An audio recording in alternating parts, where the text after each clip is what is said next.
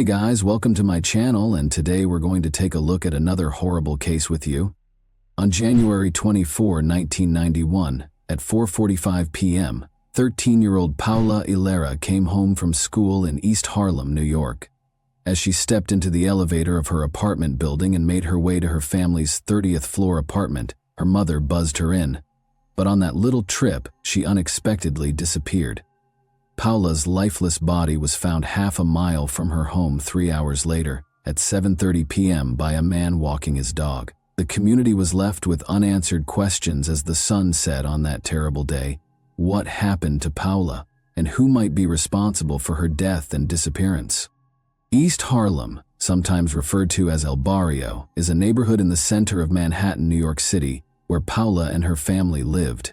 This enclave of diverse cultures is well known for its vibrant blend of customs, artwork, and camaraderie, as shown by its vibrant festivals, restaurants, and vibrant murals that line its streets.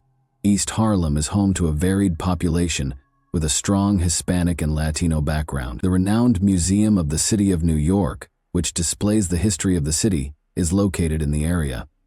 Our narrative started in East Harlem, where the odds of becoming a victim of crime are roughly 1 in 22. In the late 1970s, Paula Hilera was born in Colombia to Cesar and Olga Hilera. Alexandra and Julio were her older siblings. In search of a better life, Paula, her mother, and 2 siblings relocated to East Harlem, New York City, in June 1990. They stayed with Paula's uncle Guillermo Ospina at 420 East 111th Street, on the 30th floor of an apartment complex. In order to finally join them in New York, her father, Cesar, continued to work as a taxi driver in Colombia. Paula enrolled in junior high school once they arrived in New York. Paula was a bright student who spent her free time studying math and English, according to her sister Alexandra. She wanted to be a lawyer to help people in need, but she only had a few friends, most of whom were classmates. She was quite smart and advanced for her age, thinking above her years, according to her uncle Guillermo. He added that Paula's passion for the English language was the reason she was so content in New York. As a young girl, she had a lot of plans for the future. According to her uncle Guillermo, Paula and her family seemed to be living a happy life until a tragic incident abruptly altered it. Paula was only 13 years old when she left school on the chilly afternoon of January 24, 1991, and returned to the comforting confines of her apartment complex. She reached the building's entrance at around 4:45 p.m. and called her apartment via the intercom. Olga, her mother, responded and pressed the button to open the lobby entrance, allowing her in. This mundane exchange would be the last Olga would have with her cherished daughter. Sadly, Paula never reached their flat on the 30th floor, even though the door was now open and she went into the lobby and into an elevator. When Paula hadn't returned home after 10 minutes, her brother and uncle became concerned. They decided to go look for her because they sensed something was wrong. They rushed down to the lobby and saw it was deserted. They started frantically looking throughout the area for Paula, but she seemed to have disappeared. Around 7:30 p.m., 3 hours later, a man walking his dog discovered a terrifying find. On a sidewalk beside the East River, he noticed a dead body. Drug objects such as used lighters, syringes, and vials were scattered across the area. Sadly, what he discovered was Paula's thin body, and she was dead. She lived in an apartment building roughly half a mile south of the location where she was discovered. Detectives were confronted with a rather depressing situation when they got there. Upon closer inspection, it was discovered that she had a ligature around her neck and that the stab wound in the middle of her chest was barely bleeding. No hints were found to suggest the identity of the perpetrator. The only items they found on Paula's body were a piece of chalk in her pocket and a New Kids on the Block watch on her wrist. The murder of Paula had a significant impact on the area as a whole, in addition to her family. Olga, her mother, was distraught and had a hard time accepting that her daughter was gone. Following this incident, both teachers and students at Paula's school were in shock. In order to help those close to Paula deal with their loss, teachers met with pupils to offer support. For safety considerations, they also cautioned every student against going out alone. The principal and district authorities refused to meet with media after the incident, and reporters were denied access to the school. Many questions remained unresolved for detectives. In an attempt to locate witnesses who could have seen Paula in the vicinity where her body was eventually found, they visited door to door throughout the 32-story building. Unfortunately, no one who had seen her there could be found. Furthermore, the detectives were clueless regarding the identity of the culprit behind this catastrophe. Whether Paula was murdered at the remote location, surrounded by crack bottles where her body was discovered, or elsewhere, was still unknown. The detectives were able to piece together some crucial information during their investigation. They learned that Paula frequently stayed after school on Wednesdays and Thursdays to attend her journalism program. She had been writing an article on her father on the day of her terrible murder, with the intention of sending it to him as a Valentine's Day present. The detectives also learned that Paula and a buddy traveled north along First Avenue on that fatal day, after Paula left the school after the workshop at about 4 p.m. At 106th Street, they split off, with Paula going on to her family's apartment complex. The cops discovered during their investigations that Paula had entered the same elevator as another kid, Aaron Wofford. When they spoke with him, though, he stated that Paula went higher while he got off at the 19th level. Consequently, the detectives stopped considering him as a suspect. The totality of Paula's horrific ordeal was made clear during the autopsy. She had been stabbed 3 times close to her heart, strangled, and molested. Her thighs also had odd, lengthy markings that the medical examiner saw. Paula had obviously fought off an attack with courage, and her assailant had yanked her legs away with such force that the bruises on their thighs resembled the curve of their fingers. Male hair was also taken from her body by the examiner. This was kept as proof. Paula's remains were interred at St. Michael's Cemetery in East Elmhurst, Queens on February 2, 1991. Victim Services, a private group that supports victims of violent crimes and their families in Flushing, New York, provided assistance to Paula's family when they moved to Flushing 4 months after her sad murder. Through counseling at Victim Services Families of Homicide Victims program, Olga found comfort. The family clung to the faith that justice would be served for Paula while they dealt with and recovered. But, as time went on, Paula's situation progressively got less interesting, and finding the solutions became more difficult. In any place at any time, the murder of a 13-year-old girl ought to have made headlines, but this horrible incident in East Harlem went mostly unreported in the violent New York of 1991. Over 2,000 murders were reported in the city annually between 1990 and 1992, with an average of 6 bodies found every day throughout New York City's 5 boroughs. Regretfully, the majority of these took place in underprivileged, primarily minority communities, including East Harlem, the South Bronx, and East New York, Brooklyn. Unfortunately, the media paid little attention to any of these situations. Instead, free from political or media pressure, the media frequently covered more affluent, white victims of more expensive crimes in gorgeous settings. A low-priority homicide was assigned to Paula's case. As a result, her murder was mostly forgotten and unsolved for the most of the 1,990s. New York City's crime rate was declining by the middle of the 990s. Nonetheless, a troubling pattern continued in East Harlem's housing buildings. Regardless of whether they were Hispanic or Black, a string of seemingly unconnected cases started to happen, all of which involved the assault and killing of young, attractive youths with thick skin. In 1994, a 15-year-old girl was attacked by a person with a knife and was the victim. This case exposed a pattern that the attacker would use again throughout the course of the following 4 years. He would come up behind the teenager and lead her to a remote spot. There, he would force her to undress, blindfold her with a piece of her own clothing, and then attack her. The 15-year-old survivor was remarkably able to describe her assailant.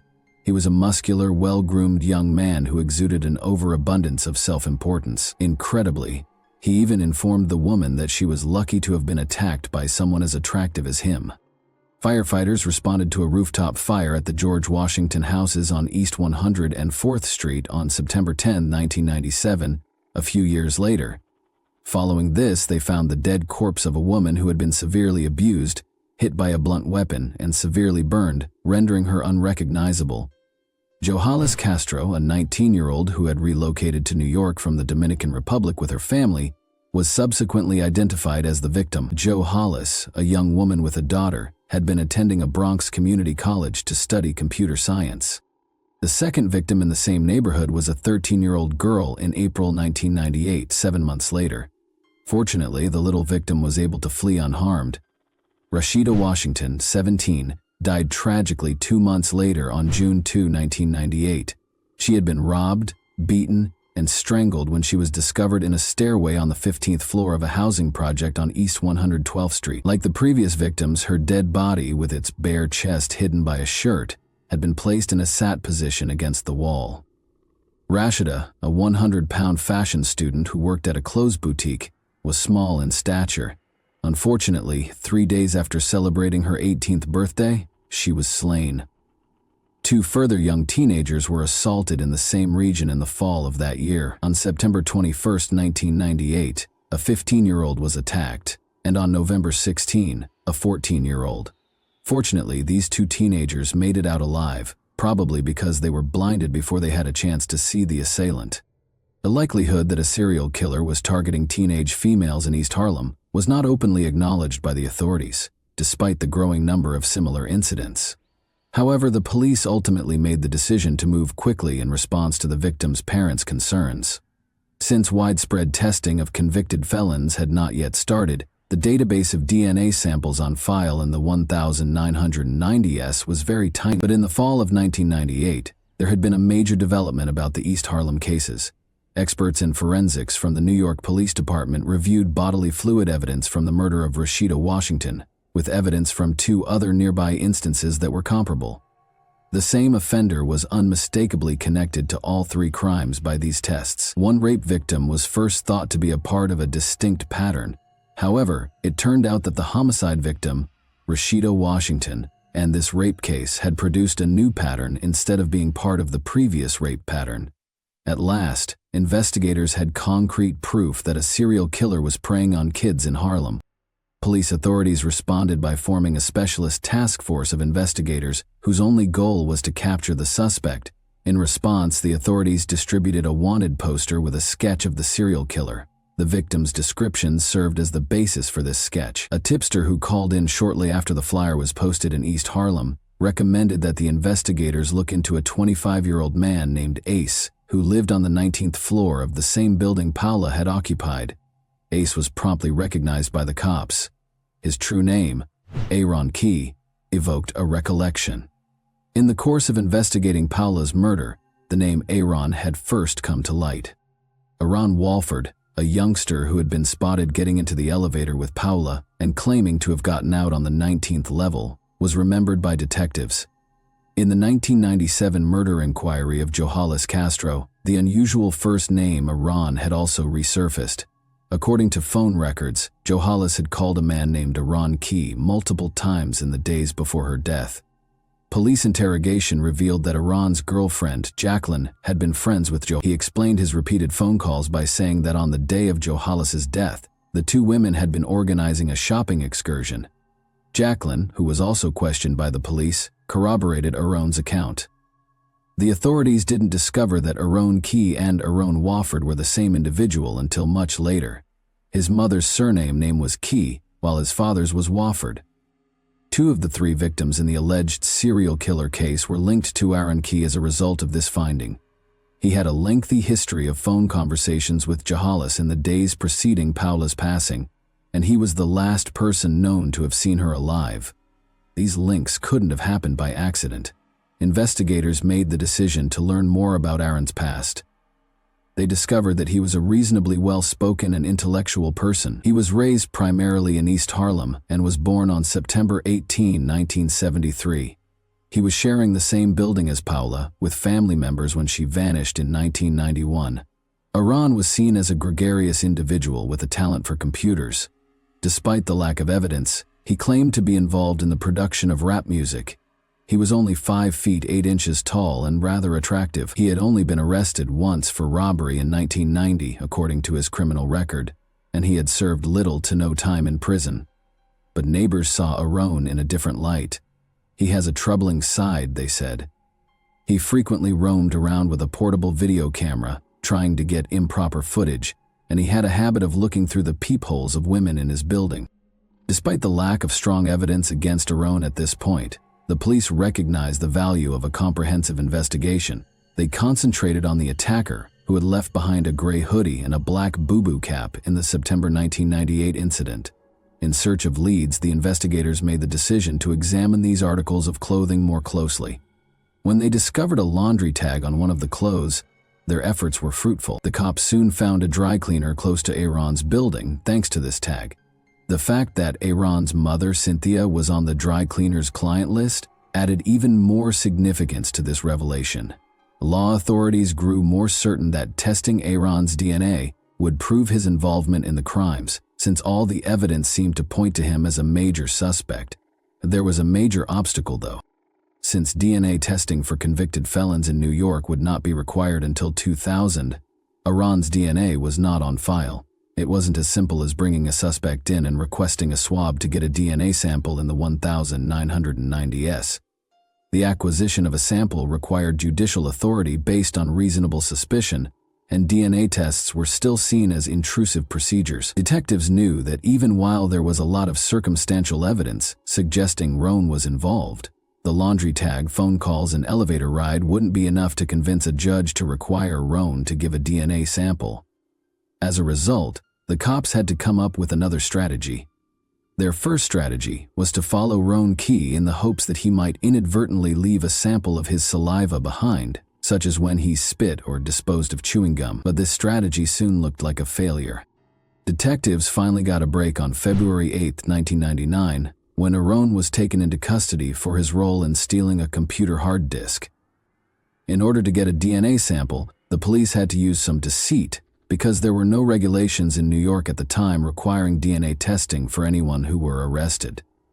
They came up with a scheme in which a female detective dressed in white hospital attire and pretended to be a doctor. She went up to Roan and requested a sample of his saliva for what she said was a standard test for tuberculosis. She hoped he would sign a release form as she handed him the documents. Roan, on the other hand, studied the text carefully. He refused to participate when he saw a line that mentioned DNA analysis. He asserted that he was a devout Jehovah's Witness and that he was not allowed to receive any medical care because of his beliefs. Roan knew what the cops were looking for, and he was not going to give it to them. He tore his paper cup into pieces and flushed them down the toilet when he finished his supper that night. He switched his cup with his cellmates to further perplex investigators. But the cops were ahead by one step. Roan had been in a holding cell with a number of other inmates shortly after his detention. They had been given cups of water by attendants while they were there. These cups were found in a waste paper basket by detectives, who then sent them for DNA analysis. A sample taken from the lip of one of the cups discovered in the police holding cell matched the East Harlem criminal's DNA, according to the results, which were returned in a matter of days. Since Roan was merely charged with a misdemeanor computer theft offense, he was already free without bail by the time the DNA test results were available on February 12, 1999. The New York Police Department, meantime, promised to pay $11,000, 0 cents, for any tip that would result in his apprehension. Aaron's parents thought they were going on a Valentine's Day date, but authorities quickly found out that he had gone to Brownsville, Brooklyn, and met up with his 16-year-old lover, Angelique. But rather than following their plans, Aaron and Angelique got on a bus from Newark, New Jersey, that was bound for Florida. Investigators began to worry that Angelique might be in danger and would end up like the other victims. Aaron called a second woman in New York twice after he got to South Florida. His notoriety as a suspected serial killer on the loose had made headlines by this point. When the second girlfriend saw what was happening, she immediately called the police and gave them a tip that Roan was staying at the Miami Sun Hotel on Northeast 1st Avenue in downtown Miami, which is only 2 blocks from the beach. 2 detectives from New York hurried to the hotel in response to this report and started monitoring it. They summoned a Miami-Dade SWAT unit for help when they saw Aaron and Angelique moving about inside. Aaron and Angelique were found hiding beneath the bed on the 6th story of the hotel as the SWAT team attacked the building. Additionally, Aaron was captured and taken into custody on February 19, 1999. Detectives tried to question Aaron about the crimes in East Harlem, but he refused to talk and gave no information. But the police had a strategy. Later, they let Angelique into the interview room while they watched and heard from behind a 2-way mirror. Aran and Angelique thought they were saying their goodbyes in solitude. Angelique pushed Aran to give an explanation for his misdeeds during this exchange. Aran's answer was unclear. He claimed to have been ill and said that he had bugged out. Aran was finally extradited to New York to stand trial on 22 felony charges pertaining to 4 assaults and the killings of Paula Hilera, Johalis Castro, and Rashida Washington, following a protracted 4-month legal fight. Aran was linked to 6 of the 7 cases by DNA evidence. Prosecutors John Irwin and Richard Plansky made a strong case against Aran at the trial in the fall of 2000, using a flurry of witness statements and DNA evidence. 2 of Aran's victims were among the 130 prosecution witnesses they called. Aran himself demanded to testify as the first defense witness. Aran showed a variety of emotions during the 2 days of her testimony, from wailing like a baby to grinning like a schoolgirl. He also talked about how angry he was to be charged, pop culture, narcotics, rap music, jail cuisine, and his thoughts on the criminal justice system were just a few of the subjects he spoke in his monologue, which was mostly unhindered by the judge, prosecutors, or his own lawyers. Aran constructed a peculiar narrative to explain why he was charged with horrific serial assault against young women, while many of the relatives of his victims were in the courtroom. He said that a dishonest medical examiner who was involved in the harvesting and sale of human organs had arranged for the police to frame him as a participant in a cover-up. He even asserted that what he called genetic shuffling had been done to his DNA. But his long story did not convince the jury. The courtroom erupted in applause on December 16, 2000, the day the guilty verdict was given. During the sentencing, Aran swore at the family members in the crowd as he was escorted past them. In January 2001, a month later, Aran's victims' relatives had the chance to speak with him face-to-face. Paula's mother, Olga, spoke to him, wishing that he would comprehend the agony of restless nights, appetite loss, being unable to walk or breathe, and the lack of tranquility, while simultaneously reflecting on her daughter's suffering at the moment of her passing. Having brought her kid to the country to pursue the American dream, Olga talked of her ongoing pain. During the sentencing hearing, Aran broke down in tears and apologized when it was his turn to speak. Johalis Castro's male cousin became enraged at this and tried to get over the barrier to attack Aran. The sentence was then pronounced by Justice Jones Sadonic. For the 3 murders, she sentenced Aran to 3 life terms without the chance of release. He was also sentenced to 400 years in prison for 4 counts of abuse. Aran was a prisoner at Dannemora, New York's Clinton Correctional Facility. Legislators in New York and numerous other states had passed legislation mandating DNA testing for anybody detained in relation to serious crimes by the time Aran was convicted. Since then, the majority of felony arrests for both violent and nonviolent offenses are now included in this testing. Additionally, some jurisdictions have started testing people's DNA when they are detained for The pain of losing Paula is still very much there for Olga. She is all too aware that the pain caused by the unexpected and needless death of a loved one never goes away, especially when there are still so many unanswered questions. We are left with the memories of Paula and the other victims. As we get to the end of this heartbreaking trip through her awful narrative, we are left with difficult issues after considering Aran's activities and the repercussions he encountered. What motivates someone like Aran to carry out such atrocities? And how can society recognize and deal with the causes of such behavior? And that wraps up today's chilling story. If you enjoyed this video, don't forget to like and subscribe so you never miss a new upload. Also, let me know in the comments, what part of this story shocked you the most? Thank you for watching, and I'll see you in the next video.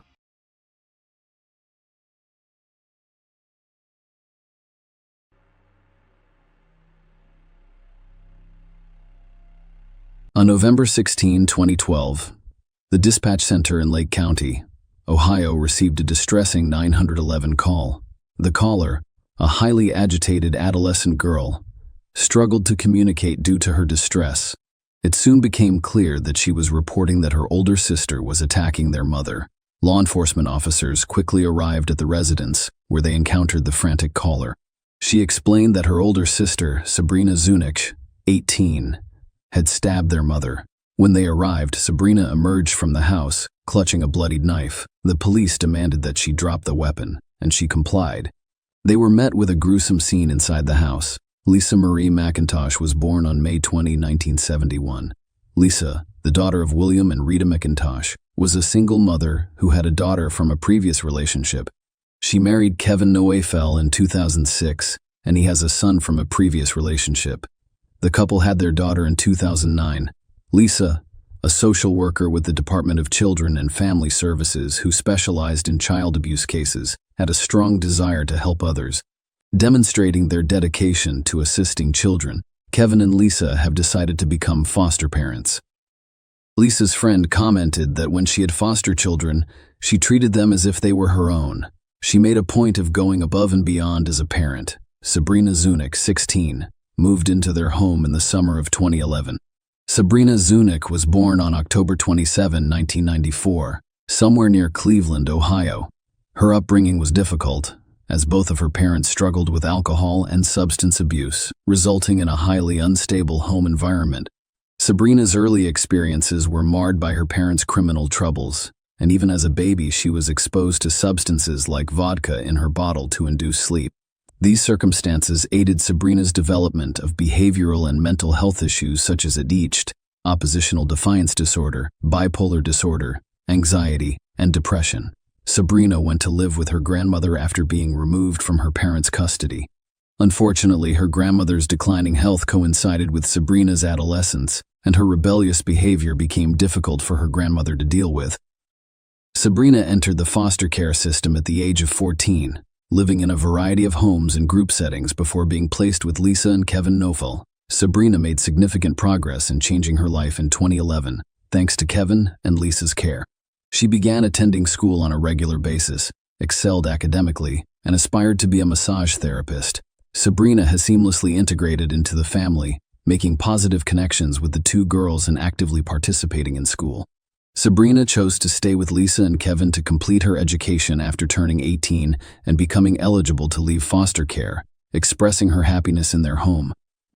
Nonetheless, a tragic question arises. What drove Sabrina to stab her foster mother to death in front of Lisa's two young daughters? Lisa was at home with the children on November 16, 2012, while Kevin was working as a truck driver. During the night, the teenage and 3-year-old daughters heard their mother's screams and discovered Sabrina stabbing Lisa multiple times. In the midst of the terrifying scene, the younger child sought refuge in a closet, while Lisa's teenage daughter pleaded with Sabrina to stop the assault and immediately dialed 911. The situation was described as completely chaotic, with the distraught caller informing police that her sister had fatally stabbed their mother. Lisa Noefel was pronounced dead on the scene. Sabrina was arrested, and the murder weapon, a 15-inch knife with a 9-inch convex and serrated blade without a hilt, was found in the house. Notably, Sabrina accepted responsibility for the act, admitting that she was the one who stabbed Lisa to death. Despite the disturbing nature of the murder, police were concerned about the brutality of the attack on Lisa Noefel, who had opened her home to care for a teenager. The assault resulted in almost 200 stab wounds, indicating a vicious and violent act. The police informed Lisa's husband, 42-year-old Kevin Noefel, who worked as a truck driver and was away in Michigan at the time, about her death.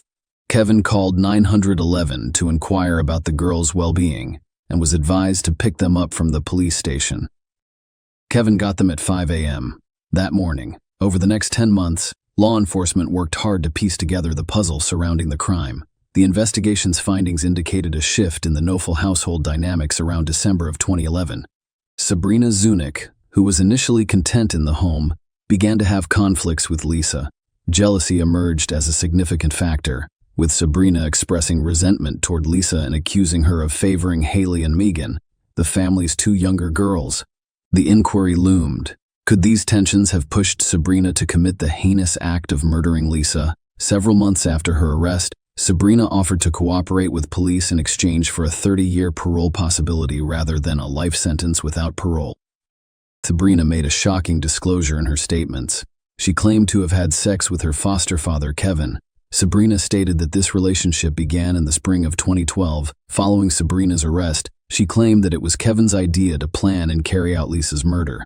Kevin Noefel was facing charges for the murder of his wife, Lisa. He was charged with conspiracy to commit aggravated murder, complicity in aggravated murder, and 6 counts of sexual battery. During the trial, Kevin entered a not guilty plea, and the focus was solely on his charges. Sabrina, who had previously pleaded guilty, agreed to testify for the prosecution against Kevin. The prosecution argued that, while Sabrina was the one who physically stabbed Lisa to death, Kevin was aware of and involved in the murder. The prosecution claimed that Kevin wanted to end his relationship with Lisa, as evidenced by statements to friends about a possible divorce. They also claimed that Kevin stood to benefit financially from Lisa's death because of the existence of multiple insurance policies. During the trial, the prosecution presented evidence indicating a change in Lisa Nofel's behavior preceding her tragic death. Lisa's coworker testified that in the months leading up to her murder, Lisa appeared distracted and made an effort to focus. She also mentioned delivering food to Kevin the day after Lisa died, noting that his demeanor seemed normal, and seeing a picture of Sabrina on the refrigerator. Kevin's apparent lack of emotional response was accentuated when she saw him at Lisa's funeral and described him as emotionless. Another coworker stated that Lisa underwent a significant change in 2012. Lisa began taking private phone calls away from her desk, which appeared to upset her. When she spoke with Kevin the day after Lisa's murder, he mentioned that recouping Lisa's $50,000 salary would be difficult.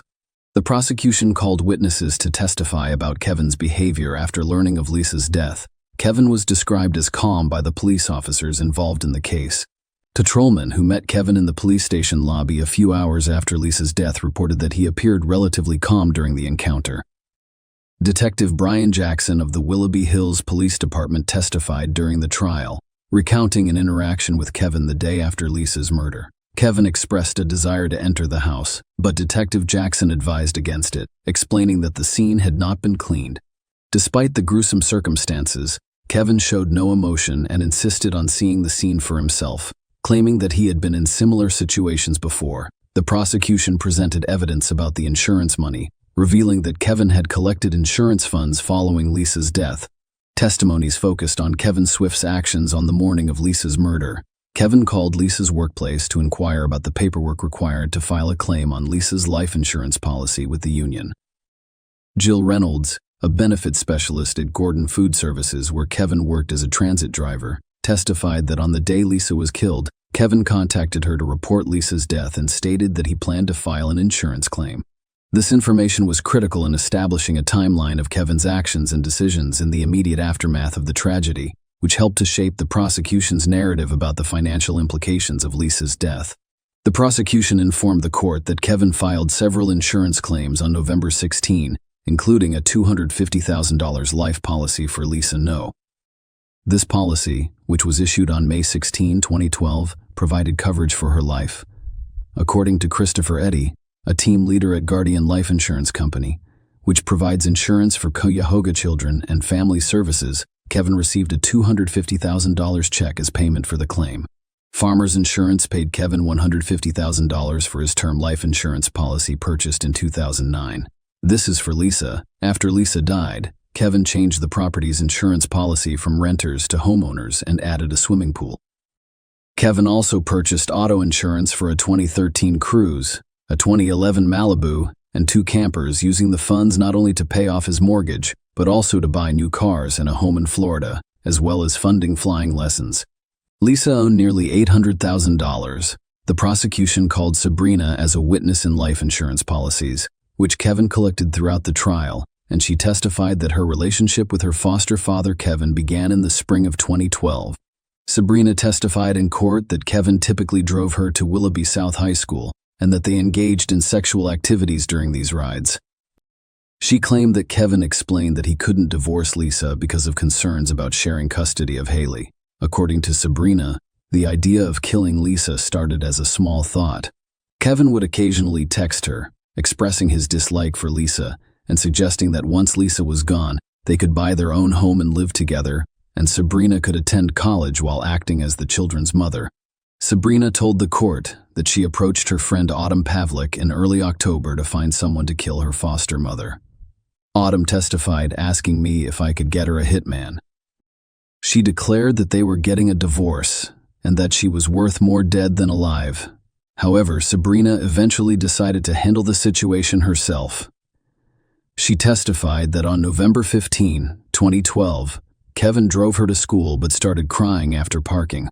Sabrina claimed that Kevin revealed that they had a heated argument with Lisa the night before, and that he would consider suicide if Lisa wasn't dead. Sabrina told the court that I was scared for him because I had fallen in love with him.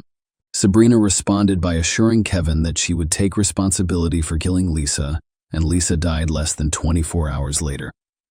The prosecution called Dr. Joseph Andrew Philo, a forensic pathologist at the Cuyahoga County Medical Examiner's Office, to testify about Lisa's severe injuries. Lisa's autopsy was overseen by Dr.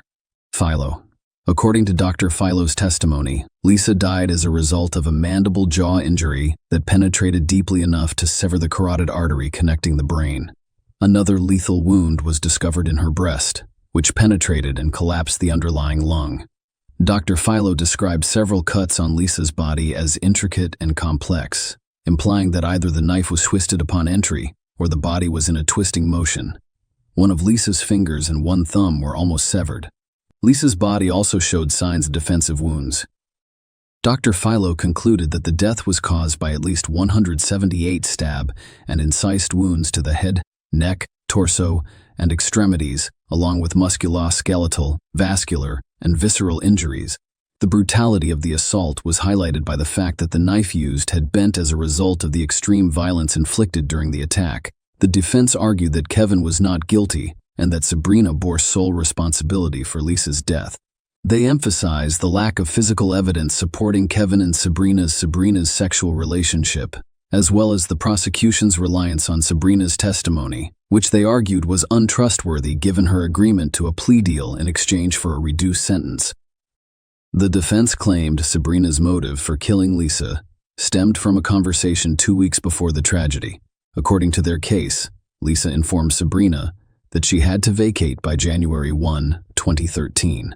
Kevin decided not to testify at the trial.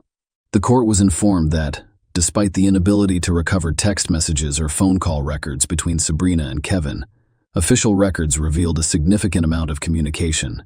1491 texts or calls exchanged between their cell phones from November 1 to November 16, 2012. Notably, there were 78 recorded calls or texts beginning at 7:12 p.m.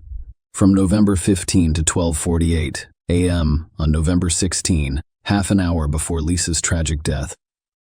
After nearly 10 hours of deliberation, the jury found Kevin guilty of all 11 counts.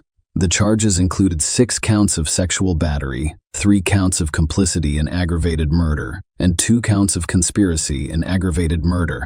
Kevin was sentenced to life in prison, with the possibility of parole after 30 years.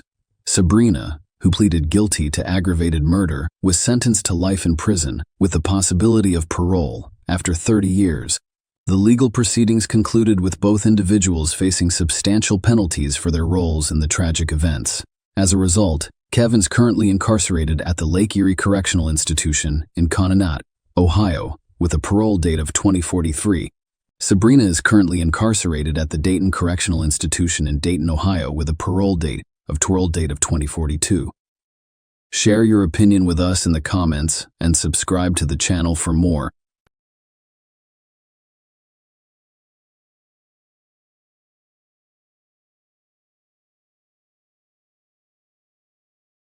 Hey guys, welcome to my channel, and today we're going to take a look at another horrible case with you. Brianna Warren, a young woman, was awakened abruptly by an unexpected phone call at 1:45 on December 18, 2013. In the morning, she picked up the phone and found her best friend Heather on the other end, sobbing. Heather shared a recent conversation she had with her ex-lover, Sydney. Sydney had called her, revealing that he had split from his wife, expressing regret for their own breakup and urging Heather to start over. Brianna inquired as to why Heather had answered his phone call. The number turned out to be unknown, prompting Heather to pick it up. After listening and briefly calming her friend, Brianna insisted that Heather had only recently recovered from the difficulties of their breakup and should not get involved with Sydney again. She persuaded Heather to return to sleep and rest, and they exchanged goodbyes. The picturesque Horry County in South Carolina is frequently regarded as an ideal place to live. This region is well known for its beautiful beaches, with Myrtle Beach being particularly beautiful and popular. Aside from the beaches, there are dense forests, vast rivers, and numerous friendly towns to explore. On December 19, Horry County Police discovered an abandoned car, a green Dodge Intrepid, parked in a remote area along the Waccamaw River. Peachtree Landing was approximately 8 miles from Myrtle Beach. This location served as a dock for small boats and was at the end of a long, little-known road that was rarely traveled by cars. The police checked the car's registration in their system and discovered that it was registered to Terry Elvis. Officers were dispatched to his home. They knocked on his door and told him about the found car. Terry was at home, watching TV on his living room sofa. It turned out that the car belonged to his daughter Heather. Terry attempted to contact Heather by phone, but she was unavailable. He agreed to accompany the police to the Peachtree Landing for further investigation. Terry was surprised to see his daughter's car in such a strange, secluded location, but he was not initially concerned about her safety. He assumed the car had been stolen because it was strange that it was there without its owner. After receiving a spare key from Terry, the police opened and thoroughly inspected the vehicle. They discovered no personal items in the cabin, including Heather's purse, keys, or cell phone. Terry's concern grew, so he attempted to contact Heather again. "I'm still not getting a response." He called the restaurant where she works. Heather had not shown up for work, according to the manager, and she was not scheduled until the following day. Terry informed the police of his concerns, stating that such behavior was completely out of character for his daughter and that something had gone wrong. At the time, the car and the riverbank where it was discovered were not considered crime scenes because there was no evidence of a struggle, broken glass, or blood. Nonetheless, authorities decided to conduct a missing persons investigation. Police and volunteers searched the land while divers investigated the riverbed. During the search, human remains were discovered in the forest. However, they were identified as belonging to an unknown man, not the missing woman. Investigators searching for leads investigated the missing woman's background. Heather, 20, was the daughter of Terry and Debbie Elvis, who lived in the county. She shared a close bond with her parents and younger sister. Heather's father mentioned that their family has always been close and supportive of one another. Heather was independent, but she remained close to her father, communicating with him every day by phone in 2011. Heather told her family that after graduating from St. James High School, she wanted to live with her best friend, Brianna Warland. Her parents were fully supportive of this decision. At 20, Heather worked as a waitress at the Tilted Kilt, a Scottish-themed restaurant in Myrtle Beach, and wanted to be a cosmetologist. Heather's younger sister Morgan revealed that her interests included makeup and working in front of the camera, and she was known for her creativity and ambition. Heather was also well known in her town for her kindness, carefree attitude, and positive outlook. Her friend Brianna observed that when people remember and talk about her, they smile because she always had a positive attitude. Heather was described by another friend as sociable, free-spirited, and enthusiastic about life. She was always determined to live life to the fullest. Heather had spent the previous year in Myrtle Beach with her best friend Brianna.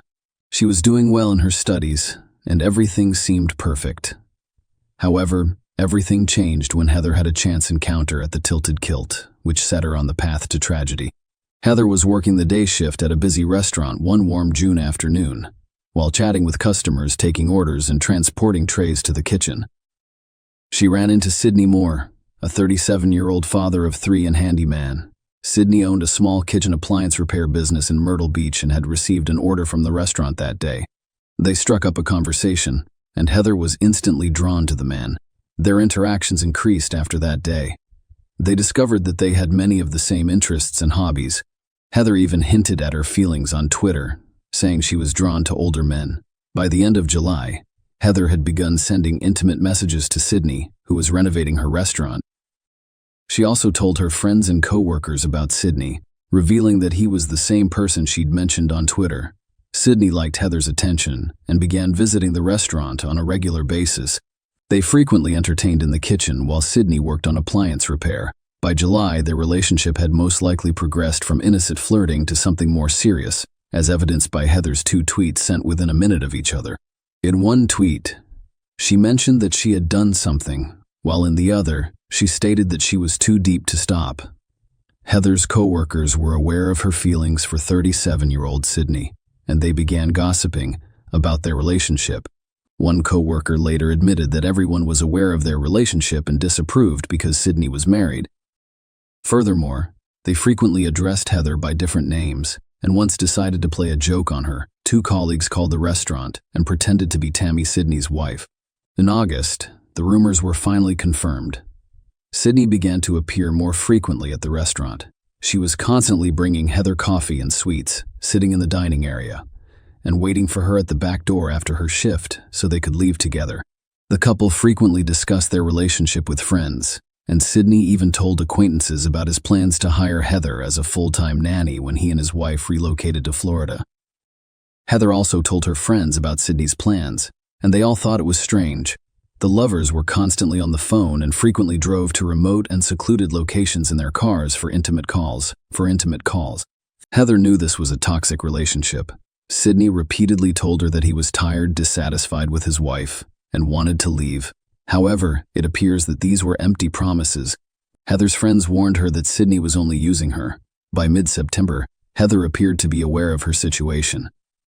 On September 21, she tweeted that an angel and a demon fell in love, but it did not end well. Perhaps that was the day she attempted to end her strange relationship with Sydney. The turning point came when Tammy Sydney, 34, discovered her husband's secret affair after 34 years of marriage. She called Heather and started humiliating her on the phone. Heather's roommate, Brianna, witnessed the conversation and later told investigators that Heather had tolerated the insults for a long time. Tammy once claimed that Sydney was only using Heather for his fantasies, and she even had Sydney tell her this over the phone. Sydney echoed his wife's words, telling Heather that she is unimportant to him and an easy target. Naturally, this upset the girl. Sydney and Tammy made her feel terrible and almost completely destroyed her identity. Prosecutor Chris Helms later determined that Tammy held a commanding position in the Moreer household, dictating where and when Sydney should work and controlling all of his activities. Helms also stated that Tammy was enraged by the betrayal and could not forgive Sydney and Heather, so she decided to ruin the young woman's life. After the truth was revealed, Tammy began handcuffing Sydney and tying him to the bed at night, preventing him from leaving while she slept. She also changed the password on his phone and forced him to get a tattoo of her name on his stomach. Sydney agreed to everything in the hopes of preserving his marriage and family. Brianna Tammy claims that her attacks went beyond phone calls and turned into systematic acts of hatred. Tammy began making repeated phone calls to Heather's workplace, demanding that she be fired. She continued to call Heather from Sydney's phone and send pictures and videos of the two of them together, including intimate moments. Heather wrote Sydney a letter begging him to stop Tammy's harassment, which was causing problems at her job. She was saddened and upset by how the man she loved treated her. Heather tried everything she could to get her life back on track, including starting to attend church with her best friend in early November. Tammy sent Heather new threatening messages, demanding that she provide her address. Tammy warned Heather that if she did not comply, she would find her and impose severe consequences. Tammy also stated that she had been monitoring Sydney since January 2012 and that Heather could no longer influence him. Heather was completely exhausted, both physically and emotionally, and couldn't understand why Tammy wouldn't let her go, especially since her relationship with Sydney had ended and she wanted to forget everything. Heather told her friend that Tammy appeared to be obsessed with her. Things finally settled down by the end of November. More than 2 weeks after Tammy's threatening messages arrived, Sydney and Tammy left for a 3-day trip to California with their 3 children in their new Ford Phone 150 SUV. With more family out of town, Heather was finally able to relax and enjoy the moment, free of Tammy's threats. Heather also experienced a happy event in her life when she was able to land her dream job as a makeup artist at a beauty salon. She was supposed to start work before Christmas. Heather was overjoyed and eagerly shared the news with her friends and family. However, fears began to emerge in her life, which could only worsen her problems with Tammy. Heather and her co-workers at Tilted Kilt noticed in early November that she had gained weight unexpectedly and quickly. Heather became concerned that she might be pregnant with Sydney's baby. Angered and terrified, she decided to take a pregnancy test at the restaurant. Heather's manager, Jessica Cook, later told police that she was desperate about the situation and feared Tammy would do something terrible to her. However, the test turned out to be incorrect. Heather had no idea if she was pregnant with Sydney's child at the time. Heather's best friend also stated that when Heather took a pregnancy test at work in early November, she had not been intimate with anyone other than Sydney. Despite her concerns about a possible pregnancy in the winter of 2013, Heather remained optimistic. She decided it was time to move forward and make a new start. She hoped for a new, happier, and healthier relationship and agreed to go on a first date with Steve Gerald, a man she had met briefly but was genuinely interested in. Heather and Steve met on December 17 at around 10 p.m. and decided to drive around Myrtle Beach to see the Christmas lights. They eventually stopped at a nearby parking lot, where Steve taught Heather how to drive his manual transmission car. Excited, Heather sent her father a picture of herself behind the wheel of the car with the caption, "I just learned to drive like a true professional." Steve later stated that they had scheduled a second date and he dropped her off at her Carolina Forest apartment. Detectives struggled to find specific clues or leads around 1:15 a.m., so they decided to create a timeline of events preceding Heather's disappearance on December 17 and 18. The prime suspect was Steve Gerald, with whom Heather had spent the evening before her disappearance. However, after questioning, no evidence of his involvement was discovered and suspicions were dismissed. Heather's family and friends were surprised to learn that, while they were working hard to find the girl, they were also reaching out to the general public and offering a reward for information about her whereabouts. Tammy Moore, at the same time, became active on social media and continued to insult Heather. On December 20, Brianna and her restaurant colleagues told police about Sydney and Heather's affair, causing outrage and drawing the attention of investigators leading the investigation. Detectives summoned Sydney for questioning.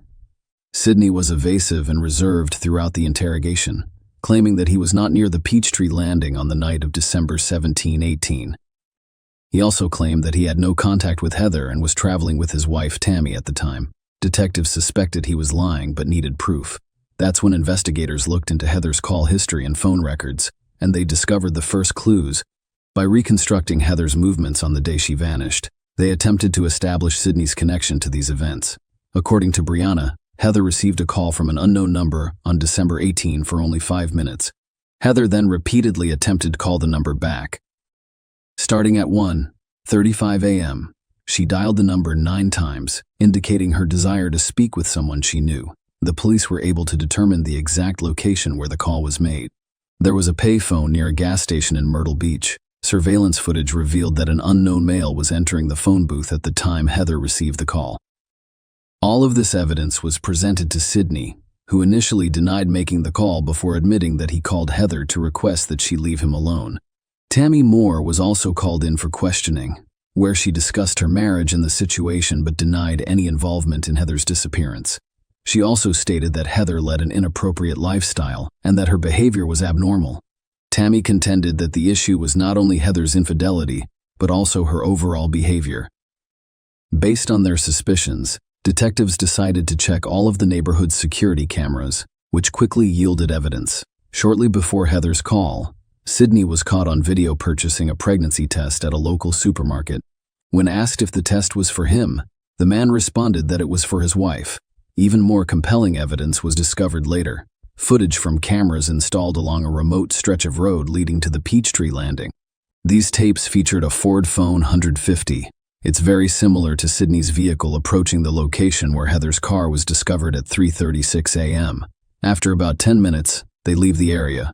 Experts later confirmed that the SUV seen on video belonged to Sydney.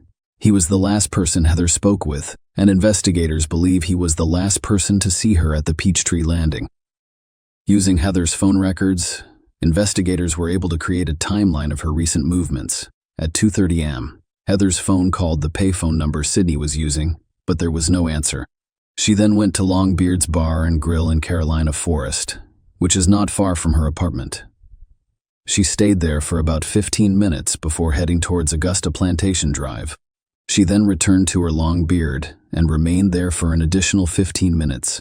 Heather tried calling Sydney again but received no answer, so she went to her apartment and stayed for 5 minutes. Sidney's phone received another call at 3:25 am, which he answered, and they spoke for 4 minutes until 3:37 am. Heather's phone was at Peachtree Landing, and she attempted 3 times to call Sidney, all of which went unanswered. The last call to Sidney was made at 3:41, and by 3:42 the phone had been disconnected. Security footage of Sidney's vehicle served as incriminating evidence. However, additional compromising evidence was discovered during a search of the Moores' home after investigators obtained a warrant. Suspiciously, the Moores removed their home video surveillance system on December 20 and replaced it the next day. Although investigators were unable to obtain footage from the previous system, they did seize recordings from the new one. The video shows Sidney and Tammy thoroughly cleaning the interior of their car and then burning the rags they used to clean it all on the day the new surveillance system was installed. In 2014, months after Heather Elvis's disappearance, police made a breakthrough in the case. On February 21 that year, Sidney and Tammy Moore were arrested on charges of kidnapping Heather. They were later charged with murder, despite the fact that Heather's body had never been found. However, while in jail, the Moores refused to testify. The police continued their search for Heather's body because they lacked sufficient evidence to prosecute the felony charges. Ultimately, the murder charges were dropped. However, the kidnapping charge remained. Debbie, Heather's mother, was disappointed that the charges had been dropped but relieved that she would not have to attend the trial and learn the details of what may have happened to her daughter. Heather's family hoped that it would motivate potential witnesses to testify. Finally, Sidney Moore's 5 months in custody aren't the end of it. In 2017, he was convicted of obstructing justice and sentenced to 10 years in prison. Following this, Sidney and Tammy were scheduled to stand trial for Heather Elvis's kidnapping. The case sparked intense public interest and received extensive media coverage. In 2019, 6 years after Heather disappeared, several lengthy court hearings were held, during which numerous witness testimonies, evidence, and proof of the couple's involvement in the crime were presented.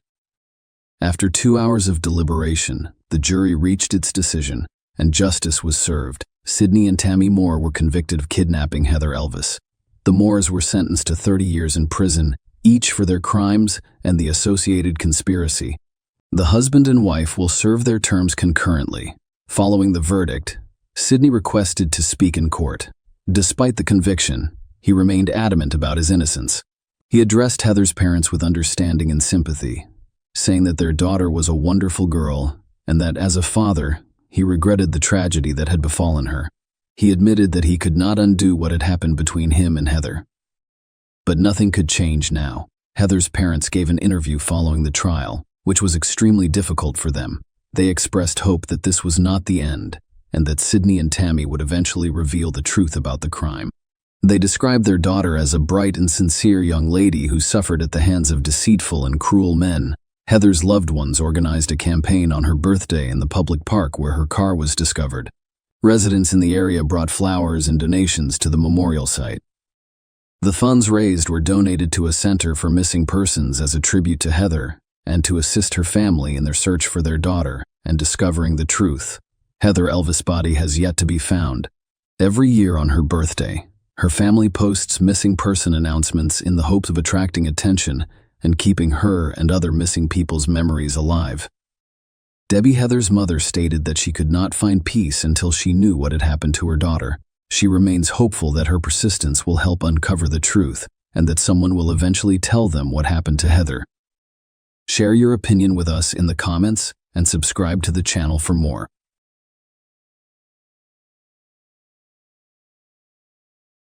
Hey guys, welcome to my channel, and today we're going to take a look at another horrible case with you. Mary Agnes Maroney vanished out of thin air from the bustling metropolis of Chicago on May 15, 1932. For nearly a century, the world was captivated by this enigmatic incident. Despite false trails and multiple DNA tests, the location of the young child remained unknown for 93 long years. In 2023, however, the disparate parts of the puzzle began to come together after more than 90 years. After all those years, what might have happened to Mary Agnes? After all these years, how did the eagerly anticipated breakthrough finally come to pass? We'll examine Mary Agnes Maroney's oldest unsolved case today. This is the oldest cold case in Chicago's history, And it's also extremely complex and scary. This case brings to mind Lisa Jackson's oldest unsolved case that we have already discussed. Let's get started on the case right now. Chicago, sometimes known as the Windy City, is the location of today's case. Located on the southwest side of Lake Michigan, it is the biggest city in the U.S. state of Illinois. Chicago is well known for its striking skyline, recognizable buildings, and lively culture. While Wicker Park and Pilsen are teeming with artistic expression, the Magnificent Mile is home of premium shopping. Let's go back to the beginning, when Catherine Maroney fell in love with Michael Maroney, a 21-year-old guy at the age of 13. With the hope of a better life in America, Michael had traveled all the way from Ireland. Catherine and Michael chose to get married in 1923 because their hearts were united despite their different ages. Living on the second floor above a busy grocery shop at 5200 Wentworth Avenue in Chicago, Illinois, they established a comfortable little life. Michael was renowned for his diligence and will to improve his family's quality of life. On May 9, 1928, Catherine celebrated her 17th birthday and gave birth to a stunning baby girl with fascinating bright blue eyes, whom she called Mary Agnes Maroney. Another bundle of happiness arrived the following year in 1929 and was given the name Anastasia Maroney. Catherine became pregnant again in 1930, just a year later, and was looking forward to the arrival of her third child. The Maroney family, who have Irish ancestry, had a difficult time during that time due to financial difficulties. This occurred during the Great Economic Depression, which started in the U.S. and had tremendous impact on the entire world. The Maroney family, like many other families and businesses, experienced financial troubles. The father, Michael, was unable to support his family of four after losing his job and earning only $15.00 a week from hand billing. Michael put an ad in the Chicago Daily Tribune in a last-ditch effort to acquire assistance and a better job. In order to help his family through those difficult times, he hoped that someone would offer him a job or other support. Newspapers at the time had specific sections where families and individuals could seek help from organizations, philanthropic groups, or kind-hearted persons. In the hopes of receiving a response, the Maroney family put their need for assistance in the press. Regretfully, 3 arduous weeks went by with no assistance yet. However, a good-hearted man called Edgar Gilpin, a male nurse and philanthropist, saw their ad and replied on Wednesday, May 13, 1930, shortly after young Mary Agnes's second birthday. He was prepared to lend the poor Maroney family his support. Giving Michael a suit and shoes to help him get a better job was his way of offering him some assistance. The Maroney family was ecstatic and appreciative of this modest but significant help. Their address was made public to other needy families after they accepted the offer through the organization. Unfortunately, a mystery woman ended up with the Maroney family's address, which had some unanticipated repercussions. On May 14, 1930, Catherine was at home with her children, Anastasia and Mary Agnes, washing the floor and preparing to clean the house. A tap on the door abruptly prompted her to open it. The sight of a young, well-dressed woman with gorgeous blonde hair caught her off guard. The woman's cap was decorated with gray lace, and she wore an elegant gray suit with blue trims. The woman's exquisite pearly necklace and jewelry caught Catherine's attention. Catherine had never seen this woman before. The woman informed her that Mrs. Henderson, a social worker, had sent her to assist the family with their predicament. Although Catherine had never heard of Mrs. Henderson before, she reasoned that perhaps they were reacting to their request for assistance that they had put in the newspaper. The woman was there to provide help, and Catherine sincerely thought so she let her inside to talk. Fresh vegetables for the Maroney family, which she had purchased at the grocery store across the street from Maroney's home, were among the many groceries the woman delivered. She commended Catherine for her ambition and her cleaning prowess. They talked for a while after Catherine offered her to sit. The woman listened intently to Catherine's story of family troubles and appeared amiable and willing to assist. Knowing that someone was at last available to assist her family brought Catherine peace and relief. The woman was sweet and compassionate, and she spoke with kindness. She appeared intelligent and educated. The woman's face instantly lit up with delight when she saw young Mary Agnes playing on the floor while they were conversing. Even though Catherine's 2 children, Mary Agnes and Anastasia, were at home, the woman's attention was fixed entirely on Mary Agnes, demonstrating her admiration for the charming and endearing youngster. During their conversation, The woman revealed that she had tragically lost her own daughter the previous year. Catherine felt sorry for her, but then the discussion took an odd turn. It was a strange request from the woman. She requested permission to bring young Mary Agnes to California for a brief visit. Mary Agnes will return, looking quite different, as chubby as a little butterball, she promised Catherine. Since California was a long way away and the woman was someone she didn't know at all, Catherine was uncertain. Thus, Catherine made the decision to forbid her young daughter from going with this stranger. The woman then promised to return the next day and offered Catherine a $2.00 note.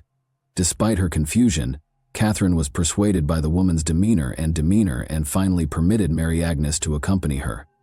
Catherine asked the woman for her name before she departed, and after a brief silence she said, "My name is Julia Otis." Catherine enthusiastically told Michael about Julia Otis's visit when he got home from work. Michael soon discovered, though, that Mary Agnes was not home. Catherine informed him that she had permitted Mary Agnes to travel to California with Julia Otis when he inquired about the whereabouts of their young daughter. Although Michael started to worry about their daughter, they made the decision to hold off and hope that Mary Agnes would return the following day. The Maroney family enjoyed a satisfying dinner that evening, something they hadn't done in a long time. When Julia Otis brought Mary Agnes back the following day, on May 15, 1930, Mary Agnes immediately ran into her mother's arms and gave her a hard hug. Julia brought some great news for the Maroney family along with extra food. In addition to carrying a bag full of clothing for the impending baby, she disclosed that she had been able to get Michael a better job. It made Catherine very happy. They seemed to be getting the assistance they required at last. Because of Julia's generosity and seeming genuine concern for their family's welfare, Catherine began to trust her more. Julia then asked for something else. Since the small girl's clothes and shoes looked worn out, she asked Catherine if she might take Mary Agnes shopping nearby. Appreciating all of Julia's help, Catherine accepted the suggestion, considering it a considerate act, but Mary Agnes didn't seem to want to accompany Julia. Unwilling to leave her mother's side, she began to cry and clung to her. Nevertheless, Catherine trusted that things would work out and gave her daughter to Julia. The shop was only a short distance away, so they headed there. Catherine thought they would return shortly. Sadly, neither Julia nor Mary Agnes were ever seen again after they departed. Catherine grew more worried about why they were taking so long as the hours passed. It shouldn't have taken so long, but initially she suspected that Julia might have taken Mary Agnes out to lunch. As time went on, Catherine started to sense that something wasn't quite right. She began to regret allowing Julia to go with her 2-year-old daughter. When Michael got home from work later, Catherine told him everything that had happened. They looked everywhere for Julia and Mary Agnes, but they were nowhere to be found. They decided to call the Chicago Police Department and report their daughter missing because they felt powerless. Catherine was only able to give a few specifics about Julia, but the police demanded a thorough description. She said the woman weighed around 125 pounds, was about 5 feet 2 inches tall, and looked to be in her 20s. The woman's noticeable teeth were the most distinguishing characteristic Catherine could recall. Around 8:30 p.m. on May 16, 1930, the Maroney family got a letter the following day. This letter contained a notation indicating that it was sent out at 4:30 p.m. and was written on a unique paper. A $5.00 bill was enclosed in the package, which was dispatched via a special delivery service. The letter said, "Please don't be alarmed. I've taken your little girl to California with me. I have hired a special nurse to care for her. We'll be back in 2 months. By that time, you will be on your feet again and will be able to care for her." She didn't even cry. She is outfitted like a princess. In the meantime, I'll do everything in my power to get you on your feet, and don't worry about anything else. When you receive this letter, we'll be headed to California. Catherine quickly described the letter to the police, fervently hoping they would be able to find Mary Agnes. In search of Mary Agnes boarding a train with the lady Catherine had described, the police searched every area of Chicago's train stations. However, they seemed to have vanished like a cloud of smoke. A small girl with blonde hair, who may have been Mary Agnes, was discovered by the authorities on a train headed toward Kansas with a woman and a nurse. However, it appeared as though all three had vanished when the train arrived in Kansas. None of them could be located by the police. Witnesses shared their accounts of a woman who appeared to fit Julia Otis's description as more people became aware of the letter. an employee of Goblet's department store, which is situated on Ashland and Chicago Avenue, about 8 miles from the Maroney residence, came forward. She said a woman like Julia had used a brand new $50.00 cash to purchase a number of baby clothing. It's interesting to note that Julia had given Catherine these exact identical outfits for her impending baby. Another woman came forward and told the authorities that she had seen an odd thing happen at a downtown Chicago business on May 15, 1930. She caught sight of a mother with a small child who appeared nervous as she dictated a letter to an elderly woman. This was remarkable because she might have written the letter herself. The older woman's identification was discovered by the police. It's unknown if Julia had a relationship with the older woman or if she used her to write the letter, perhaps to hide her handwriting. Another letter, this one from Mrs. Alice Henderson, was sent to the Maroney family on May 19, 1930. She said she was Julia Otis's cousin. Julia had suffered a great deal of grief lately, according to Alice's letter. Both her husband and her child had died within the past year. Julia was emotionally straining and possibly on the edge of a breakdown, according to Alice, who also expressed how lonely she felt. To improve her mental health, her physician suggested a trip to California. Because Julia considered Mary Agnes as her lost kid, she had made the decision to bring her along. Alice believed that this would relieve Catherine of some of the child care duties so that she could concentrate on the new baby. She promised that after Julia recovered, she would return Mary Agnes safely. Additionally, Alice stated that she would keep helping the Maroney family. In addition to providing the authorities with this letter, Catherine described an incident that occurred on the day Mary Agnes was abducted. An old man who claimed to be a social worker stopped by after Julia had departed. When Catherine mentioned calling the police and begged him to wait, he hurried off and disappeared, despite Catherine's suspicion that he could have information regarding Julia. Amid all the concerns regarding Mary Agnes, Catherine had forgotten about this perplexing encounter. This unexpected disclosure intrigued the detectives, who questioned why Catherine hadn't brought it up earlier. She stated that she had forgotten this strange meeting with the enigmatic man since she was under so much stress. Something strange was also discovered by the police. On consecutive days, 2 distinct women sent 2 letters that appeared to be written by the same individual. The police were intrigued by this. They started to worry that the Maroneys might be concealing something more sinister. They believed that the family might be fabricating tales to hide a more sinister reality. They even entertained the idea that Mary Agnes's parents may have accidentally injured or even killed her. Catherine and Michael were arrested by the police on May 20, 1930, and questioned over the potential murder of Mary Agnes.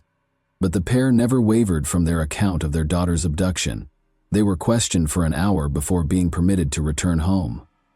Mary Agnes was not found by the police, and as time passed and no fresh leads were found, the case's development slowed. But a year later, in 1931, in Rockford, Illinois, something important occurred.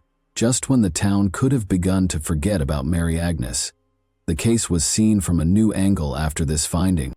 In Rockford, Illinois, on Thursday, July 23, 1931, approximately 14 months after the kidnapping, a girl who resembled Mary Agnes was spotted.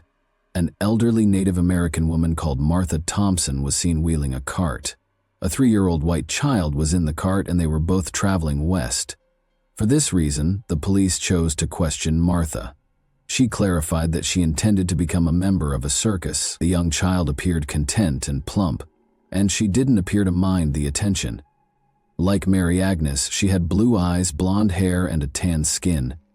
According to Martha, the young girl was abandoned by her mother, Florence Fuller. The authorities refused to let Martha care for the girl until they were able to verify who she really was.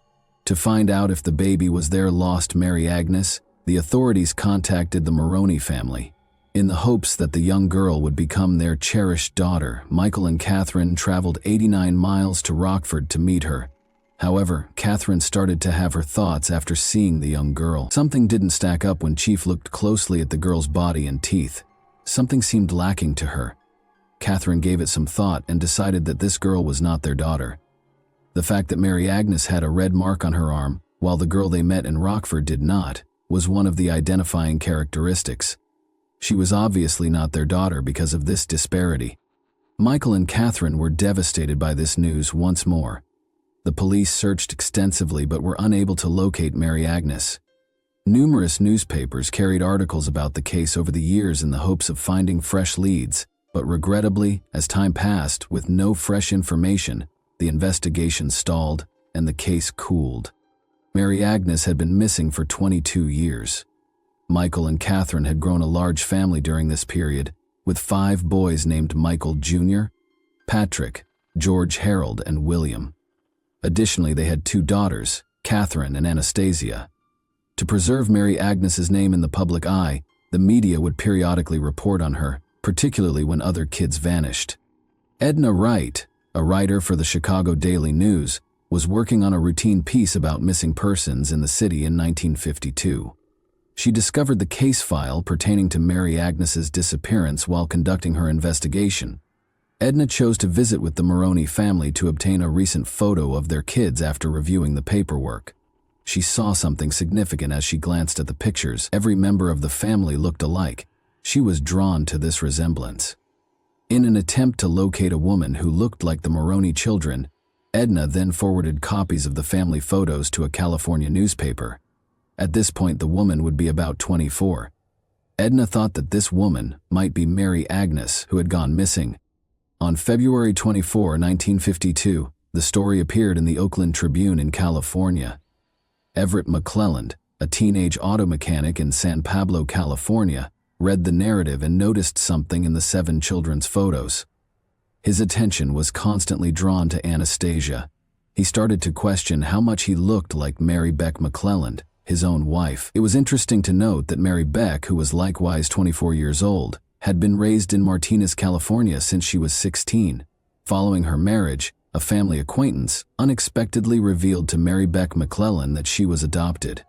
Regretfully, her father had already died. She proceeded to ask her mother, Nora Beck, about it by that point, but she denied it. They discovered Mary Beck's adoption documents while searching through courtroom records for answers. According to these documents, she was adopted in the 1930s, which is when Mary Agnes vanished. Everett became certain that his wife might be the lost Mary Agnes as a result of this revelation. He was so excited by the prospect that he wrote to the Oakland Tribune in California to express his opinion that his wife might be the long-lost Mary Agnes and that she looked a lot like the Maroney family. They had to rely on other techniques that were primarily theoretical in nature, since they lacked the technology to perform DNA testing as we do today. Michael, Catherine, and Mary Beck's families provided blood samples, which were subjected to over 124 tests. Additionally, they examined and contrasted their face traits. To compare them, they even created models of Mary Beck's teeth and those of the Maroney family. They examined their dental impressions carefully. The palm prints and fingerprints of Mary Beck were also compared to those of the Maroney family by fingerprint experts. It was likely that Mary Beck was Mary Agnes, because all of these tests and investigations revealed that she shared numerous family characteristics with the Maroney family.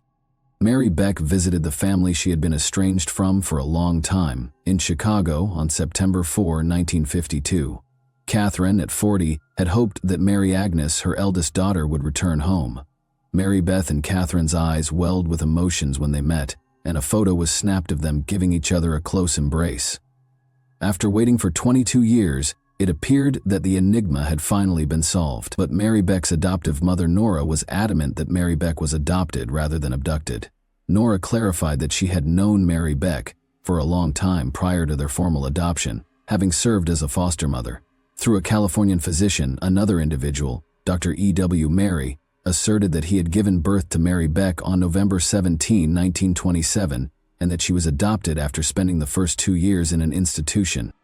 In addition, a crucial fact that had been overlooked was revealed. Mary Agnes had surgery to repair a hernia on her belly button, leaving a scar. Mary Beck did not have this scar. The Maroney family accepted Mary Beck as a member of their family in spite of all the ambiguity and misunderstanding. Because of their striking resemblance, Mary Beck and Anastasia became fast friends. They even shared the same shoe size and wore identical outfits. Although Catherine had a favorable opinion of Mary Beck, she had concerns about whether Mary Beck was actually Mary Agnes, her lost daughter. Catherine was adamant in a newspaper interview that Mary Beck was not the daughter she had been hoping for. Having never been able to accept Mary Beck as Mary Agnes, Michael died in 1957 at the age of 58, his heart heavy with the loss of his beloved daughter. Catherine also suffered from a debilitating depression that persisted for years. She tragically passed away in 1962 at the young age of 49, capping a path that was full of uncertainty and sadness. Mary Beck remained in touch with the Maroney family over the years. She lived her entire life with them until dying in 2005 at the age of 77. But in her life, she was never sure that she was actually Mary Agnes. Her family then made the decision to conduct a DNA test 3 years after her death in order to definitively resolve the issue of their relationship to the Maroney family. According to the test results, Catherine and Michael's DNA did not match Mary Beck's. This demonstrated that Mary Agnes was not Mary Beck McClellan. The lawsuit continued to be open for the following 14 years. In spite of all of this, Jose Rodriguez, a detective from the Cook County Sheriff's Office, was finally assigned to look into the Mary Agnes case on June 10, 2023. All of this was a component of a missing persons search initiative headed by Sheriff Tom Dart. Together, Dart and Rodriguez set out to solve this century-old riddle. In Chicago's history, it was the oldest missing person case. They sought their original police reports to start their investigation. They made the decision to track down as many Maroney family members as they could in order to compile a family tree. Rodriguez revealed that he began looking for Mary Agnes's relatives who weren't listed on the family tree. He soon came into an online forum where someone had described themselves as a Maroney and made contact after they conducted their search online as well. An intriguing lead was discovered by the investigator. They made the decision to request DNA samples from several Maroney family members who had accounts with DNA testing services such as Ancestry. The family surprisingly consented and voluntarily provided the DNA for analysis. Detective Rodriguez searched the test results for any unknown names that might be related to the Maroney family. Curiously, he found Lori Hart, who was later identified as the Maroney family's third cousin. When he contacted Lori, she told him that Terry Arnold was the only survivor of her grandmother's 3 children.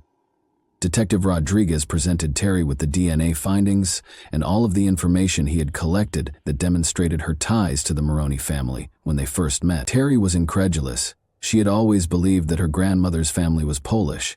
The detective must be wrong, she felt certain.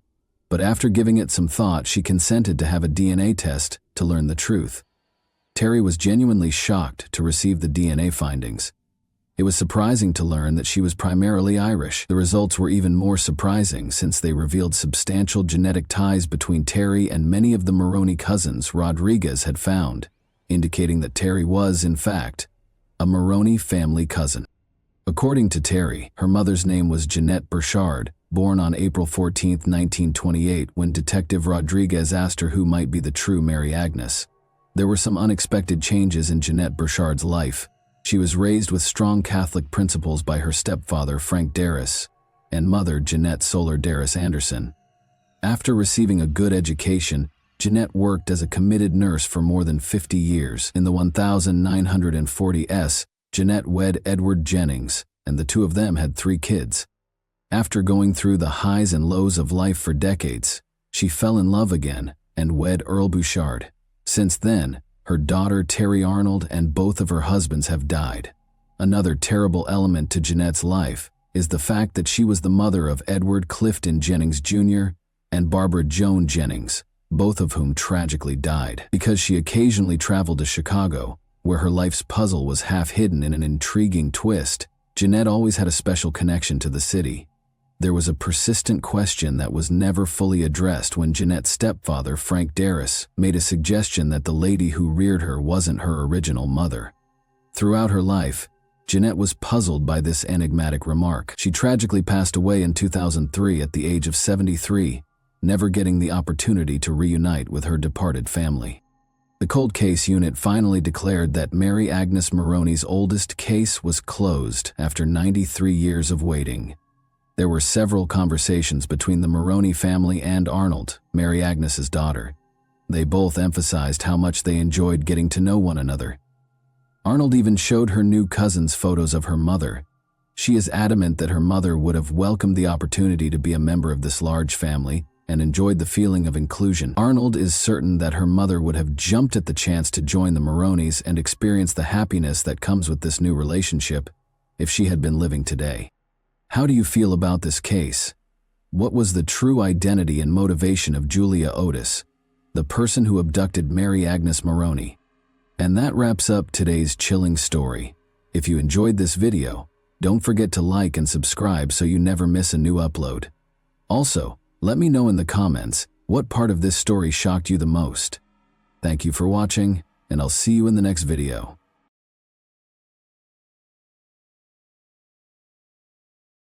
Hey guys, welcome to my channel, and today we're going to take a look at another horrible case with you. Known for its opportunities, innovative businesses, and beautiful beaches, California is one of the most popular states in the United States. Some people find that California fulfills their aspirations for a better life. People come here to look for new chances, education, employment, and opportunities. They are prepared to put in a lot of effort to fulfill their dreams and reach their goals. Some of them go on to become prosperous business people, athletes, or artists, while others find contentment in raising a family. Dreams aren't always intended to come true. California turns into a destination of disappointment and unfulfilled dreams for some people.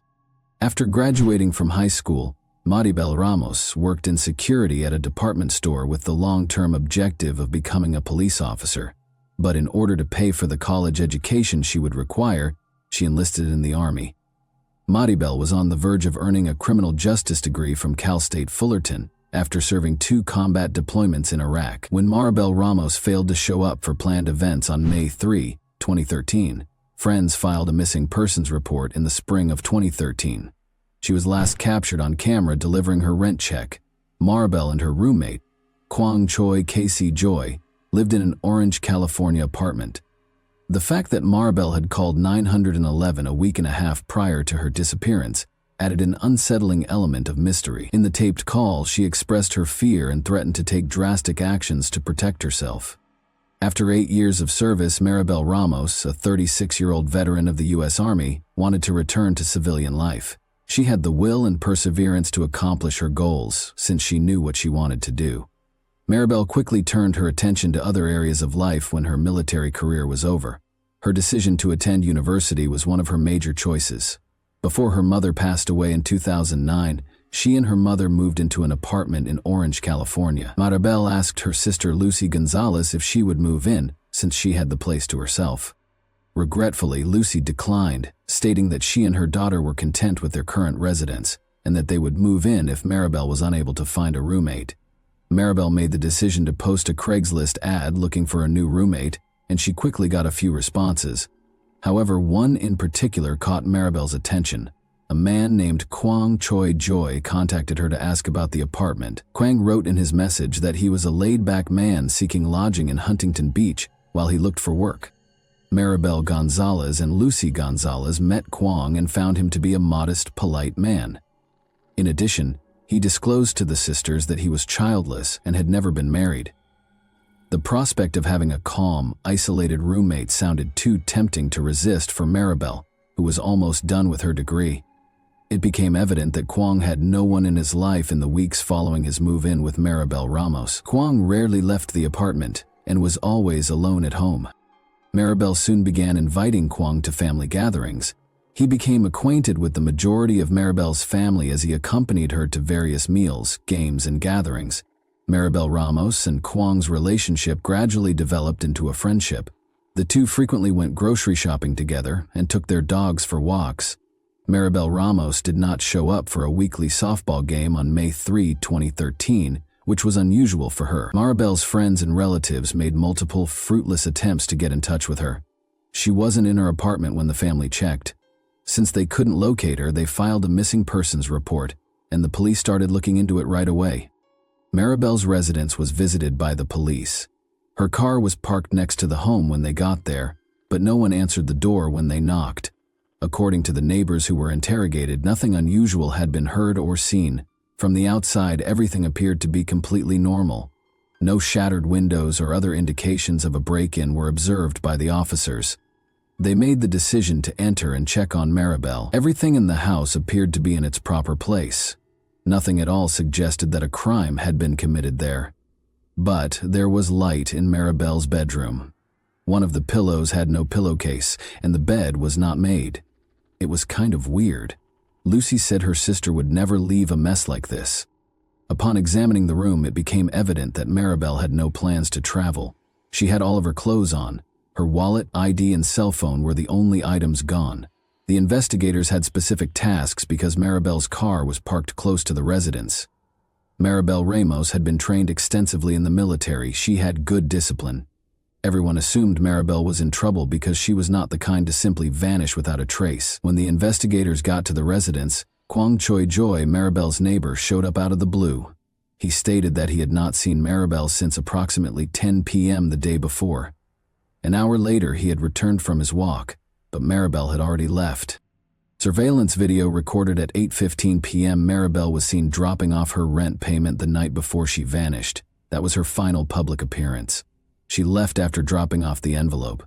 She doesn't appear to be afraid or anxious about anything in the video. She seemed perfectly at ease and was not in a rush.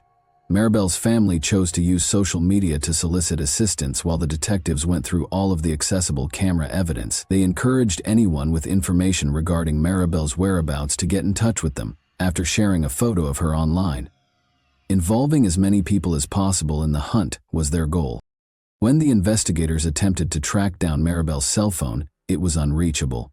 The police were investigating her personal life when they learned that she had recently been romantically involved with a man called Paul Lopez. On the day before Maribel vanished, he was the last person to call her. Naturally, he had to show up at the police station to respond to certain inquiries. Paul acted with great assurance. He said that he and Maribel were still in the early stages of their relationship and had not yet become sufficiently intimate. In addition, Paul claimed to be seeing other women. Paul claimed that he had not questioned Maribel about whether she had dated anyone besides him. Additionally, Paul attested that he had not spoken to Maribel on the phone since Thursday night. Paul stated that he was employed for the gas company and that his shift began at 4 p.m. They didn't see each other on Thursday until midnight. Although Paul was forthcoming, the detectives could not be certain that he was speaking the truth. But there was a GPS tracker in Paul's truck. All of his movements that evening were monitored by the cops. This information indicates that Paul was not in the vicinity of Maribel Ramos' residence. During his discussion with the investigators, Paul brought up Maribel's roommate, Kwang. Maribel's relationship with Kwang had recently worsened, according to Paul. In talks, she frequently brought up her roommate, lamenting his lack of funds to make the rent payments on time. Furthermore, Maribel was arguing with Kwang on Thursday when Paul spoke to her. Maribel told Kwang she wanted him to go, and Paul overheard her say it. She informed him that the following day was his move-out date.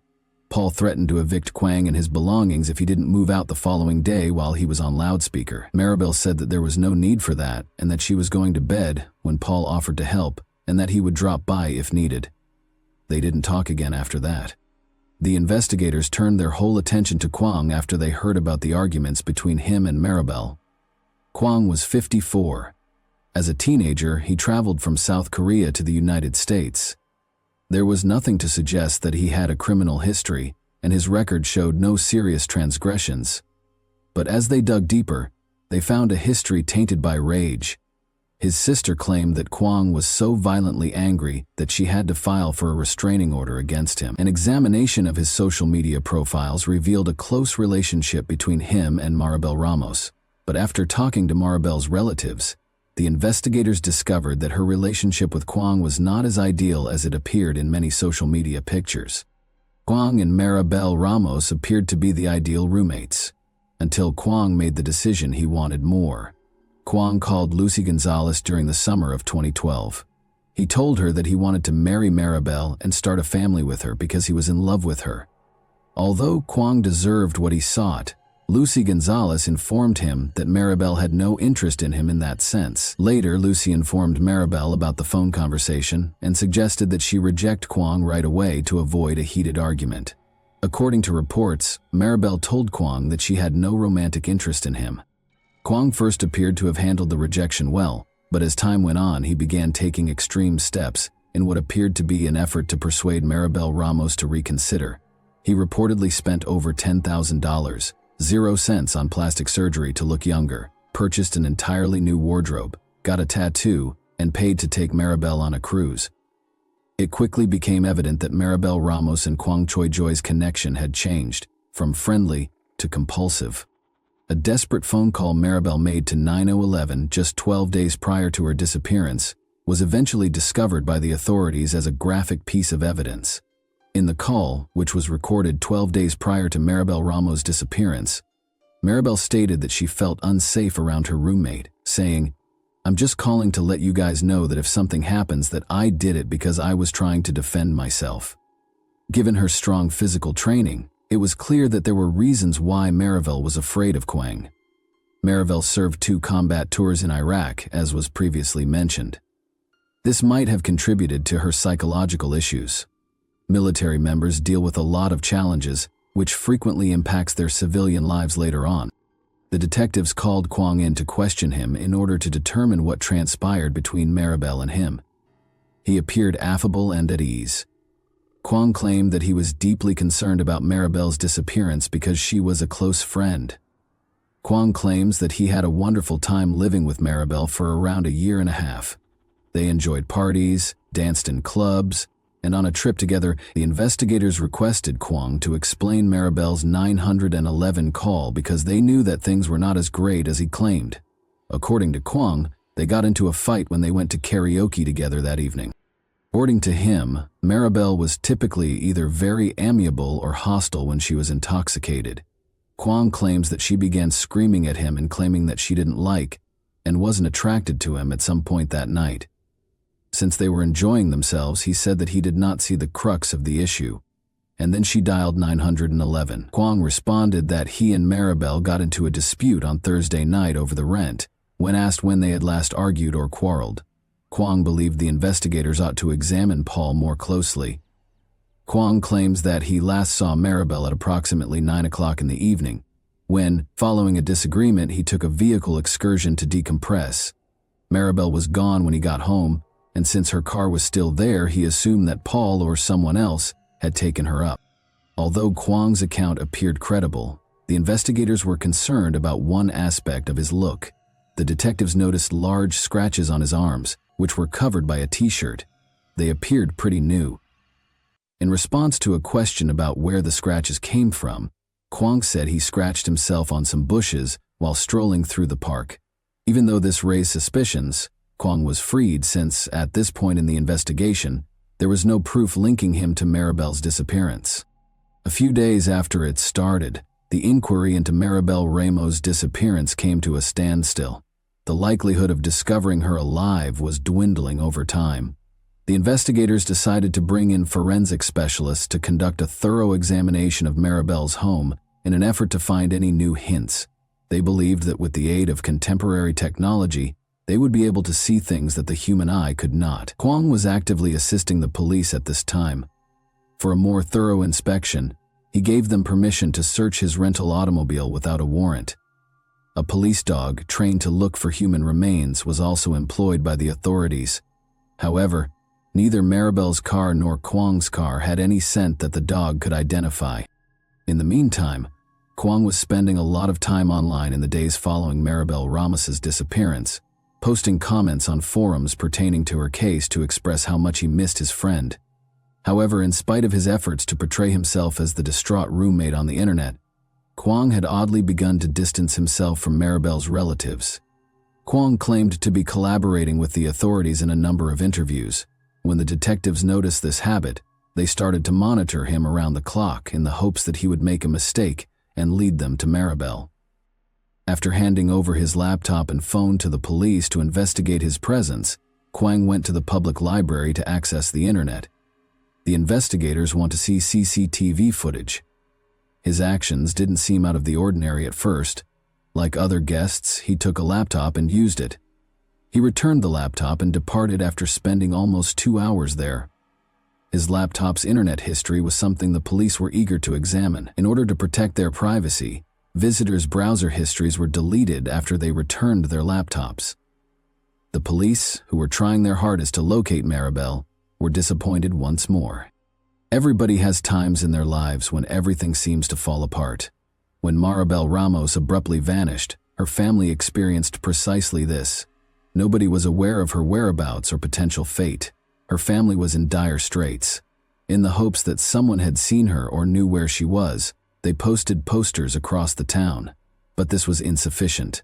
The family understood that in order to get the message out, they needed to employ contemporary technology. They set up a social media page explaining the circumstances and requesting assistance from anyone with information about Maribel. The family's social media activity quickly caused a lull in the investigation. Maribel had been missing for about 2 weeks, and the authorities were still unsure of her whereabouts. But on May 16, things took a surprising turn. On social media, Maribel's family shared that they were organizing a search for Maribel in Peters Canyon, as well as an awareness walk. Meanwhile, the detectives discovered that Kwang had given back the rental automobile.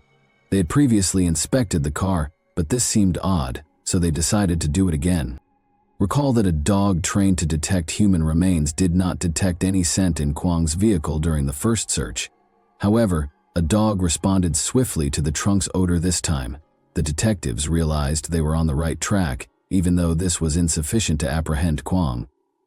Kwang returned to the library to use a laptop after seeing on Facebook that Maribel's family was organizing a walk and searched in Peters Canyon. He was unaware, meanwhile, that the police had secured a warrant that allowed them to remotely examine the laptop Kwang was carrying. The investigator's monitor displayed the information he was seeking. One of Kwang's search terms was, "How long does it take for a human body to decay?" Then, using Google Maps, he located the location in Peters Canyon where Maribel's family had organized a gathering for anyone interested in joining the search. Then he zoomed in and out on a fairly ordinary area of Modjeska Canyon. Peters Canyon was 10 miles away from the place he looked up on Google Maps. The officers who were observing his conduct at the time were in shock. The only thing on everyone's mind was, had Kwang simply revealed them where he had hidden Maribel's body? The investigators wasted no time in going to that location. As you can see, there are no residences in the area, making it a somewhat remote location.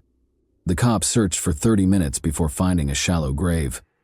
Although they were certain of whose bones they had discovered, they still needed to await the forensic analysis's findings. The police came to Maribel's residence on May 17 in order to take Kwang into custody. He attempted to escape by jumping out of the window when he noticed the authorities coming, but he was apprehended and sent to the police station. Kwang no longer appeared to be the kind and self-assured individual he always was. He persisted in denying any involvement in Maribel's disappearance and denying any knowledge of her whereabouts. He was unaware that the remains had been discovered by the police. Using dental records, the forensic specialists were able to identify the victim. Maribel Ramos was the owner of the discovered remains. It was unable to pinpoint the precise cause of her death because of variables including the weather, the degree of decomposition, and the fact that the body was in an animal's habitat. Kwang was accused with several offenses. Death is usually tragic and leaves a lasting impression on the loved ones of the deceased. This sorrow was experienced by Maribel Ramos' family when their sister and cherished daughter vanished out of thin air. They had no idea where she might be or what had transpired. They made a social media page explaining the situation, posted flyers across the city, and solicited assistance from anyone who might have information on Maribel. However, the family's hopes were dashed 2 weeks after she vanished.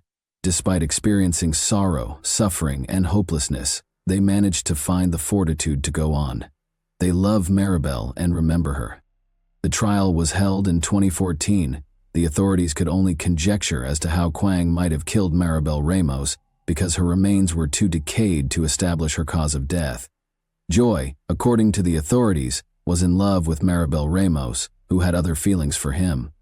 On May 2, 2013, Kwang and Maribel got into a fight over rent. They surmised that Kwang must have ambushed Maribel because she was combat trained and could have easily defeated him in a fair fight. According to the detectives, he smothered her while she was sleeping after sneaking into her room in the middle of the night. After that, he drove her to a distant place while placing her body in the trunk of his rental car.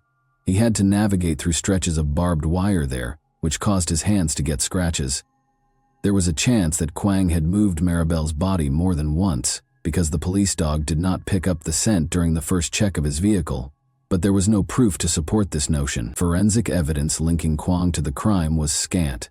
But during his trial, the jury was told how Kwong had developed an obsession with Maribel, how she had called the police to tell them she was scared of him, and how Kwong had used Google Maps to locate the precise location of her grave. During the trial, Kwong entered a not guilty plea. "I miss Maribel more than anyone. I think about it. I've been here about 440 days in jail. I think about it almost every day." He added that he had never Googled the location of the gravesite in Mojeska Canyon. "Family wants me to apologize, which I cannot apologize for something I haven't done. Maybe someday truth will come out. Maybe I'll just die inside prison." "No," he replied. Kwang claimed that although they went on a single vacation together, they slept in different beds. "In my assumption, I was set up straightforward. We always maintained we were good friends. We were platonic friends. She was like my sister," he stated. He said he didn't know who killed Maribel when questioned about it. During his opening statement, Adam Vining, Kwang's attorney, termed him strange but maintained that his client was not involved in Maribel's death. "A crime will be proven here," stated Adam Vining, "and the crime that will be proven here is improper disposal of a body." According to Vining, Ramos was prone to paranoia after returning from years of fighting PTSD. He also suggested that she might have passed away from a medical issue. Prosecutors concurred that the case was circumstantial. Kwong's online search at a public library, which focused on the exact location where Maribel Ramos's body was discovered, was the crucial piece of evidence. Kwong Choi Joy was convicted of second-degree life deprivation on July 30, 2014. His sentence ranged from 15 years to life in prison. Kwong insisted on his innocence in dozens of letters to the judge. And that wraps up today's chilling story. If you enjoyed this video, don't forget to like and subscribe so you never miss a new upload. Also, let me know in the comments what part of this story shocked you the most. Thank you for watching, and I'll see you in the next video.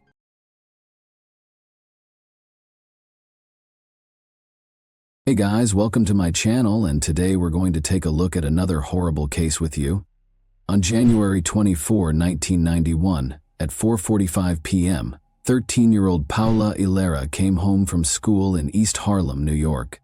As she stepped into the elevator of her apartment building and made her way to her family's 30th floor apartment, her mother buzzed her in.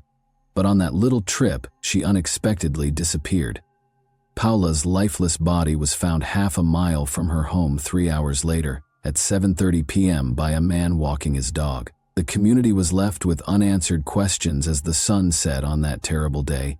What happened to Paula, and who might be responsible for her death and disappearance?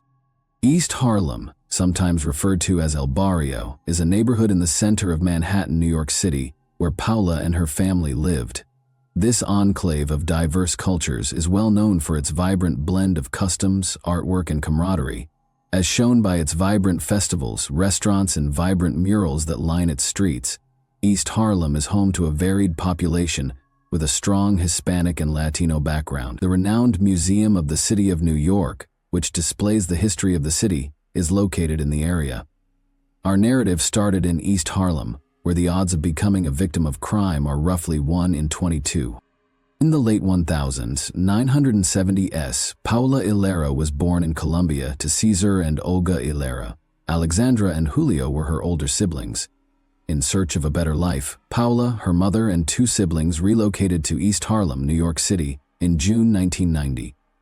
They stayed with Paula's uncle Guillermo Ospina at 420 East 111th Street, on the 30th floor of an apartment complex. In order to finally join them in New York, her father, Cesar, continued to work as a taxi driver in Colombia.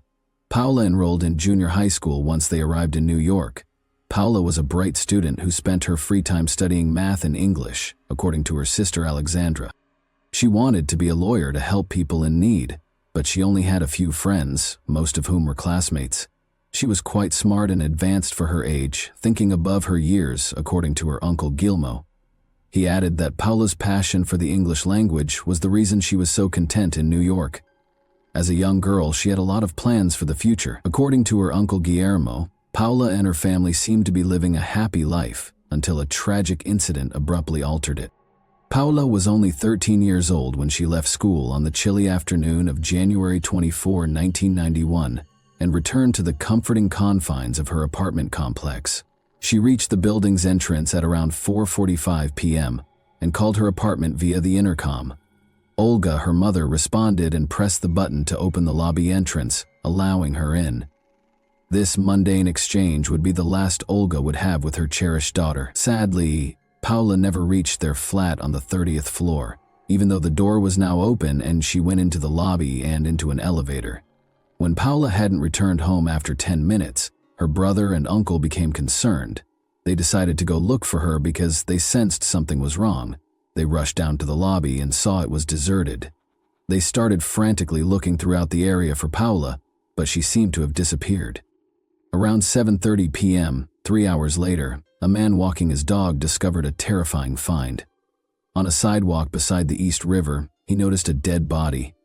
Drug objects such as used lighters, syringes, and vials were scattered across the area. Sadly, what he discovered was Paula's thin body, and she was dead. She lived in an apartment building roughly half a mile south of the location where she was discovered. Detectives were confronted with a rather depressing situation when they got there. Upon closer inspection, it was discovered that she had a ligature around her neck and that the stab wound in the middle of her chest was barely bleeding.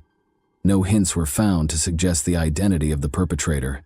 The only items they found on Paula's body were a piece of chalk in her pocket and a New Kids on the Block watch on her wrist.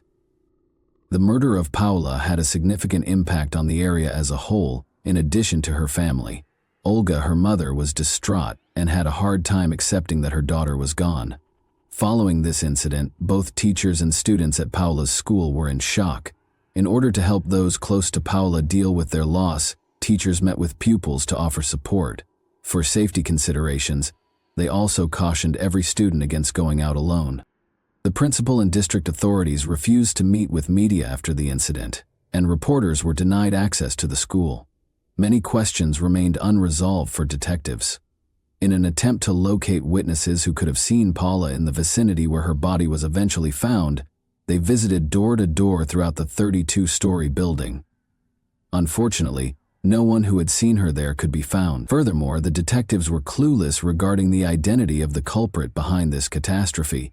Whether Paula was murdered at the remote location, surrounded by crack bottles where her body was discovered, or elsewhere, was still unknown. The detectives were able to piece together some crucial information during their investigation. They learned that Paula frequently stayed after school on Wednesdays and Thursdays to attend her journalism program. She had been writing an article on her father on the day of her terrible murder, with the intention of sending it to him as a Valentine's Day present. The detectives also learned that Paula and a buddy traveled north along First Avenue on that fatal day, after Paula left the school after the workshop at about 4 p.m. At 106th Street, they split off, with Paula going on to her family's apartment complex. The cops discovered during their investigations that Paula had entered the same elevator as another kid, Aaron Walford. When they spoke with him, though, he stated that Paula went higher while he got off at the 19th level. Consequently, the detectives stopped considering him as a suspect. The totality of Paula's horrific ordeal was made clear during the autopsy. She had been stabbed 3 times close to her heart, strangled, and molested. Her thighs also had odd, lengthy markings that the medical examiner saw.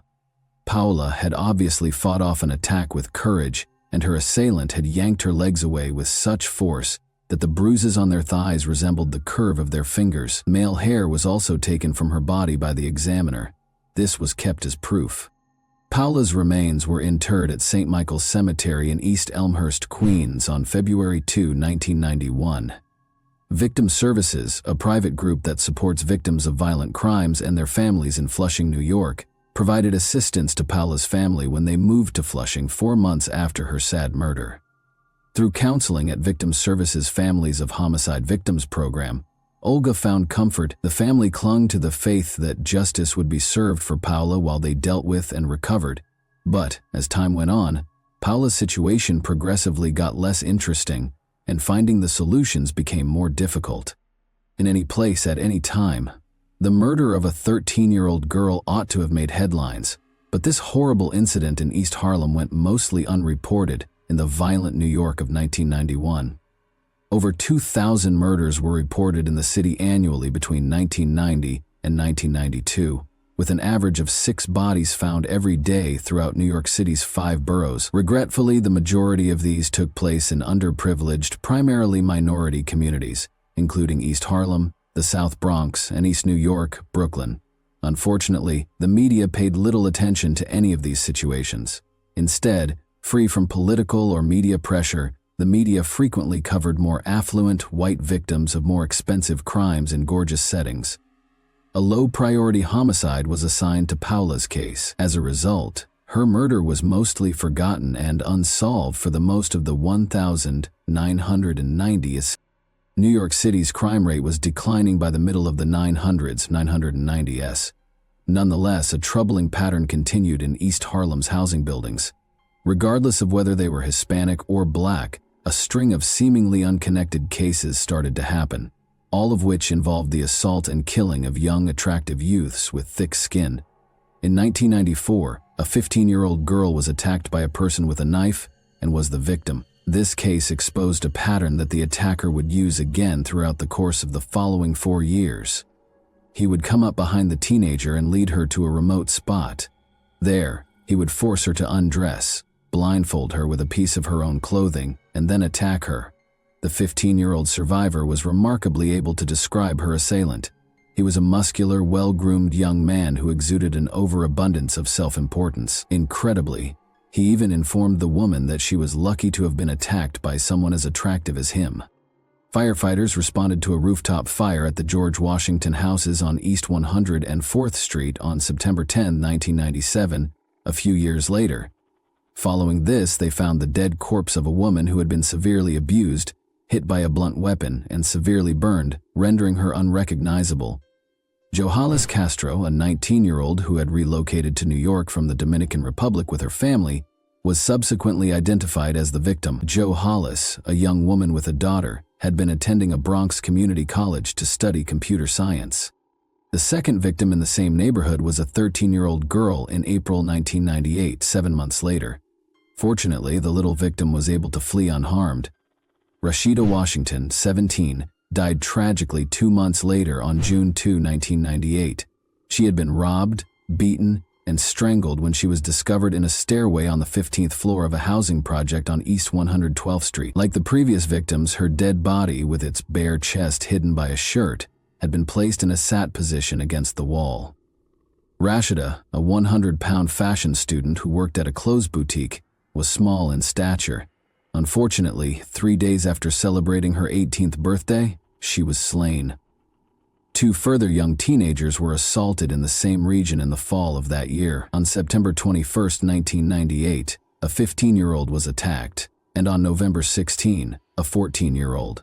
Fortunately, these 2 teenagers made it out alive, probably because they were blinded before they had a chance to see the assailant. The likelihood that a serial killer was targeting teenage females in East Harlem was not openly acknowledged by the authorities, despite the growing number of similar incidents. However, the police ultimately made the decision to move quickly in response to the victims' parents' concerns. Since widespread testing of convicted felons had not yet started, the database of DNA samples on file in the 1,990s was very tiny. But in the fall of 1998, there had been a major development about the East Harlem cases. Experts in forensics from the New York Police Department reviewed bodily fluid evidence from the murder of Rashida Washington, with evidence from 2 other nearby instances that were comparable. The same offender was unmistakably connected to all 3 crimes by these tests. One rape victim was first thought to be a part of a distinct pattern. However, it turned out that the homicide victim, Rashida Washington, and this rape case had produced a new pattern instead of being part of the previous rape pattern. At last, investigators had concrete proof that a serial killer was preying on kids in Harlem. Police authorities responded by forming a specialist task force of investigators whose only goal was to capture the suspect. In response, the authorities distributed a wanted poster with a sketch of the serial killer. The victim's description served as the basis for this sketch. A tipster who called in shortly after the flyer was posted in East Harlem recommended that the investigators look into a 25-year-old man named Ace, who lived on the 19th floor of the same building Paula had occupied. Ace was promptly recognized by the cops. His true name, Aaron Key, evoked a recollection. In the course of investigating Paula's murder, the name Aaron had first come to light. Aaron Walford, a youngster who had been spotted getting into the elevator with Paula and claiming to have gotten out on the 19th level, was remembered by detectives. In the 1997 murder inquiry of Johalis Castro, the unusual first name Aaron had also resurfaced. According to phone records, Johalis had called a man named Aaron Key multiple times in the days before her death. Police interrogation revealed that Aaron's girlfriend, Jacqueline, had been friends with Joe. He explained his repeated phone calls by saying that on the day of Johalis' death, the two women had been organizing a shopping excursion. Jacqueline, who was also questioned by the police, corroborated Aaron's account. The authorities didn't discover that Aaron Key and Aaron Wofford were the same individual until much later. His mother's surname name was Key, while his father's was Wofford. Two of the three victims in the alleged serial killer case were linked to Aaron Key as a result of this finding. He had a lengthy history of phone conversations with Johalis in the days preceding Paula's passing, and he was the last person known to have seen her alive. These links couldn't have happened by accident. Investigators made the decision to learn more about Aaron's past. They discovered that he was a reasonably well-spoken and intellectual person. He was raised primarily in East Harlem and was born on September 18, 1973. He was sharing the same building as Paula, with family members when she vanished in 1991. Aaron was seen as a gregarious individual with a talent for computers. Despite the lack of evidence, he claimed to be involved in the production of rap music. He was only 5 feet 8 inches tall and rather attractive. He had only been arrested once for robbery in 1990, according to his criminal record, and he had served little to no time in prison. But neighbors saw Aaron in a different light. He has a troubling side, they said. He frequently roamed around with a portable video camera, trying to get improper footage, and he had a habit of looking through the peepholes of women in his building. Despite the lack of strong evidence against Aaron at this point, the police recognized the value of a comprehensive investigation. They concentrated on the attacker, who had left behind a gray hoodie and a black boo-boo cap in the September 1998 incident. In search of leads, the investigators made the decision to examine these articles of clothing more closely. When they discovered a laundry tag on one of the clothes, their efforts were fruitful. The cops soon found a dry cleaner close to Aaron's building thanks to this tag. The fact that Aaron's mother, Cynthia, was on the dry cleaner's client list added even more significance to this revelation. Law authorities grew more certain that testing Aaron's DNA would prove his involvement in the crimes, since all the evidence seemed to point to him as a major suspect. There was a major obstacle, though. Since DNA testing for convicted felons in New York would not be required until 2000, Aaron's DNA was not on file. It wasn't as simple as bringing a suspect in and requesting a swab to get a DNA sample in the 1990s. The acquisition of a sample required judicial authority based on reasonable suspicion, and DNA tests were still seen as intrusive procedures. Detectives knew that even while there was a lot of circumstantial evidence suggesting Roan was involved, the laundry tag, phone calls, and elevator ride wouldn't be enough to convince a judge to require Roan to give a DNA sample. As a result, the cops had to come up with another strategy. Their first strategy was to follow Roan Key in the hopes that he might inadvertently leave a sample of his saliva behind, such as when he spit or disposed of chewing gum, but this strategy soon looked like a failure. Detectives finally got a break on February 8, 1999, when Aaron was taken into custody for his role in stealing a computer hard disk.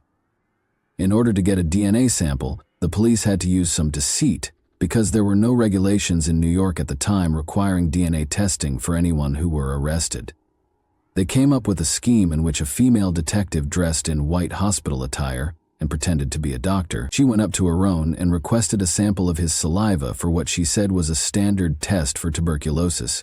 She hoped he would sign a release form as she handed him the documents. Aaron, on the other hand, studied the text carefully. He refused to participate when he saw a line that mentioned DNA analysis. He asserted that he was a devout Jehovah's Witness and that he was not allowed to receive any medical care because of his beliefs. Aaron knew what the cops were looking for, and he was not going to give it to them. He tore his paper cup into pieces and flushed them down the toilet when he finished his supper that night. He switched his cup with his cellmates to further perplex investigators.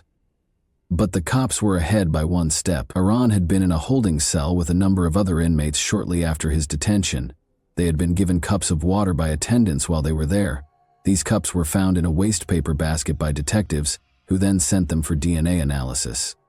A sample taken from the lip of one of the cups discovered in the police holding cell matched the East Harlem criminal's DNA, according to the results, which were returned in a matter of days. Since Aron was merely charged with a misdemeanor computer theft offense, he was already free without bail by the time the DNA test results were available on February 12, 1999. The New York Police Department, meantime, promised to pay $11,000, 0 cents, for any tip that would result in his apprehension. Aron's parents thought they were going on a Valentine's Day date, but authorities quickly found out that he had gone to Brownsville, Brooklyn, and met up with his 16-year-old lover, Angelique. But rather than following their plans, Aron and Angelique got on a bus from Newark, New Jersey, that was bound for Florida. Investigators began to worry that Angelique might be in danger and would end up like the other victims. Aron called a second woman in New York twice after he got to South Florida. His notoriety as a suspected serial killer on the loose had made headlines by this point. When the second girlfriend saw what was happening, she immediately called the police and gave them a tip that Aron was staying at the Miami Sun Hotel on Northeast 1st Avenue in downtown Miami, which is only 2 blocks from the beach. 2 detectives from New York hurried to the hotel in response to this report and started monitoring it. They summoned a Miami-Dade SWAT unit for help when they saw Aron and Angelique moving about inside.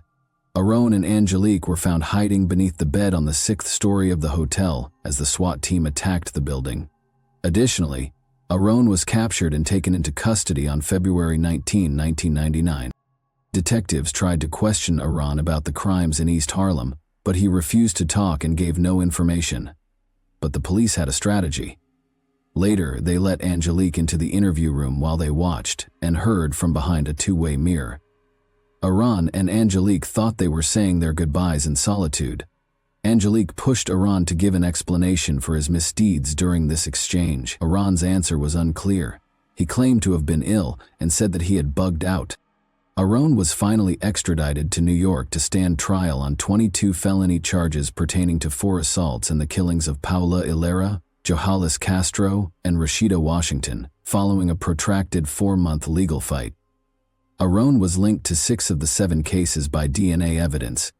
Prosecutors John Irwin and Richard Plansky made a strong case against Aron at the trial in the fall of 2000, using a flurry of witness statements and DNA evidence. 2 of Aron's victims were among the 130 prosecution witnesses they called.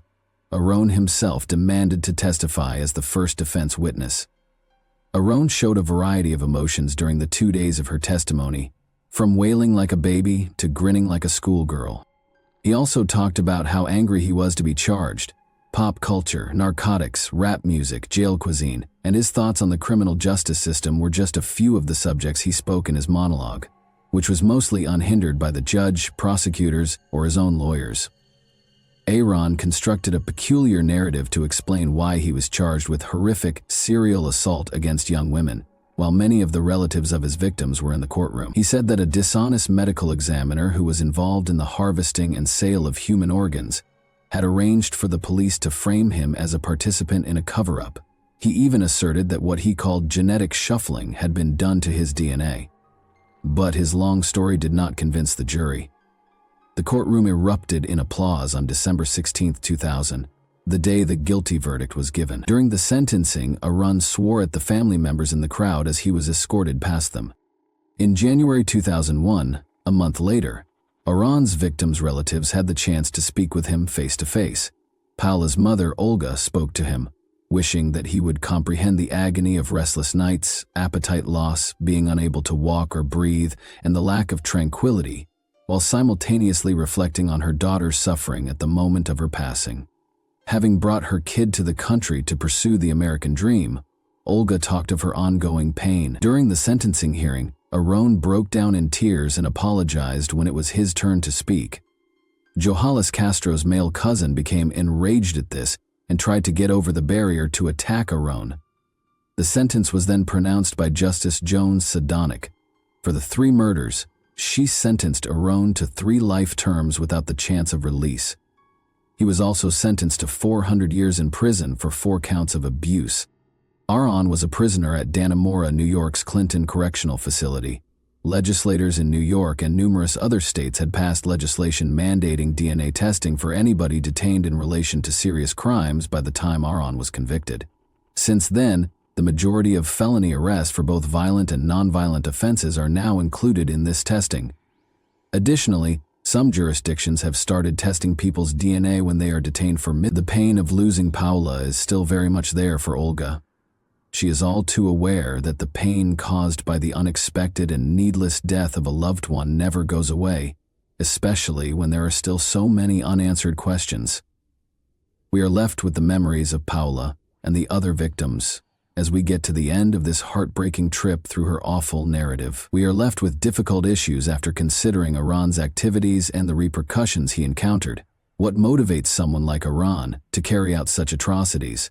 And how can society recognize and deal with the causes of such behavior? And that wraps up today's chilling story. If you enjoyed this video, don't forget to like and subscribe so you never miss a new upload. Also, let me know in the comments, what part of this story shocked you the most? Thank you for watching, and I'll see you in the next video.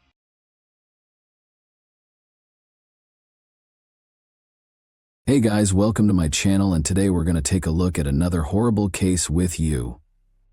Have you ever pondered how a typical day could become a complete nightmare in a matter of minutes? Consider this. On this verdant tropical island, the sun is softly warming your skin, while the murmur of the waves assures you of tranquility. However, what if there is a darkness lurking around every peaceful corner, simply waiting for the ideal opportunity to emerge? A young German tourist named Miriam Bielt went on a walk to a temple on the island of Koh Si Chang on April 7, 2019. She hadn't returned by the evening, even though it was supposed to be just another quiet day of her vacation. She was seen smiling and unconcerned as she walked up the trail on security cameras. However, nobody could have predicted that that smile would vanish forever in a few hours. Koh Si Chang is renowned for its calm, relaxed atmosphere and is rarely disturbed. White sand beaches, deep green jungles that hold mysteries that date back millennia, turquoise oceans, and slow-moving natural beauty are all abundant on this island. Miriam Bielt, a young German woman who chose to combine a business trip with a long overdue holiday, arrived at this remote paradise in the spring of 2019. But her adventure would quickly devolve into a complex and unsettling mystery that still has a lot of unsolved questions. Initially, nothing appeared abnormal. Miriam was successful and driven.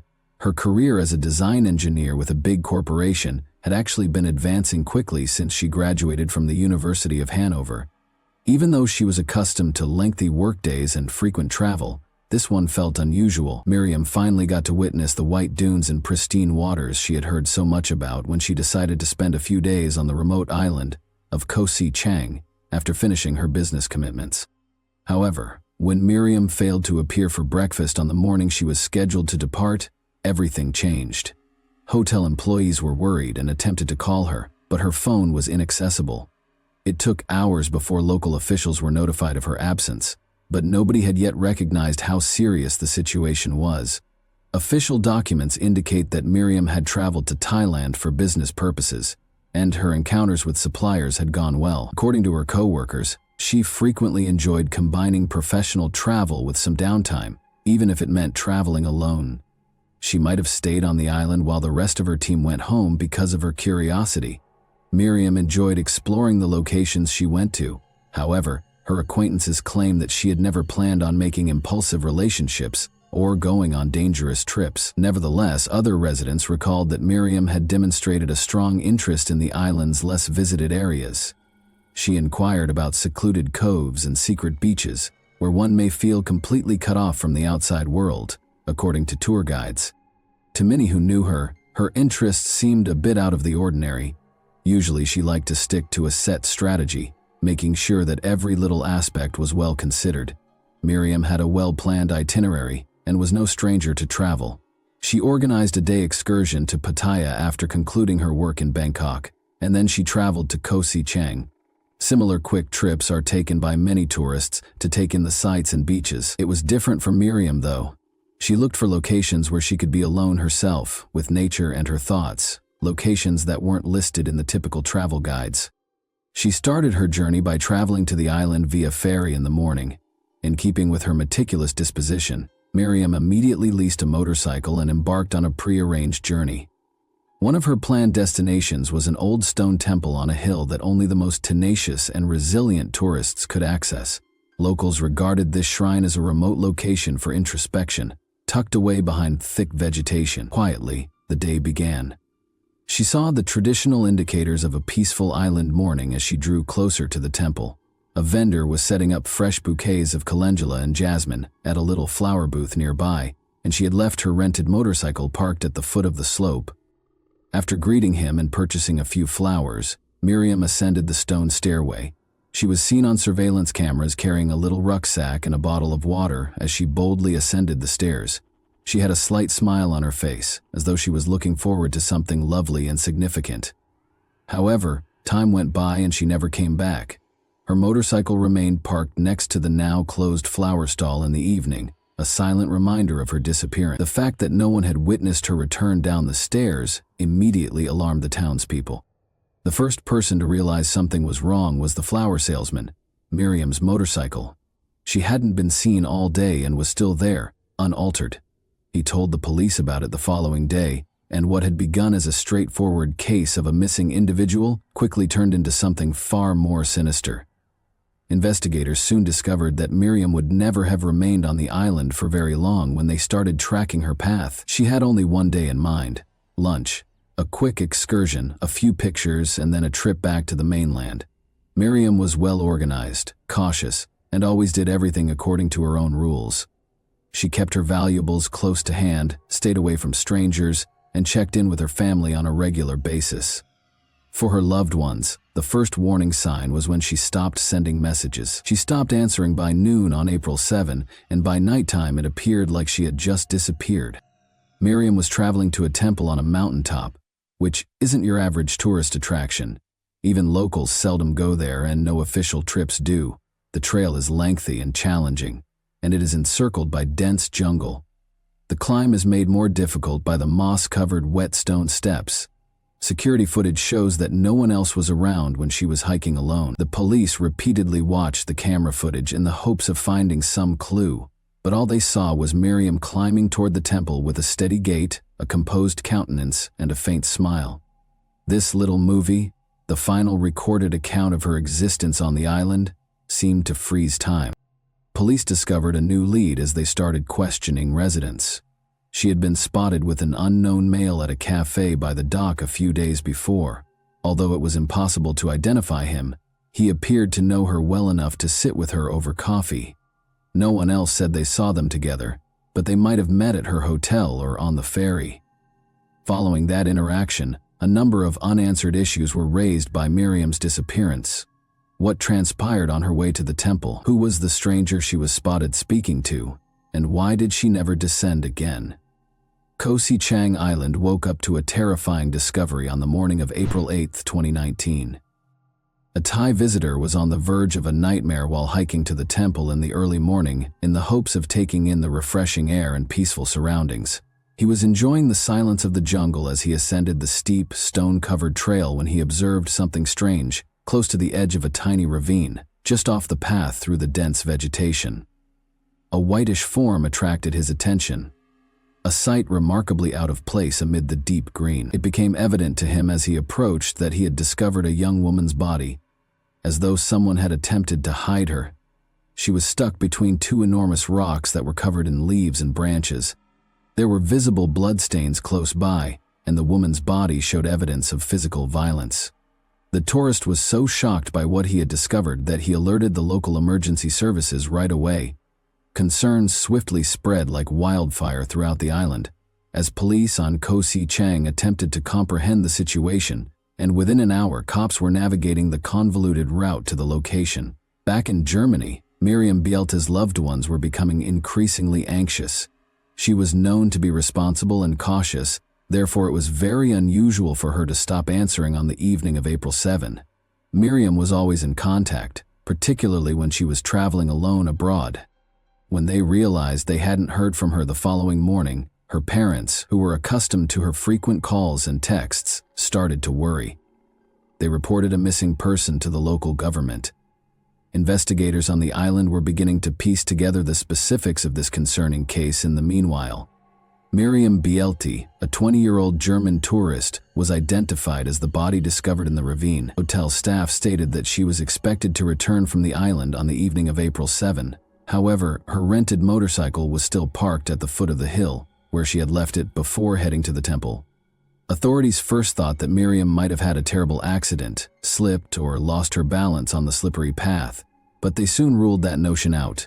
Her injuries were too many and too terrible to be attributed to a mere fall. She had obvious cuts and bruises on her head and face, and evidence of violence and malice indicated that her death had been violent and deliberate. Furthermore, there was evidence that she had been abused prior to her death, which further clouded the case. Reviewing surveillance footage from cameras placed along the trail in the parking lot at the foot of the hill marked the start of the inquiry. Miriam was seen on camera carrying a tiny rucksack and a bottle of water as she ascended the stairs. She seemed peaceful, but she walked with purpose. Investigators were still troubled by important details. Moments after she vanished around a corner, another person was captured on camera.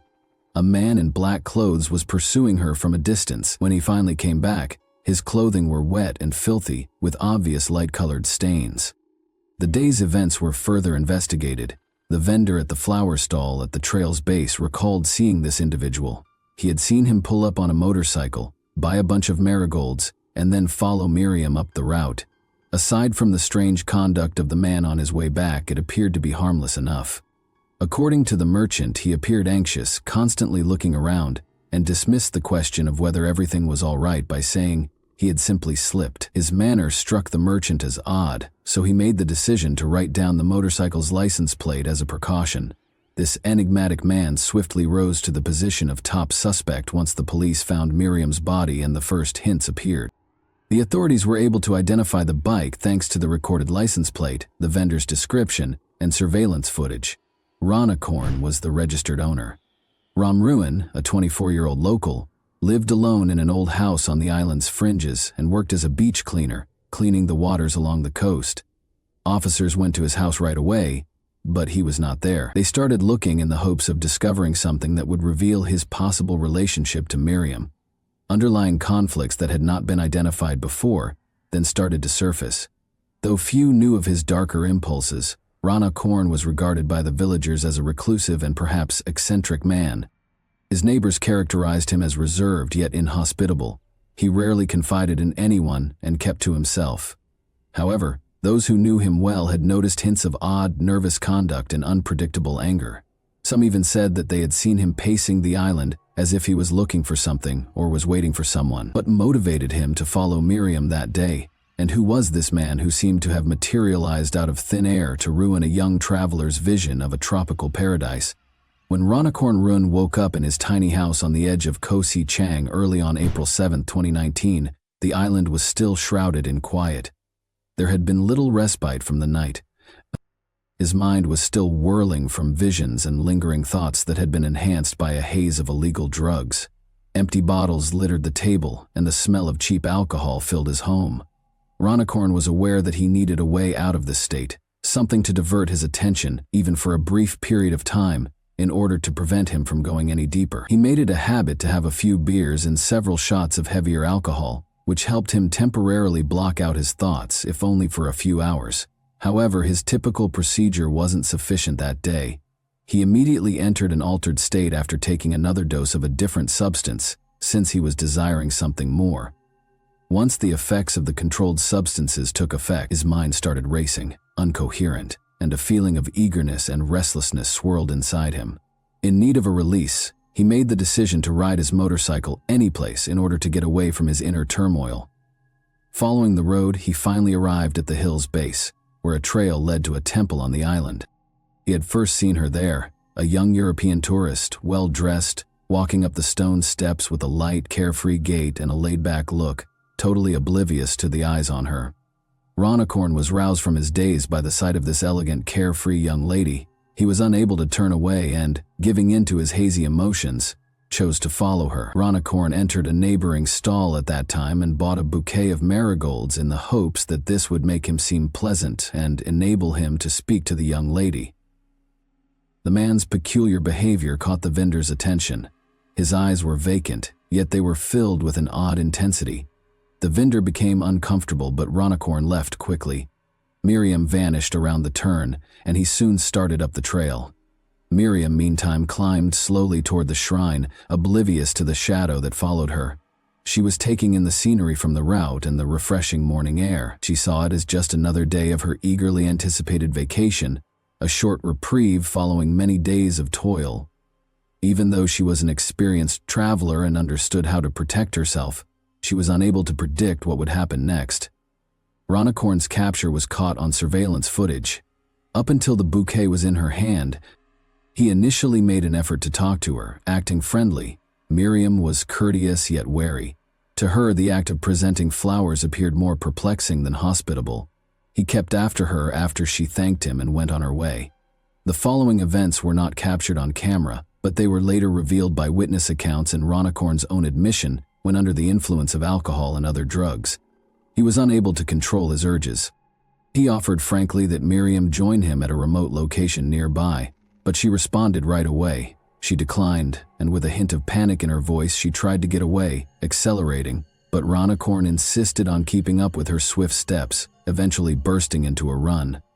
Then he felt a wave of rage welling up inside him, a rage not only at her but at himself and a life that, in his eyes, had long since been meaningless. He was irrational in this changed mood. He raced up to her, took hold of her arm, and yanked her roughly in his direction. They were in a remote location, so no one was present to hear Miriam's screams or attempts to escape. He pulled her off the trail and into the dense undergrowth. Despite a fierce battle, she ultimately lost the battle. What started off as a conflict on the trail came to an end when her shouts faded into silence in the tree's shadows. The cops knew right away that this was no random assault when they got on the site, hours after her body was found. It was obvious that there had been a struggle from the start, as evidenced by the marks on Miriam's body and the disturbed dirt. Following the encounter, Ronicorn most likely went back the same route that the flower stall proprietor had spotted him walking by. Once more, his clothing was soiled and appeared wet, and when asked whether he was all right, Ronicorn trembled and said he had just slid. The vendor's suspicions were only raised by this odd response, and the motorcycle license plate he had taken note of turned out to be crucial to the case's resolution. Ronicorn went home that night. Even though he washed his clothes fast, the stains remained.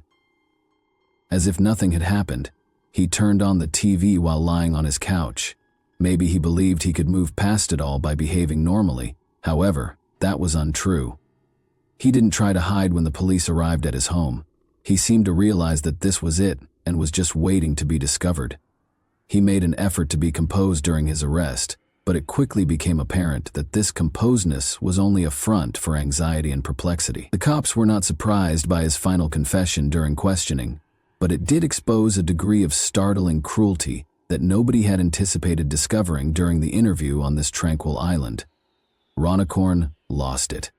He initially tried to deceive investigators, but his story unraveled, and he finally began to describe the events in great detail. Even the most experienced investigators were taken aback by his admissions. The events described played out like a bad dream, with a tropical paradise in the backdrop. However, a straightforward confession was not the end of the case. Every detail of what happened was necessary for the authorities. To learn exactly how the events transpired, they made the decision to perform a reenactment. They brought Ronicorn back to the scene. With his head shielded by a bag to keep the public at bay, he walked through his movements step by step, going back and demonstrating each motion. The officers intently watched every movement he made, looking for any information he might have left out of his confession. Ronicorn successfully reenacted his unsettling part, turning the recreation into a gruesome scene. By the end of it, investigators had a comprehensive picture of what had happened on that fateful day. Ronicorn Ruin's trial was seen as a litmus test for the Thai legal system as a whole. Both the local community and others beyond were shocked by the crime committed against young tourist Miriam Bielte. Authorities had to show that justice would be served, and concerns about foreign visitors' safety on islands like Koh Si Chang grew increasingly urgent as the public watched every day of the trial and closely monitored recordings of the flower vendor's testimony. The court procedures attracted the attention of both domestic and foreign media, and Acorn's confession was unquestionably proof of his guilt. These pieces clearly depicted what had transpired, including how he followed Miriam, tried to talk to her, and then followed her along the trail until she reached a remote location where a horrible act was perpetrated by him. All the questions seemed to be answered by Ronicorn's confession. However, the hostile mood persisted in the courtroom. Even the most seasoned court reporters were clearly troubled by the circumstances of the crime and the cruelty and indifference with which he acted. But the true drama took place outside of the courtroom. Ronicorn's mother was the only one who made an effort to comprehend or at least explain his behavior. Everyone was caught off guard when she appeared in court, and her impassioned speech caused a range of reactions from those in attendance. Instead of defending her son, she apologized to Miriam's family and the community and attempted to understand how something like this could have occurred. She revealed that she had not been aware of her son's difficulties with controlled substances and that they had been separated for years. Though by no means an excuse, her statement seemed to be an attempt to find some justification for his behavior. She ultimately begged the court to punish him to the fullest extent possible, admitting that her son had lost control of his life and was a threat to others as well as to himself. Ronicorn made the admission without regret. He made no effort to provide an explanation for his actions or to apologize to the victim's family. As though narrating someone else's story, he merely described the events with a chilly, distant tone. 3 months after the disaster, a verdict was rendered, and authorities acted quickly to prevent the trial from going too long. Ronicorn Ramruan received a death sentence. His lawyers' attempts to obtain leniency were unsuccessful. There was no place for clemency, given the seriousness of the crime, the graphic details, and the public outrage. His mother's speech was one of the most emotionally charged parts of the trial. Everyone in the room was profoundly affected by her sobs, desperation, and understanding that she had lost her son, both physically and morally. She acknowledged that she was afraid he might carry out such a horrible deed as her parting farewell if he were ever freed.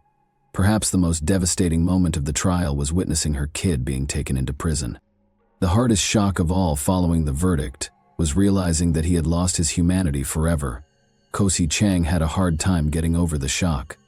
It was once renowned for its quiet, peace, and scenic beauty, but it was now enmeshed in a horrifying tale that shook the whole nation.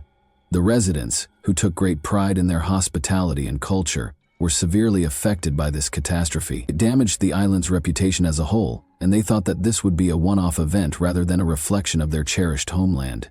The victim's family received support from the entire community. People came to the location where Miriam was discovered, bowed their heads in silent respect and grief, and left flowers and candles. In addition to expressing their sympathies, their gesture demonstrated their resolve to oppose cruelty and make sure that such atrocities would never occur again.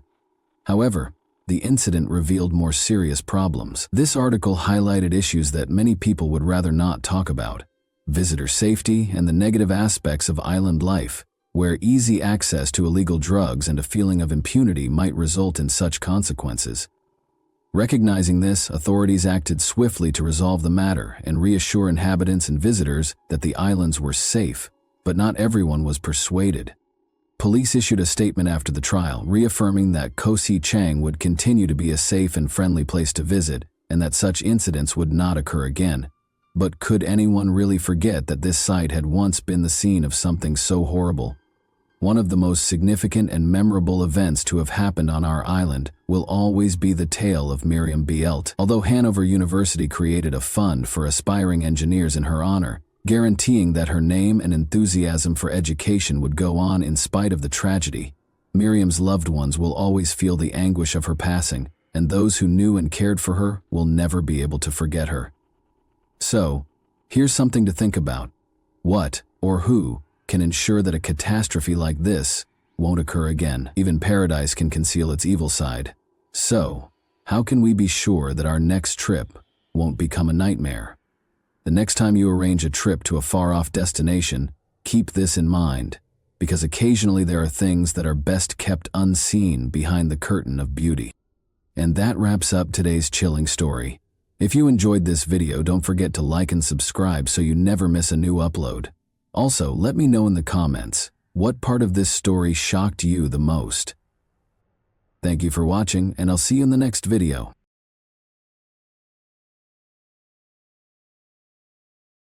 Hey guys, welcome to my channel, and today we're going to take a look at another horrible case with you. Consider your knowledge of violent relationships, particularly if you were raised in a loving household where your parents never yelled at you. It's likely that what you comprehend is based on what you've read online or heard from friends or colleagues. Abuse, however, is far more than you may imagine. It all comes down to limiting and controlling someone else. The limitation of human freedom is one of the most heinous forms of aggression, and we will return to it repeatedly throughout this debate. Abusive individuals frequently believe they have the right to dictate every element of their partner's life, including who they speak to, who their friends are, where they go, what they wear, and when they return home. It sounds terrible, doesn't it? Even terrible, though, is that these individuals believe they are being giving. By letting their partner do things that wouldn't even be debatable in a healthy relationship, they are granting their partner independence. Our heroine lost her life as a result of her refusal to follow the restrictions that were imposed upon her. Let's begin the investigation to determine whether the public merely sought to portray the husband as an abuser in order to hold him responsible for the murder of his wife, or whether there was actual abuse in this household.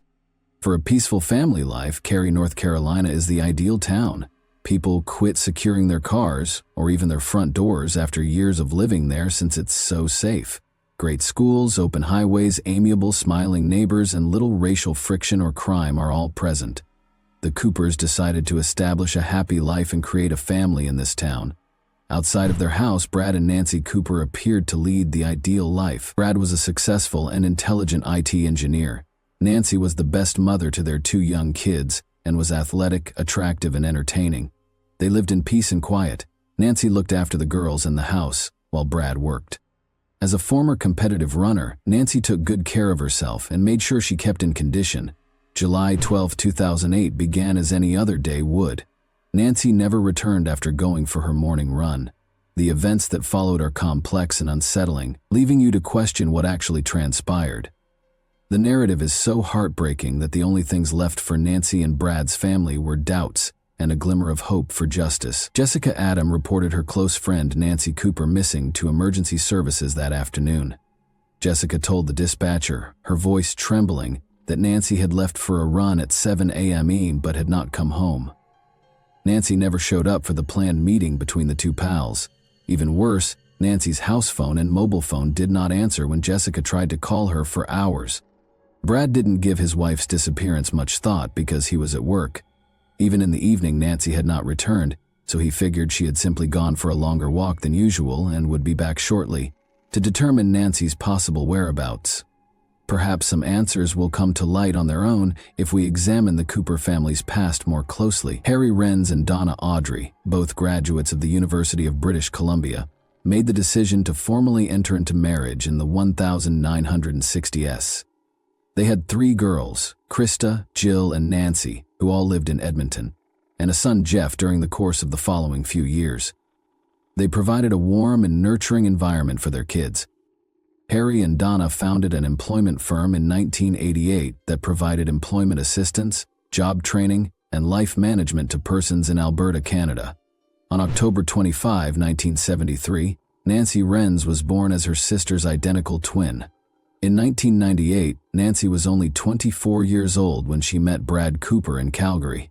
Nancy was instantly drawn to Brad's height and black hair. She was drawn to his steady, composed demeanor more than his attractive appearance. He was as dependable as a rock. Nancy fell in love. It was a reciprocal emotion. In addition to being tall, blonde, and in good shape, Nancy exuded a subtle charm that won Brad over. Their romance progressed swiftly, and when Brad received a high-profile job offer from Cisco Systems in Raleigh, North Carolina, he wanted Nancy to follow him there in order to stay together and facilitate his immigration to the U.S. The fall of 2000 saw the marriage of Brad and Nancy. The pair had previously been arranging a wedding for the fall of 2002 once they moved to North Carolina despite the first impression that they were married for immigration purposes so Nancy could move with Brad.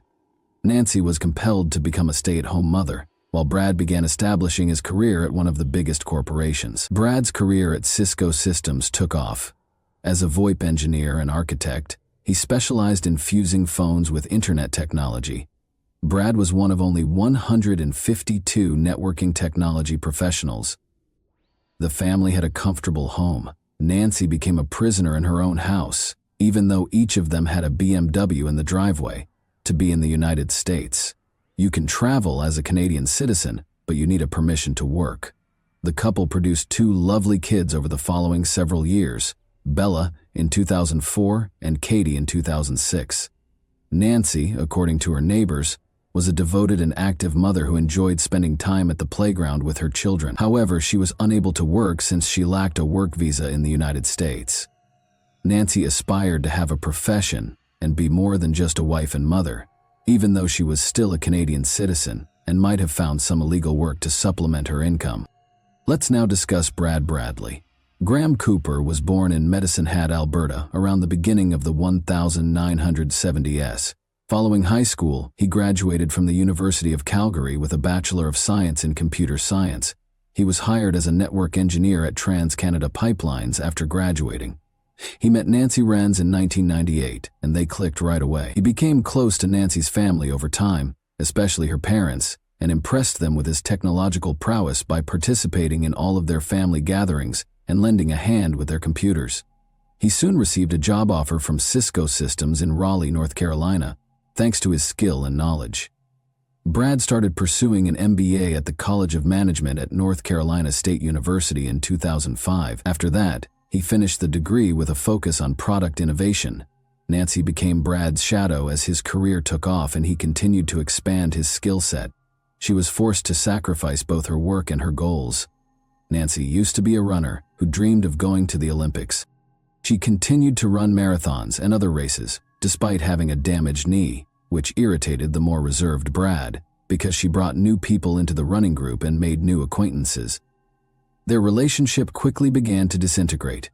Friends claimed that although there were rifts in Brad and Nancy's marriage from the start, Nancy never publicly discussed them, and instead tended to romanticize her husband. Although they still appeared to be the ideal family, Brad's manipulation and control over Nancy increased as he rose through the ranks of the company.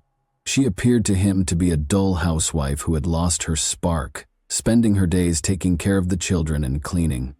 When Nancy discovered in the spring of 2007 that her husband had been having an affair with her close friend Heather, things became even worse.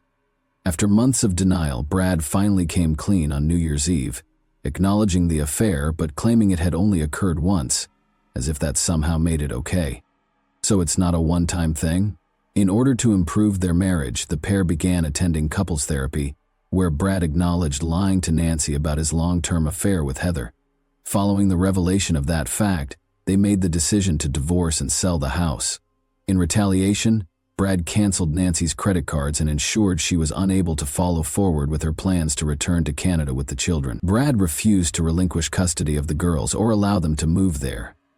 Nancy, her 2 small children, and no one else were left alone in a foreign country. Let's return to the disappearance of Nancy. Nancy's friends and officials accused Brad Cooper of being involved in her disappearance as soon as they heard about the couple's troubled marriage. When Nancy's parents, Harry and Donna Renz, learned that their daughter was missing, they became even more concerned and promptly organized a trip to Cary to assist in the hunt for her. When Nancy failed to appear, when police arrived at the Coopers' house in the late evening, Brad was asked about his wife. He informed them that she got up earlier than normal on Saturday morning and went for a run with a friend. Brad added that Nancy never brought her keys or cell phone with her. He added that she didn't drive to her running partner's coffee shop as she usually did. It seems that this seasoned runner, who had been preparing for a half marathon, altered her course that day and skipped one of her typical runs. When the police heard Brad's account, they were obviously taken aback, because Brad was the only one who had seen Nancy that day. Brad said that she left the house at 7 a.m., but the police needed concrete evidence to support this claim. Other than her husband, who witnessed her leaving, getting into a car, or even just strolling down the street that Saturday morning, where were the other witnesses? None existed. Nancy had been at a friend's house across the street on Friday night, and no one had seen her since. Later that day, Brad said she was going to meet up with a friend, who was actually her regular running companion. In order to locate the missing runner, a search party was created. Was it possible for her to flee her unhappy marriage? Her friends would have said not without her children. Nancy Cooper's body was discovered approximately 3 miles from her home, outside her usual running path, following many days of frantic searching. She was found face down in a drainage ditch by a man who was out walking his dog. In a storm water drain, he discovered her body. She had a single diamond earring in one ear and was simply sporting a sports bra. Her hyoid bone was shattered, and the medical examiner concluded that strangling was the cause of death. Her body showed no further wounds or evidence of sexual abuse. However, the police had to identify the motive behind every murder. Brad was the most obvious suspect and was quickly blamed by many once Nancy's body was discovered. Investigators determined that Carrie's death was a homicide shortly after she passed away. As part of their investigation, police searched the couple's house and took many items. Although Nancy Cooper's friends told the authorities that she always brought her phone and keys with her, they reported that they were discovered inside the residence. Brad Cooper had some minor red marks and scratches on the back of his neck when he was interviewed by police the day his wife vanished. Although this was mentioned in the police report, no formal justification was provided. After Nancy departed the Friday night party at a neighbor's house, which she went alone, it also became evident that no one had seen her save Brad Cooper. Around 10:30 p.m. that same evening, a friend did talk to her on the phone, but no one else had seen her. Following that, investigators continued to look for proof of Nancy Cooper's killing and moved swiftly to identify their top suspect, which they soon discovered. The investigators were interested in the couple's relationship, but more significantly, Brad was the last person to see Nancy alive. The husband is typically the first person ruled out in homicide investigations before additional candidates are considered. Police used the evidence to get overnight warrants to search Brad Cooper, the Coopers' home, and both of their vehicles.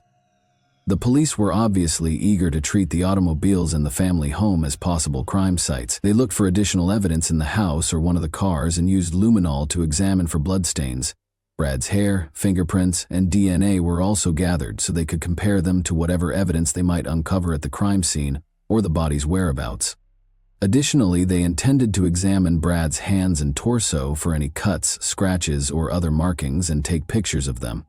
Any physical evidence linked to the crime would first need to be explained in terms of typical family life because the Coopers were married, shared a home, and frequently drove a car together. And strange information did surface. Investigators discovered that Brad had spent the morning vacuuming, mopping the floors, and doing laundry on the day Nancy vanished. The police thought it odd that he was thoroughly cleaning the house the morning his wife vanished, even though he acknowledged that he had purchased bleach and other cleaning goods the day before. Naturally, we don't know if Brad Cooper had any evil intentions when he purchased the bleach. The Cooper residence did yield a number of boxes and bags of possible evidence, all of which had to be examined to see whether they were related to Nancy's passing. According to the police's written evidence, what we learned from interviews with people who knew Brad and Nancy during their marriage doesn't match up with the information Brad Cooper provided about the extensive cleaning of the residence. Additionally, according to the authorities, Brad had cleaned his wife's car's trunk but not the inside. Although Brad claimed to have spilled gasoline in the trunk, neither the gas nor the cleaning fluid smell was detected by the police. The couple, who were both Canadian citizens, were divorcing at the time of Nancy Cooper's murder, according to the prosecution, and Nancy had intended to return to Canada with their children. In order to stop Nancy from leaving, Brad changed his mind in April 2008, confiscated the children's passports, and deleted Nancy's name from their credit cards and bank accounts. Brad's computer was examined for documents that would include instructions on how to murder someone or dispose of a body as part of the investigation. During cross-examination, Detective Adam Dismuck stated that when Nancy came home from the neighbor's party, several parts of the couple's house, such as the front hallway, suggested a potential battle. In an attempt to convince Detective Dismuck that Brad was innocent, Brad's attorney, Howard Kurtz, questioned him as they went over dozens of pictures taken at the Cooper residence, when the matter was still being handled as a missing persons inquiry. The detective thought a struggle might have occurred in the foyer because of the missing bamboo sticks in a vase and decorative ducks that had been on the credenza in one of the pictures. which revealed that some items had been moved or altered between the afternoon of July 11, 2008, when Nancy was home, and the following day. However, Howard Kurtz maintained that a light and other objects in the hallway were unaffected. He emphasized that the cops never looked for the lost items and that the floor had no scuff marks. Kurt added that other items in the house, such as a computer in the home office and a glass coffee table and lamp in the living area, had also not been harmed. According to Dismukes, Brad Cooper stated in a subsequent interview that he believed the detectives had already identified him as a suspect when they searched their house. On the drive home, Brad Cooper strangled his wife in their car and left her body a few miles away, according to police testimony. Detective Adam Dismukes stated, "I think Mr. Cooper killed Nancy Cooper when she came home early on the morning of July 12. More than 3 months after his wife, Nancy Cooper, was discovered dead 3 miles from their Cary home, Brad Cooper, 37, was taken into custody in October 2008 after sufficient evidence was gathered. But it wasn't until March 2011, more than 2 years later, that his trial began. The jury heard arguments from the prosecution and defense during the 36-day trial. Brad was given a life term in jail after the jury judged him guilty of first-degree murder, despite his insistence that he was innocent. According to the evidence used in court, Brad had been having an affair and was acting more and more violently and controllingly toward his wife. According to the prosecution, he killed Nancy in order to get rid of her and carry on with his affair. After a while, Brad disconnected Nancy from their joint bank accounts, and she had expressed her desire to move back to Canada with their 2 children. Andy Gilbert, the jury foreman, claims that the jurors entered the trial with an open mind. Until he was proven guilty, Brad Cooper was innocent. 2 FBI agents specifically testified that Brad's laptop had internet searches on it, including maps of the area where Nancy's body was discovered. According to Andy Gilbert, the case's conclusion was impacted by the evidence that Special Agents Chris Chappell and Gregory Johnson provided.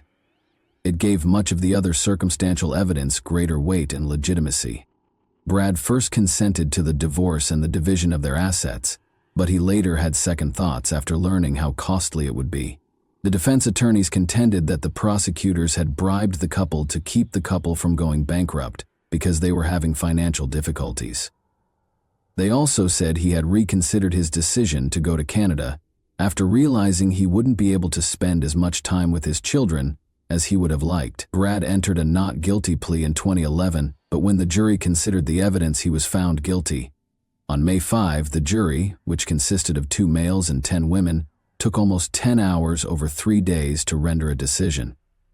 After Wake County's longest non-death penalty murder trial, he was given a life sentence without the possibility of parole. Over the course of 36 days, nearly 100 witnesses gave testimony as prosecutors attempted to establish that Brad Cooper, who was fed up with his wife, planned and executed her murder in the early hours of July 12, 2008. Nancy's parents petitioned the court after the verdict. They claimed that Brad had verbally attacked Nancy, yelled at her, and had been engaging in an affair. Additionally, they asserted that Brad was dangerous to the children and emotionally disturbed. Brad had made several attempts at suicide as a youngster and more recently the previous winter, according to court filings. He filed an appeal in 2013 to have his conviction reversed, and a retrial was considered. He entered a guilty plea to second-degree murder while awaiting trial and was sentenced to 12 to 15 years in prison, including time already served.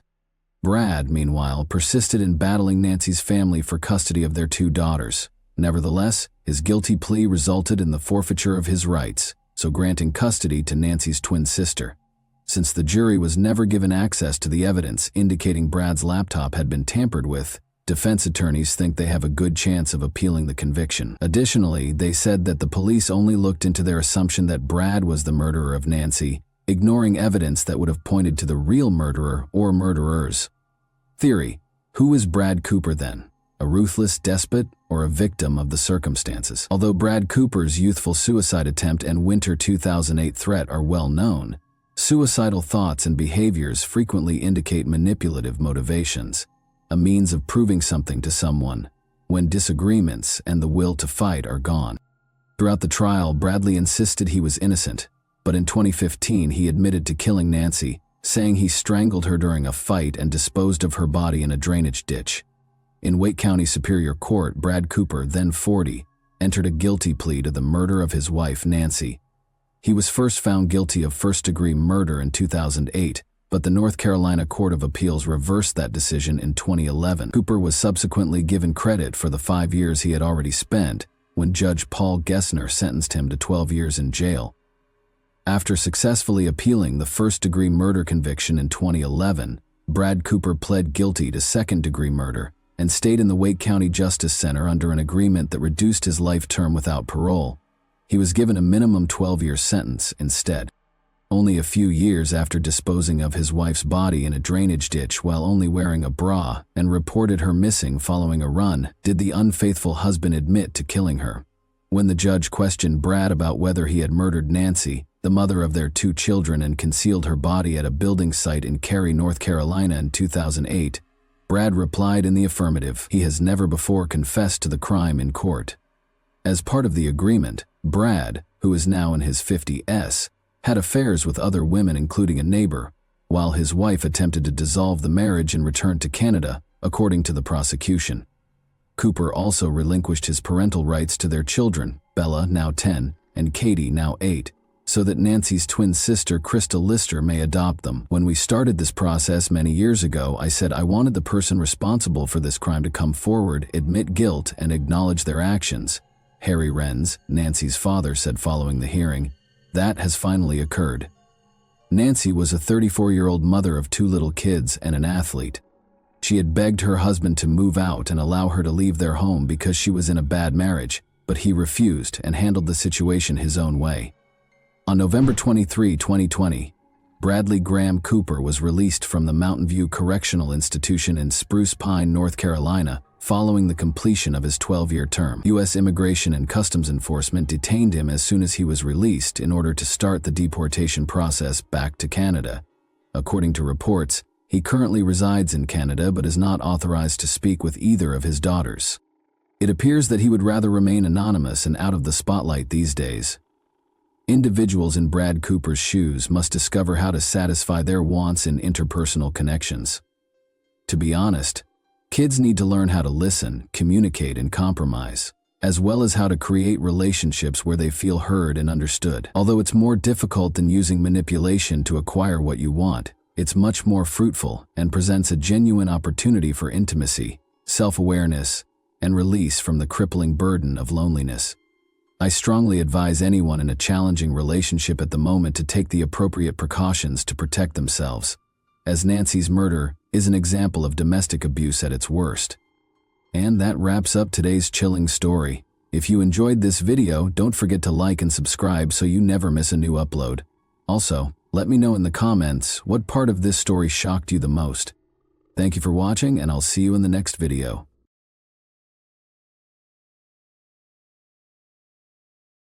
Hey guys, welcome to my channel, and today we're going to take a look at another horrible case with you.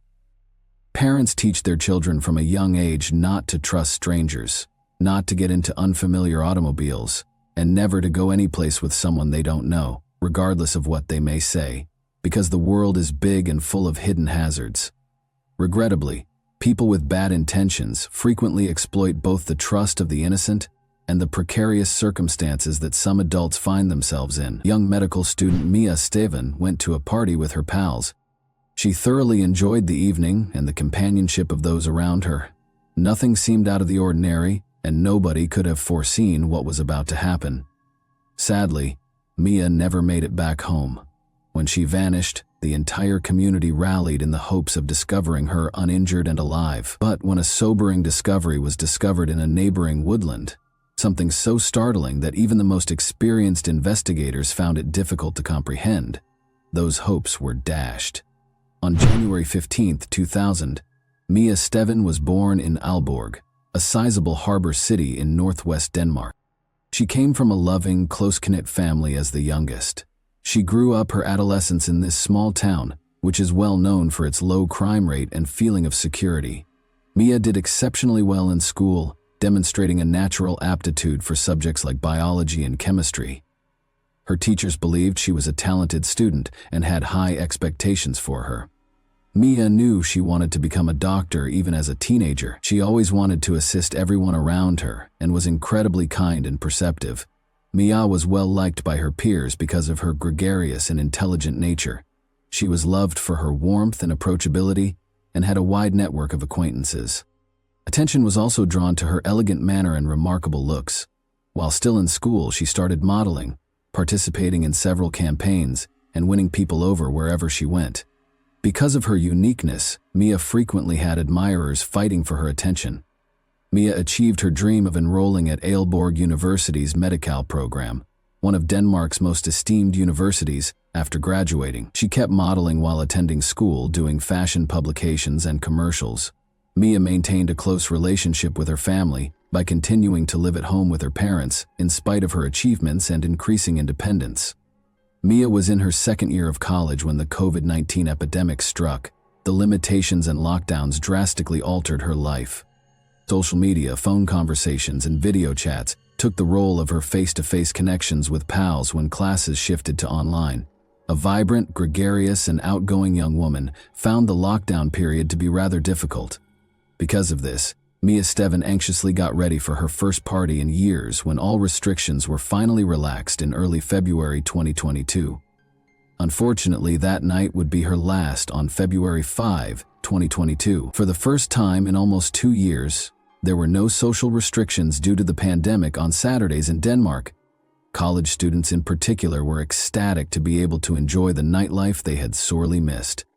Parties were organized all around the nation because it was a reason to celebrate. Mia was really looking forward to the night. She made a call to her friends and meticulously planned the location for their eagerly anticipated night out. She went through her clothes at the same time, selecting an ensemble that would draw attention to her body and set her apart. This was more than simply a trip to the pub for her. It represented the return to everyday life. She wanted to celebrate her recent completion of her second-to-last semester at university with close friends she hadn't seen in a while. She put on makeup, fixed her hair, and wore a stylish black dress and high shoes. She added a cropped leather jacket and other sophisticated accessories to finish off her ensemble. Even though it was cold in February, she looked gorgeous.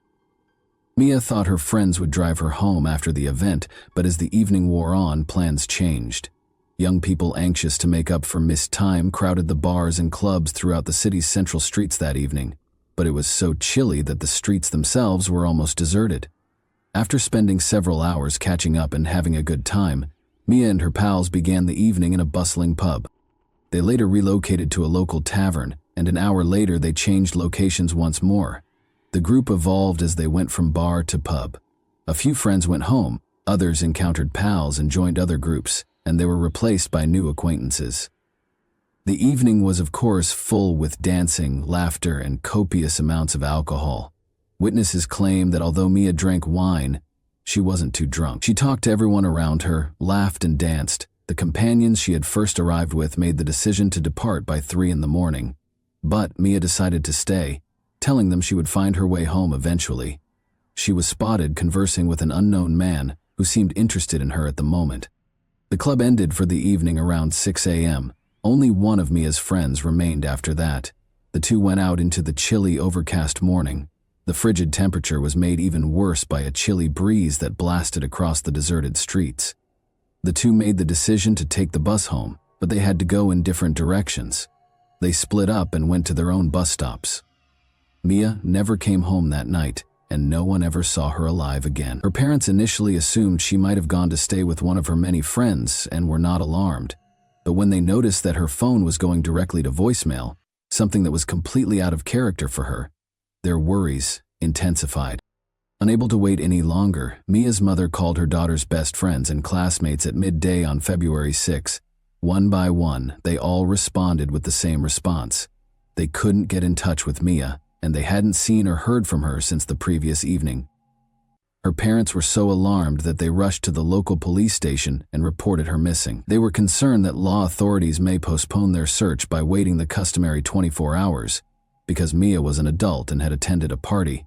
They were relieved that the police took the matter seriously and started looking into it right away. Investigators began by speaking with every friend and acquaintance Mia had made at the different pubs that evening. Although Mia had been drinking, witnesses attested that she wasn't too drunk. They also gave a thorough explanation of her attire, which included a light jacket and a stylish evening gown. Investigators initially thought she might have died from the weather because it was so chilly in February. They promptly ruled this out, though, because no further relevant reports had emerged. Security footage from the bars and clubs Mia had frequented was examined by police. Although Mia seemed to be in a good mood and turned down her friend's offers to bring her home, nothing else in the video seemed suspicious, and the packed venues made it nearly hard to follow one specific person. The enigmatic man Mia had been spotted dancing with that evening quickly came into focus. Finding him and questioning him was crucial. Luckily, it was easy to identify him. He was an aspiring athlete with a bright future who was a fellow student at Mia's institution. He volunteered to be questioned and disclosed that he had taken a taxi to his house across town after leaving the bar at around 5 in the morning. The taxi driver acknowledged dropping him off at the specified place, allowing police to establish his alibi. Mia had no known adversaries, conflicts, or anybody who would want to harm her, according to her family and friends. She had never engaged in criminal behavior, used illegal substances, or had any symptoms of mental illness. Although no one in her network had ever heard of a stalker or obsessive admirer, this prompted investigators to think about the possibilities. After Mia exited the pub, investigators looked at video from street surveillance cameras to expand their search. She and her companion had left the venue together, and after walking roughly 300 feet, they paused to bid each other farewell. Each then made their way to their designated bus stops. Investigators were looking through the video when they spotted something strange, a dark automobile that seemed to be pursuing Mia after she split up with her friend. Mia went another 500 feet or so after saying goodbye to her companion and then paused to wait for her bus. Regretfully, it never came. Mia was trapped because it was early on Sunday morning and the public transportation schedule hadn't fully resumed after the shutdown. She couldn't call for a ride or get in touch with anyone for assistance at 6 IE Menning, since, to make matters worse, her phone had died earlier in the night, something she didn't notice until she was outdoors. The streets remained empty and dark. At the bus stop, Mia, wearing an evening gown, stood freezing and hoped her bus would arrive soon. However, as time passed, it became evident that it was not going to happen. A black Volkswagen Golf came up close to the road at about 6:15 AIEMM. The vehicle stopped and probably offered Mia a ride, but she declined. Mia was left alone when the automobile drove away. She waited for more than an hour in the bitter cold at the bus stop once more. The identical vehicle came again and pulled to a stop at the bus stop about 7:30 AEMM. This time, following a 5-minute conversation with the driver, Mia apparently reluctantly decided to get into the car. By that time, the cold is thought to have affected her so much that she chose to accept the stranger's offer. However, the issues still stood. Where did they take her? Who was driving? And who owned the car? Investigators needed to know the answers quickly. The surveillance footage's poor quality made the inquiry more difficult. Experts did their best, but they were only able to determine the car's make and model. It was unable to make out the driver's face or the license plate. Detectives looked over footage from nearby cameras to follow the car's movements, and shortly they got a break. The Volkswagen Golf was seen parking close to a 24-hour convenience shop a few blocks from the bus stop. Luckily, the car's license plate was photographed by the high-resolution camera in this business.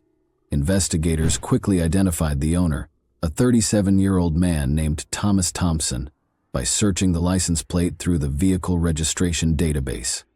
The nightlife area where Mia and her pals had been going out was close to Thompson's home. Adam, a 30-year-old roommate of Thompson's who had previously drawn the attention of the police, lived with him in his leased house. Both men had a history of infractions, including posing as police officers in a scheme. The stakes were considerably higher this time, even though they had previously simply been fined for their acts. Both males were arrested so they could be questioned. Adam, however, had a strong alibi and was quickly freed. The day before Mia vanished, he had left town to see relatives, and he didn't come back until February 8. This information was confirmed by investigators, and Adam was exonerated. Thompson was the main suspect in the inquiry. To get a better picture, investigators started by looking into his past. Born in Kolding, Denmark in June 1985, Thomas was raised in a modest household. His parents moved him to live on his grandparents' tiny farm in the southeast countryside when he was a teenager. Thomas enlisted in the military after high school, where he signed a contract and established a solid career. He finally rose to the rank of sergeant while serving in highly troubled regions of the world. After leaving the military in 2015, he went back to school and graduated with a degree in engineering. Thomas had been employed as an engineer at a nearby industrial firm and renting a house in Aalborg in recent years. He was characterized as a competent, quiet, and hard-working professional by his coworkers and superiors. He was quite reserved, though, hardly ever disclosing personal information or developing strong bonds with coworkers. Thomas's legal background was problematic. He had been charged with violent altercations, domestic violence, and injury on multiple occasions. He was nevertheless able to reach an out-of-court settlement in every case.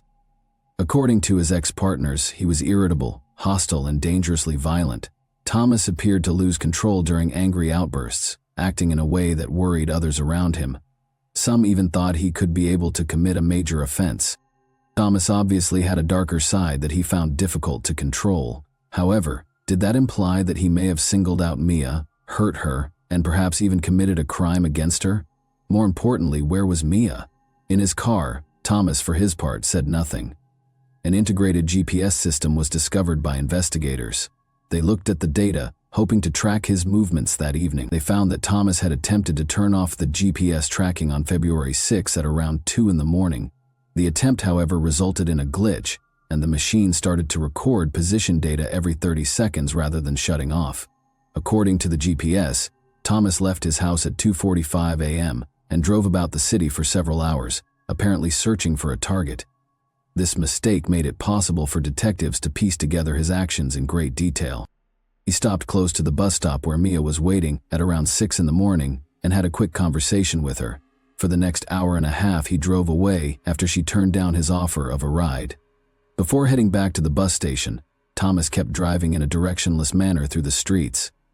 Mia was clearly freezing by this point and perhaps desperate. Apparently believing she had no other option, she grudgingly got into his car. Before driving into a remote road, the vehicle departed the city and drove through a few tiny neighboring villages. GPS data revealed a series of short pauses near each other in the wooded region, followed by a lengthy wait, during which the vehicle stayed motionless for approximately an hour. Search dogs and an operations team were sent to the location. They soon found that Mia's phone was broken. Nearby, they discovered a ripped necklace she had been wearing that evening, followed by a hair clip.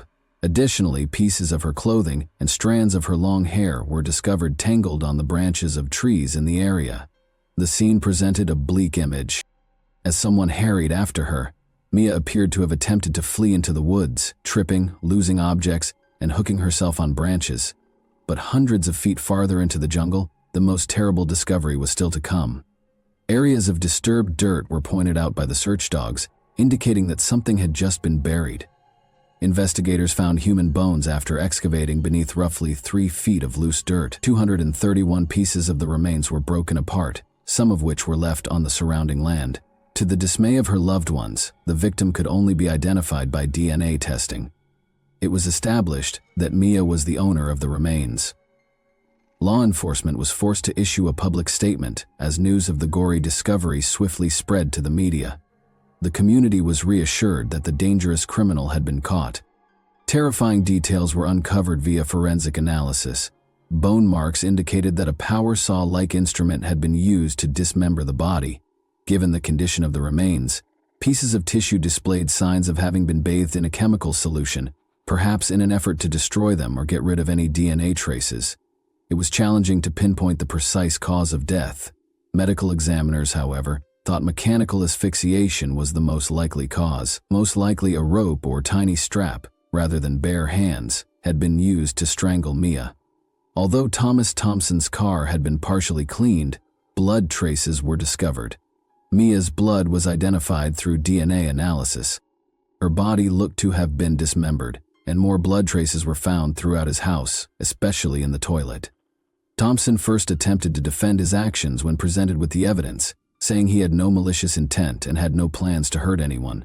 He claimed that he tried to turn off his car's GPS because he was being stalked by a dishonest police officer who was extorting him, but he was unable to give his name or any supporting documentation. Thompson also related how he saw a woman in light clothing at the bus station early that morning and offered her a lift out of courtesy, but she declined. Then, he said, he drove off to run other errands. On his way back, about 90 minutes later, he noticed the same woman, who was now obviously chilly, still at the stop. He claims that this time she agreed to take him for a ride. Thompson described how the young woman was drunk, acted flirtatiously, and supposedly promised intimacy in return for his assistance. He said they took his car out of town to a remote location where they had consensual sex. Thompson then claimed that Mia unintentionally tugged on the car door handle during this interaction, causing the door to swing open. He stated she died instantaneously after falling out and breaking her neck. In a panic, he tried to protect himself by getting rid of her body rather than calling the police. Doubts were immediately raised by the story.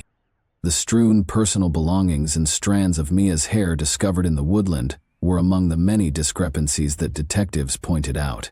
When questioned further, Thompson changed his account, saying that Mia accused him of being abusive, threatened to file charges, and started to sober up after their encounter.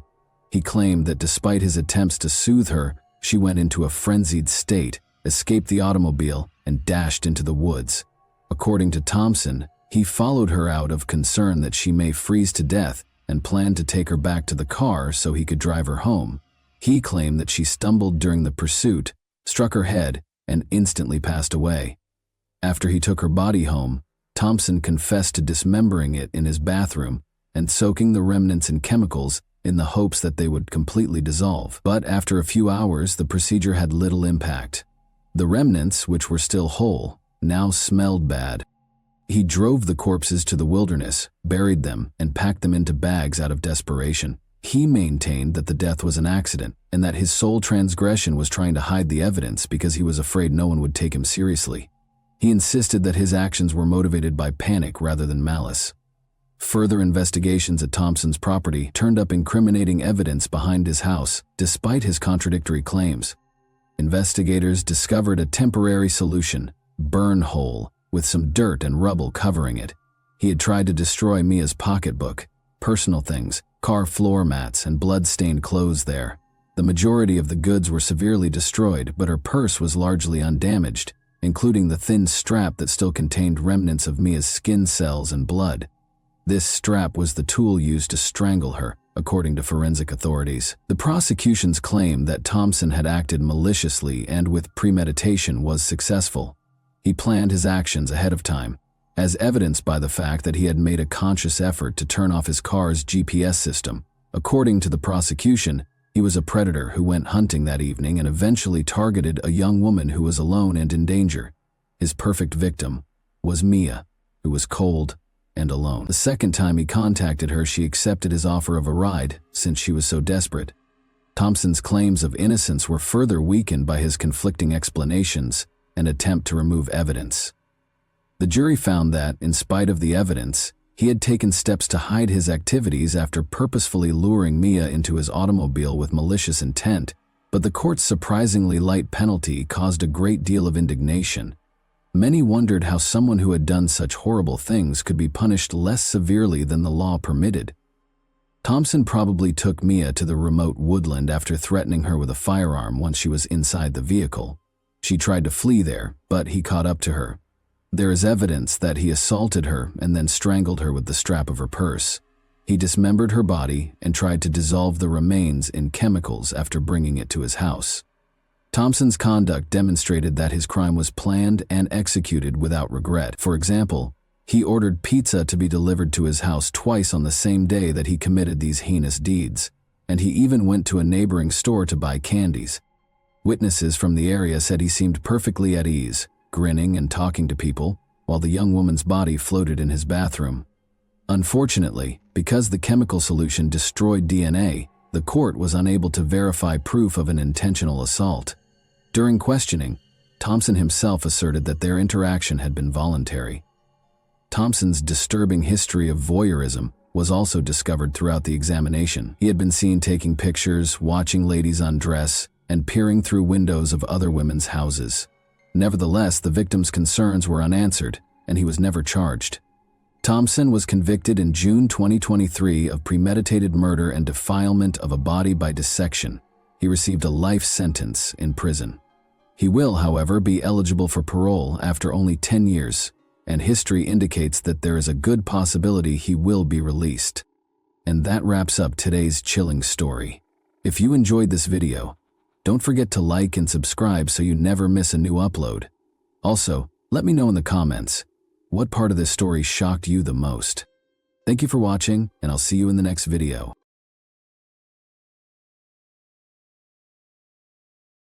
Hey guys, welcome to my channel, and today we're going to take a look at another horrible case with you. Marlene Warren, 40, and her 21-year-old son Joey were occupied with their weekend in their comfortable Wellington home on May 26, 1990, when Marlene heard the bell ring. It was a clown. When Marlene believed that someone had sent her a gift, she was ecstatic. Behind the paint and outfit, however, was a murderer who suddenly produced a gun and shot Marlene in the face. Why did they pick Marlene, and who was this murderer? Watch this space to discover out. Welcome back to Mysterious Hook, friends. We are examining the Marlene Warren case today. But first, if you haven't already, please think about clicking the bell symbol and subscribe button below to join our channel. So let's go straight to the riddle, without any more ado. People who wished to avoid the crime of West Palm Beach, Fort Lauderdale, and Miami would move to Wellington, Florida, which was known as a village. Wellington hosted numerous celebrations and events all year long. A well-known event that drew equestrian lovers from all over the world, the Winter Equestrian Festival, took place from January to April. It included a range of contests and performances. Another popular event that featured bourbon tastings from different vendors and bacon-based food was the Wellington Bacon and Bourbon Fest. A local club named Mar-a-Lago used to host a number of well-known individuals, including Madonna and Bruce Springsteen. People feel comfortable and content in the town, which is a lovely environment with superb schools. Wellington has been described as a rather safe and tranquil community in terms of crime rates and safety. Wellington has been ranked as one of the safest cities in Florida and has a crime rate that is lower than the national average according to numerous polls. While everyone else was having picnics, barbecues, and parades over Memorial Day weekend in May 1990, the Warren family experienced a tragic event. The birth date of Marlene Warren is April 15, 1950. Growing up in Michigan, she enjoyed spending time on her grandfather's farm with her sisters. She loved to bake, paint, and create art, especially clowns. Her parents even had a room devoted to clowns, and the entire family loved them as much as she did. At the youthful age of 15, Marlene gave birth to her first kid in 1965, naming him after her husband, John Arns. She went on to have another child, Joey, in 1969. Unfortunately, Marlene's first husband, John Arns, passed away in a vehicle accident, leaving her a single mother of 2 children. Later, in 1972, she wed Mike, also known as Michael Warren. Marlene was 22 years old and Michael Warren was only 19. They relocated to South Florida, where Michael's family resided, from Michigan. In addition to starting to invest in rental properties, which finally generated a significant amount of revenue, Michael was hired as a meat inspector. Michael left his job to start Bargain Motors, a used car yard, while Marlene oversaw the rental properties. He sold automobiles to those without credit who were unable to purchase them elsewhere. Mike and Marlene purchased their ideal home in Wellington, Florida in the late 1980s. But Michael was arrested in 1983 for tampering with his second-hand automobile's odometers. Despite receiving probation and entering a guilty plea, he continued to operate his business for a few more years. While Marlene oversaw their rental homes, Mike concentrated on his business and spent time at the racetrack. The two led different lives. When Marlene's oldest son, John Jr., passed away in a vehicle accident in 1988 at the age of 22, sadness struck once more. The relationship between Michael and Marlene was strained after his passing. Sheila King, the spouse of Richard Spud Keene, one of Michael Warren's colleagues, was introduced to him at this period. The bond between Sheila and Michael was immediate. Though it was clear to everyone around them, they originally kept their relationship a secret. On May 26, 1990, a wet Saturday, Marlene, 40, stayed at home while Michael went to the racetrack. She was preparing breakfast for her 21-year-old son Joey, who was hosting some of his pals. A knock on the door occurred at approximately 10:45 a.m. Marlene thought it was a present when she opened it and saw a clown holding balloons and flowers. Having adored clowns since childhood, she was quite thrilled to see one at her door. However, a gun was in the clown's costume and underneath the balloons. After drawing his weapon, the clown shot her in the face. Joey witnessed the clown driving off in a Chrysler LeBaron after hearing the gunshot and running to the door. Bill Kramer, a neighbor, had also heard the shot, and Marlene was on the ground, dying. Some rushed outside, claiming that Joey's mother had been shot. Marlene was transferred to the hospital when an ambulance was summoned, but she passed away on May 28, 1990, 2 days later. Marlene was a wonderful person who was always polite, respectful, loving, and kind. Her demise, however, was regrettable. Joey saw a clown leaving after Marlene was shot, but all he could recall was that the clown had brown eyes. Joey initially gave the police a sketchy description of the culprit, stating that they had large hands and broad shoulders. Crucially, though, he did witness the clown drive off in a white Chrysler LeBaron. Michael Warren was initially under suspicion, but because he was at the racetrack, he had an alibi. Consequently, the cops focused on Sheila Keene, his girlfriend. The more they looked into it, the more proof they found that she was involved. At the time of the crime, Sheila Keene and Michael Warren were accused of having an affair. Although Michael strongly disputed allegations, authorities were examining the relationship to determine the opportunity and purpose behind Marlene's murder. Sheila had a criminal history from her childhood in Central Florida, and also went by her maiden name, Sheila Shelter. Sheila was renowned for being incredibly gorgeous, assertive, and even wild. Her long hair was frequently compared to that of Crystal Gale's. Sheila had a criminal history from an early age, which included charges of stealing and shoplifting. Her mugshot from a few years later showed her grinning as if the arrest had not bothered her. According to those who knew her, Sheila had surrounded herself with negative influences and older males since she was a little girl. Richard Spud Keene, a former member of the Ku Klux Klan who had served time for drug trafficking, was her husband. Sheila was 20 years younger than Richard.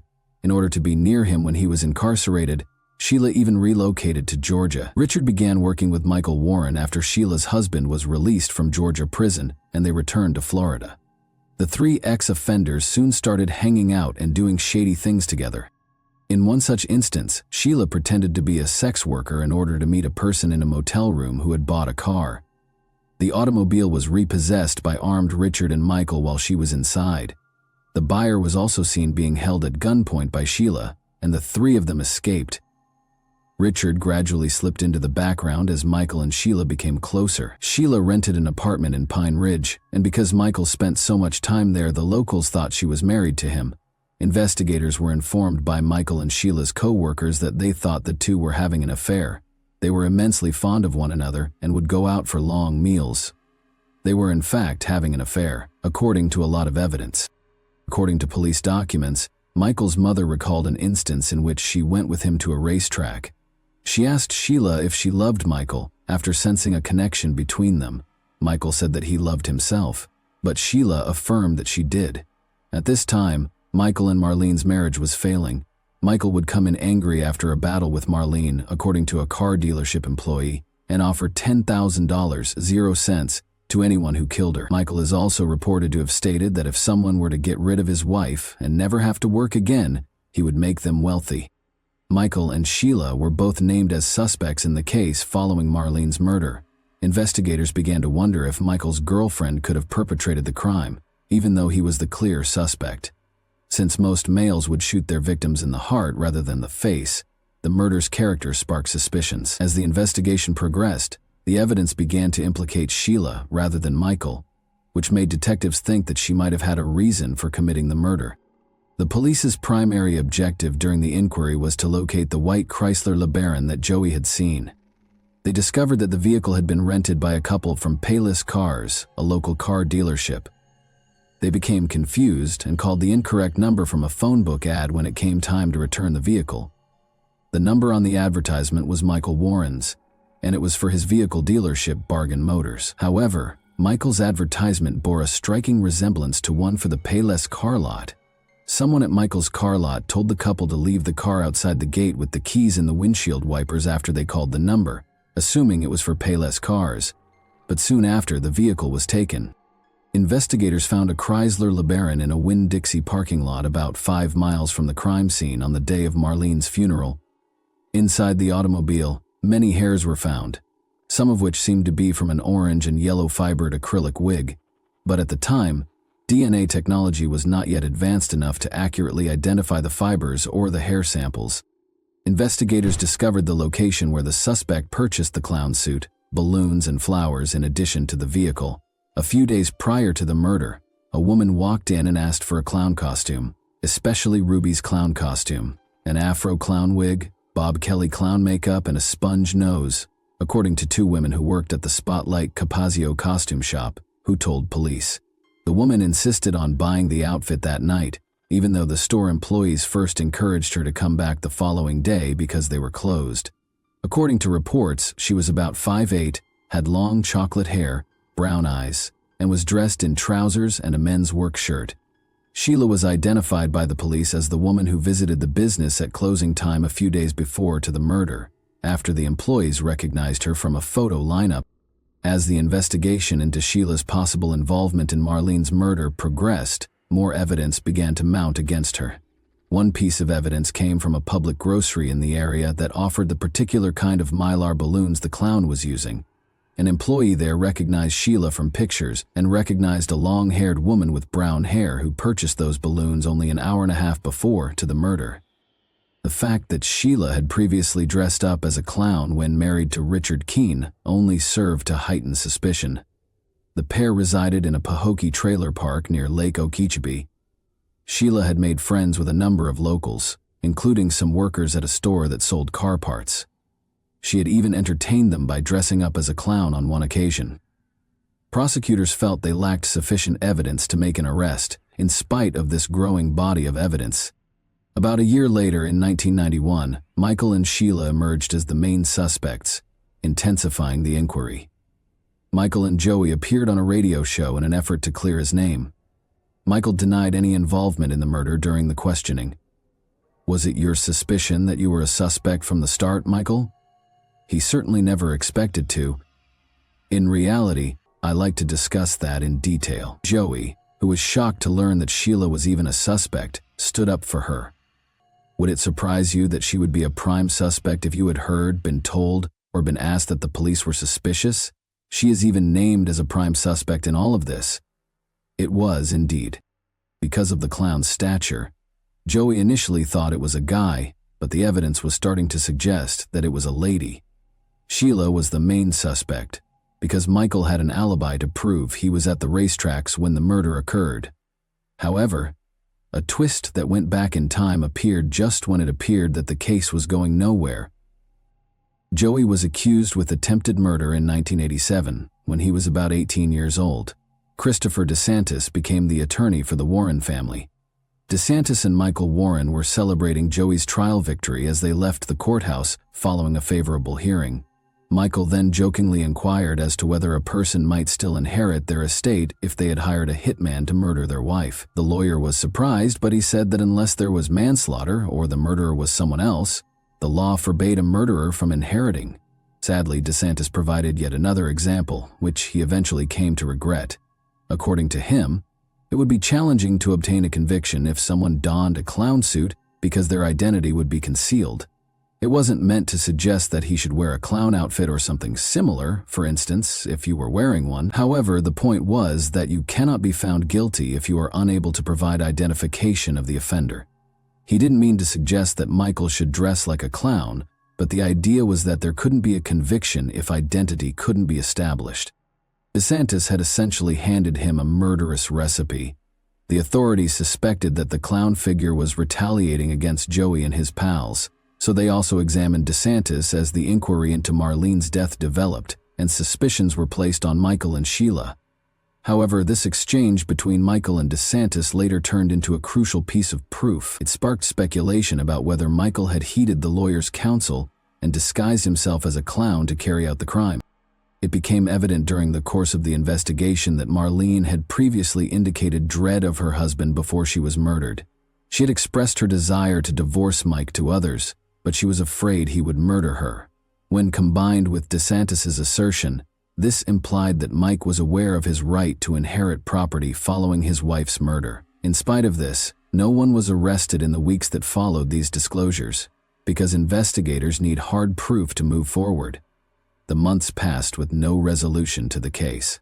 Although Michael and Sheila denied any romantic involvement, their co-workers suspected that they were involved. A year following Marlene's passing, they relaxed and went on a trip to the Bahamas, staying at the upscale resort casino hotel. Other couples saw them enter. Michael was loud and brazen, and Sheila looked uncomfortable. This alerted the authorities once more. Michael chose to appear on a radio show once again in the interim, and he revealed that he hadn't spoken to Sheila in a month, when in fact Sheila was constantly with Michael. Investigators started looking into Michael as a possible suspect in his wife's death after his radio appearance.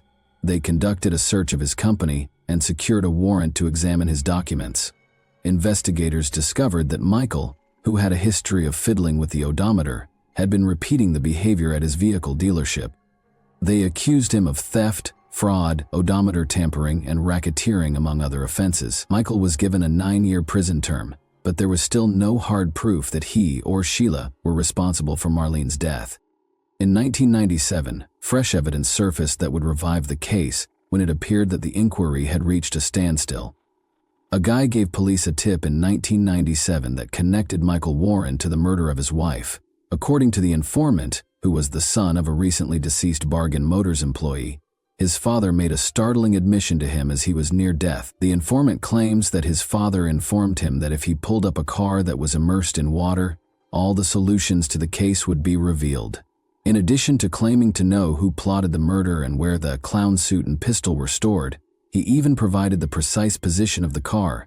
Investigators thought that by reclaiming the murder weapon and outfit, they would finally be able to solve the case, because this was a significant lead. When divers were dispatched to the scene, they discovered the car, but regrettably, nothing important was within.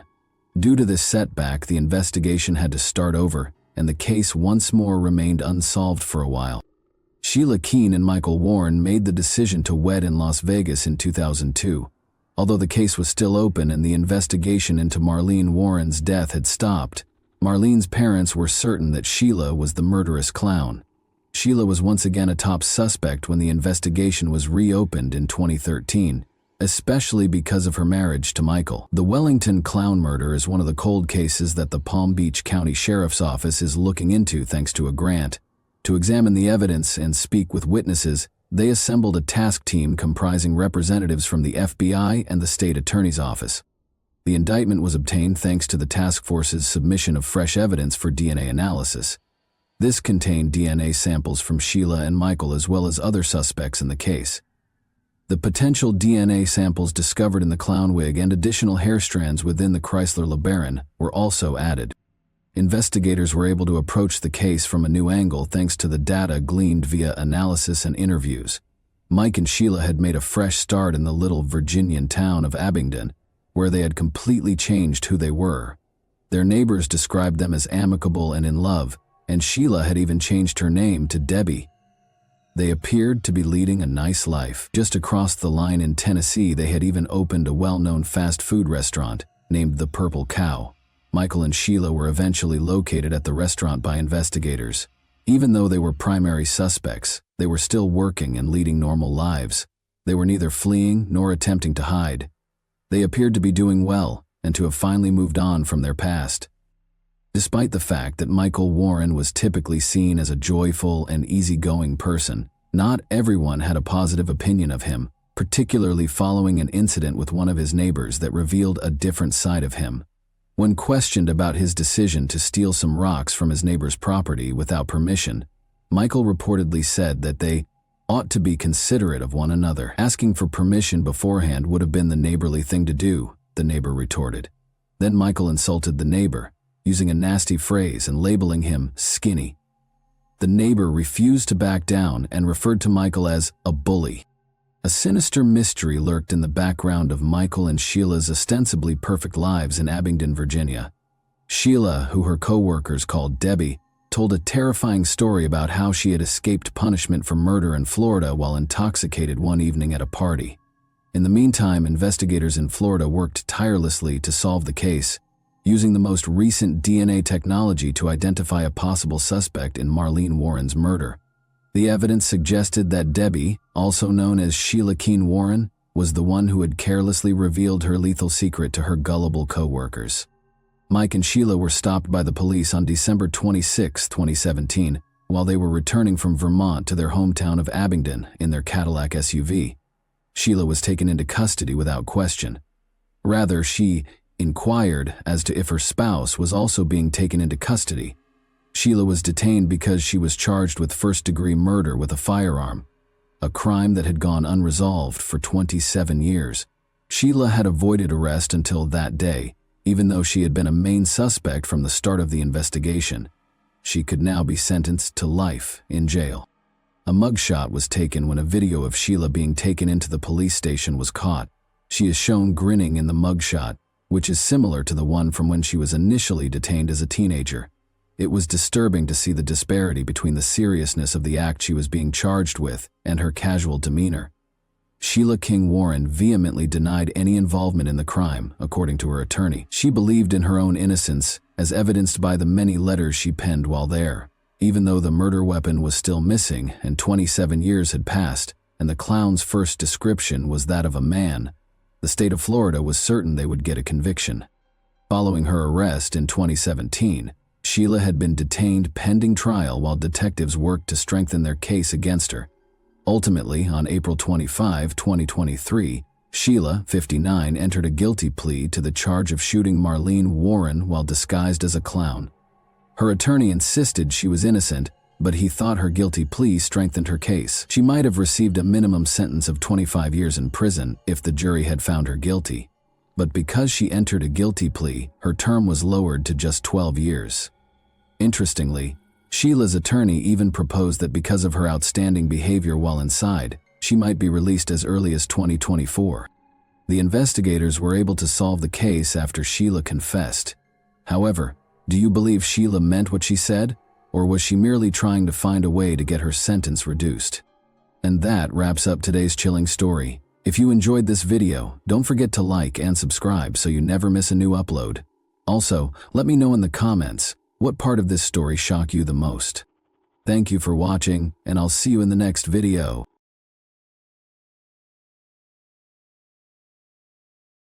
Hey guys, welcome to my channel, and today we're going to take a look at another horrible case with you. Menajay Starin, 34, a mother of 3, was reported missing by her father on May 1, 2023. Sometime in April 2023, she disappeared from her St. Paul, Ramsey County, Minnesota residence. The St. Paul Police Department's officers immediately began looking for her. They discovered disturbing information that led them to one individual, her boyfriend, 40-year-old Joseph Stephen Jorgensen. As they investigated Jorgensen's participation further, what sinister and terrifying secrets would come to light? Would we eventually learn the truth behind manager's disappearance? We are examining Joseph Jorgensen's unsettling case today, so let's go straight to the riddle without any more ado. More than 300,000 people live in St. Paul, a thriving city in Ramsey County, Minnesota, that is teeming with both historical and contemporary charm. It promotes a feeling of community and welcomes variety. The Cathedral of St. Paul, the James J. Hill House, and the Summit Avenue area are just a few of the historic landmarks and neighborhoods of St. Paul, one of Minnesota's oldest cities. Statistics show that you have a 1 in 124 risk of becoming a victim of violent crime and a 1 in 24 probability of becoming a victim of property crime in St. Paul. Nevertheless, despite advancements, a horrible and unimaginable crime in 2023 rocked the city to its foundation. On May 23, 1989, Menajay Starin was born. Not much is known about her early years. It is uncertain if she had any further siblings, however records show that she had a brother named Nora Starin. Menajay was 34 years old and a single mother of 3 kids by 2023. She lived in a little apartment in St. Paul, Ramsey County, Minnesota, at 1428 7th Street. Whether she had ever been married is still unknown. Reports from people who knew Menajay at the time portrayed him as a likable person.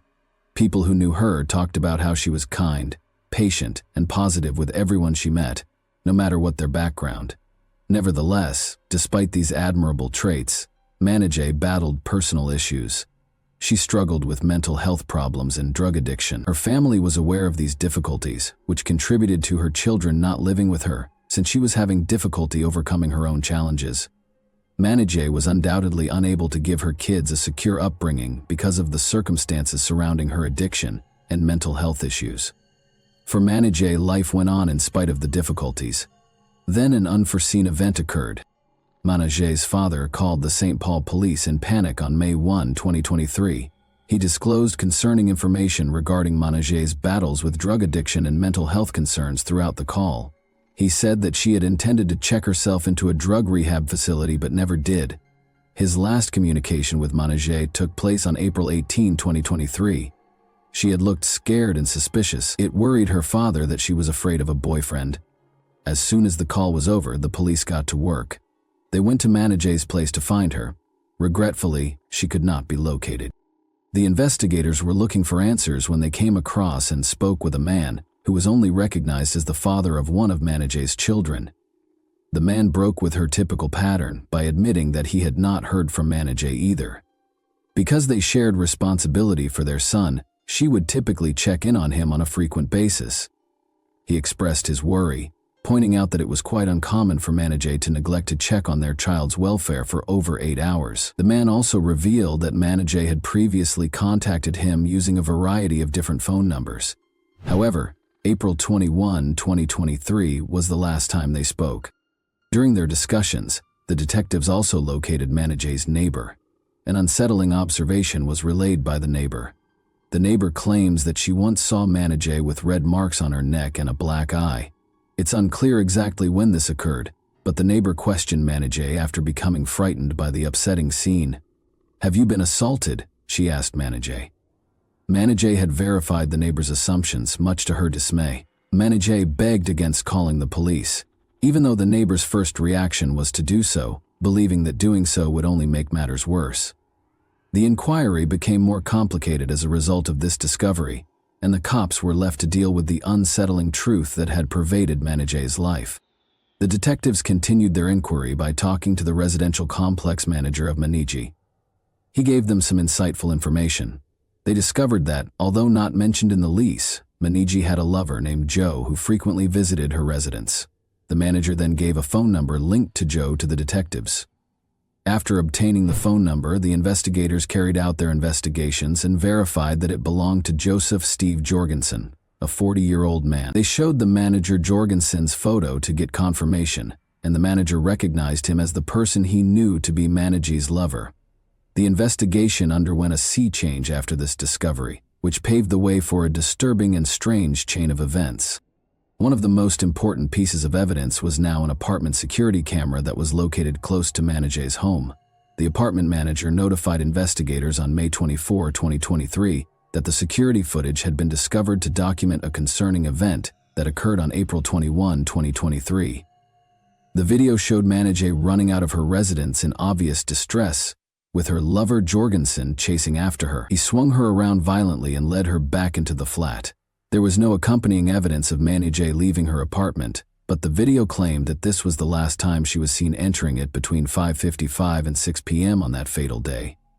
Subsequent analysis of the security footage showed that between April 21, 2023 and April 28, 2023, Jorgensen entered and exited the residence several times. Remarkably, it was found that Jorgensen entered the residence 28 times in all throughout this time. Furthermore, the apartment management attested to the fact that Manai had only had one set of residence keys. According to the CCTV footage, Jorgensen used a key each time he entered the residence. The investigators were left with a number of troubling questions as all of these findings were revealed. Jorgensen frequently visited Manijay's flat. What transpired during these encounters, and most importantly, where was Manijay? Additional examination of the security tape also showed that at 4:55 p.m., Jorgensen was seen on CCTV leaving the flat on April 28, 2023, with a suitcase and 2 duffel bags. Sitting on the driver's side, he carried the suitcases into a pickup truck with the Minnesota license plate NLV 6177. Jorgensen sped off in his car. Investigators quickly learned that the pickup truck belonged to a man who lived in the Maplewood apartment complex at 89th Century Avenue. Following these events, investigators looked for a family friend who had important knowledge about Managey's relationships and behavior. According to the family acquaintance, Managey had never gone more than 24 hours without getting in touch with her loved ones, even if she struggled with drugs and crises. Her abrupt absence had been all the more worrisome because of this regular pattern. The family acquaintance also revealed that he had a phone discussion with Jorgensen after Managey vanished. At the time, Jorgensen had informed him that Managey had gone to the store but had never come back. The family acquaintance claims that Jorgensen also voiced worries that Managey might have been harmed by a man named Cassell. This Cassell had been characterized by Jorgensen as a suspicious person. After that conversation, the family friend disclosed that he had lost communication with Jorgensen. Equipped with this fresh knowledge, the detectives realized how serious the situation was. They were unable to overlook the fact that Jorgensen had not attempted to notify the authorities that Managey was gone. In addition, the evidence showed that after Managey vanished, no one had entered her flat but Jorgensen. Their suspicions were heightened by this information, and they focused all of their attention on Jorgensen as a potential target. The police, assisted by a property manager, made the decision to perform a comprehensive search of Managey's residence due to the developing concerns and evidence, and COP came in. Their focus was quickly captured by the disturbing findings as soon as they entered. The screen for one of the bedroom windows was lying discarded on the floor, as the police and property manager observed. A closer look around the living area also showed a television with several cracks in the screen. Prior to this discovery, the property manager attested that the screen was undamaged. The officers discovered a smashed glass panel on the microwave when they searched further. There were indications that it had been cleaned. They noticed that the bedsheet in Managey's bedroom had been partially taken off, exposing a foam cushion on top of the mattress. The disturbing scene was heightened when they discovered a massive hole in the foam pad that had been purposefully cut and removed. At the foot of the bed were red smears. These discoveries heightened the already mounting anxiety about Managey's abduction and led the detectives deeper into a maze of disturbing hints and terrifying possibilities. The officers acquired a warrant to conduct a comprehensive search and process Managey's flat in order to gather crucial forensic evidence after completing the required legal procedures. On May 25, 2023, the warrant was executed. A disturbing reality was revealed after crime scene technicians carefully inspected the premises. Large volumes of blood were found in the living room, particularly on the floor, the couch, and the kitchen. Someone had tried desperately to get rid of the blood's traces, as seen by the obvious signs of an attempted cleanup. It was becoming more and more clear that someone had been killed or gravely hurt inside the flat. The sad reality was verified by further investigation of the preliminary findings. Managey herself was the owner of the blood samples that were taken at the site. The authorities discovered crucial evidence about Managey's finances as they continued their inquiry. She was found to have gotten aid via an electronic benefits transfer, EBT card, issued by the state of Minnesota. With this card, people who get government assistance, like food stamps, can buy directly from merchants. A warrant to view Managey's EBT account information was quickly acquired in recognition of the importance of this discovery. Following her final confirmed sighting on April 21, 2023, a number of transactions were discovered throughout the investigation. One such instance occurred on May 9, 2023, when Jorgensen made an ATM withdrawal at the Speedway, which is situated at 11th Century Avenue North in Maplewood, using Managey's EBT card. He went to the Dollar Tree store at 7150 Valley Creek Plaza in Woodbury that same day and used Managey's EBT card. He made a really odd buy there: a cleaning bucket, 2 boxes of saran wrap, paper towels, trash bags, liquid cleaner, latex gloves, and disinfectant wipes were among the items on his shopping list. The investigators were intrigued by this odd collection of materials. Jorgensen used Managey's EBT card once more on May 11, 2023, at the Cub Food Store located at 1177 Clarence Street in St. Paul, Ramsey County. Additionally, he used the card at another Dollar Tree location in Oakdale, located at 7085 10th Street North. This time, he bought more cleaning supplies, disinfecting wipes, extra boxes of saran wrap, and paper towels. The frequent acquisition of such goods merely contributed to the enigma surrounding Jorgensen's actions and motivations. Authorities discovered information linking another person, just known as ZD, adding still another level of investigation. This, ZD, made use of Manej's EBT card as well, in order to access data pertaining to Jorgensen's Google and Gmail accounts. Detectives then went ahead and obtained a search warrant.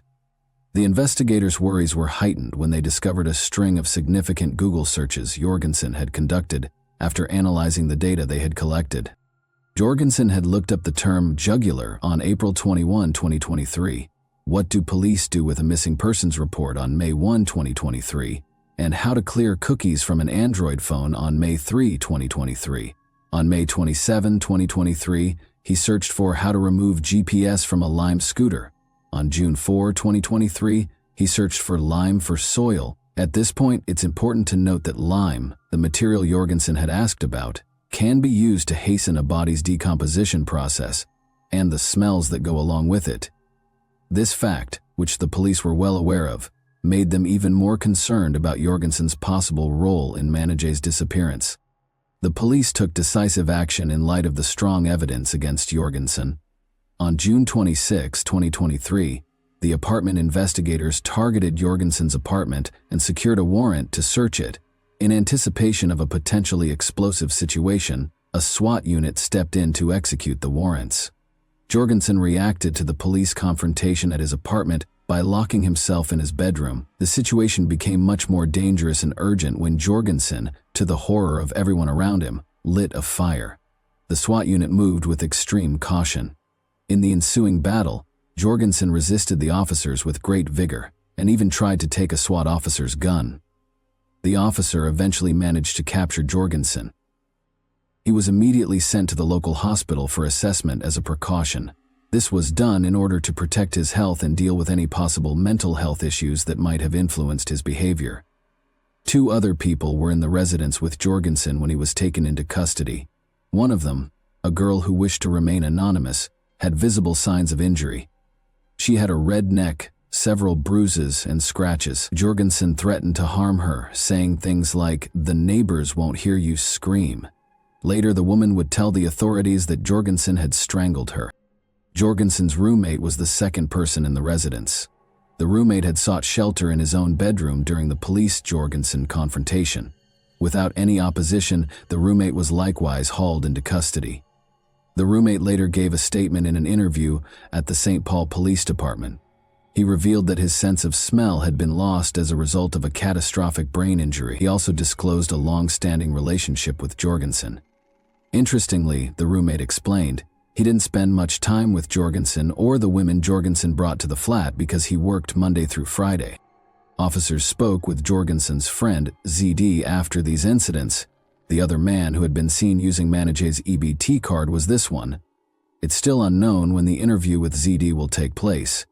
ZD made it clear during the conversation that he did not have a close relationship with Manej, revealing that he had only met her once or twice. ZD claims that Jorgensen told him that Manej had been admitted to a mental health hospital when he asked about her. ZD further revealed that he assumed Jorgensen had authorization to use Manej's EBT card because Jorgensen gave him both the card and its associated PIN. Officers also spoke with the apartment management in charge of Jorgensen's home. The manager revealed that there had been several complaints about a foul smell emanating from Jorgensen's apartment around May 15 or 16, 2023. The entire building was filled with the stench. The manager said it looked like the smell of a dead animal. The management provided further context by disclosing that on May 18, 2023, he and a maintenance worker tried to enter the flat to conduct an inspection. But in response, Jorgensen became hostile, both verbally and physically, barring them from a certain bedroom that seemed to be the source of the smell. Unfazed, the manager told Jorgensen and his roommate that they had a week to clean the apartment, and they did just that. The manager then revealed that he and the maintenance worker had seen Jorgensen pull and carry big black duffel bags out of the apartment not long after. Astonished by the scene, they had discussed the likelihood that Jorgensen was carrying a corpse. The St. Paul Police Department's Forensic Services Unit meticulously examined Jorgensen's flat in light of these discoveries. According to their report, A sizable pool of blood was found in the front closet, which was also the spot where the unpleasant smell had been detected. In addition to the blood that had soaked through the carpet and carpet pad, the scene was made even more unsettling by the presence of additional biological material and recent maggot activity. In the closet where Jorgensen had tried to ignite the fire, blood was also discovered. Officers also found 2 padlock keys in Jorgensen's residence after his detention as part of the investigation. After looking through Jorgensen's phone logs, it was found that on May 18, 2023, his phone had pinged near a storage facility located at 8881 Weir Drive in Woodbury. On May 5, 2023, someone started renting a storage space at the facility under the name of Jorgensen's roommate. Interestingly, the unit's access code was used to enter the building just as Jorgensen's phone rang in the same vicinity. On June 28, 2023, detectives quickly secured a warrant to search the storage facility after realizing the importance of this material.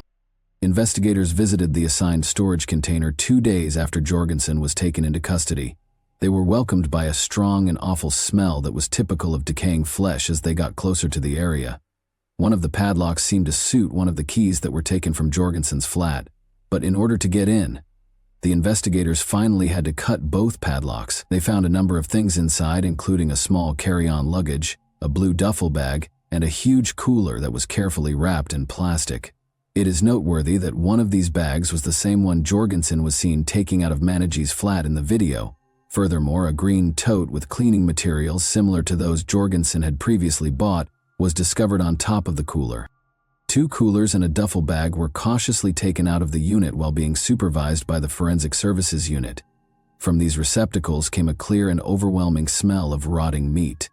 The contents were kept out of reach until they were taken to the medical examiner's office for additional analysis because they were enclosed in several layers of plastic. A human body was discovered inside the bag and coolers after being examined using an X-ray machine. The limbs and legs were in the larger bag, and the torso was in the larger cooler. However, there was a head in the smaller cooler. The found remains were then autopsied by the Ramsey County Medical Examiner's office. The torso, the first set of remains, was carefully taken out of the huge cooler, which was heavily wrapped in several bags and layers of saran wrap. It had been carefully hidden and preserved. The head, which was also covered in many layers of saran wrap and bags, was the next group of remains to be removed. The remaining pieces of the legs and feet, 2 arms and 2 thighs, made up the final set of remains, which were then taken out of the duffel bag.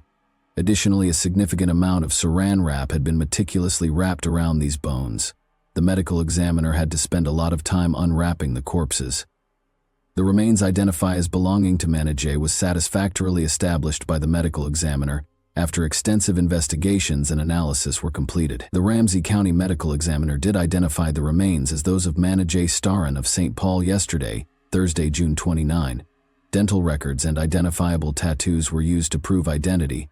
Unfortunately, it was determined that her death was a homicide once the method of death was determined. After this, investigators returned to the CCTV footage taken from Managey's apartment, paying close attention to the luggage Jorgensen had taken from the building. Upon closer inspection, it became more and more clear that Jorgensen had mutilated Managey in her own apartment, carefully separating her remains and packing them in different bags he carried. Jorgensen was charged with a number of crimes related to Managey's death. Given the seriousness of his alleged acts, he was legally charged with 1 count of second-degree murder. Jorgensen was also charged with arson for purposefully starting a fire in his residence while he was arguing with the SWAT squad members. The accusations were expanded to cover actions including disarming an officer and making violent threats. Jorgensen made a brief court appearance on the afternoon of June 30, 2023, to answer to the murder charge. He moved his head back and forth during the hearing in response to Assistant Ramsey County Attorney Eastwood's presentation of the complaint's specifics. Eastwood also asked that $5 million, 0 cents, be established as bail, and Judge Timothy Carey granted this request. Jorgensen simply gave his name when asked, remaining largely mute throughout the court hearing. To indicate that a thorough defense plan was being developed, the defense lawyer chose to postpone any discussions about bail until later.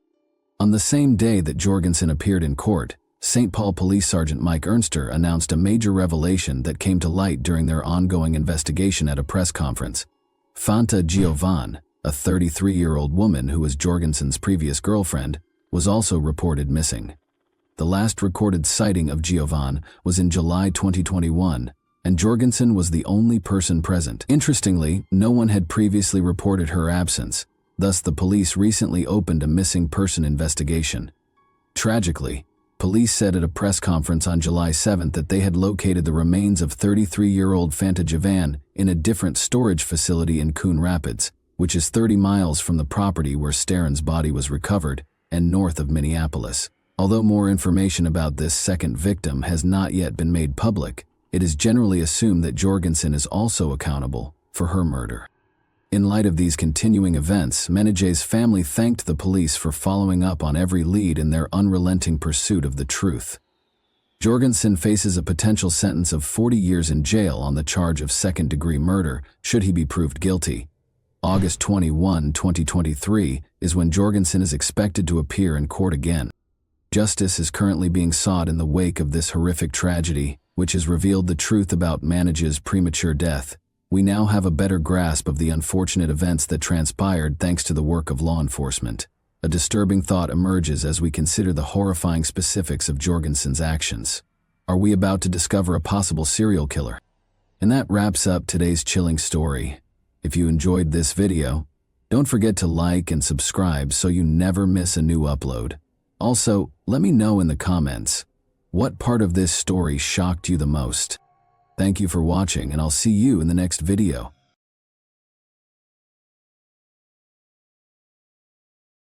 Hey guys, welcome to my channel, and today we're going to take a look at another horrible case with you. On the pleasant evening of October 30, 1975, it was summer in the Belhaven, Greenwich suburbs. The night before Halloween, Martha was doing her best to persuade her mother to let her go out for mischief night, where she and her friends would pull harmless practical jokes around the neighborhood.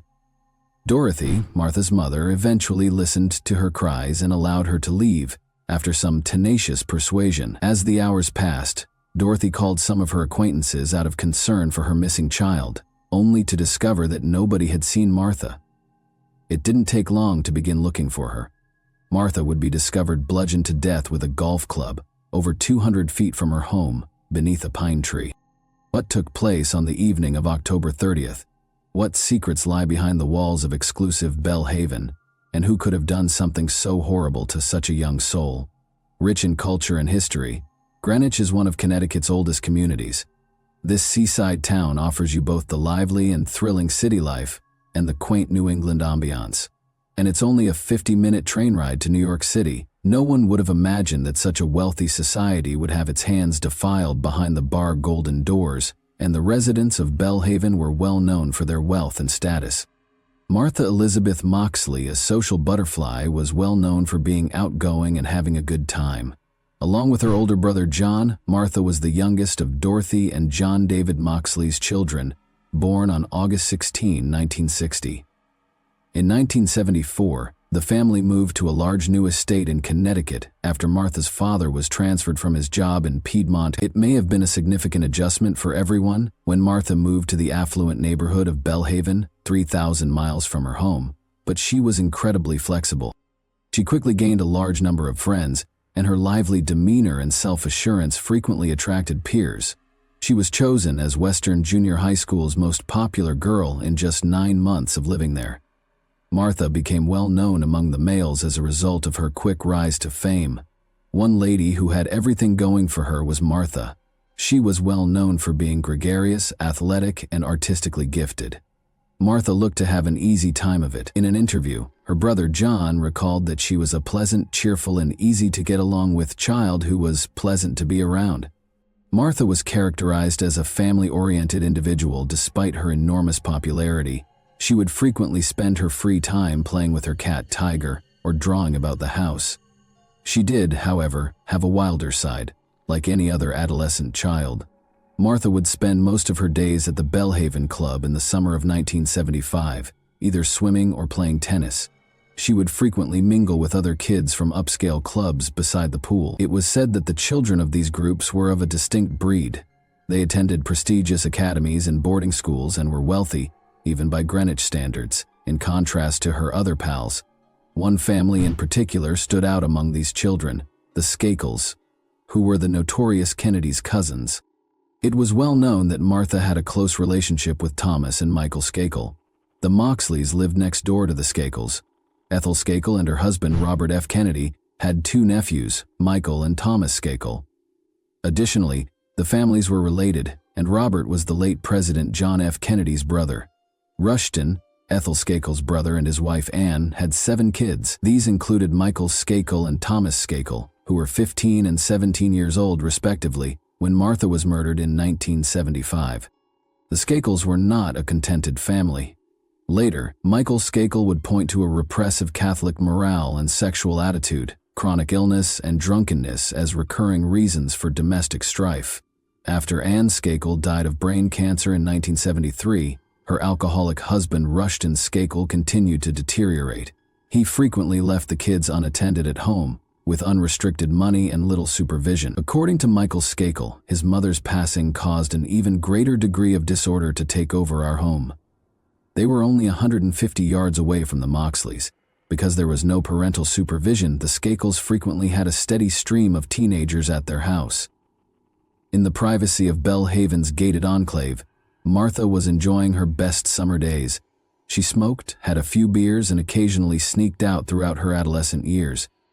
Martha wrote about a few incidents that occurred during these holidays in her diary. A lot of them were about the Skakel boys. Martha was particularly worried about the improvements Thomas was giving her. On that date in 1975, she wrote, "Dear Diary, me, Jackie, Michael, Thomas, Hope, Maureen, and Andra. When driving in Tom's car, I was practically sitting on Thomas's lap because I was only steering. He kept putting his hands on my knee, then I was driving again, and Tom put his arm around me. He kept doing stuff like that." Martha also left a message for Michael on September 19, 1975, stating, "Michael was so totally out of it that he was being a real asshole in his actions and words. He kept telling me that I was leading Tom on when I don't like him except as a friend. I said, well, how about you and Jackie? You keep telling me that you don't like her and you're all over her. He doesn't understand that he can be nice to her without hanging all over her." It was clear that Martha felt conflicted about the Skakel brothers and frequently questioned whether she should leave their home. Although she continued to worry about her personal comfort and safety, nobody could have predicted what would happen next. The Hour of Mischief, October 30, 1975. Martha tried to persuade her mother to allow her to go out with her friends. Martha did everything she could to win her mother's approval, while her father, John, was away on business. Dorothy finally caved in to her daughter's persistent pleading and allowed her to spend the night out. Belle Haven was a safe neighborhood. Since everyone entering and leaving the area was thoroughly screened, crimes were extremely rare in such a secure area. Along with her pals, Helen and Jackie Jeffrey, Martha went out. In order to meet with Kennedy cousins, the 3 of them headed to the Skakels' house. As the night wore on, midnight finally arrived. Dorothy's worry didn't kick in until 2 in the morning because she was accustomed to her daughter occasionally skipping her curfew. She initially believed Martha might have simply spent the night at her friend's house. When she called Sheila, Martha's best friend, to ask where she was, she discovered that she hadn't seen Martha since 9:30 p.m., which was around the time when all of the children returned home. When 3:30 a.m. arrived, Dorothy was so anxious that she called Thomas Skakel, their neighbor, who gave Sheila the same response. She eventually gave up about 3:35 a.m. and ended up phoning the cops for assistance. Almost soon, the local Greenwich officers were dispatched to the Moxley residence. Dorothy and they quickly looked around the neighborhood and found nothing unusual. In the end, the officers reassured Dorothy and requested her to wait until morning. However, just before they left, they forwarded Martha's information to all the stations in the area so that they may be on the lookout for any Martha sightings. Dorothy quickly dozed off while she waited for her daughter to arrive by the window. When Dorothy hurried to Martha's room the next morning, October 31, 1975, she discovered her bed was vacant. A strong, eerie feeling had begun to wash over her as the cops were brought in once more. She was aware of a problem. Dorothy was unable to wait, so she and her son John began to search the area. The The first place they looked was the Skakel home. Dorothy had never visited her neighbor's house in the 15 months that they had been here, and the first thing she saw there was their hostile dog. She knocked on the door, somewhat frightened by the terrifying experience, and Michael, the younger Skakel sibling, opened it shortly after. Dorothy insisted on finding anything, though, so she asked to peek at the camper parked outside. She thought Martha might have merely slept off in the camper's back, but when she looked inside, she discovered it was also empty, shattering her hopes. By this point, the local community had heard of Martha's disappearance, and the police, accompanied by friends and neighbors, had arrived to examine Belhaven's grounds. Shortly after, shaking with terror, Martha's friend Sheila hurried to the Moxley home. She struggled to find the right words to express what she had just seen while crying. Sheila begged Martha's mother to dial 911 in order to get assistance. She claimed that Martha is not moving and that a horrible incident had occurred. They needed assistance since she had been attacked. Jean, Dorothy's companion at the moment, requested her to remain still while he returned to see what had transpired. Jean arrived at the scene and discovered something horrifying. The missing teen was laying face down beneath a large pine tree at the border of the Moxley property, 200 feet from her home. The shattered golf club was protruding straight through the back of her neck, and the back of her head was bludgeoned. Martha's slacks and underwear were pushed down to her ankles, and her clothing was covered in bloodstains. A broken 6-iron golf club was found close to the teen, and it was used to repeatedly hit Martha in the head. The club was discovered broken into 3 pieces due to the power of the contact. Except for the handle's grip, the parts of a broken golf club were scattered on the ground close to her body. When the body was found, the police officers were taken aback. In the past 30 years, Greenwich had not seen a violent crime case, much less one as horrible as this one. Given the gravity of the issue, the local police were ill-equipped to deal with it. A crew from the Connecticut County Station was assigned to conduct a more in-depth inquiry. Martha's body was transported for an autopsy. After forensics at the scene tried their utmost to collect as much evidence as they could, the autopsy revealed no signs of sexual assault, and the first cause of death was determined to be the blunt force of her head. Later on, it was found that young Martha Moxley lived out her days as a virgin. In order to determine the precise timeline of the homicide, Greenwich local police officers began collecting alibis from every witness they knew while the inquiry was still underway. The Skakel brothers were the first on the list. Both lads gave their separate alibis for the time of the murder when they were questioned by the police on the same day. Thomas Skakel told investigators that he last saw Martha outside his home at 9:30 p.m. He claimed that after saying farewell to her, he immediately went inside to watch The French Connection with Kenneth Littleton, the family's new live-in instructor. Soon after, Thomas returned to his room to finish a paper on Abraham Lincoln for school. However, his teachers denied ever assigning such a task. Eventually, 2 polygraph tests were administered to Thomas. Thomas cleared the second one, but the first one's findings were still unclear. Michael Skakel said investigators that he had driven to his cousin Jimmy Turn's residence at approximately 9:15 p.m. and returned at approximately 11 p.m. Although they lacked concrete evidence to establish Michael as a suspect, the police were instantly suspicious of his statement. In the fall of 1976, Kenneth Littleton, then 24 years old, was also the subject of an investigation. Before leaving the residence, he reported to the police that he heard sounds outside sometime between 9:30 and 10 p.m. Michael, his older brother, Thomas, and 2 other Skakel boys were not at home when Littleton checked on the 7 Skakel children. According to Detective Solomon's statements, he claimed he did not see anything when he was out, but he did hear some sounds, like rustling leaves coming from the bushes on the property. Littleton went on to say that it wasn't until 10:25 p.m. that Thomas joined him in front of the television. Within half an hour, the other Skakel guys returned home. According to reports, Littleton was unaware of Martha Moxley's identity. Despite failing many lie detector tests, Littleton was never charged with any involvement in the case, even though the night of her murder was really his first night at the Skakels. 2 shocking pieces of evidence were discovered by authorities throughout the ongoing inquiry. A Tony Payne golf club had been used to stab and beat Martha Moxley. Upon closer examination, the same golf clubs were discovered at the Skakel residence, but one was missing. These golf clubs bore Anne Skakel's initials etched on them. When their father, Rushton Skakel, learned of Martha's death, He hurried home after spending the previous day hunting. He was very cooperative with inspections and statements at the start of the inquiry, but he quickly ended his interactions with the police. On the recommendation of their lawyers, the Skakels stopped cooperating with investigators on January 22, 1976, and refused to answer any further questions. The alibis Martha's friends provided were the second item that caused a lot of people to wonder. Martha Moxley and her friends went out on the evening of October 30, 1975, to take part in Mischief Night, where the locals would ring bells and play practical jokes like toilet papering houses. Her pals claimed that Martha was spotted kissing her elderly escapee brother, Thomas, after flirting with him. Shortly afterward, one of her companions said that they had last seen Martha and Thomas fall inside the fence near the pool in the Skakels' backyard at approximately 9:30 p.m.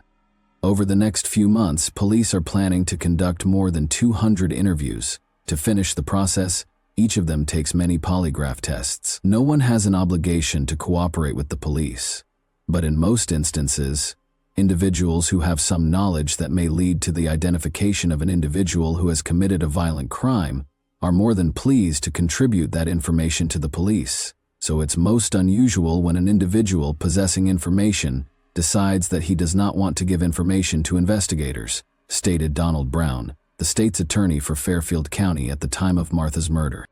Initially, a lack of information caused the case to become cold for nearly 20 years.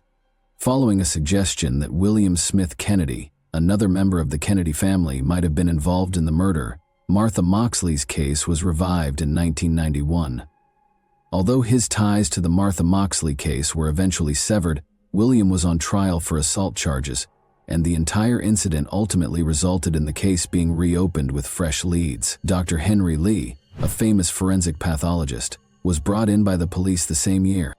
Technology was not available in 1975, but Dr. Lee was able to use it. Clothes discovered in the Skakel family's trash soon after the murder were among the things Dr. Lee looked at. Dr. Lee concluded that the hair belonged to a Caucasian male. "We found some hairs and fibers. Some of the hair is microscopically similar to hers, other hair is dissimilar to hers." He was unable to produce a match since he lacked a hair sample from any of the potential suspects. However, Dr. Lee was able to offer a potential explanation for Martha's murder after looking through the photos taken at the crime site. Someone attempted to apply force, as seen by the blood stain on her body. It implies a murder with a sexual motive. Michael soon emerged as the case's main suspect. Rushton Skakel reportedly engaged a private investigator shortly after to discreetly clear his family name. He hoped that material would surface that would raise doubts about other individuals, including Kenneth Littleton, a past suspect, but his scheme failed miserably. The Martha Moxley investigation now involved private investigators Jim Murphy, a former FBI agent, and his sidekick, Willis Billy Krebs, a former lieutenant in the NYPD. It was discovered that both Tom and Michael Skakel had lied to the police when the two men questioned them about what they had done the night of Moxley's death. It was actually closer to 10 p.m. when Thomas Skakel last saw Martha outside his house, not 9:30 p.m. Additionally, Thomas and Martha did some inappropriate things outside of his house before he returned inside. Krebs claims that once Thomas acknowledged this, he started to cry, but his attorney interrupted him before he could say anything more. When Michael Skakel got home from his cousin's house at about 11 p.m., he told the investigator that he didn't go to bed. In fact, he had climbed a tree outside the window of Martha Moxley's bedroom and done something improper. Dominic Dunn, a writer and author, obtained the investigator's report and forwarded it to state inspectors. Even though Frank Garr, a former officer on the case, expressed his suspicions regarding Michael Skakel, they were previously disregarded for lack of evidence. His theory would gain further impetus from this report. The Moxley case was covered in 1982 by Leonard Levitt, an investigative writer for Newsday, a newspaper based in Long Island. He had a similar hypothesis regarding Michael as well. He revealed that she recognized her assailant because there were no resistance wounds. The fact that she was repeatedly struck with a golf club suggests that she was angry, which made this situation unique. It also suggests that the two must have known each other, making it a crime of passion. It took Levitt 20 years to cover Martha Moxley. According to the report, the police were presented with shocking admissions from Thomas and Michael Skakel. On the night of the murder, Thomas and Michael both admitted to the investigators that they had misled the police about their testimonies.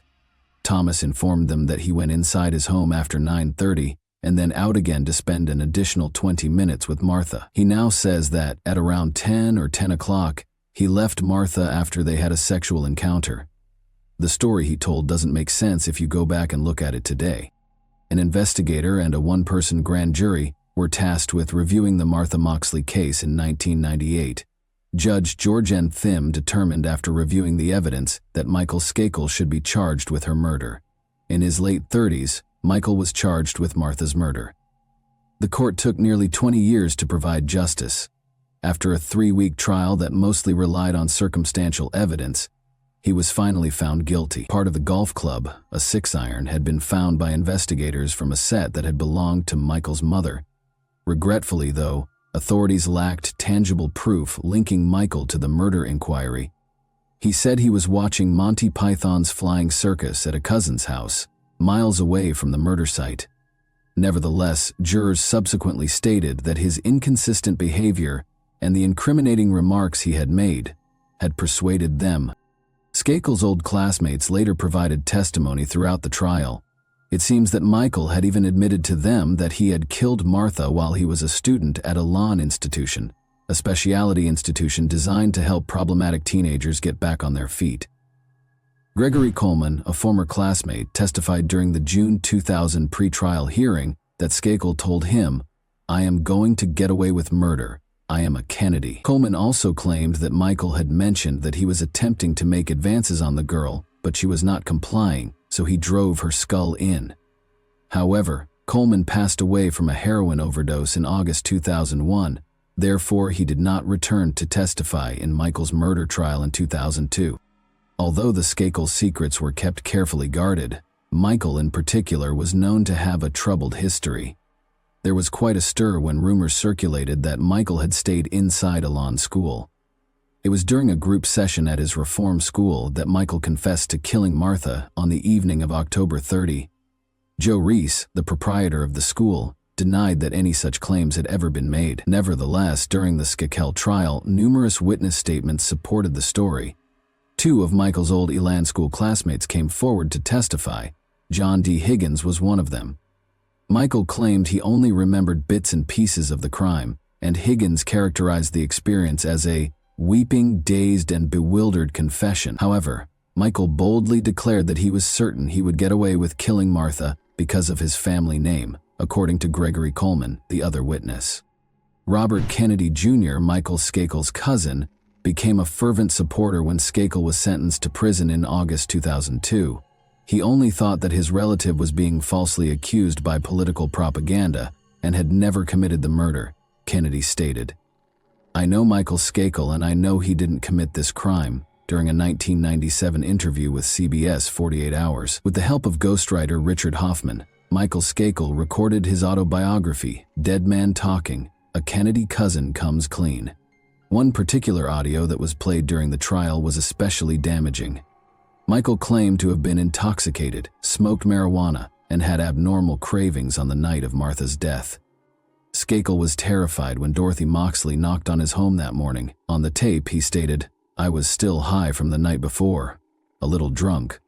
Michael claimed to have asked himself, "Did they see me last night?" because he was afraid that someone from the Moxley household would catch him in the act. He claimed that when he was on their tree, he committed a few improper behaviors. However, the prosecution contended that Michael was speaking of being observed using the golf club to beat Martha. Michael's defense countered that he had an alibi for the period of time Martha was murdered and that there was no tangible evidence to convict him. However, Michael was portrayed by the prosecution as a jealous teenager during the trial. According to them, Michael was under the influence of drugs and alcohol when he was angry at being rejected by his crush, and he ended up acting on his ideas after obtaining the murder weapon. The jury returned a guilty judgment on June 7, 2002. Skakel received a prison term ranging from 20 years to life. Shortly after the commencement of its 4th day of deliberations, the State Superior Court jury declared its judgment shortly after 10:30 a.m. In the crowded, quiet courtroom, Skakel and Rush looked nearly incredulous as the foreman announced the verdict. It was one of the most terrible and complex cases in the Northeast, encircled by a whirlpool of celebrity and fortune, and the people celebrated the justice served. The Moxley family's 27 years of agony came to an end. Mrs. Moxley broke down in tears as she addressed a large crowd of reporters and television crews outside the courthouse. Mrs. Moxley claimed to have prayed in front of the judge. "My prayer started out, 'Dear Lord,' again today, like I have been doing for 27 years. I'm praying that I can find justice for Martha. You know, this whole thing was about Martha." She added, "This is Martha's day. This is truly Martha's day." Michael's attorneys and supporters battled to get his conviction reversed while he was incarcerated. All 4 of the appeals that were submitted were rejected. Then, on October 23, 2013, Michael was given a new trial because his defense lawyer, Mickey Sherman, had not represented him in a way that was constitutional. Consequently, on November 21, 2013, Skakel was freed on $1,200,000 0 bond. The prosecution made every effort to have Skakel's conviction upheld. They were successful.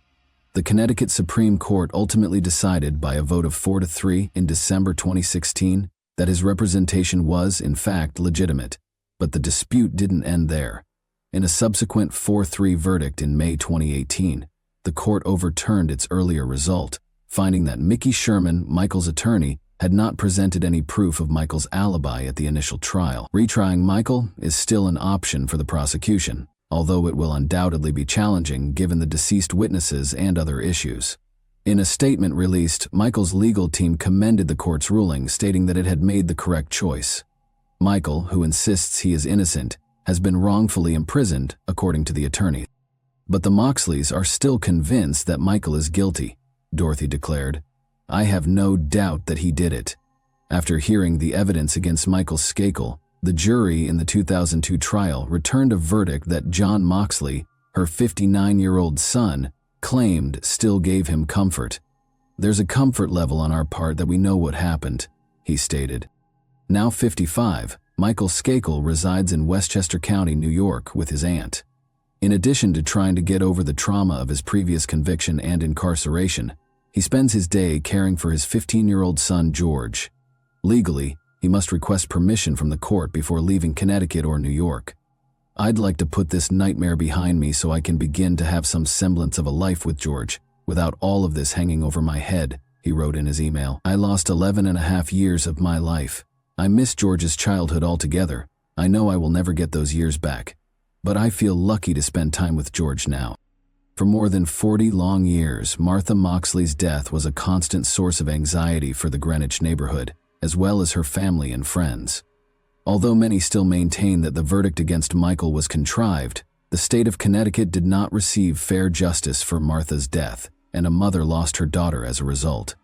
Many people think that because of his wealth and connections, Michael left as a free man. John David Moxley, Martha's father, fought for his daughter's justice until his death in 1988. Even now, the Martha Moxley affair continues to bring the Kennedy family notoriety. The 2016 book Frame Up: Why Michael Skakel Spent Over a Decade in Prison for a Murder He Didn't Commit was written by Robert F. Kennedy, Jr. Martha's 84-year-old mother, Dorothy Moxley, said she was at a loss for words after reading the book. She went on to say that in her whole life, truth had never been so perverted and controlled. She continued to suspect Michael of killing her child. A whole chapter of Kennedy's book was devoted to defaming Martha's father, John. He made many accusations against the Moxley family and questioned his whereabouts on the night of the murder. And as of December 2019, Michael Skakel is still at liberty. The people of Greenwich will always remember Martha Moxley. Before she could fully mature from her adolescent years, a young, attractive girl was deprived of her youth. The Kennedy men have buried victims of tragedies before. Although there is still a lot of conjecture surrounding this case, we offer our sincere sympathies to the family of the dead. The trial between Michael and the Moxley family was a war fought by the entire United States. And that wraps up today's chilling story. If you enjoyed this video, don't forget to like and subscribe so you never miss a new upload. Also, let me know in the comments what part of this story shocked you the most. Thank you for watching, and I'll see you in the next video.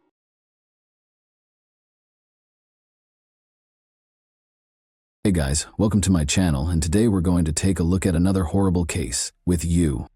A young mother who never thought she would be killed by her husband. A form of social and psychological influence known as manipulation occurs when someone tries to alter another person's thoughts and actions in order to further their own agenda. Similar techniques are usually used by manipulators, who may utilize physical or moral assault, blackmail, or deceit. Their tactics are frequently so complex and crafty that the victim is unaware that they are serving the manipulator's agenda. This usually occurs when the victim solely trusts the manipulator because they are in love with them. Maria Fernanda Quesada's case was categorized as femicide, which is defined as a male doing a willful crime against a woman. The most terrible thing about this crime was that it was completely foreseeable, and the girl's family thought the tragedy would happen eventually. Despite her fear of her violent husband, Maria caved in to his manipulation because she loved him and wanted to keep the family together for the benefit of their kids. She did not perceive danger when her lover asked her to a fatal encounter, since she had total faith in him. Childhood, family, and early years of Maria Fernanda Quesada. On June 18, 1994, a girl named Maria Fernanda Quesada was born in the northern Costa Rican town of La Garita, which is part of the Guanacaste province. For the Quesada couple, her birth was a great miracle because she was the only kid in the family. For many years, Maria's mother had been treated for infertility, and physicians had given up on her ever being pregnant. Nevertheless, she was able to conceive and give birth to a healthy kid, in spite of all the predictions. In an effort to shield her from all problems and give her everything she required, her parents lavished her with love and attention. Though her mother's health prohibited her from having further children, Maria remained an only child despite her early dreams of having a big family with brothers and sisters. The girl then made the decision that she would eventually have at least 3 children and start a big, contented household of her own. The Quesadas put in a lot of labor and were regarded as wealthy by the norms of their home province.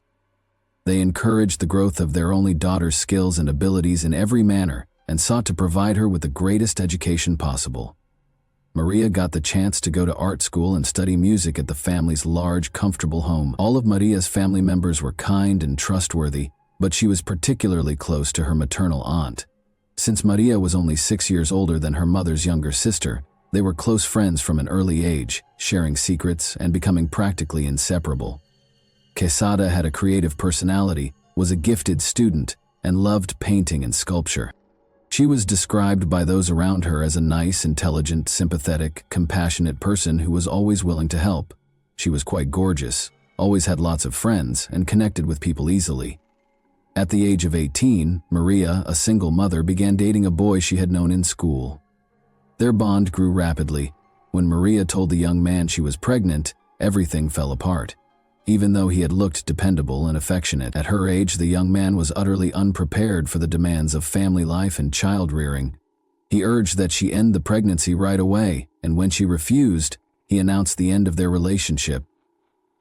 Despite her grief, Maria remained hopeful that the father would reconsider and return when the baby was born.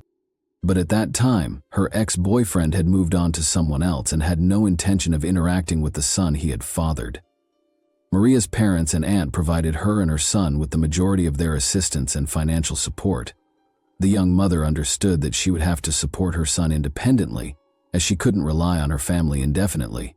She started searching for methods to make a living since she wanted to enjoy her job. She soon found internet tutorials on how to make soap and wax candles for decoration. Maria, who is artistic, was intrigued to this exercise and thought it had a lot of promise. Maria pushed herself into producing soap and candles by hand and selling them online. She took customized orders for personalized soap and candles based on each customer's tastes and set up social media groups to promote her products. Her business took off right away. Her orders increased quickly along with her social media following. She aspired to become a master craftsman and kept honing her technique in the hopes of earning enough cash to start her own store. Maria also began earning a respectable living by providing online classes on how to make soap.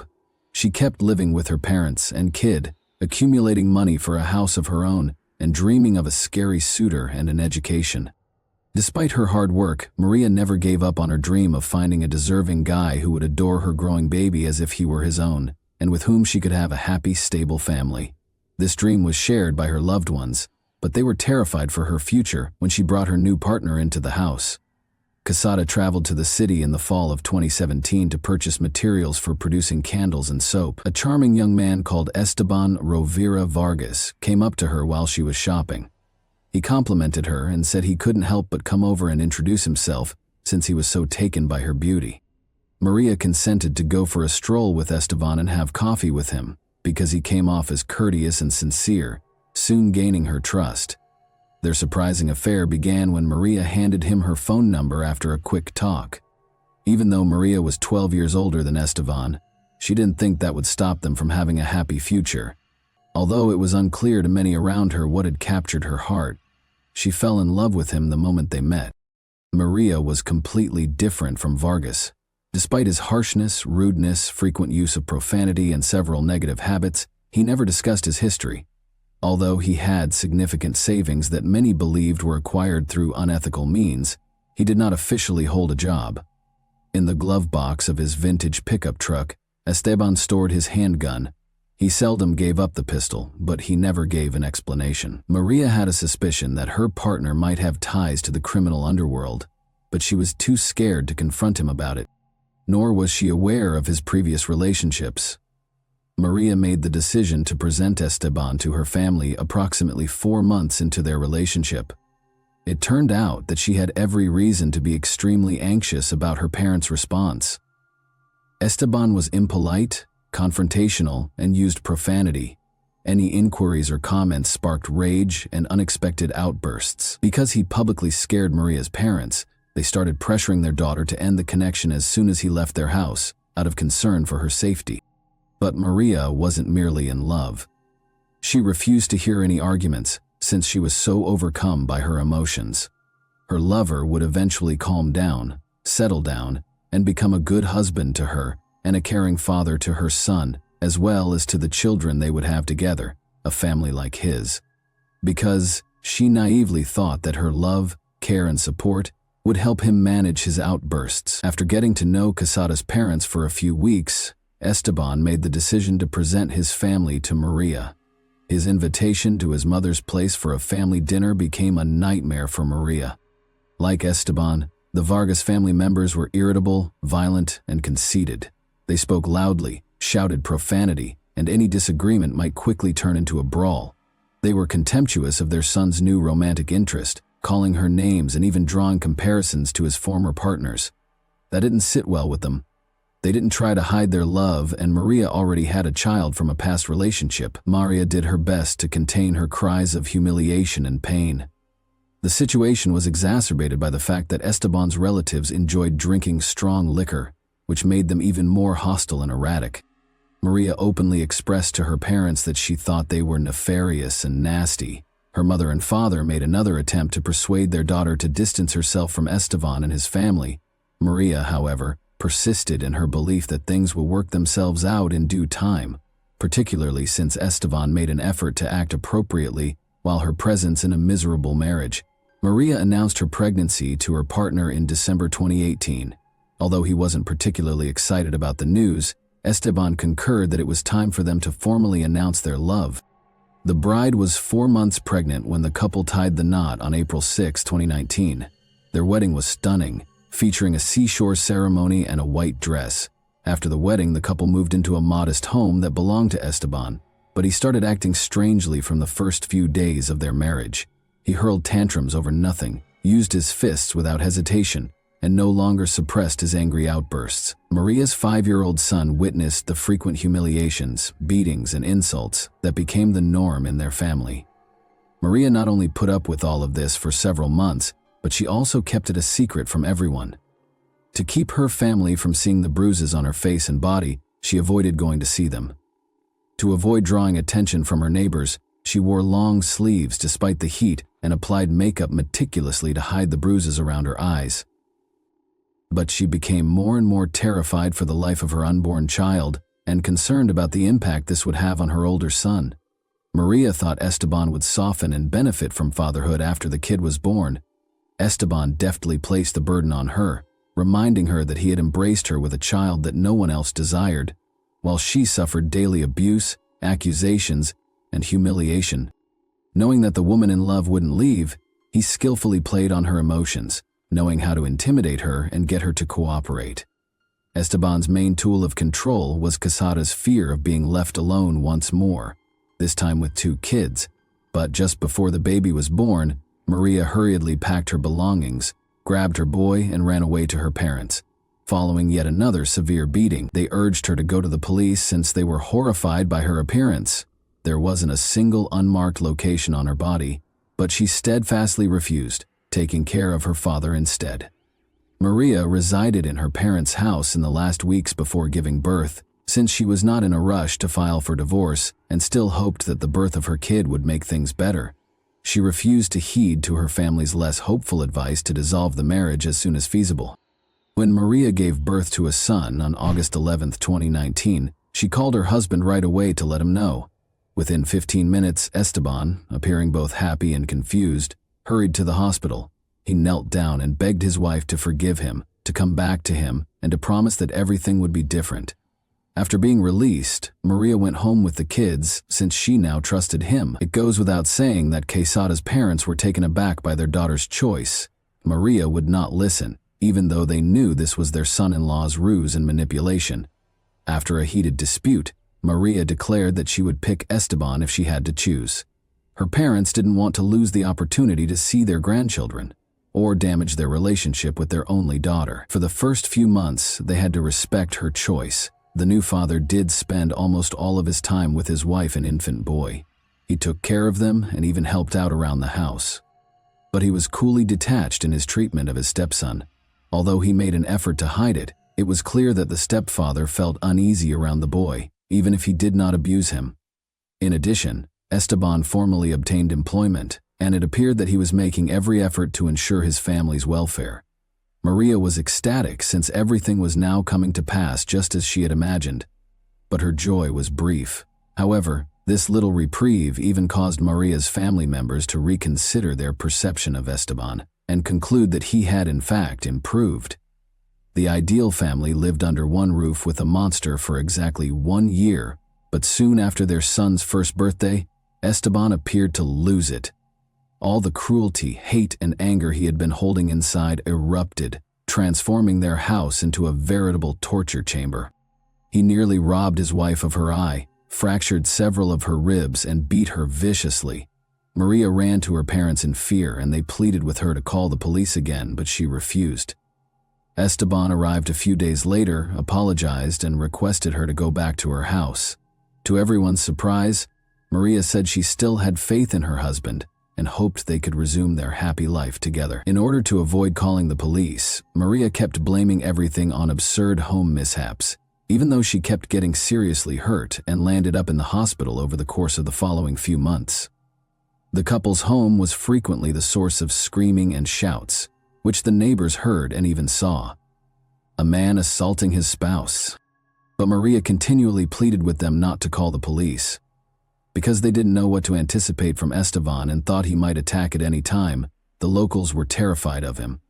Not until the situation reached a breaking point in November 2021 did Maria call the police out of fear for her life and her son's safety. She and her kids returned to her parents' house because she could no longer share a household with a despot, a manipulator, and an outright sadist.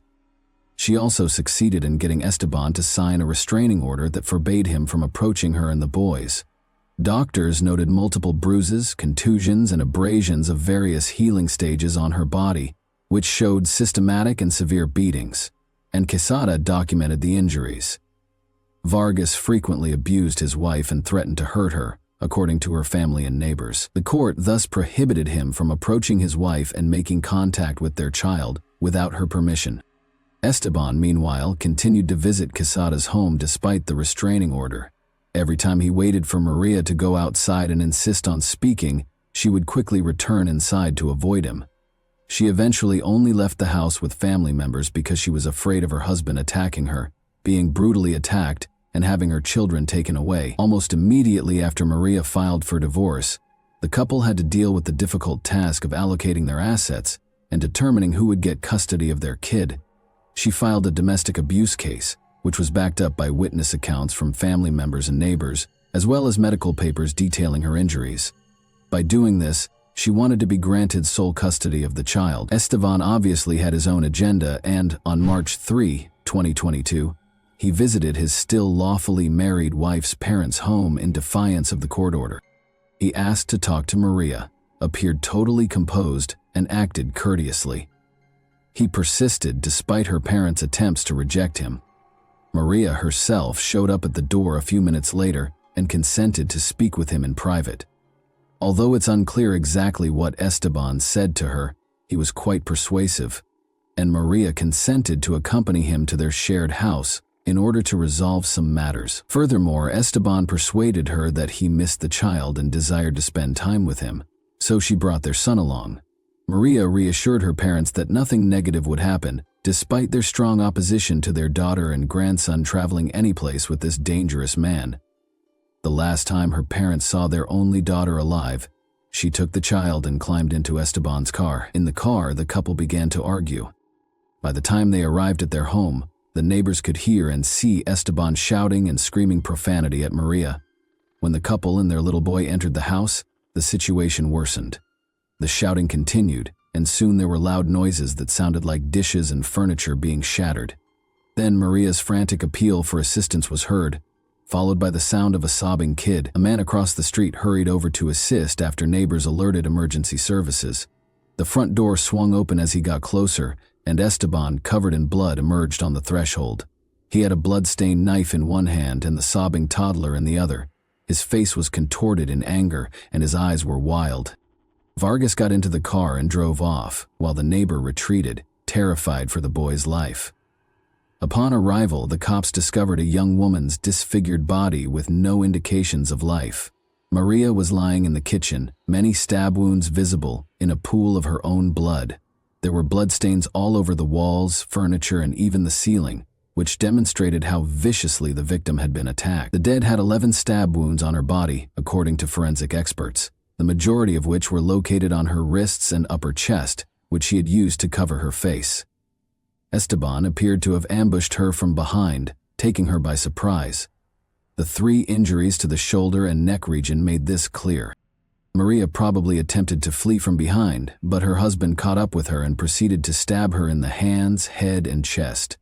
The last stab wounds were detected close to the heart, and her body was discovered on its back. Look, find the kidnapped child and the perpetrator.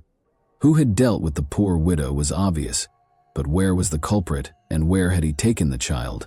Esteban's automobile was discovered on the side of an empty road a few hours later. There were bloodstains inside, and the criminal weapon, which had the man's fingerprints on it, was lying on the floor. The car was proclaimed sought, and the criminal decided to get rid of it, for obvious reasons. He could have stolen another automobile, boarded a bus, or hitched a ride. But since the man was wearing bloodied clothing, which would have surely raised suspicions or questions, the possibilities of using public transportation and hitchhiking were promptly discarded. It is likely that he stole a car to get away. The police had good grounds to suspect that the criminal would try to enter Nicaragua with the youngster, so they initiated an emergency manhunt. All border checkpoints received notifications containing pictures of Esteban and his small son within hours, and the fugitive was captured by dark. The criminal's jeans and sneakers still had bloodstains from the victim, but he had even managed to locate a clean shirt. He attempted to flee the nation in a stolen car with his small kid inside, as was to be expected, but he was apprehended at passport check. Without resistance, the man requested a lawyer right away. In the investigation of the stolen car crime, a gun that belonged to Esteban and had his fingerprints on it was also discovered. Femicide, a crime against a woman because of her gender, was the original classification for the crime. Femicide is a particularly serious crime in Latin American countries and is typically punished with life in prison. The bloodied knife bearing his fingerprints, the bloodstains on his clothing, and the neighbor's statements verifying that only he, Maria, and the infant were there in the house were all signs that pointed to Esteban. The investigation also found that the individual had been charged with assault and bodily harm on several occasions in the past. However, a 2.5-year-old boy was the only person who saw the incident happen. Thus, a certain approach was used by the criminal and his attorneys, According to Esteban, he was merely protecting himself from a furious woman who was frantically reaching for the knife after Maria had attacked him. The man claimed that he only recognized what had happened when his wife became silent and that he couldn't even recall how he caused the wounds. The Vargas family attempted to damage the deceased's reputation at the same time by accusing her of being unfaithful, a horrible wife, a troublemaker, and a bad mother. According to the defendant's family, the tragedy occurred when Maria incited Esteban to attack him. They made every effort to present the offender as a victim of the situation. During the investigation, the lawyers said that the avaricious Quesada family planned to seize all of his belongings and deny him the opportunity to see his kid. The victim's body, which had been buried a week after the crime, had to be exhumed. Once again, independent experts confirmed that the first 3 blows were delivered to Maria from behind, denying Esteban and his defense's assertion that she had assaulted him first. Trial and sentencing. Since the criminal's trial didn't start until March 2023, the defendant and his attorneys had ample opportunity to prepare a strong defense. However, the Quesada family was backed by a number of activist groups that fought for women's rights, as well as by large crowds of people who demanded that the criminal receive fair punishment. The 9-year-old eldest son of the deceased was able to testify in court and describe the stepfather's brutal abuse of his mother. At the time of the crime, the younger child who observed it was just 2.5 years old. After consulting with him, psychologists concluded that the boy's cries of "Daddy, don't" were caused by a deep-seated phobia of kitchen knives whenever he came upon one. The child said that everything became red after his father had harmed his mother. To prevent additional trauma, the youngster was not brought into the courtroom even though these materials were turned in. Numerous witnesses, including neighbors, family members, and acquaintances, testified against Esteban, recalling instances in which he had been violent with his wife.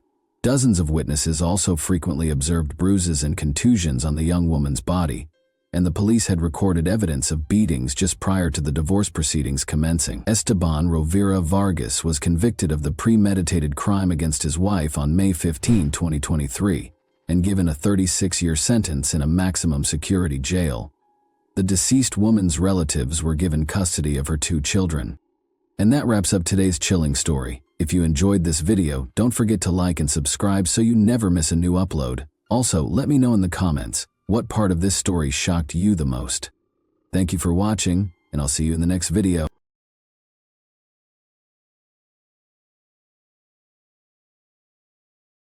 Hey guys, welcome to my channel, and today we're going to take a look at another horrible case with you. This video shows 47-year-old Fiona Beale, a primary school teacher at Eastfield Academy in Northampton, dancing sloppily in front of the pupils. Every one of her pupils enjoyed having her as their instructor. She was a committed educator who wished to make the most of her students' school time. Nobody in this video has yet to comprehend that Fiona's tale will be featured on newspaper front pages in a few of months. We will thus talk about the events that took place in England in 2021 today. The details of Fiona Beale's early years are scarce. She was a lovely and amiable woman who liked her work and her students, according to many who knew her. She lived in Northampton, which is roughly 60 miles northwest of London, with her partner Nicholas Billingham, 42. According to the 2021 census, the total population of the urban area is close to 250,000, making it one of the biggest towns in England. Moore Street was the residence of Nick and Fiona, and it was on this peaceful street that the events of today took place. They spent 17 years together. Naturally, Fiona and Nick experienced highs and lows like any other couple. Here's what I know about Fiona and Nick's connection, though many facts will likely be revealed later as this case was concluded approximately 2 weeks ago. According to Leslie Oldham, who knew the couple well, "I thought she was really nice." Leslie remembered that although they weren't holding hands or smitten, they appeared content enough. She was quite courteous and talkative when Nick invited her around for tea. You never knew how long a relationship would continue with Nick, because he was always a little of a ladies' man and liked being pampered by women. When Nick and Fiona became infected with a virus that was then circulating the globe in November 2021, their love ended. After testing positive for the virus, Fiona and Nick had to separate themselves, she told her loved ones, on November 1, 2021. All they needed to do was complete an online application and spend 10 days at home. but she texted her sister the very following day to let her know that Nick had broken up with her and gone out with someone else. It's crucial to remember that it happened in early November 2021. Nicholas Billingham remained in contact with his friends and family after splitting from Fiona Beale. He sent his mother a text message claiming that he had fled with Faye. He claimed to be content and to have a wonderful new life. After 10 days at home, Fiona went back to work after her recuperation. When she returned to work, co-workers who had learned about the breakup gave her a lot of encouraging comments. But many saw that she was affected by the separation with Nick. Nearly 4 months after splitting with Nick, at the end of February 2022, her mental health started to decline. She could no longer live in a home that made her think of Nick all the time. She thus relocated to Cumbria, which is roughly 200 miles away from Northampton. Her family members were alarmed by the text she sent them on March 15, 2022. Her relatives phoned the police because they were so concerned. Police discovered Beale gravely hurt in a bath at a Lake District property she was renting while doing a welfare check. Constable Josh Parkin spoke in court about how he first thought she was dead and how ominous music was coming from her cell phone. According to Parkin, "I saw a female laying in the bath, completely naked. It looked like bodily fluids in the bath, leading me to believe the individual was deceased. What I would describe as sinister acoustic music was playing from a mobile phone that was next to her. I immediately requested an ambulance to attend our location. I suggested that we tried to get her out of the bath to perform CPR. She then roused and became somewhat conscious. I pulled quite violently on her ear to try and get a pain response. She moaned and went to turn over in the bath. We sat her up, and that's when she started to become emotional. I discovered a blue notebook that was leather-bound and had a logo of some kind on the front. The fact that the paper and the parting note were identical at the time held significance for me. It was evident from a cursory glance at the notebook that it contained information about her mental health at the time. I remembered that the last page of the book mentioned both vomiting and defecating. At the time, I believed it to be essentially a continuation of the farewell note. Fiona left a second message for the home's owner along with her bank card. The message read, "This is my PIN, don't go into the bathroom." Fiona was taken to the hospital by ambulance, and as the doctors treated her, the cops took a closer look at her notebook. They discovered something evil there. Constable Lawson rejected the notes as ramblings, even though they seemed to describe Beale killing someone. He also stated that he did not think anyone had been killed at that point. The notes seemed to be ramblings, he claimed. In a statement, Constable Roy Williams, a colleague, stated that he too thought the notes were ramblings, but that there were some extremely unsettling elements. I believe these comments to be a delusional fantasy, as Beale appeared to be having a mental health episode. Because of the book's substance, we were unable to overlook the statement. She said her long-term partner was not a very nice man, and that she had killed him. Fiona wrote in her notebook, "Everything changed last year. You be sweet to them, especially your wife. My husband wasn't sweet to me. I suppose I ought to explain what happened to get me to this point. My mental health had been deteriorating. Whenever he was cheating, he would up the ante on belittling, moaning, and criticizing. I have to confess. Okay, here goes. October 2021, he spat on me and threatened me during intimate contact. I thought about leaving, but the things he said and did fueled my dark side. I call her Tulip 22. She's reckless, fearless, and efficient. Ruthless. I started plotting as Tulip 22 after he'd gone to bed. I could no longer sleep in the bed due to my breathing being too loud, or I moved too much, or I was snoring. Another notebook entry mentioned that Nick had been nasty and mean for 17 years, and that she decided she couldn't let him get away with it because of his disgusting behavior on Halloween. Another entry stated, "That night I planned pandemic rules. Meant I had a guaranteed 10-day isolation period from positive symptoms. I called the school administration on Monday and said we'd tested positive and had symptoms. He went to work. Tulip 22 smoked and planned. I'd planned it mentally so many times before. I had a bath. I left the water in. I encouraged the bath with the incentive of intimate contact. Afterwards, while he was in the bath, I kept the knife in my dressing gown pocket and then hid it in the drawer next to the bed. I brought a chisel, bin bag, and cable ties up too." She made him put on an eye mask before stabbing him, according to the note. The notes that followed read, "Still, my actions haunt me. I sometimes have to catch myself and remember what I did and then remember my cover story. Neither seemed convincing. I got him to wear an eye mask. It was harder than I thought it would be. Hiding a body was bad. Moving a body is much more difficult than it looks on TV. I am sorry I didn't leave him. I am sorry I let him rip my self-esteem and self-worth apart. I am sorry. I am weak. I am sorry for what I did. Yes, I am alive currently, but it's more like a waiting room. People will blame my mental health. I could have fixed myself. Do I regret what I did? Of course I do. I'm not a monster. It had been building up for so long. The funny thing is that he was such an unlikable person, I only had to send a few texts. No one seemed bothered. I don't think anyone would have looked for him. Beale had written in her journal that Billingham why she stabbed him. Recall that Nicholas Billingham vanished on November 1, 2021, and he only used text messages to communicate with his loved ones after that.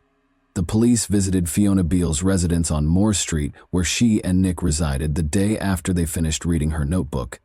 In their hasty inspection, they found nothing out of the ordinary, but when they came back the following day, they discovered a few things, such as a mattress in the cellar that was noticeably covered in blood when it was moved. More evidence was discovered when the police returned to Moore Street on March 19. A body was discovered buried in the backyard by forensic investigators and specialized search teams, which included a cadaver dog.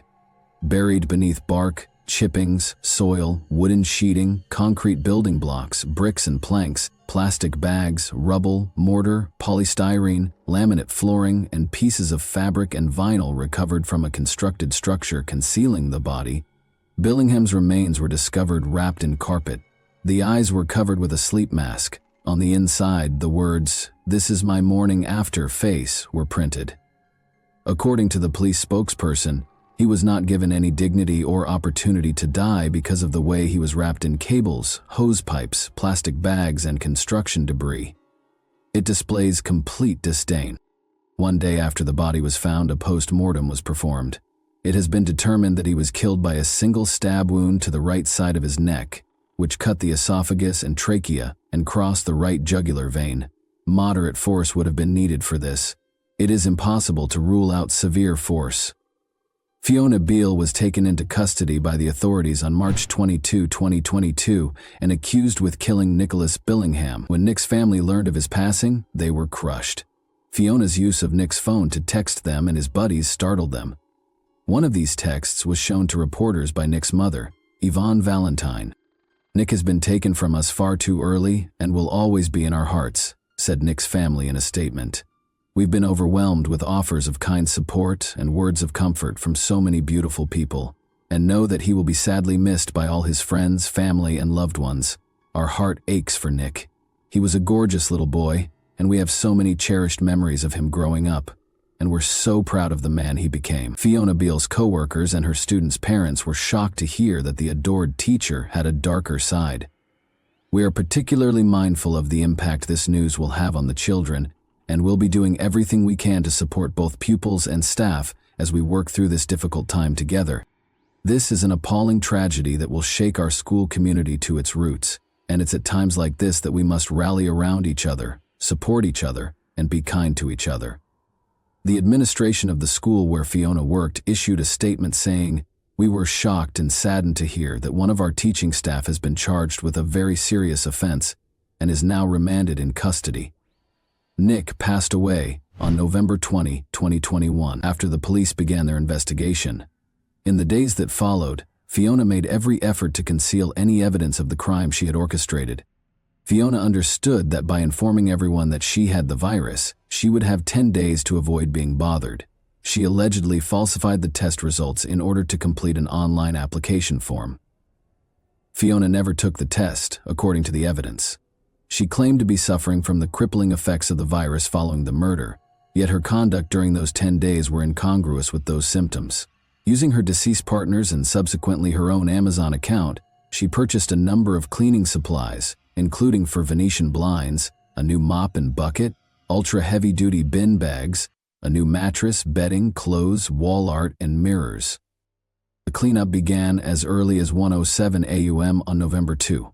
She added 3 rolls of duct tape to a Tesco order that included many cleaning supplies. Later that same day, she bought a stainless steel digging shovel, heavy-duty long gardening gloves, a galvanized incineration bin, garden leaves, and a wood burner at 2:19 p.m. She eventually purchased other items to dispose of the body, as well as numerous items for her personal comfort and delight, including apparel, scented candles, shampoos, chocolates, and soft furnishings. Fiona went shopping nearly 2 weeks after killing Nick. On November 13, she was seen purchasing a variety of goods from supermarket cameras, including building supplies that she would later use to construct a cemetery. The cops revealed the CCTV footage. As I mentioned before, Fiona spent several months texting Nick's friends and family in an attempt to pass for him. She also extended an invitation for Nick's mother to come see her. On December 23, 2021, as her son was buried in the backyard, Ms. Valentine recounted how Beale invited her to her house for a Christmas drink. "You moved the furniture to obscure views to the garden. Why? To stop anyone seeing where you had buried my son. You sat in your front room with me, having a casual chat with me, having a Christmas drink with me, and the whole time you knew that you had killed my son and buried him only feet from where I was sat."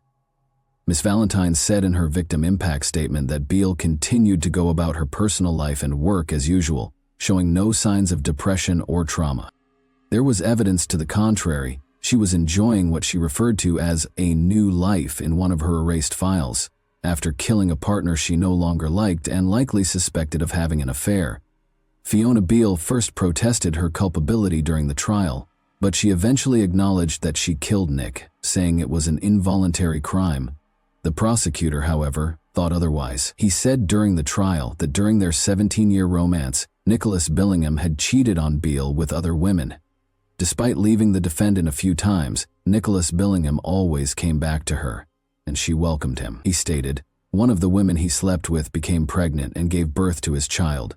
Instead of leaving him, she worked out a plan on how and when to kill him, where to conceal his body, how to cover up and explain his disappearance to others, and to explain her own absence from work when she killed him." However, defense lawyer Andrew Wheeler informed the jury in a brief statement read following the prosecution's opening argument that Beale had suffered from mental health issues for years prior to the murder, as a result of Mr. Billingham's coercive actions. Beale's attorney, Wheeler, continued, "We submit that in fact this case is not as straightforward as the prosecution suggests.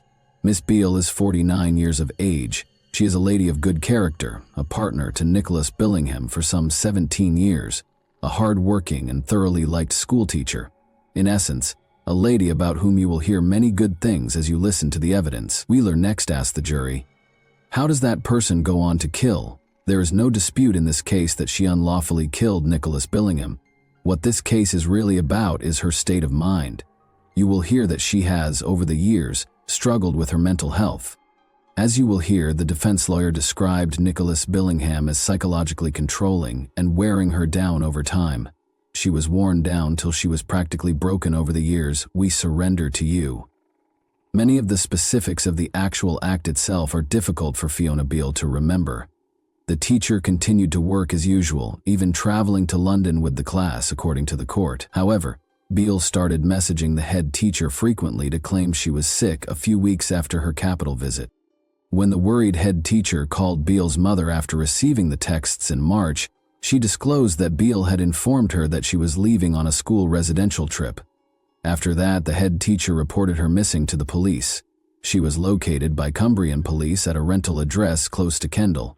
But Beale informed the officer that she didn't want her family to know her precise whereabouts and that all she needed was some peaceful time. Fiona Beale eventually modified her initial statement and completely accepted her guilt, but not before Beale sent a message to her family saying, "I'm so sorry, I love you all very much." The officer then sent the message to Beale's mother, and 3 days later, they went to the lodge. She then described her personal and professional life to the jury at Northampton Crown Court, claiming that Billingham had made cleaning a major point of contention between them and had thrown a dinner plate against a wall twice. Beale said that she was administered antidepressants while attending college. She claimed that when they first started dating, Billingham, who was working as a builder with his stepfather, was incredibly kind and considerate. Little by little, Billingham had changed. "I remember when we were in a flat," Beale said in the opening statement to the court. "I had left a cloth with cleaner on it, and it stained a worktop. It didn't seem really serious, but then cleaning became a huge issue throughout the years, and rather than laughing things off, I would get told off." Beale also mentioned that everything had to be exactly how her partner wanted it during mealtimes. Beale said, "I couldn't tell you when it started. It just got worse, and it lasted till the end. Items placed in cupboards had to be placed facing outwards. While there were a couple of occasions when he threw a plate of dinner at the wall, I lost a lot of confidence. It started with joking that I wasn't doing something, and then it just crept into being nasty about it." She also revealed that prior to killing Nick, she had threatened to kill him so that he couldn't do to another woman what he did to her. Nick's mother, Yvonne, spoke after the guilty plea, saying it was painful to know that her son's killer offered her a drink as he was buried a few feet away. "How you could hate someone that much to do what she did. I can't believe it," and apparently, his last word was "why" when she stabbed him in the neck. And that wraps up today's chilling story. If you enjoyed this video, don't forget to like and subscribe so you never miss a new upload. Also, let me know in the comments, what part of this story shocked you the most? Thank you for watching, and I'll see you in the next video.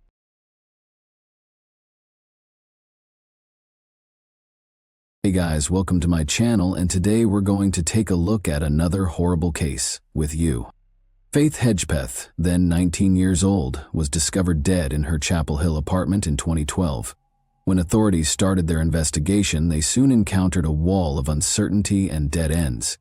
They were diverted by conflicting accounts from her closest friends and family, odd 911 calls, and false leads. Investigators were frequently left with more questions than answers. When a seemingly promising lead turned out to be a dead end, the case became colder as time went on and important pieces of evidence stopped making sense. The identity of Faith's killer remained a mystery despite constant efforts. Why did the inquiry stall so significantly, and who was responsible for her brutal death? Let's investigate this case. Unaware of the tragic turn their day would take, Rosario and her companion Marisol Rangel arrived back at their flat just before 11 a.m. on September 6, 2012. They called for Faith as they walked in, but the place was oddly silent. Uncertain of what to anticipate, they approached Faith's bedroom with trepidation. They were stunned by what they discovered.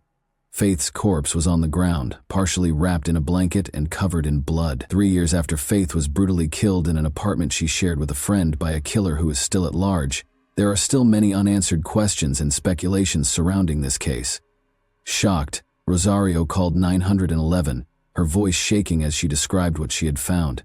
Once vibrant, Faith was gone, leaving the friends to wonder forever, who could have done this, and why? We must examine the final hours of Faith's life in order to comprehend what transpired to get to this point.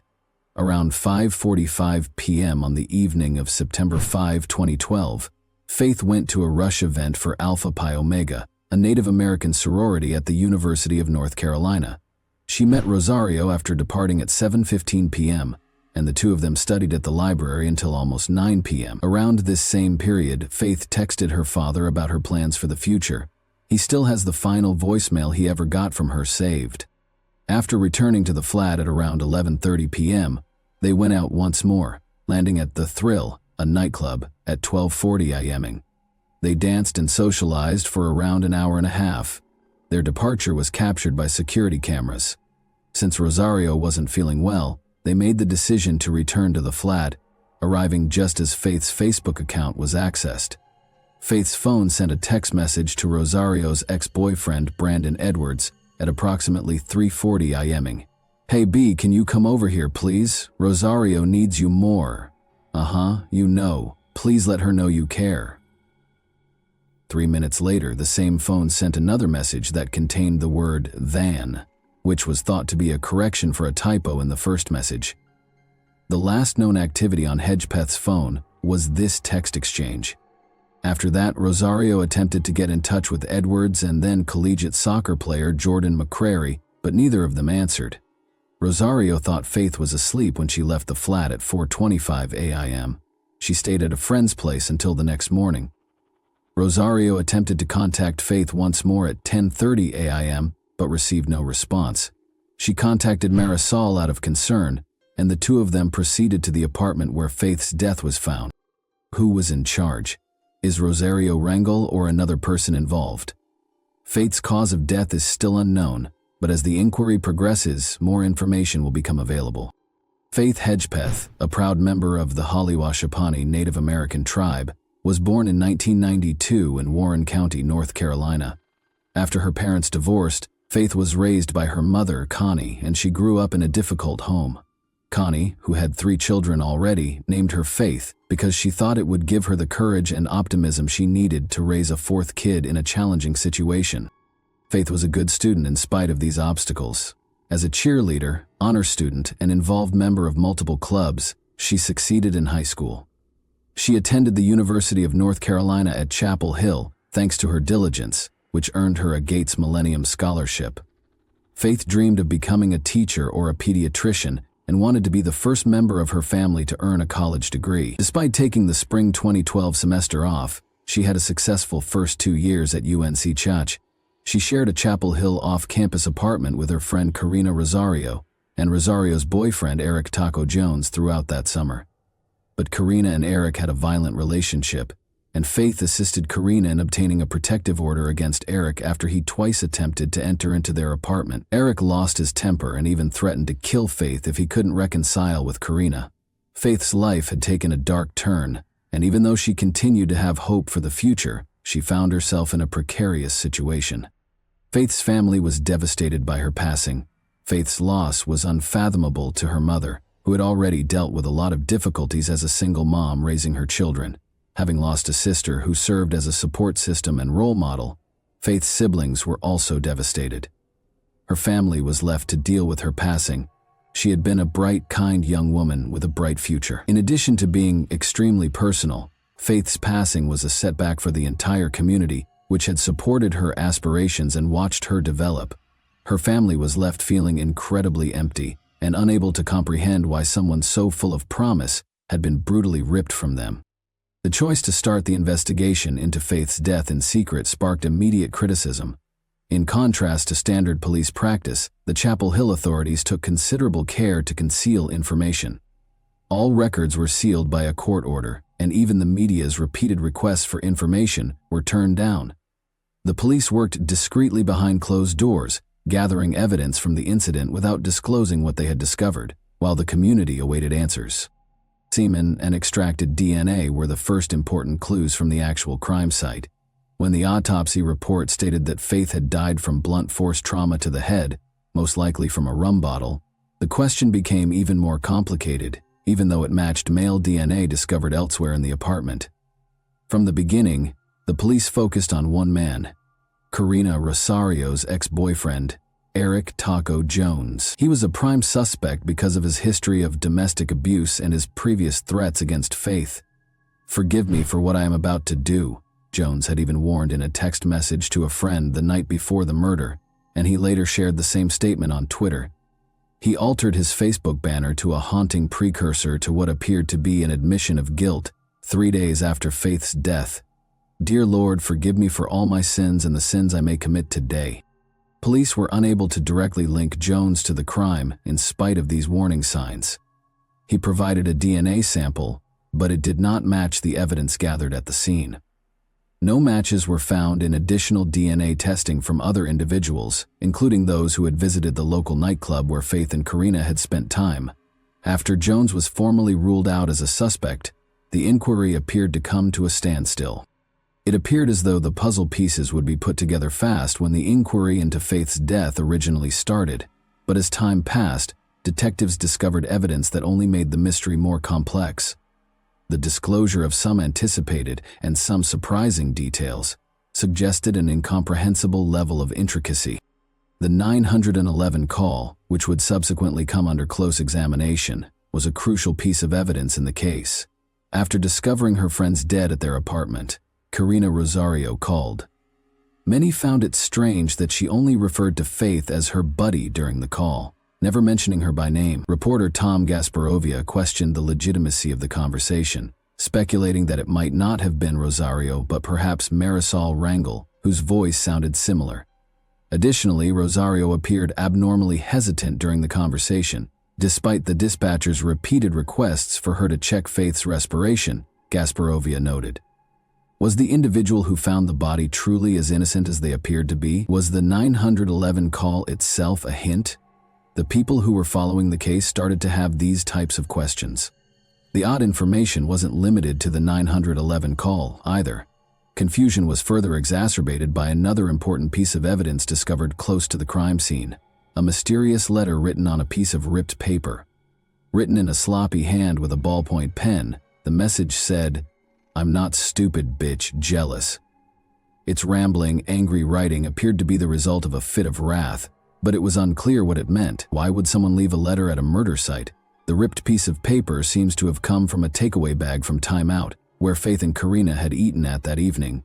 However, was the note a spontaneous outburst or a private communication to Faith? When forensic specialists examined the note, they discovered that the handwriting was erratic. The word "stupid," which was written much more clearly, was underlined by one, perhaps by someone attempting to hide their identity or deceive investigators. Even more concerning was the fact that the message seemed to be written before the murder because there was blood all around the room, and the note itself seemed free of blood. Why abandon it? Was it a deliberate deception or a hint? Reporter Tom Gasparelli speculated that Faith might not have been the intended recipient of the note. The murderer might have planted it to trick detectives. Was it a last desperate communication, or was it a lie? The note's emotional tone suggested intense annoyance or jealousy. Was it Faith or someone else that the murderer was angry at? Faith's own phone provided yet another horrifying piece of evidence in her case. Faith's phone unintentionally called a friend the night before she was murdered, recording a brief but unsettling chat. With background noise and muddled conversations, it initially appeared to be a simple pocket dial accident. However, when audio specialist Arlo West examined the call, he found some concerning snippets. West also claimed to hear a woman's voice saying, "I think she's dying," followed by a man's voice saying, "Do it anyhow." References to Eric and Rosie that seemed to connect the conversation to Faith's roommate Karina Rosario and her violent past with Eric Taco Jones were also heard. The call's timestamp of 1:23 a.m. coincided with the claimed time when Faith arrived at the club. Police initially brushed it off, thinking the call was simply background noise from a night out. However, West pointed out that there were several oddities, such as the unusual absence of typical nightclub sounds, which gave the scene a strange vibe. Did the call record the last seconds before Faith was killed? Or might it have been recorded earlier? These unresolved issues gave an already terrible case a troubling undertone. Investigators were left with more questions than answers as they combed through this perplexing evidence. Although these pieces of evidence were far from conclusive, they were sufficient to raise the possibility that the murderer may have left behind more than just tangible evidence at the site. They might have left a trail of psychological hints that, if the investigators could decipher their actual meaning, could tell us a lot about the killer's mental state. The public's annoyance increased while the case went unresolved. A $29,000 0-cents reward was given by the university, the Halawashaponi tribe, the local Crime Stoppers chapter, and the apartment complex where Faith had resided for any information that resulted in an arrest. It was believed that the reward would lead to a tip that would completely unravel the case. However, months and weeks went by with no improvement. There was still no breakthrough when Governor Bev Perdue increased the award by an additional $10.00. The probe was conducted in secret in the interim. The UNC student newspaper The Daily Tar Heel petitioned for the release of the secret documents in November 2012. The case remained sealed beneath a veil of silence when the court rejected their plea, despite publicly claiming that their daughter's death certificate verified she had been battered. Faith's family was also kept in the dark about several specifics. The town of Chapel Hill remained uneasy as the months passed. The FBI has created a profile of the male DNA recovered from the scene by January 2013. According to the authorities, this person had lived close to Faith, had expressed interest in her, and his actions had probably changed after the crime. The court nevertheless mandated that the records be kept secret in spite of this development. The public was left in the dark about the case, which appeared to be proceeding behind closed doors. The police didn't formally ask the North Carolina State Bureau of Investigation for assistance until September 2013, a full year after Faith's passing. Chris Blue, the police chief for Chapel Hill, acknowledged that they had run out of options and that the case had gone cold. The murder of Faith was still a mystery, and the case files were still sealed. After 2 months, the inquiry took yet another unsettling turn. Publications such as the Tar Heel started to doubt the investigation's objectivity. Why hadn't the police pursued important leads? Although the police had never thoroughly searched the neighborhood, neighbors in the apartment building where Faith had resided said they had concerns about Eric Jones long before the murder. Only Faith's apartment had actually been completely examined. The other apartments in the complex, including the woods beyond the building, had not been looked at. When it was discovered that police had never examined security footage from the Thrills parking lot, a significant lost opportunity became apparent. The owner of the towing firm that was in charge of the parking lot, the nightclub where Faith and Karina had spent the night before the murder, had installed security cameras that may have recorded important footage. But it wasn't until almost 19 months after the incident that the police requested to view it. The court eventually ordered the records to be opened in 2014, following a great deal of public pressure. Following the release of important papers by investigators, such as the search warrants and investigative notes, there was a flurry of media coverage. These documents demonstrated the extent, or lack thereof, of the police involvement in the case. They also offered the first glimpse of the chronology of events that preceded Faith's demise. The autopsy report was eventually released to the public in September 2014, over 2 years after the murder. It validated the suspicions of many. Faith had suffered severe physical abuse. Blood was discovered beneath her fingernails, indicating that she had retaliated against the severe blow to her head. Initially believed to be the key to identifying the murderer, the DNA recovered from the site remained a mystery. The question of who killed Faith Hedgepeth and why remained unanswered despite ongoing investigation. Unanswered questions became more pressing as the investigation progressed. Had the police conducted the inquiry improperly in the beginning?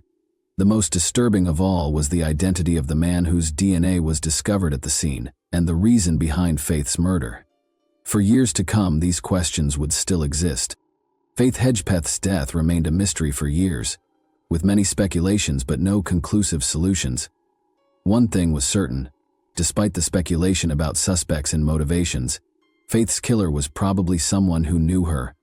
According to Chapel Hill police, the murder was committed by a member of her UNC Chapel Hill social circle rather than at random. Investigators interviewed more than 2,000 people over the years, obtained 750 people's DNA, and reduced the number of potential suspects to 10.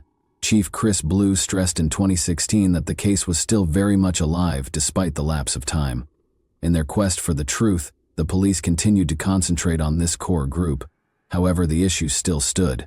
What motivated the murderer to carry out such a heinous act, and who was the murderer? But on September 23, 2016, almost 4 years after Faith's passing, the case took even another unexpected turn as the inquiry proceeded to uncover. Unexpectedly, the Chapel Hill police announced that they had teamed up with Parabon Nanolabs, a genetic testing business that had created a device that could create physical representations of suspects using their DNA. This public image provided a unique look at the unidentified culprit and was solely based on the DNA profile found at the crime site. It wasn't a perfect portrait, of course. It was predicated on phenotyping, which is the process of predicting physical characteristics from an individual's genetic makeup. Snapshot: Parabon's technology uses DNA to forecast skin tone, freckles, eye and hair color, and even the shape of a person's face. The president of the organization indicated that, while their system could provide a remarkably high level of detail regarding a person's possible appearance, it was unable to forecast a person's height or weight. A man of mixed ancestry, mainly Native American and European with some Latino heritage, was the image produced by DNA analysis. In addition to having origins in Mexican, Colombian, and Iberian civilizations, he was probably dark-skinned, black-hailed, and freckle-free, with faint indications of South American and African heritage. The forecast provided a very accurate likeness and was made with over 80% confidence. Investigators were able to see a potential suspect for the first time thanks to this picture, but it also made them wonder, who was this person? Why had the police failed to identify them? And how did their DNA get to the crime scene? Notwithstanding this recent development, journalist Tom Gasparoli hypothesized in 2017 that the murderer might be a distant acquaintance of Faith's who harbored animosity or resentment toward her. When authorities began concentrating on Faith's roommate, Karina Rosario, this theory gathered traction. Since Rosario never mentioned Faith by name and only ever referred to her as a friend, her 911 call raised questions. Faith's texts to her ex-boyfriend that evening conveyed a sense of urgency over Rosario's need for him. Although Rosario claimed to have left the flat while Faith was asleep, there were questions raised regarding her account. Rosario remained silent and had moved away, but she kept in touch with investigators. Gasparoli made hints that she might be more knowledgeable than she was admitting and that she might have the secret to cracking the case. The question was whether the truth will ever be revealed for so long. A significant development in the case did not occur until 2021. A breakthrough in September 2021 would finally provide resolution after almost 10 years of mystery, but it also sparked new inquiries. Miguel Salguero Olivares, 28, of Durham, North Carolina, was taken into custody by Chapel Hill police after he had not been previously considered a suspect. Why was he arrested and what changed? DNA was the solution. In August 2021, Salguero Olivares was detained on a different charge of driving under the influence. However, the DNA found during his arrest would eventually link him to Faith Hedgepeth's murder. According to court records filed in January 2022, Salguero Olivares' DNA and the palm print on the murder weapon both match those taken from the crime site. Even though the discovery marked a sea change in the case, the police were still hesitant to speak in public. Chief Blue informed the media that although Salguero Olivares had been taken into custody, the full narrative will take time to develop. Now, it was unclear how Salguero Olivares, an unidentified player in the case, had gotten involved. How did he relate to Faith? Although the arrest introduced a new level of intricacy to the case, it did not provide all the answers. Did Salguero Olivares have a close relationship with Faith, or was his involvement only incidental? What had motivated him to carry out such a horrific crime was maybe even more disturbing. Salguero Olivares is currently in 2024, awaiting his trial, and minimal information is available about him. New possibilities and previous ideas of Faith's death blended together as investigators examined Salguero Olivares' involvement. Did he have a deeper connection to her? Or was he just a stranger? What did that mean for Rosario and other suspects if he was involved? Roland Hedgepeth, Faith's father, conveyed his appreciation and thanked God for allowing him to see this event. Connie Hedgepeth, Faith's mother, assured the public that the truth regarding her daughter's passing will eventually come to light. While Salguero Olivares' arrest provided some clarification, it also sparked other inquiries. After years of research, the case remained mysterious, and the full tale was still unknown as it entered its second decade. Although the arrest didn't end the investigation, it did offer a new dimension and raise questions about whether this was the last piece, or merely a new development in an ongoing mystery. And that wraps up today's chilling story. If you enjoyed this video, don't forget to like and subscribe so you never miss a new upload. Also, let me know in the comments, what part of this story shocked you the most? Thank you for watching, and I'll see you in the next video.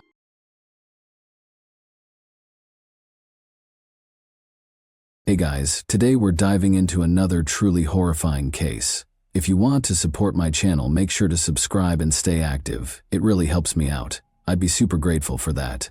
Let's get started. One of the most important people in the tech sector, Forrest Hayes, was discovered dead in Santa Cruz Harbor, California, on November 23, 2013. His death was found on board the Escape, a lavish yacht that he owned himself. When Forrest was discovered unconscious in one of the cabins, attempts to resuscitate him failed. The captain of the yacht called local police informant as the initial responders. A number of perplexing circumstances surrounded the body's finding. Without any indication of struggle, Forrest was discovered laying on his back. There was a noticeable injection mark on his arm, but there was no syringe or medical equipment in the area. As a result, detectives were instantly prompted to think about whether this was an accident or an intentional conduct. There was chaos in the cabin where Forrest was discovered. He had company, as evidenced by the lipstick traces on one of the 2 wine cups on a tiny table in front of him. A sense of seclusion was created by the meticulously drawn curtains covering every window and the low illumination. There were no obvious indications of violence, yet the scenario was strangely contrived. Forrest regularly used the yacht for private excursions, the captain told the authorities. He said that although Forrest liked to be alone himself on the yacht, he would entertain people from time to time. However, once Forrest set out on this specific voyage, the captain did not witness anyone boarding or departing the boat, and the coroner's preliminary investigation indicated that a drug overdose might have been the cause of death. It was unclear at the beginning of the investigation, nevertheless, if this overdose was an accident or deliberate. More doubts were generated by the fact that there was no syringe found next to the body. Was it removed on purpose, or was it never there in the first place? Investigators started looking into Forrest's life, contacts, business transactions, personal ties, and the circumstances surrounding his death in an effort to find leads. Who had been with Forrest in his last hours was the crucial question. The lipstick-stained wine glass and the absence of obvious evidence at the scene suggested a woman was present, but neither the harbor personnel nor the captain saw anybody get off the yacht after Forrest got on board. Examining Forrest's phone, which was discovered close to his body, was the first step in the inquiry. An initial look through his texts and applications turned up nothing unusual, but the investigators made the decision to delve further into his private life. Investigators believed Forrest might have had a secret side to his life that might provide hints about what had transpired. Despite his impeccable professional image, it became clear from a thorough examination of Forrest's relationships and routines that his apparently ideal existence might have been hiding some surprising truths. In their efforts to comprehend what happened aboard the Escape that tragic evening, law enforcement made finding these their top priority. On May 10, 1962, Forrest Hayes was born in Dearborn, Michigan. He demonstrated exceptional learning skills at a young age, and his innate charisma, curiosity, and talent for handling challenging situations made him a leader among his peers. His captivating personality and drive for perfection were often praised by teachers and classmates, and these attributes set the groundwork for his eventual success in the workplace. Forrest enrolled at a prominent university to study computer science and engineering after graduating from high school. He rapidly became proficient in the state-of-the-art technologies of the time and started working on his own projects, which attracted the interest of significant tech firms. Early in the 1980s, when the information technology sector was just starting to take off, his career really took off. Forrest's 2005 hire by Apple was a turning point in his career. Apple was expanding quickly at the time and was creating groundbreaking devices like the iPhone and iPad. Forrest was hired by the corporation to work in one of the main divisions, in charge of developing cutting-edge technologies. He immediately gained the respect of his coworkers and leadership due to the substantial contributions he made to Apple's projects. Forrest was more than just an accomplished expert. He was a pioneer. He was a vital team player because of his exceptional ability to come up with novel answers to challenging problems. Coworkers recalled his unwavering commitment to putting innovative concepts into practice that improved the usability and accessibility of Apple's products. Forrest developed technology during his time there that went on to become industry norms. But Forrest's aspirations prevented him from taking things easy. He soon accepted an offer from Google to work for the multinational internet behemoth. He joined Google X, a division devoted to creating cutting-edge technologies, after 7 years at Google. In his position, he oversaw projects including smart devices, driverless cars, and other cutting-edge technologies. Forrest's accomplishments include helping to create self-driving car systems, a revolutionary development in the realm of autonomous mobility. According to colleagues, Forrest Hayes had the ability to motivate a group of people and lead them toward challenging objectives. He promoted a positive work atmosphere as a leader who was fair but firm. Forrest gained the respect and affection of his team since he didn't hesitate to take on the most difficult assignments. He was able to successfully oversee large-scale projects that influenced the direction of technology because of his ability to blend strategic thinking with meticulous attention to detail. Forrest's family life and career accomplishments were closely related. He married Denise Hayes in 1996, and the two of them had a close relationship based on support and understanding. Asha, Lily, Roscoe, Lauren, and Daniel were the couple's 5 children. Forrest was a loving parent in addition to being a prosperous businessman.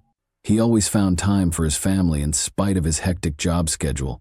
He loved spending time with his children, planning family vacations, and establishing customs that strengthened their bonds, according to individuals who knew him well. Forrest seemed to have a happy family life. Situated in one of California's most prominent communities, their $3 million 0-cents home provided a peaceful and comfortable sanctuary. But trips aboard his yacht were the source of Forrest's greatest happiness. For him, the yacht was more than just a means of transportation. It represented the unity of the family. He regularly took his family on quick getaways, where they could unwind and spend quality time away from friends, co-workers, and the bustle of the city. Admired Forrest's ability to strike a balance between his commitment to his family and his career achievement. He demonstrated how to balance professional accomplishments with personal obligations. Those around him were profoundly impacted by his attention to detail and desire to succeed in all that he did. But notwithstanding, Forrest occasionally confided in intimate friends about feeling empty despite the external peace. Though it didn't provide him total fulfillment, he felt as though he had accomplished everything he could have imagined. This restlessness might have contributed to his pursuit of novel hobbies and experiences, which ultimately had disastrous results. Using the app Seeking Arrangement was a big part of Forrest's covert existence. For casual relationships that frequently include financial support, this network connects wealthy people with younger companions. Forrest used the app frequently. He had been texting dozens of women, setting up meetings and negotiating the conditions of their contacts, according to an examination of his account. These connections went beyond simple friendships. Forrest was renowned for providing his companions with lavish assistance, including meeting in private, paying for their expenses, and giving them pricey presents. His yacht escape was one of those places. After serving as a family vacation boat for brief excursions, Forrest turned it into a private hideaway where he hosted ladies he had met on the app. He was able to avoid unwanted attention since the yacht gave him the privacy he needed. The police eventually learned that the yacht was frequently used for these kinds of meetings from the captain, who was employed by Forrest. He remembered that Forrest sometimes traveled small distances with women or sat with them alone for numerous hours. The captain claimed that this started to happen frequently, but he was prohibited from inquiring because of a confidentiality agreement. Alcohol was frequently consumed during these interactions, and occasionally illegal narcotics were used as well. Conversations regarding obtaining these drugs were discovered in messages on Forrest's phone. Sometimes he asked his partners to bring them along. Unaware of his other existence, his family and co-workers were taken aback by this news. One woman that Forrest had met through Seeking Arrangement attracted special scrutiny from investigators. He set up a rendezvous with her aboard the yacht a week prior to his passing. They drank alcohol during the evening and then took drugs that made Forrest feel ill. Forrest stated in communications following the meeting that he wasn't feeling well but had no plans to cease doing such things. There were 2 realms in Forrest's life. In one, he had a perfect reputation as a professional, a loving husband, and a father. He looked for excitement and a brief reprieve from regularity in the other. His family thought that his yacht vacations were just a stress reduction strategy, and his acquaintances and co-workers were unaware of this hidden side of him. Forrest viewed these private sessions as a means of relaxing from his rigorous work schedule, but they ultimately had disastrous results. His success was formerly symbolized by the yacht. Freedom became the place where his premature death and double life met. Investigators and Forrest's loved ones were forced to reevaluate their perception of a man they had assumed to be perfect in light of the facts. Alex, whose real name is Alexandra Catherine Tillman, was born in Canada on April 8, 1987. Leslie Ann and Bart Tillman adopted her at a young age, thus her biological parents were unknown. Alex received a secure and caring upbringing from her new family, complete with a cozy home and stable finances. The family enjoyed a high social status because Bart was an executive at a large corporation and Leslie Ann worked in retail. Alex was raised in a loving home. She aspired to be a writer and excelled academically, particularly in literature. Her teachers were aware of her rich imagination and innovative ideas. She also enjoyed playing sports and took an active part in school tournaments. Parents encouraged their daughter's goals, supported her education, and were proud of her. But for Alex, adolescence marked the start of a string of issues. She first took marijuana when she was 14. Although it was more of a haphazard choice, it eventually brought to a slow entry into the forbidden world. Alex started using lighter drugs at first, but by the time he was 16, he was using harder ones. Her life underwent a significant transformation during this time. She started skipping school, avoiding the sports sections, and separating from her parents, Leslie and Bart Tillman, who did everything in their power to support their daughter. They sought the help of psychologists and brought her to counseling, but things kept getting worse. They sent Alex to a private rehabilitation school in Maine in a last-ditch effort to make things better. This school was well known for teaching teenagers with behavioral issues in a severe manner. The parents believed that removing their daughter from her familiar surroundings would aid in her transition back to a regular life. However, the anticipated outcomes of the stay at the institution were not achieved. Unable to adjust to the new surroundings, Alex quickly went back home and resumed her old way of life. Alex had finally left school at the age of 18. She experimented with many paths, such as journalism, but soon lost interest. She struggled with addictions continually, which prevented her from establishing a personal or professional life. Her attempts to achieve were consistently foiled by a return to medicines. Alex relocated to San Francisco in 2010. She wanted to dedicate herself to the entertainment industry in order to begin a new chapter in her life. She started a YouTube account during this time, posting videos about makeup and her daily life. But the initiative didn't work out, and Alex was disappointed. She looked to the modeling world once more in an attempt to make a name for herself, but after determining that the typical requirements for a lucrative modeling career did not apply to her, Alex decided to specialize on fetish photography. She took involved in picture assignments that emphasized provocation and epitage in the BDSM style. Although this decision helped her establish her audience, it did not result in stable finances. Alex was still battling addictions, living in disarray, and dealing with difficulties all the time. Alex started using the Seeking Arrangement website in 2011. This choice gave her access to wealthy men who could support her financially and provide her access to a more opulent lifestyle. This platform introduced Alex to Forrest Hayes. As was common on the platform, they started their connection by talking about the conditions of their meetings. In exchange for financial support and lavish presents, Forrest was looking for a partner to join him for intimate gatherings on his yacht retreat. He offered Alex the opportunity to attain the stability she sorely desired. Their sessions were informal and frequently included light chat and wine, but as investigators eventually found, their encounters soon took on a new dimension. On occasion, Forrest asked Alex to bring illegal drugs to their sessions, and he paid her extra for doing so. Alex accepted, seeing this as a chance to make more money. They started meeting frequently, and the yacht escape became their main gathering spot. Among the important people in Alex Tillman's background was Dean Riopel, a musician, entrepreneur, and proprietor of well-known nightclubs in Atlanta. Because of their significant age difference, their romance, which started in 2011, immediately attracted attention. Alex was only 24 at the time, while Dean was 51. They both seemed to thoroughly embrace a colorful and intense lifestyle, though, and didn't seem to mind the difference.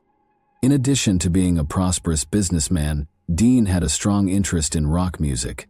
His band frequently played at his clubs, which were essential to Atlanta's music culture. Dean was well known for his vivacity, charisma, and passion for an unrestrained lifestyle. Dean took a major role in Alex's life, as she sought both stability and attention. Their relationship reflected the idealized anarchy of rock and roll, wild parties, travel, and a carefree lifestyle. However, there were serious issues underlying their relationship's glitzy exterior. Alex frequently started arguments, according to Dean's friends and co-workers. Their relationship was unstable due to her impulsive behavior, which was made worse by her use of drugs and alcohol. Only a few weeks before to the deadly Forrest Hayes incidents, in September 2013, Alex reported Dean to the police for allegedly being aggressive. Officers discovered a completely different scene when they got there, though. Witnesses reported that Alex had been acting strangely that evening.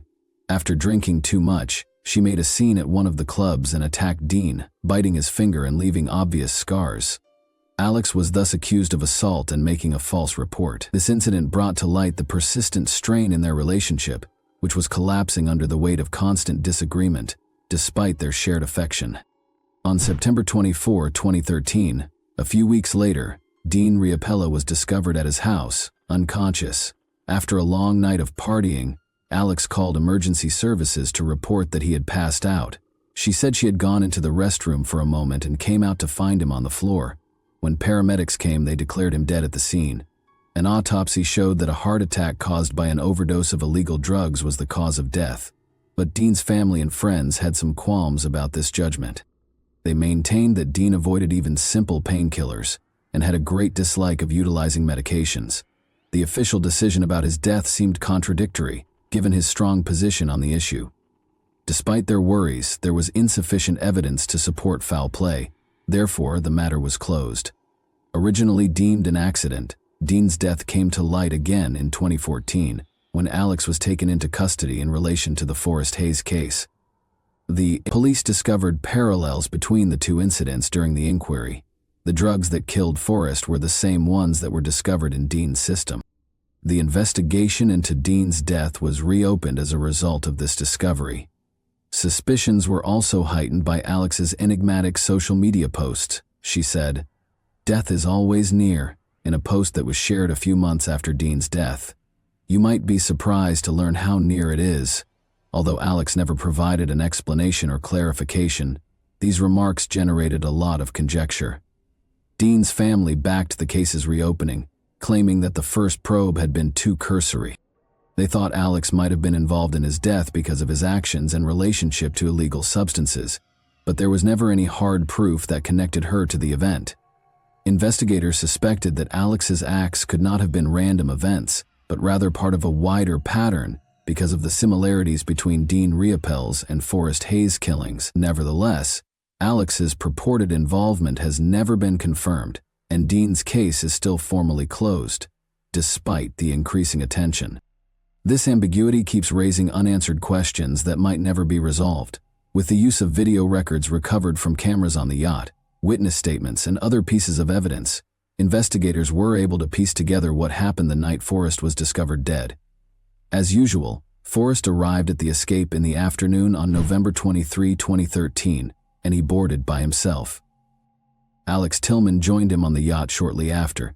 The captain testified that Forrest had asked the crew to leave the yacht for the night, stating that he wanted some alone and a peaceful night to unwind. The yacht still had several working cameras. In the main cabin, the video showed Forrest and Alex conversing, joking, and sipping wine. Substances and syringes were later found in the backpack that Alex had brought with her. The talk grew more informal as the evening went on, and Alex produced a syringe loaded with the drug. After giving herself an injection, she gave it to Forrest, who accepted. The precise moment of the injection was captured by the camera. Forrest's condition quickly deteriorated after receiving the dose. After losing consciousness, he fell into the couch. At first, Alex failed to see how terrible the situation was. She kept looking about the cabin and drinking her wine. She finally shook Forrest by the shoulders in an attempt to resuscitate him, but he didn't react. Alex became alarmed when he realized that Forrest was not waking up. She started acting frantically.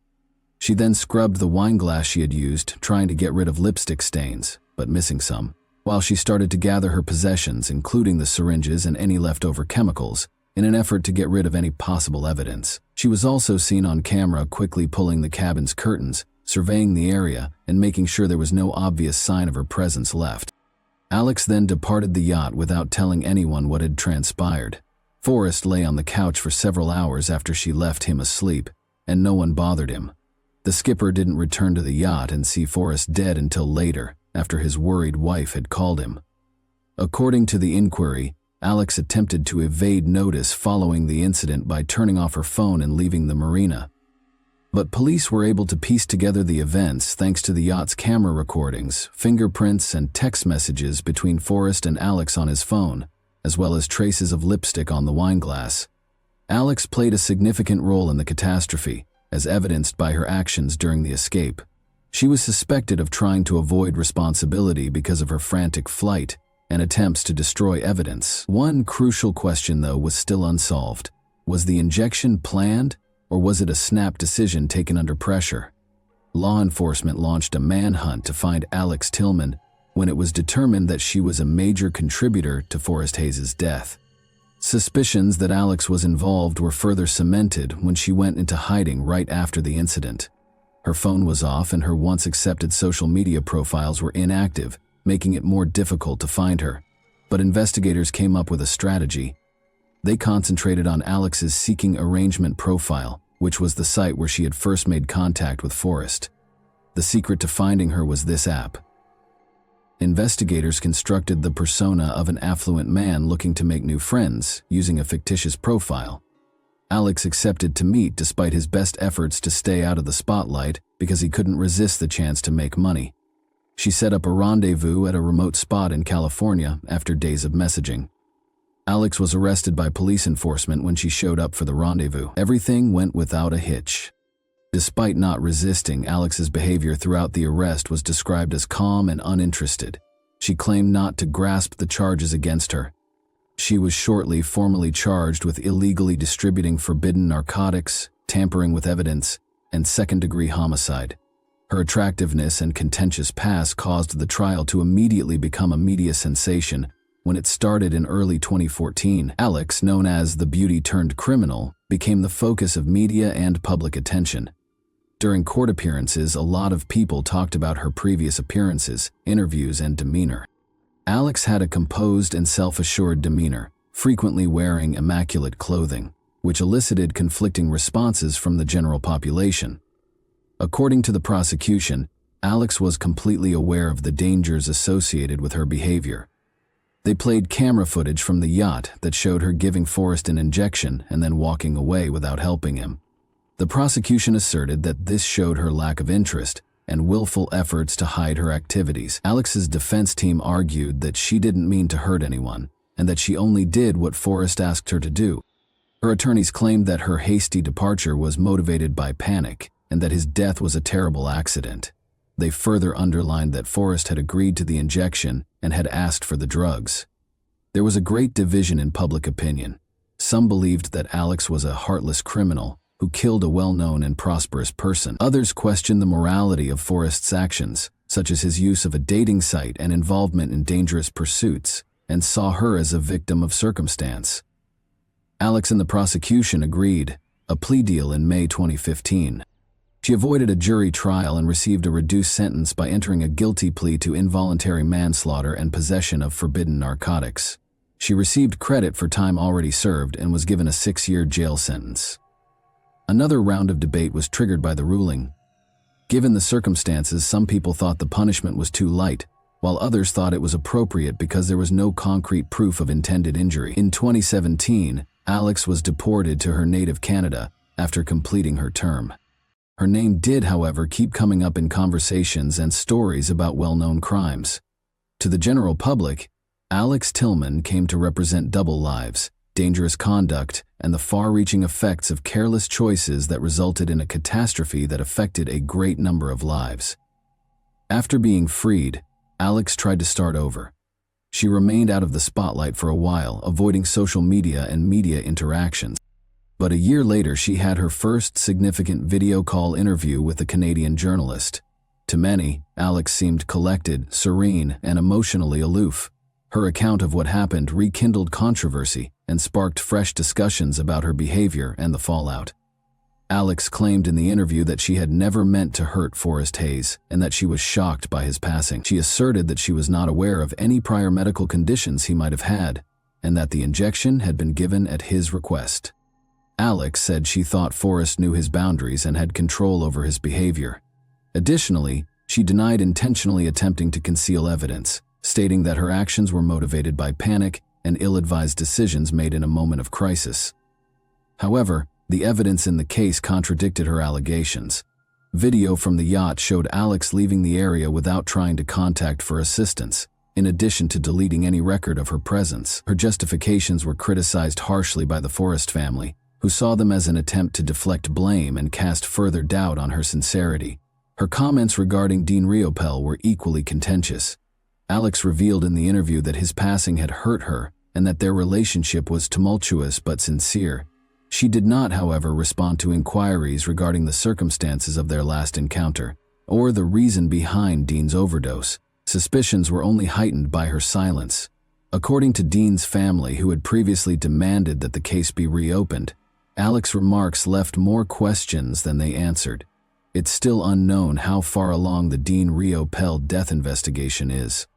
The Fulton County District Attorney's Office stated in 2018 that the matter was being reviewed, but they did not release any additional information. Rumor has it that investigators failed to find fresh evidence that would support or contradict Alex's involvement. The public was kept waiting for answers, and Dean's family was left in a condition of uncertainty. Alex Tillman currently lives in Canada and keeps a low profile. Her social media accounts are still inactive, and journalists have had varying degrees of difficulty reaching her for additional comments. She continues to be a contentious person who significantly divides opinions despite her modest profile. Others view Alex as a cold, cunning person whose actions led to 2 catastrophes, while others regard her as a person caught in the wrong situation.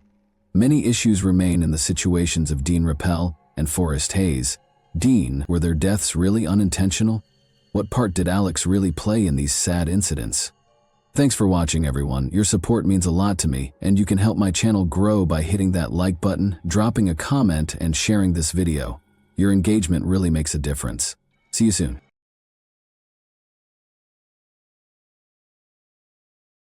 Hey guys, welcome to my channel, and today we're going to take a look at another horrible case with you. On July 20, 2019, 25-year-old Jessica Camilleri, who resided on St. Clair Avenue in Western Sydney, Australia, made this disturbing 000 call. Although Jessica recounted a very graphic sight, the investigators found the call unsettling, and they were correct about the nature of the crime. Jessica also appeared to be relatively calm. Rita Camilleri, Jessica's mother, is 57 years old. Rita's life was also impacted by Jessica's struggles as a youngster, who battled several mental problems. Rita loved her and tried her best to give her a decent life, even though she had to deal with a lot of challenges because of Jessica. However, she could never have predicted or imagined what Jessica did to her on that terrible night of July 20, 2019. Jessica was standing outside her house, completely covered in blood, when detectives arrived on the scene. They discovered Rita's severed body at the murder scene, which was almost like the set of a horror film. What transpired that evening between Rita and Jessica? Was there more to the narrative? Or did Jessica act in self-defense? We start on October 12, 1993, when Jessica Camilleri was born as the second daughter of Vince and Rita Camilleri, a Maltese-Australian marriage. Christy, Jessica's older sister, had a typical childhood, but Jessica didn't. Jessica's parents discovered that she was born with an intellectual handicap despite the fact that she was intelligent and able to speak. Jessica's IQ, which was between 55 and 60, was much below the typical range. Jessica was in the bottom 1% of the population as a result.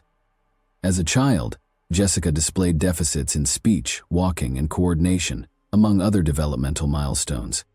Teachers noticed her deficits in language, math, reading, and writing when she first entered school.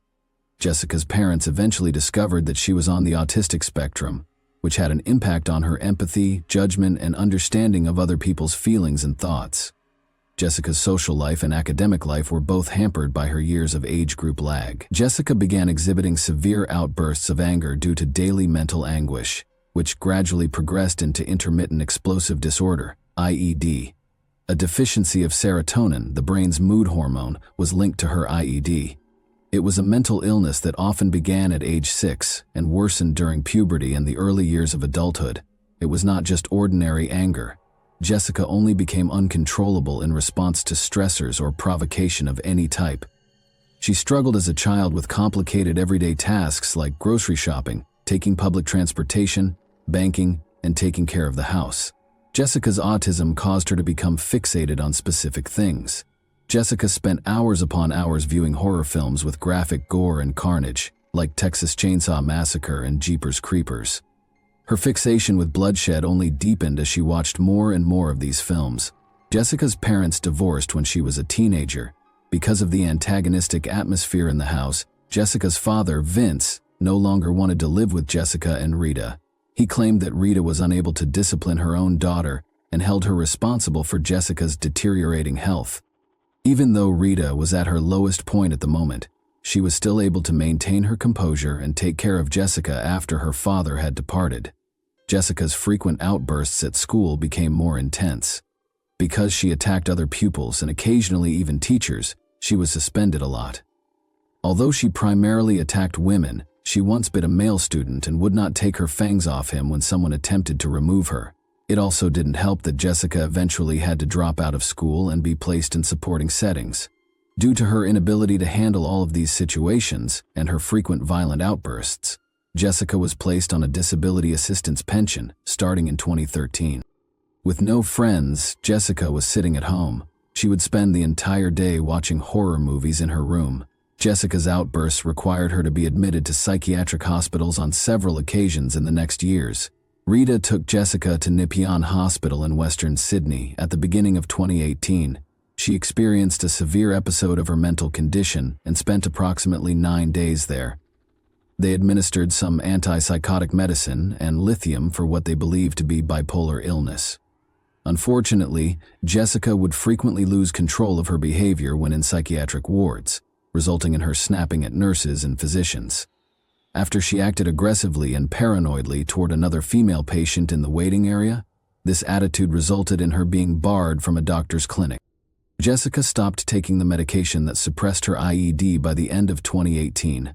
Being off her medicine did not imply that she had regained control of her condition, even though there were no significant outbursts into 2019. Jessica had seen several doctors and attended a respectable number of treatment sessions by July 2019, but she had made very little improvement. Jessica's mental state began to deteriorate as her condition did not improve, and on Saturday night, July 20, 2019, chaos broke out. That Saturday started out badly for Jessica because her mother had been busy caring for a 4-year-old relative whose identity had never been made public. Jessica wanted her mother's full attention at all times since she was bothered by that child. Earlier that day, Jessica had gone to see Christy with her mother. Rita, Jessica's mother, made fun of Jessica in front of a man who was merely walking by on the way to Christy's house. This episode had already created a lot of tension, and when Rita and the 4-year-old child later arrived, Jessica's anger was greatly heightened. There had been increasing pressure. Jessica had the potential to erupt like a volcano. When everyone had returned home in the evening, Jessica had urged her mother to contact a doctor. However, the doctor arrived but was unable to handle Jessica's suffering and promptly departed in fear for her life. The doctor managed to escape the scene in her car, even though Jessica chased her down the driveway. After eating dinner with Rita, Jessica decided to order something else. Rita threatened to send Jessica back to a mental health facility after she was unable to stop her from calling the food shop repeatedly. Rita made her way over to the telephone.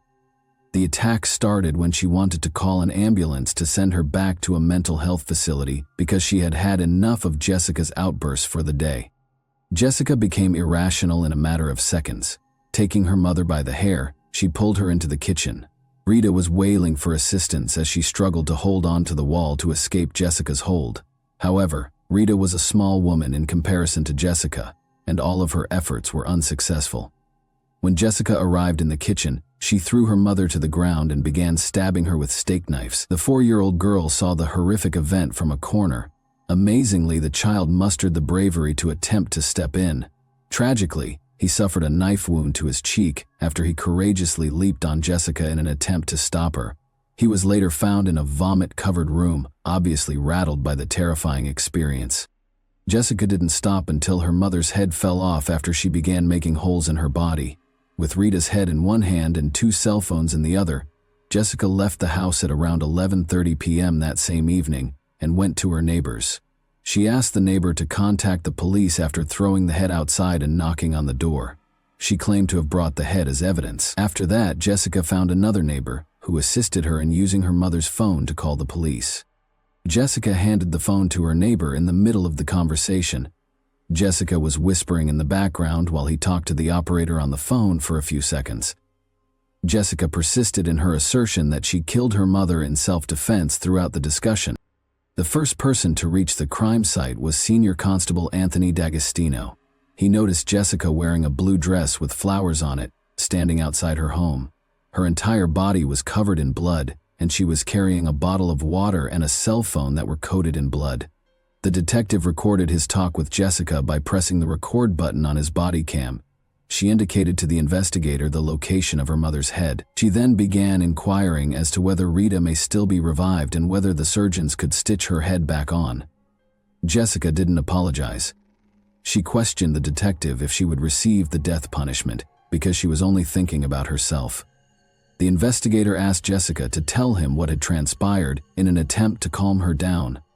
Jessica repeatedly asserted that she killed her mother just to protect herself. She claimed that in self-defense, her mother stormed into her bedroom and pulled her out by the hair. To support her claim of self-defense, Jessica grabbed a knife and stabbed her mother. She attempted to play the victim by telling the cops about her mental health issues. Rita's head was discovered on the sidewalk outside the neighbor's house as additional police officers arrived to look into the incident. The remainder of her mutilated remains was discovered in the kitchen of their St. Clair Avenue house a short time later. They characterized the incident as being of extreme severity and savagery when observing the gory kitchen. In the front yard of her neighbor's house, Jessica was taken into custody. According to the police, they knew the Camilleri family, but they could not have predicted or imagined what would happen that night. Detectives discovered that Rita's body had been disfigured following an autopsy. She was still alive until at least the first 90 blows, the majority of which were to the head and neck, and even when she passed away, her body had more than 100 stab wounds. However, that wasn't even the most graphic aspect of this horrible murder. Rita had had a piece of her tongue and nose severed. She had been pushed and pressed after both of her eyeballs had been ripped out. At the crime scene, the detectives discovered 7 knives, all of which Jessica had used to stab her mother. 4 of the 7 knives had broken during the murder because Jessica's attacks were so vicious. Jessica revealed the true reason behind her ruthless murder of her mother on July 21, 2019, the morning following the tragedy. She began by claiming that, despite having harmed numerous people, she had never spoken to her mother until yesterday night, when Jessica's mother threatened to have her committed to a mental health facility. After losing her temper, Jessica wanted to discipline her mother. Jessica claimed to the investigator that she had no intention of killing her, but things suddenly spiraled out of control. Jessica was unable to resist stabbing her mother when her IED took control. Jessica was put on trial before Justice Helen Wilson in December 2020 after being accused with murder. The jury was informed that the purpose of the trial was to prove that Jessica's mental diseases took over and significantly impaired her mental state at the time of the murder, rather than to dispute whether Jessica killed her mother or not. Tony McCarthy, the Crown prosecutor, said in his opening statement that Jessica had a history of assault. Even her own family members had been harassed and intimidated by Jessica, who threatened to use a knife to hack off their heads. Tony brought up the fact that Jessica liked horror films, particularly those that included brutal murder and body dismemberment. He went on to say that Jessica's intellectual handicap was just modest to moderate. Nathan Steele, Jessica's defense lawyer, urged the jurors to ignore their feelings and sympathies and focus their decisions solely on the evidence. He claimed that Jessica had diminished capacity at the time of her deadly attack on her mother as a result of the impact of her mental illnesses. She had been seeing Professor David Greenberg ever since she was arrested. He was called upon to diagnose Jessica during the trial. He said that he could not uncover any indications that Jessica had visual or auditory hallucinations or schizophrenia. Professor David noted that although Jessica didn't typically utilize social cues to communicate, she was fairly specific about the specifics of the crime and lacked emotion as she recounted the horrifying events of the night she killed her mother. Additionally, he claimed that Jessica had a low sense of self-worth and displayed narcissistic traits and personality issues. Jessica had become an egocentric and self-centered person as a result of all the extra care she received as a child. She had a history of requesting attention, and her IED would activate if she did not receive it. It was not unusual for Jessica to be in a comparatively peaceful state of mind when the cops arrived. After she had committed an offense, her anger swiftly subsided. She felt entitled and had an irrational expectation that those around her would treat her well. She would become enraged when things did not go as planned. Jessica Camilleri became more challenging as she grew older. According to her sister, she stayed on the couch most of the time, refusing to get up when she was thirsty and requesting that her mother get her a drink. She overlooked the fact that other people had needs and feelings because she thought her impairment made her special. She was extremely sensitive to criticism and would frequently respond to it with anger or contempt. Professor David stated his diagnosis and added that Jessica's mother, who was now deceased, was her only friend. Christy, Jessica's sister, also testified in court. She stated that her younger sister had been brutally bullied by other children at school and had been diagnosed with several problems, including attention deficit disorder and dyslexia. She claimed that when their father abandoned them, Jessica's health began to deteriorate due to their father. Jessica was still relatively disciplined and in charge, but that all changed quickly once he left the family. Justice Wilson recognized the conflict between punishing a criminal who has a major disability and weighing the need for punishment throughout the sentencing process. The judge concluded that Jessica knew what she was doing and how gravely wrong it was, even though she had lost control. She said that a severe punishment was required because of the seriousness of the act, the great suffering done to Rita's family, and the need to keep Jessica out of the community. Christy was relieved when the judge stated that she felt some closure, knowing her mother will receive justice. Christy was certain about the nature of her relationship with Jessica going forward. It was impossible to imagine what Jessica had done to Rita. After a trial that lasted a week, in December 2020, Justice Helen Wilson convicted Jessica guilty of manslaughter but not murder for the death of her mother, Rita Camilleri, 57. On March 12, 2021, Justice Helen Wilson chose to give Jessica a relatively lighter sentence of 21 years and 7 months, even though the maximum penalty for manslaughter was 25 years. She would only be eligible for parole after 16 years and 2 months. Helen Wilson pointed out that Rita Camilleri's body had over 90 defensive wounds to her hands when she was in excruciating pain, just as she claimed that Jessica had demonstrated remarkable skill in mutilating depravity when she killed her 57-year-old mother in July 2019. Rita must have been horrified and appalled at what her own cherished daughter was doing to her. The fact that this crime was committed in front of a 4-year-old child was the worst aspect of it, according to Justice Helen Wilson. Jessica Camilleri would now be imprisoned for the next few decades in Australia's most severe women's prison, Silverwater Prison in Western Sydney. Jessica's mental state did not improve while she was incarcerated as a convicted murderer. Her painful recollections of her time in school returned after going through all the bullying and torture. She would frequently argue with other inmates and occasionally even guards. But when she was accused of assaulting 2 prison officers and causing actual physical harm as a consequence of an event in August 2021 and October 2021, things became serious. According to the officers, Jessica took hold of their hair and only released her hold after removing a large strand of hair from each officer's head. The injuries required the officers to be admitted to the hospital. Jessica was thus put in the prison's isolation ward. It was decided to issue a verdict for these felonies, later in September 2022. Jessica, who is 28, filed a challenge against her sentence in the Court of Criminal Appeal. She claimed that her loss of control during the attack on her mother was not appropriately taken into account, as did her defense team. Jessica's lawyer Tim Game argued the judge that Jessica's sentence did not take into account the fact that her difficulties were close to being considered mental illness. He added that the punishment was excessively severe for someone who completely lost control. Tim Game went on to say that Justice Helen Wilson erred in her sentencing of Jessica by emphasizing Jessica's understanding of her acts rather than the 2 psychologists' findings that Jessica lacked self-control throughout the attack.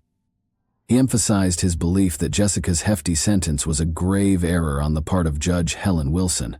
According to Jessica and her legal team, Judge Helen Wilson had done everything in her power to conclude the trial and take the easy route by rendering an unfair result because Jessica had already volunteered to enter a guilty plea to manslaughter before to the trial. Tim Game expressed optimism that Jessica would receive a significantly reduced term through her appeal because of the significant improvement in her behavior since her initial sentencing in 2021.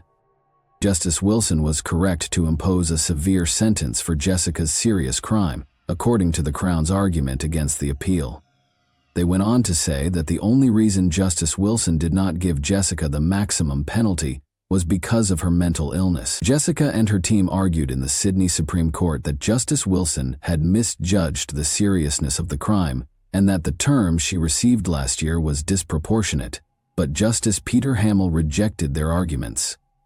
However, with the backing of Justices Christine Edmondson and Richard Kavanaugh, Justice Hamill decided that Jessica should receive a new sentence. When Jessica killed her 57-year-old mother in 2019, Justice Hamill concluded that she only had a basic knowledge of moral wrongfulness because of her intellectual handicap and autism spectrum disorder, based on the testimony of several psychiatrists and a psychologist. He mandated that she be resentenced to 16 years in jail with a 12-year non-parole period. Although Jessica's sentence had been reduced, on September 4, 2023, the verdict on her 2021 assault of 2 prison guards was delivered. Jessica Camilleri's sentence for assaulting 2 prison guards and tearing out their hair has been extended by 22 months, according to a statement. Rita's life was challenging, but no one ever anticipated that she would be taken away so tragically, and by her own daughter, whom Rita had cared for and looked after for 25 years, according to Jessica's family, friends, and psychiatrists. Christy, Rita's oldest daughter, was profoundly impacted by her passing. Christy shared her views about Jessica as she recalled her mother's unselfish and caring attitude. Rita, who was 57 at the time of her death, had made the decision to live her life for herself instead of providing for Jessica and her needs. Jessica regrettably didn't live up to this ideal, but now that the only person who genuinely cared for her was dead, there was no one left to take care of her. Jessica had lost the only person who genuinely cared about her. Constraint, a dull prison schedule, and spending most of her time in a 3x4-meter cell every single day were all part of Jessica's impending future. Is Jessica's sentence appropriate, in your opinion? Given the absence of her mother, how do you envision Jessica's life will be when she is eventually freed from prison? And that wraps up today's chilling story. If you enjoyed this video, don't forget to like and subscribe so you never miss a new upload. Also, let me know in the comments, what part of this story shocked you the most? Thank you for watching, and I'll see you in the next video.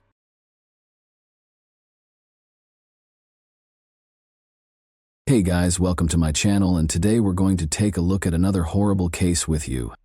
There was a foreboding hush after Lisa Holstead, 22, vanished without a trace on August 12, 1986. Authorities began a desperate search when her partner reported her missing, and an hour into the hunt, they discovered something gory. Lisa had been viciously strangled, and her lifeless body was discovered in a marsh in the Kenyers Nature Park. There were no leads or suspects to speak of who may have perpetrated such a horrible act, thus the case remained a mystery for years. Why would somebody choose to take the life of a woman who is so young and active? Today, we'll examine how the 34-year-old Green Bay cold case murder inquiry was resolved. So let's go right to the puzzle without further ado. The incident was committed in Green Bay, a city of around 104,000 residents, in the U.S. state of Wisconsin that is situated on the shore of Lake Michigan. It is renowned for its vibrant football culture and is the 3rd largest city in the state. One of the National Football League's most successful teams, the Green Bay Packers, call Green Bay home.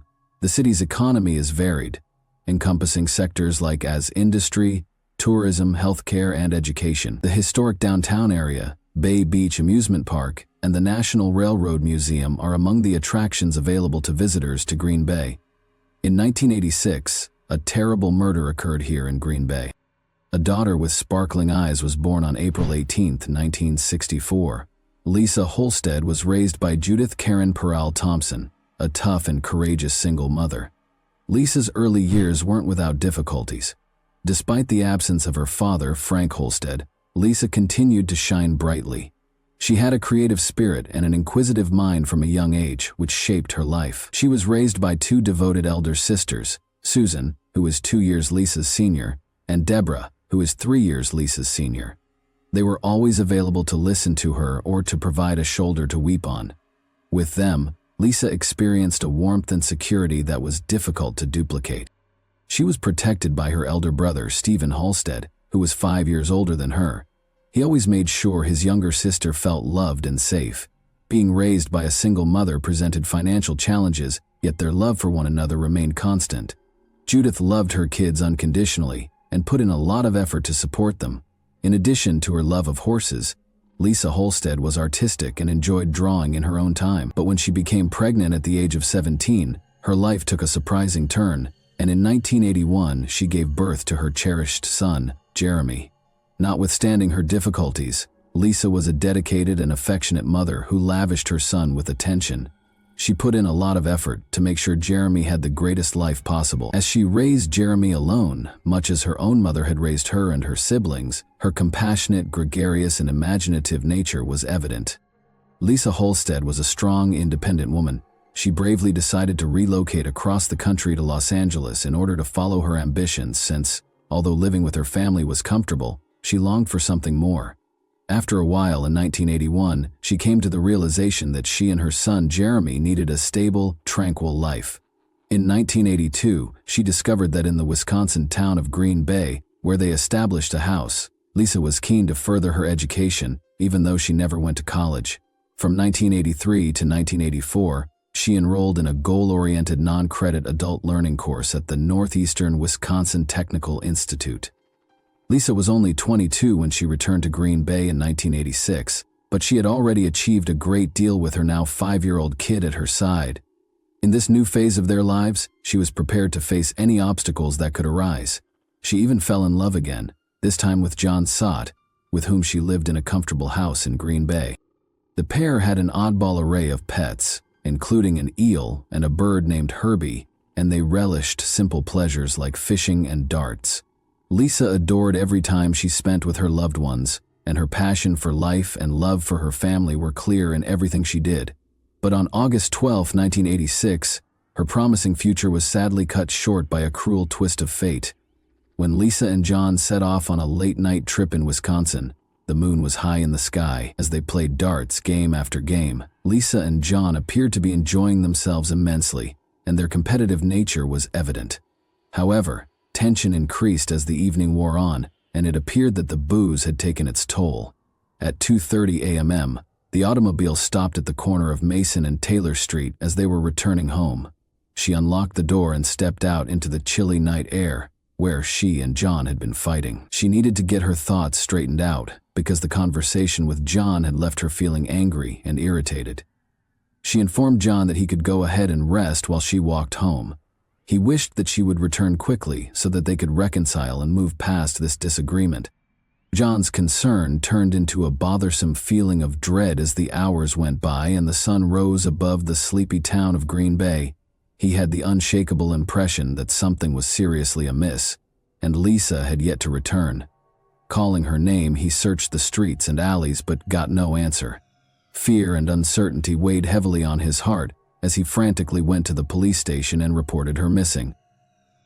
2 unwary employees in the Ken Years Nature Park made a horrifying discovery an hour after John reported her missing. On a typical day, the workers were walking along the riverside when they noticed a hand protruding from the water's surface. Curious, they halted their truck and walked to the water's edge. They would never be able to forget what they discovered there: a woman's lifeless body lying half-naked, as though she had been discarded like an unwanted item. They phoned the police right away, and when the Green Bay Police Department officers showed up on the scene a few minutes later, they saw a horrifying scene. Surrounded by towering reeds and murky water, the dead body of the unidentified woman lay in the marsh. In order to collect any evidence, the investigators made an effort to secure the area. The police discovered a tiny piece of cloth sticking out from beneath the murky waters as they searched the marsh for any hints that would help them identify the woman. They waded across the muck in haste to get the fabric, and when they looked more closely, they found an identity card in a pair of trousers' back pocket. At that point, they were able to identify Lisa Holstead as the victim. The case was declared a homicide once they came close to her body and noticed the telltale marks on her neck, sad proof that she had been strangled to death. Lisa's last moments were described in graphic detail in the autopsy report. Her blood alcohol content was discovered to be extremely high, measuring an astounding 0.25%, well beyond the legal limit. The autopsy at the time also showed that she had sustained numerous wounds that left her body covered in blood, a sight that could have troubled even the most courageous person. Even worse, The results of the medical examiner indicated that the main reason for her death was a horrific sexual assault. The alien DNA sample they had successfully taken from the victim's body was their only hope. For the police, finding the DNA was like locating a needle in a haystack. They didn't have a suspect to match it to, but they felt it was an important piece of evidence. Like a priceless diamond, the tiny sample was meticulously preserved. The investigators hoped that technology would eventually catch up with this evidence's potential and provide them with the answers they so urgently needed. Like wildfire, the news of Lisa's passing spread, leaving a path of sorrow in its wake. The loss of the lady he loved, the final quarrel, and the knowledge that he could have done more to protect her left her boyfriend John devastated. Her family was thrust into an agonizing and perplexing environment. Investigating quickly, the police spoke with everyone who might have had a reason to hurt Lisa. In the years that followed, investigators questioned every suspect, followed up on every lead, and made multiple trips back to the crime scene, but nothing seemed to reveal the whole truth. In order to piece together any lead or clue that would point to Lisa's killer, they even went back to the drawing board multiple times. However, they encountered dead ends in their endeavors. The situation just seemed to get more obscure with the passing of time. As the evidence eroded, possible suspects disappeared from view. After more than 30 years, the case was finally archived and sat collecting dust on a shelf. However, hope was rekindled in 2020, after the case had been unsolved for 34 years, when GBPD detective David Graff reopened the case and took the lead in the investigation with unwavering resolve. As he and his group went through the old case files, they saw a tiny vial that had been left at the back of the storage container. Inside was the culprit's DNA, which held the secret to solving the case. It was time to use the most recent forensic technologies to investigate her heinous murder. In an attempt to discover the identity of the murderer, he contacted Othram, a pioneer in the field that specializes in forensic genetic genealogy. In addition to revealing more about the suspect, this state-of-the-art technology would offer an intriguing look into the killer's family ties. The detective was finally able to unravel the complex web of this cold case with this new information. When the lab returned the results of the June 2020 study of the DNA, the Green Bay Police Department had a plethora of information about their suspect. The police were getting closer to the murderer with each new piece of information they learned from the DNA study. The police began meticulously tracking down the person's distant relatives' family trees, building a network of connections piece by piece, until they had 10 or 15 distinct family trees. They searched databases and websites as the investigation went on in an effort to identify groupings of people who might be connected to the victim. They discovered a group of people residing in other states after much research and excavation. They followed their trail and eventually discovered a link to Wisconsin, which brought them to Green Bay, the scene of the gruesome murder. In 1986, the year the crime was committed, the authorities discovered a family member who had been residing in Green Bay. They eventually located a suspect whose DNA might have matched the sample collected at the crime scene after several hours of labor. Finally, the long-awaited breakthrough had arrived. Investigators discovered that the man was Luke Griffin, who had previously been released on parole from the Green Bay Correctional Institution, where he had been serving time for the horrific crime of second-degree sexual assault and had a history of violence against women, including strangulation. The fact that Luke had been convicted of sexual assault in 1981, something that had been overlooked during the initial investigation, was what most startled them. The police appeared to have overlooked an important hint that had been in plain sight the entire time, but owing to Detective David Graff's and his team's unwavering efforts and the revolutionary science of forensic genetic genealogy, Luke's past eventually caught up with him. The investigators realized they needed to be very confident before making an arrest, since they had a suspect in their sights. Luke Griffin's DNA had to be compared to the crime scene profile. In order to find their main suspect, Luke Griffin, who had relocated to the city of Racine, the police set out on an exciting quest in September 2020. In an effort to find evidence against Griffin, the Green Bay detectives teamed up with the FBI, DCI, and Racine County officials to place him under surveillance. Luke was being pursued, and the authorities had no intention of letting him escape their grasp. They followed him to another Wisconsin town, keeping tabs on everything he did. They were observing him on September 18, 2020, when they noticed him sloppily throwing a cigarette butt on the ground and throwing some beer cans in a dumpster. He had no idea that these seemingly unimportant deeds would ultimately bring him to ruin. The cops swiftly gathered the abandoned objects and returned them to the lab for additional DNA testing. On September 29, 2020, the results were released, and the officials were overjoyed. The DNA matched exactly with that recovered from the crime scene more than 30 years ago.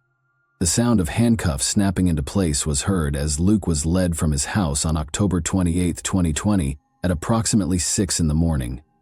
As the police car drove away with Luke to Brown County Jail, neighbors whispered to each other and peered out from behind their curtains. Luke sat stonily in the interrogation room, denying any role in the killing. Luke eventually admitted to having a sexual contact with the victim as the intensity of the questioning increased, but he said that his recall of the night was vague at best, blaming his confusion on his drug and alcohol use. As the crime's specifics emerged, it became evident that Luke's drunkenness had impairing his memory, making it impossible for him to remember what had happened before Lisa died. The once elusive culprit has been apprehended. His trial was scheduled for 2021. As Luke Griffin entered the courtroom with guards at his sides, it was crowded with reporters, the victim's family, and interested bystanders. When he sat down at the defendant's table, all eyes were on him. As the trial got underway and the prosecution presented their case, Luke's future was in jeopardy. The jurors paid close attention, taking in every nuance of the evidence. Speaking to the jury about what transpired that fateful night in 1986, Luke explained that he had just stopped at McDonald's and then traveled a route that just so happened to pass by the location where Lisa's body was subsequently found. However, the weight of the crime he had committed seemed to press more heavily on his shoulders with each syllable. The evidence against him grew stronger during the trial, until at last the jury was forced to render a verdict. After a protracted and taxing legal struggle, Luke was detained on a first-degree homicide charge, and his bail was set at $1 million, 0 cents. Luke took the shocking choice to enter a no-contest plea to the allegation of homicide by reckless conduct on January 27, 2023. As the judge read the decision, the courtroom was once again heated. Luke's lawyer, Peter Hain, pushed for a lighter term, pointing to Luke's bad health and the 2 years he had previously served in prison. Hain's plea, however, was rejected by Judge Timothy Hinkfuss, who claimed that Luke's negligence and refusal to accept responsibility had only served to further harm Holstead's family. Hinkfuss continued by explaining that the maximum term he could impose was constrained by the statutes in effect at the time of the crime, and that homicide by reckless conduct, a Class C felony, is currently punishable by up to 40 years in Wisconsin. When Luke was convicted of the murder and charged with first-degree intentional homicide, the crowd gasped collectively. For the prosecutors, who had devoted their lives to bringing justice to the victim's family, it was a bittersweet victory. Luke Griffin, 67, received a sentence of 10 years in jail on March 27, 2023, which was the maximum punishment permitted by the 1986 sentencing statute. After completing 2/3 of his term, Luke is eligible for release. Additionally, 2.5 years of time served were granted to him, meaning that he is eligible for parole in less than 6 months, and might be released in 4.5 years. Judge Timothy Hinkfuss of the Brown County Circuit Court stated that the case's legal battle had been fiercely contested since 2020. Although Judge Hinkfuss accepted that the maximum penalty was grossly insufficient, she also acknowledged that Lisa Holstead's murder was a horrible and vile conduct that was limited by the laws in force at the time of the incident. David Lassie, the district attorney for Brown County, urged its imposition, pointing to the seriousness of the offense and its effect on the victim's family. For 34 years, he evaded justice and refused to accept responsibility. According to Lassie, that has had a major effect on the family. The hearing demonstrated the family members' emotional effect, and they made it plain that no penalty could bring back their beloved Lisa. When 5 members of Holstead's family stood before the bench to give their witness testimonies, the courtroom was a hive of emotion. As they described the suffering and trauma they had experienced for more than 30 years, their voices faltered with sorrow and rage. Speaking with passion, a sister, brother, niece, son, and granddaughter described the effects the long cold case had on their family. They expressed their dissatisfaction with the maximum penalty possible and talked about the vacuum left by their mother, grandma, and beloved sibling. When Lisa's brother Stephen Halstead spoke to the man who had hurt his family so much, his voice was full of emotion. He looked directly at Luke as he said, "The pain it caused our family cannot even be described to you." They depicted Lisa as a kind and caring mother to her small kid, saying, "Many tears. I've thought about Lisa all these years. Every day spent 13,377 days since you murdered her." The family talked of Lisa's trustworthy and gregarious personality, as well as her creative energy and love of music and art. Although they admitted that they didn't have many pictures or videos of Lisa, one family member brought a framed photo of her to the stage, and another played a clip of her singing when she was younger. The Lisa Halstead case serves as a monument to both the strength of tenacity and the astounding advancements in forensic science in recent years. Even though it may have appeared like an intractable enigma for decades, justice was eventually served thanks to the relentless efforts of law enforcement and the application of state-of-the-art forensic procedures. What punishment do you believe Luke should receive for his offense? And that wraps up today's chilling story. If you enjoyed this video, don't forget to like and subscribe so you never miss a new upload. Also, let me know in the comments, what part of this story shocked you the most? Thank you for watching, and I'll see you in the next video.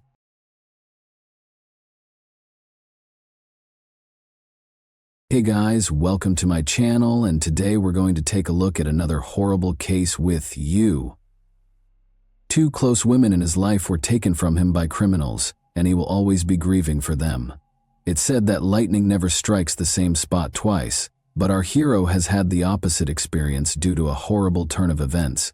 Jim Larson lost two ladies he loved 7 years apart to petty thieves. Twice, men who only ever show up in people's worst nightmares tear his life apart. His sister Sonia Larson, who wanted to be a teacher, started it all. Her first year at the University of Florida had just begun. She and her roommate, Christina Powell, went to Walmart one August evening in 1990 to get some necessities. The two young women were observed and followed home by Danny Rowling, a vagabond who claimed to be possessed and acting under the direction of a demon. They were dozing off in their beds when he broke into the dorm. He repeatedly stabbed them. 5 Florida college students were killed and disfigured by Gainesville felon Danny Rowling, shocking both the victims' families and the nation at large. There were more fatalities, but in our scenario, people forget the victims and only remember the serial killer's name. Her family was deeply hurt by the death of a sister and a daughter, and Sonia Larson's terrible passing never stopped plaguing them. The Larson family could never have predicted that the terrible, violent death in their family would recur, causing them to relive the trauma in their own nightmares. Carla Larson left her kid at daycare on the morning of June 10, 1997, and went to work as a project engineer at Centex Rooney. The day at the Florida construction site was swelteringly hot. Carla informed Cindy Harris, a coworker, just before lunch that she would be running a little behind schedule because she was going to the grocery shop to get some food and beverages for a meeting that afternoon. She left work at midday and went to the new supermarket on International Drive, which is close to Osceola. Carla Larson didn't come back to work for a few hours. She never showed up for an important meeting that she was scheduled to be at. Her coworkers became alarmed and started looking for Carla on their own, following her path back to the grocery she had intended to visit. They continued to hope that she might have been delayed in returning because of a little incident, her phone dying or her car breaking down. However, the search was unsuccessful. Around 4 p.m., Carla, her car, and her presence were nowhere to be seen. Cindy called Jim Larson, Carla's husband, to inform him that Carla had not been at work since noon and had not returned from the store. Jim reported his wife missing to the Orange County Sheriff's Office over the phone. When they were both in college 8 years ago, they started dating. Jim was enthralled by Carla's beauty and charm when he was studying graphic design. He was very fortunate to have found someone as considerate, kind, and caring as she was. They eventually got married because they felt the same way. They moved into a modest house on Orlando's Stone Court. After Jim's sister passed away tragically, Carla helped him regain his desire to life by pulling him back from the brink. She comforted him and gave him encouragement to keep going and find happiness once more. After Carla earned a degree in civil engineering from the University of Florida, they went to Atlanta and then back to Florida to look for work and start a family. Jim was hesitant to have a kid with her because he didn't want to introduce a new life into a society where people like Danny Rowling preyed on the defenseless. Jim finally found some peace of mind after undergoing a lot of counseling and receiving constant support from his wife. Jessica, the Larsons' long-awaited daughter, arrived soon after. They purchased a modest home in Orlando on a peaceful cul-de-sac. They put in a home security system and sturdy locks. To ensure that his family was completely safe both inside and outside their house, Jim even purchased a guard dog. Jim accepted a position at a nearby business, and Carla was sent to work on a new amusement park project in Orlando. They found happiness in the little things in life. Jim and Carla managed their parental duties without sacrificing their significant and taxing careers. However, on a typical summer day, Jim's idyllic life, which he had fought so hard to build, took a sad turn when Carla vanished. When Jim reported the disappearance of Carla Larson, Tom Woodard was on duty and got a radio call. At first, Tom, a seasoned officer, didn't take it too seriously because he thought it was just another domestic dispute. He nevertheless made the decision to investigate the matter. The sheriff sensed anything strange while speaking with Jim. Jim appeared terribly worried and unnecessarily agitated. The sheriff was certain that it was a normal missing persons case, unlike others he had met in similar circumstances. He assumed that Carla had either left Jim because of a disagreement or taken some time to collect her thoughts. But there had been no family problems, no conflicts. Everything was content and stable. Tom Woodard was unaware at the time that Jim was under a great lot of stress due to his fear of losing his wife, especially after the event in Gainesville and his ongoing struggles with the pain of losing his sister. He was afraid that a cherished woman would be lost as a result of this disappearance once more. They started looking for Carla. Given that Mrs. Larson had a 1-year-old kid and a solid marriage, family members emphasized that it was extremely unlikely that she would have left her family. Jim Larson, 37, stated under interrogation that he had been employed at Home Depot until 3 p.m. that day.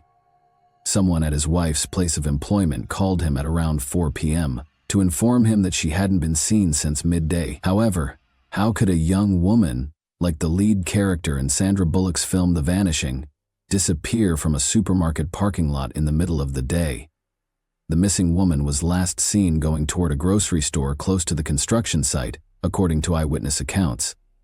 She was confirmed to have arrived at the store and bought the things she intended to buy by a signed receipt. What transpired after Carla left the supermarket was still a mystery. She might have run into someone. Since the woman's white-gray Ford Explorer with the license plate TGX99V was also missing, investigators were attempting to ascertain the time and place of her disappearance. In the afternoon, witnesses also claimed to have seen a white Ford Explorer traveling carelessly on a gravel road close to a forested area. A Caucasian male with dark hair and a deep tan was the driver's description. The accused kidnapper was depicted in a composite sketch. Since the car might be a crime scene, a search team was dispatched to the area to look into it. Such incidents don't frequently occur in Orlando. The hunt for Carla attracted a large number of volunteers. The city's citizens, particularly those in College Park, were frightened when word spread that the young woman had vanished from the grocery parking lot. The volunteers posted leaflets at bus stops and grocery stores. The area around the store was searched by search teams. The search radius increased with every hour. Over the course of the 2-day search, a helicopter was brought in to survey additional ground. Even though there was less and less chance of finding Carla alive every minute, the homicide department and her co-workers persisted. After 36 hours of searching the same spot again, 2 of Carla's co-workers finally found something early on June 12. A woman's mangled body was lying in a marsh covered in a towel. One of the men described how, following the gory finding, he and his companion had exited the vehicle to explore when they smelled something odd but were unable to identify its source. From the little flash of his lighter, Jack lit a cigarette. The aroma was brought toward them by a modest breeze. After roughly 70 feet of leisurely walking, they located the woman at 3:39 p.m. She was half covered in sand, lying behind a shrub in the swampy region. It took the men a long moment to understand that what they had discovered was, indeed, Carla Larson, who had vanished 2 days before. She was naked, with a blue towel over her head and her long blonde hair flowing down her back. Her wedding band was the only piece of jewelry left. When Jim Larson and his family noticed the patrol cars, They began searching the area on their own. Jim was told about the discovery in the woods by a police chaplain. He felt nothing when the cops discovered her partially covered in sand, but nobody realized that the man was already burned up and overcome with emotional pain. In order to ascertain whether Mr. Larson was responsible for her death, the police were so perplexed by his actions that they put him through a polygraph test. Locals who had been keeping tabs on the COVID hunt, Carla even said that Larson appeared too aloof throughout the probe, but they failed to realize that he was just exhausted. Jim was shocked that he had experienced this twice. He stopped sleeping and eating. He had black circles under his eyes and had lost a lot of weight. The police brought detectives to what they thought might be the scene of a crime, roped off the area, and summoned the medical examiner. Investigators thought that there had been an attack after first examining the scene of the body, since the woman was found naked and all of her jewelry, aside from her wedding ring, was gone. So was it a robbery or an assault? In addition to stealing items, the robber also killed a woman. But first they had to be sure the body was indeed that of Carla Larson. Florida's extreme heat and humidity had taken their toll. The rain, animal activity, and insects had made it very difficult to identify the remains. The forensic team was concerned about the DNA evidence they could gather because the body had started to degrade, changing its chemical composition. There was not much time left. However, given Mrs. Larson's car had been last seen in the vicinity, authorities were almost positive that the severely decomposed body belonged to her. Jim Larson identified the towel found on the body and verified that it was the same towel that had been in his wife's car. Her handbag and regular clothes were gone. The investigators were greatly distressed by the autopsy findings. All traces and evidence that could have identified the offender had been obliterated by decomposition. The purported assault was not verified, and the investigation determined that strangulation was the cause of death. Could a car and a few pieces of jewelry really have cost a lady her life? Finding the car was the next objective, because the corpse did not lead them to the offender. It might hold the answers and hints that the public and the family were sorely looking for. It was determined that the white Ford Explorer bearing the license plate TGX 909V was missing. The press and television broadcast information about the car. The police were waiting for 2 weeks when they got an important call. 11:23 p.m. on June 26, 1997. A black truck was on fire in a Cocoa Beach vacant lot, according to a call. As the car burnt, it became evident that the black was not the car's natural color and was neither soot nor ash. Following the fire, white paint was visible in several parts of the body. Excessive spray on the tires showed that a cheap can of spray paint had been used to apply the black paint in an amateurish manner. After being taken to the police garage, the car was examined by forensic specialists. It was discovered during the inquiry that the torched truck, which was 62 miles from Orlando, was in fact white and belonged to Jim's victim. The car had been fitted with a radar detector, experts discovered. Detectives were able to locate the mount where the detector had been in spite of the fire damage, proving that the vehicle belonged to the Larsons. Finding the radar detector was the police's main priority. Before an unforeseen love triangle helped solve the case and identify her criminal in Central Florida, the inquiry stagnated. There are hundreds of cars that are similar to hers, but one woman's phone call caught the detective's attention in particular because of the strange tale she told. Angel Huggins and her family had arrived in Orlando on the day Carla Larson vanished. Despite having traveled to Orlando together, Angel clarified that she left the city without her spouse. Angel informed Orange County investigators John Linner and Cameron Wire that infidelity, violence, and drug usage had made their family vacation a complete bust. At a motel close to Disneyland on June 9, their family vacation came to an end the same evening it started. According to Angel Huggins, she was almost strangled to death by her husband, John Huggins, since she had refused to have an intimate relationship with him. He left the motel on West Highway 192 early the following morning and didn't come back until midday. John Huggins drove a white truck that was identical to the victim's car when he arrived at Angel's mother's home in Melbourne. In the midst of their divorce proceedings, Angel was enraged with John for his adultery. John had become engaged with Angel's sister when they were in Melbourne. Tammy also informed the cops that Huggins had been given permission to park the white SUV at John's friend Kevin Smith's residence for a few days. The investigators went to Kevin's house to ask him some questions because they were so intrigued by this narrative. However, his girlfriend answered the door as Kevin wasn't home. For a few days, Kim virtually proved that a white Ford Explorer had been parked in their driveway. It had been parked in her space, and she was unhappy since she had once lost control of her little vehicle while driving and collided with the Ford Explorer, denting it. The Explorer's white paint was still visible on her pickup. To determine whether the small paint sample belonged to Carla's automobile, collision specialists sent it to the lab. Since the paint from Mrs. Larson's automobile had been discovered on Kim's, this was required to demonstrate Kevin Smith's role in Carla's car's disappearance. The police had questions for Kevin Smith before they could prove his whole involvement, but they were almost certain that Carla's Ford Explorer had been parked at his residence. The person who had been operating the SUV had to be identified. Despite matching the sketch of the man who was observed driving Carla's car that day, Kevin Smith would not identify the driver. He added that he had been asked to temporarily park the automobile by his friend John Huggins. Upon inspecting the truck, Kevin discovered a radar detector inside. He tore it from the automobile and held onto it for a while, but he concealed it in the yard out of concern that he could be caught.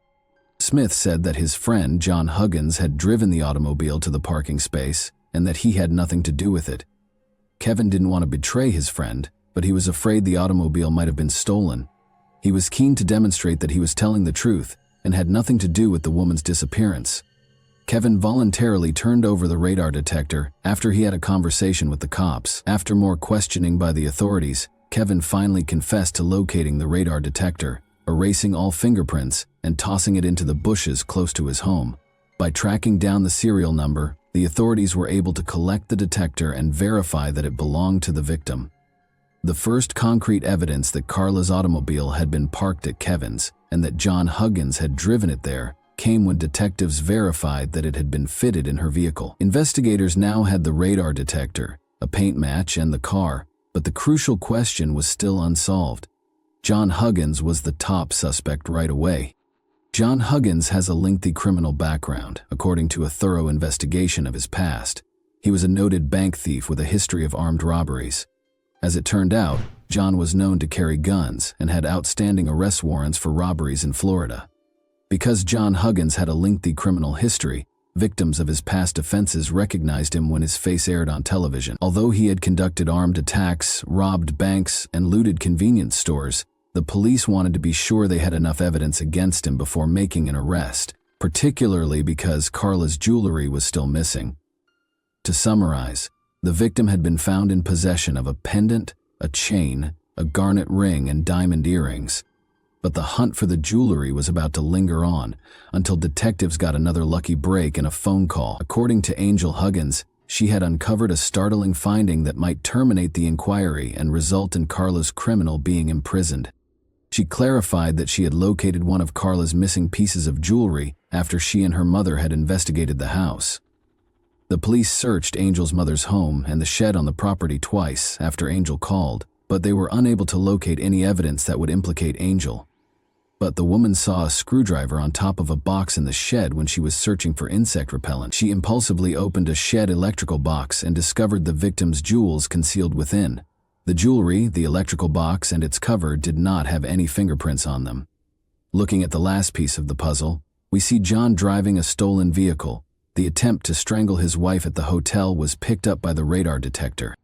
The dates of their stay coincided with the day Carla vanished, on May 28, 1998, and the hotel room they occupied was right across from the supermarket.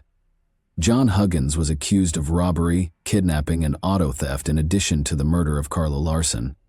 After being indicted by an Orange County grand jury, John Huggins was taken into custody in Maryland. Huggins requested that his case be transferred, and the trial court granted his request, moving it to Duval County. However, those who haven't lost two loved ones don't see the world through Jim Larson's eyes. On January 25, 1999, Larson sat in his tidy living room in a peaceful, tree-lined Orlando suburb, the kind of home that most middle-class Americans consider safe, feeling a deep void and an unrelenting, numbing pain. Because he still has a daughter to raise, he still yearns for them and perceives danger in everything. Mr. Larson now finds motivation to continue through his daughter, Jessica. Since lightning has already hit him twice and won't do so again, he fervently hopes and believes that the young girl didn't fully comprehend the atrocities that took her mother and aunt. He also prays that she won't ever feel terror or dread again. And that wraps up today's chilling story. If you enjoyed this video, don't forget to like and subscribe so you never miss a new upload. Also, let me know in the comments, what part of this story shocked you the most? Thank you for watching, and I'll see you in the next video.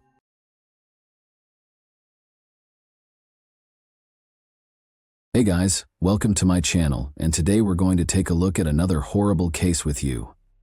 The case of Loretta Jones leads us to Price, Utah, in the United States. With fewer than 9,000 residents according to the 2010 census, Price is the biggest city in Carbon County. The majority of its citizens own their homes, giving them a suburban feel. Price is a stunning area for outdoor activities and is well known for its cavernous gorges, expansive deserts, and intriguing rock formations. Statistics show that there is a roughly 1 in 56 probability of becoming a victim of crime in Price. Our story starts here, in this quiet village. Loretta Jones and her 4-year-old daughter Heidi Jones resided at 460 E 400 South in Price. She put in a lot of effort there to support herself and her daughter. She was young and single, but she gave everything she had for Heidi, who recalled all of their wonderful times together. Heidi's dolls and much of her childhood clothing were handcrafted by Loretta. Their wonderful life together would soon come to an abrupt end on the evening of July 30, 1970. Unaware that it would be the last time she would see her mother alive, Heidi bid her goodnight with a kiss on that beautiful July night. When Heidi Jones awoke on the morning of July 31, 1970, she discovered her mother, Loretta, dead on the floor of their living room. Heidi, too young to properly understand, stepped outside. There she noticed Sue Ann Hovert, her neighbor, excavating worms at her flat. Hovert asked Heidi what she was doing after noticing her beckoning her closer. In response, Heidi said, "I can't. I think my mommy is dead." When Hovert heard these words, she instantly stopped what she was doing and went inside with Heidi to see how things were going in Loretta's house. Hovert discovered Loretta laying face down, her back and hair matted in blood, and she was completely nude from the waist down. Police Chief Art Poloni arrived at the site after Hovert phoned the police. On July 31, 1970, at approximately 11:40 a.m., the police arrived and verified Loretta's death. The living room was covered in blood, and Loretta had been stabbed 17 times. Since there was no evidence of forced entrance, the detectives concluded that she had known her assailant. Additionally, Loretta had no defensive wounds, suggesting that she had not attempted self-defense throughout the assault. The medical examiner determined that Loretta had body fluid on her and that she had been slain by a short, narrow knife. Unfortunately, there were no CCTV cameras to record the events, and DNA testing was only in its infancy at the time. Investigators looked to Heidi for answers because a young girl was there in the house when the crime occurred. Heidi informed them that she was warned not to leave her room by her mother after she had put her to bed. She added that on the night of the murder, she didn't hear her mother struggle or scream. The detectives were alarmed by what she said, though. Heidi had told the investigators that Tom did it. "Tom killed my mom." As they searched the house during the investigation, the cops started looking for explanations. This notepad contained an entry from Heidi's grandma, who was recording whatever Heidi said at the time.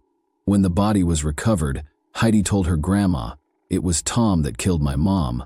Later they located Loretta's diary, which had a name that sounded a lot like the one Heidi had mentioned, Thomas Egley. Before her death, Loretta dated Thomas for 2 months, according to the diary. They were only able to learn this about Thomas. The name that 4-year-old Heidi, who was asleep at the time of the murder, mentioned was the only other clue the investigators had to piece together the case. But the police soon had another lead to pursue. 10-year-old Kula Fennell, who lived 3 blocks from Loretta's home, was outside with her brother at 9:30 p.m. riding their bikes. As night fell, Kula's brother abandoned his bike and entered, and Kula chose to follow suit, leaving her bike outside. A man grabbed her from behind and covered her lips with his palm as she made her way to the main door. Fortunately, Kula was able to release her mouth from the assailant's hold and scream loudly. The man ran away in fear. Kula could see her assailant and the path he took. She informed the cops that he ran toward Loretta's residence. Since Thomas Egley was already a suspect in a murder investigation that same evening, his image was later included in a lineup at the police station. Thomas was taken in for interrogation after Kula identified him as the one who attempted to abduct her. The investigators thought Kula and Loretta's cases were connected. Thomas denied any involvement in either of the two occurrences when they questioned him about them separately on August 1, 1970. According to Thomas, he got a lift with other teens the night of the murder and was dropped off at a fast food restaurant in Price, where he ate hamburgers. Around 11:30 p.m., he claimed to have gone to Highway Rendezvous, a pub on Spring Lane Road, before returning home. He said that day, he didn't see Loretta. When the investigators went to the pub to inquire about if they actually saw Thomas that evening, the proprietor acknowledged seeing him. He had red spots on his shirt and appeared frightened and shaky, she observed. Thomas informed the detectives that since he had been painting all day, the red specks on his shirt must have been paint. The detectives took samples of Thomas's hair, blood, and fingerprints, as well as the clothes he claimed to be wearing that evening, regardless of what he stated. They felt they had sufficient grounds to arrest Thomas as a result, and they did. While Thomas and his fiancée, who was 8 months pregnant, were staying at a motel in Helper, Utah, Thomas was detained. However, prosecutors called witnesses who gave Thomas an alibi during the preliminary hearing on November 5, 1970.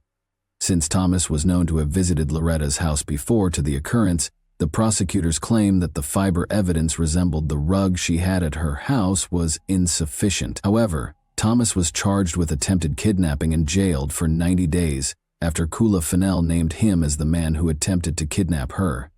In 1971, Thomas relocated to Rockford, Colorado, following his parole. For years, however, Loretta's case remained unresolved. After her mother passed away, Heidi had to cope with the trauma. Her grandma, who had taken her in right away after her mother passed away, would listen to her talk about the incident. She kept saying to her grandma that she didn't think Tom killed her mother.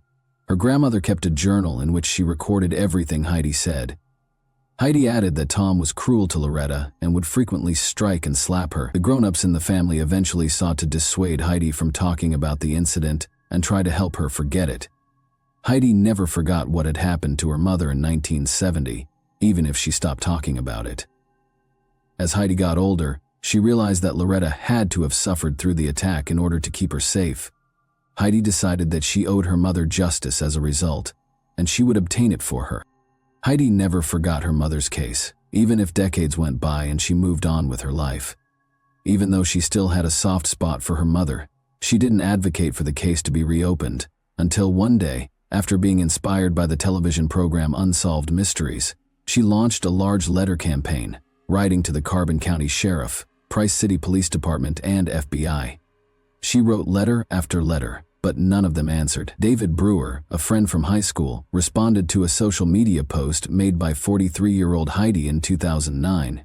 After a while, the two got back in touch, and Heidi found out that David was collaborating with the Carbon County Sheriff.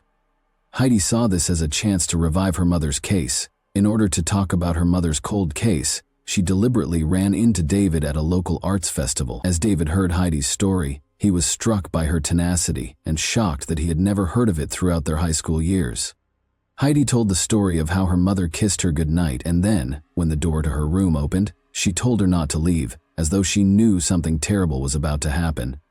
She described how she thought her mother had been murdered by Tom.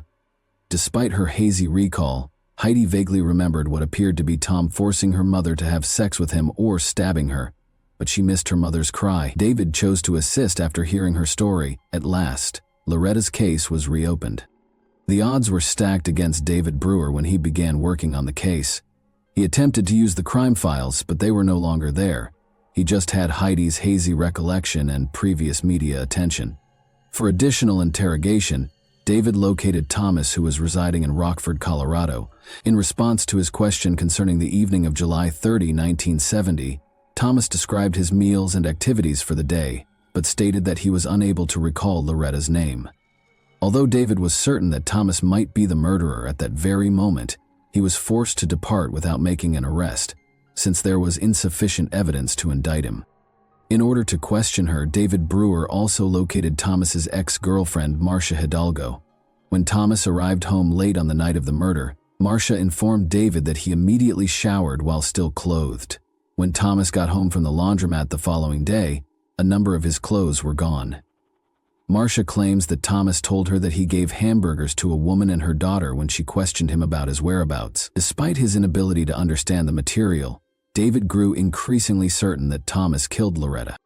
Exhumation was the final remaining choice after David had exhausted all other options. After David expressed his opinions, Heidi unexpectedly stated that she would even fetch a shovel to dig the grave herself if it would bring justice for her mother. He wasn't sure how Heidi would feel about exhuming her mother's body. Heidi sobbed several times as they carried out the exhumation, but when the body was excavated, they found that the entire body had been ruined by water, which prevented them from getting the necessary evidence. In spite of this, they inflated the results for the public, saying they had discovered fresh evidence that offered a lead. After the news spread widely, David soon got a call from a woman named Linda. Linda clarified that she made the decision to contact the detectives after recalling the details of the exhumation she had seen on television. She informed David Brewer that Loretta had used her blood to write the murderer's name. David was shocked and inquired as to how she knew this, given that the police had forbidden anyone from entering the scene of the incident. Linda clarified that throughout her high school years, when the murder occurred, she resided at Heidi's grandmother. Heidi's grandfather instructed Linda and one of Heidi's aunts to go to Loretta's house and pack Heidi's things the day following the event. Linda claimed that after the police let them in, she spotted a capital T and a O with her own eyes. This was a significant development in the case, but they required a picture of the crime scene to support their claims. David visited with Heidi and gave her the update. He complained about how difficult it was to locate any pictures of the crime scene because they were all gone. Heidi instantly recalled that a picture might be in a box of items her grandma had stored for so long. Everything connected to the case, including the notebook in which her grandmother recorded everything Heidi had said about the case, was discovered when they searched her grandmother's home for the box. The picture of Heidi standing close to her mother's body shape was the most eye-catching thing. Although the image was unsettling, it ended up being really helpful. The letters T and O were in Heidi's and her mother's blood in the picture. David Brewer started assembling the pieces. He noticed in the journal that Heidi had talked about how cruel Tom had been to her mother and how she had informed everyone that Tom was to blame. The most significant detail was that while fighting for her life, Loretta was attempting to write her killer's name with her blood, but she was only able to write O. Despite this picture, the detective still needed more to apprehend Thomas Egley, who was now thought to be Tom. The case was put on hold once more until someone made the decision to assist. Lisa Carter, claiming to be Thomas Egley's neighbor, called the police department. She claimed that after watching the exhumation film, Thomas came up to her and asked if she could monitor his dogs because the police could soon face him. Lisa Carter volunteered to assist in the investigation since she thought Thomas was Loretta's murderer. In order to obtain Thomas's confession, she asked to wear a recording device. After the cops gave their approval, plans were formed. Lisa lied to Thomas, claiming that her husband had been in Utah undergoing detective training. She informed Thomas that he had already been mentioned as the murderer of Loretta Jones. Thomas was shaken by these remarks, but he held off on confessing right away because he still didn't trust Lisa.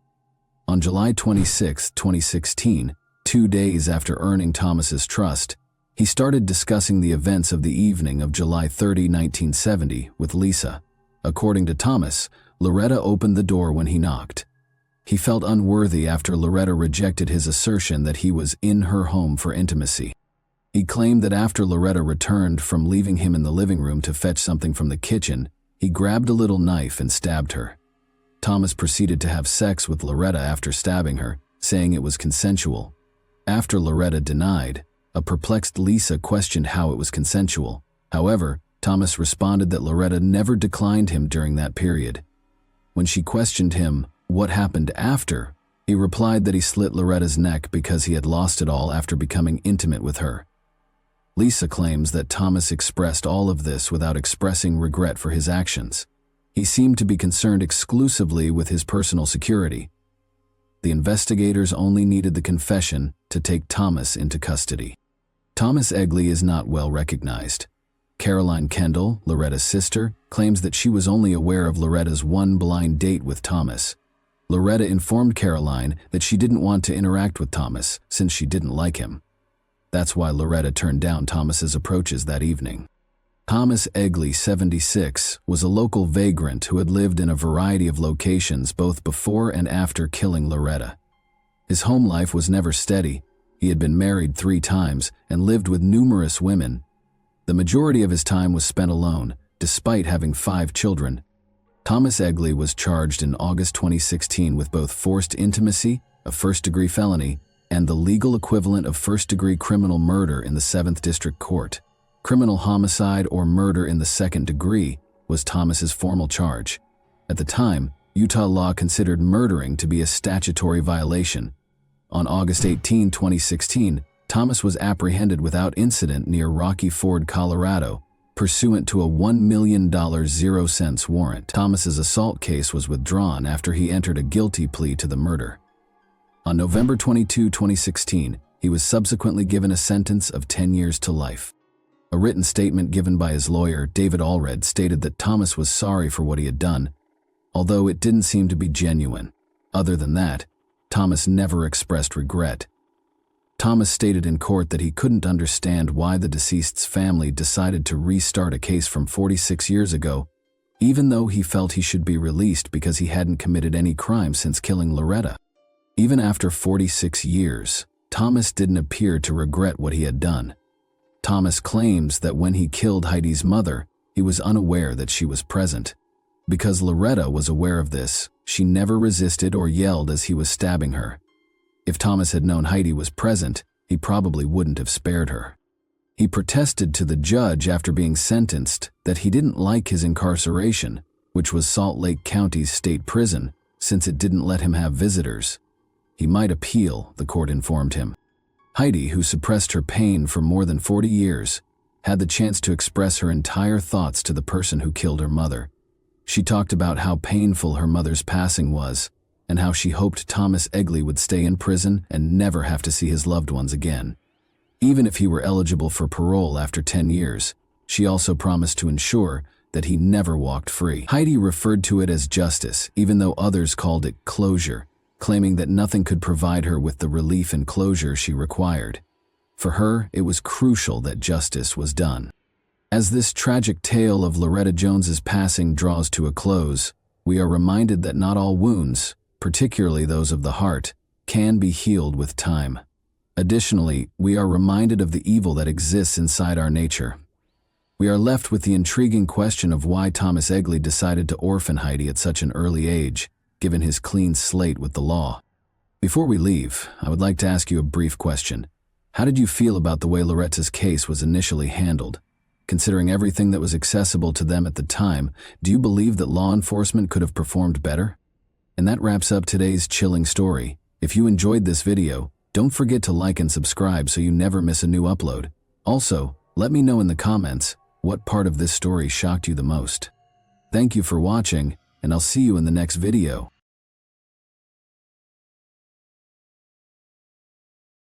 Hey guys, welcome to my channel, and today we're going to take a look at another horrible case with you. Genetic genealogy testing has revolutionized cold case investigation by reviving cases that might otherwise have remained unsolved. It had been like trying to capture smoke with their bare hands for the investigators working on the cases of John and Jane Doe. However, new developments in DNA testing are now providing investigators with the advantage they need to solve crimes that were previously thought to be unsolvable. These victims are now receiving their names back after being unidentified and nameless for decades. Today, we'll examine 2 instances where genetic genealogy has ultimately provided the answer and some measure of closure for both families and investigators. Immediately, let's get started. Today's first case takes place in Rock County, which is located in the southwest region of Minnesota. Rock County is one of the 4 counties without a natural lake, despite Minnesota's reputation as the land of 10,000 lakes. A Department of Transport employee was busy removing the concrete culverts beside Interstate 90 off Highway 23 in Beaver Creek Township on March 13, 1981, as part of a regular municipal cleanup. He was startled to see some skeleton remains when he brushed aside the wreckage. The employee phoned the police after speaking with his boss right away. The area was cordoned off when the police came, and everyone in the vicinity was questioned about the finding. According to the supervisor, the culverts were cleaned out once a year, with the most recent cleanup taking place on October 21, 1980. The remains might have been disposed of in the culvert at any point between October 1980 and 1981, Wyatt investigators hypothesized. After removing the deceased, forensic specialists and crime scene detectives set about gathering any hints that might have been left behind. The body was taken to the medical examiner's office in Ramsey County. The medical examiner found it challenging to identify the John Doe. From what was left of the nearly full skeleton, the body had been severely decayed and was hardly identifiable. According to the coroner's findings, John Doe was a white man in his 30s to 50s. 5 feet 6 to 5 feet 8 inches was his estimated height. There were no distinctive birthmarks or tattoos, and the state of the body made it impossible to establish weight, hair, or eye color. The coroner noted that there was a chance the person had been shot, but the cause of death was designated as homicide. No gun or shell casing was discovered in the area, but there had been a wound to the skull that was consistent with a small caliber firearm.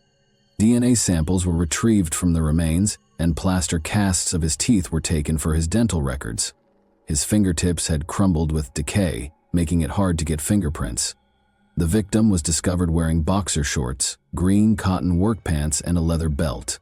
He wore 2 pairs of green socks on each foot and engineer boots in sizes 8 to 9 that were either light tan or white slip-ons. He was holding a locket with a picture of a baby inside and a black plastic comb.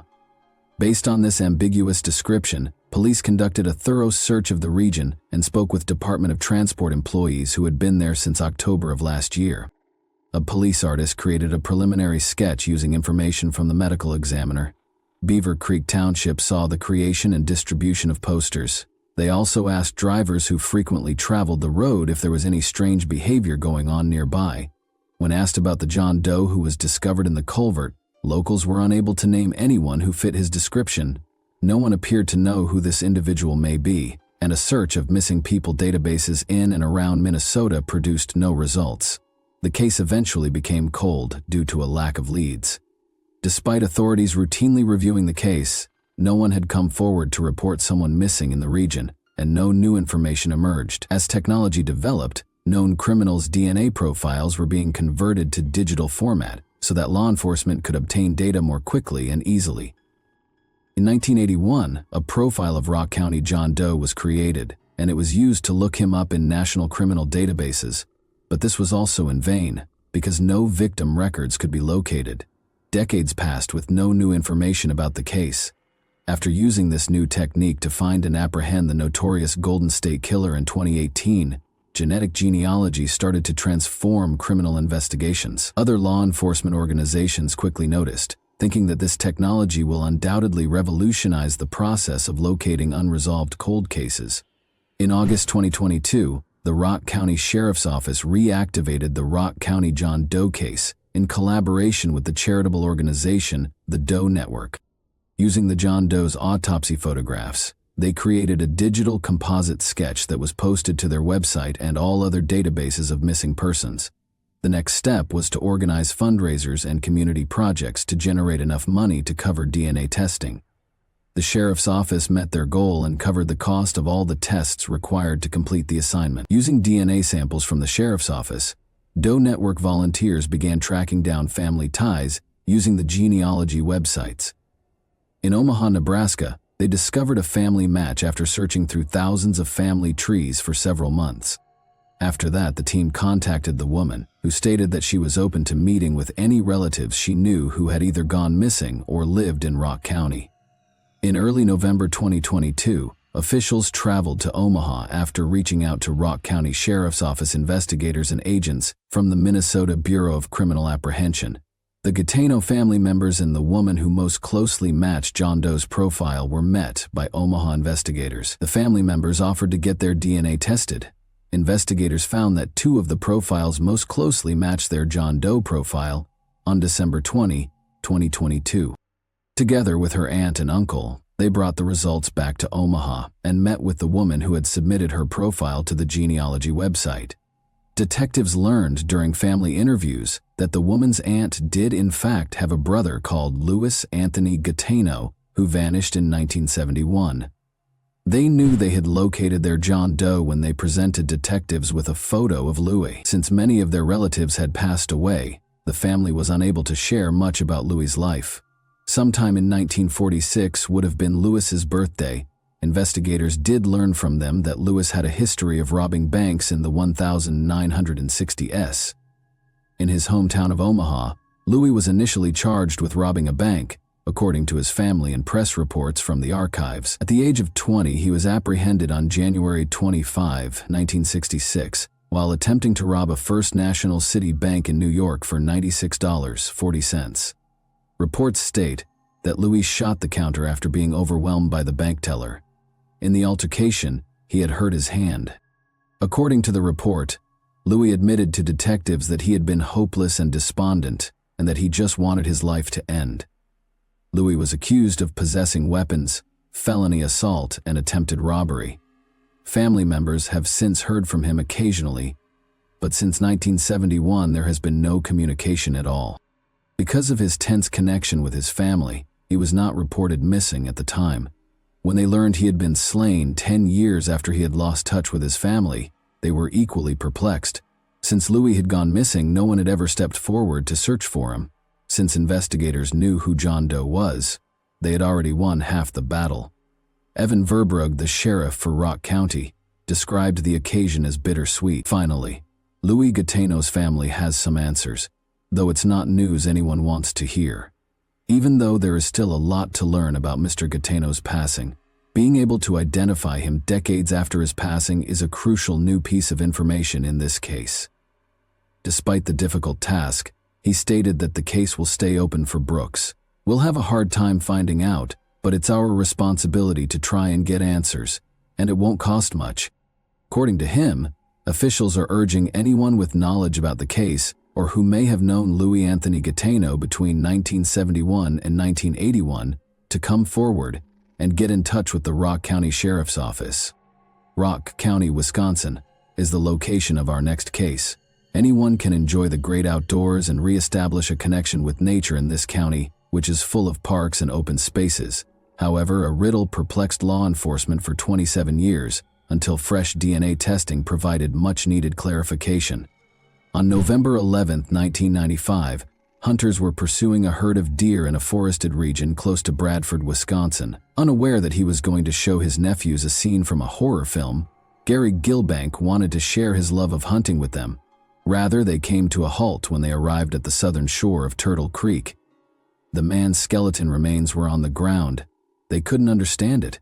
None of them knew who owned the skeleton or how it got here, and they owned the ground it was lying on.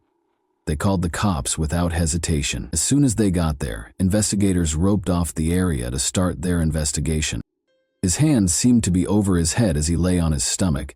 He had been wearing a plaid shirt and a t-shirt with the name of the British band Venom on it, and a denim jacket that partially covered his head and back. There was a Nike sneaker close to the body, and he was also dressed in gray camouflage pants. The other was not located. From the scene, investigators retrieved a container of Carmex lip balm, a Budweiser lighter, an Aquatech wristwatch, and a chrome pendant of a horned goat. After being taken out, the remains were taken to the coroner's office for additional analysis. The coroner started examining John Doe in great detail. The skeletons had shown no obvious evidence of trauma. He weighed 140 pounds and was reported to be between 5 feet 4 and 5 feet 6 inches tall. He was between 17 and 20 years old. The coroner identified him as a male Caucasian based on a dental study. He had only 2 fillings and had received good dental care. His wisdom teeth were still in place, however, 1 was impacted and 2 had partially erupted. Hair samples were collected for a toxicological examination. The coroner did not rule out that he may have been drunk or had used hallucinogenic drugs before his death, but the absence of any traces of cocaine, codeine, or morphine ruled out the likelihood of an overdose brought on by a chronic opiate addiction. Although his cause of death remained unknown, it was possible that he had fallen into the creek and succumbed to hypothermia. The coroner thought that he might have been drunk and lost his way before he lay down, and that he might have perished from exposure to the weather. Additionally, there had been conjecture regarding the precise moment of his demise.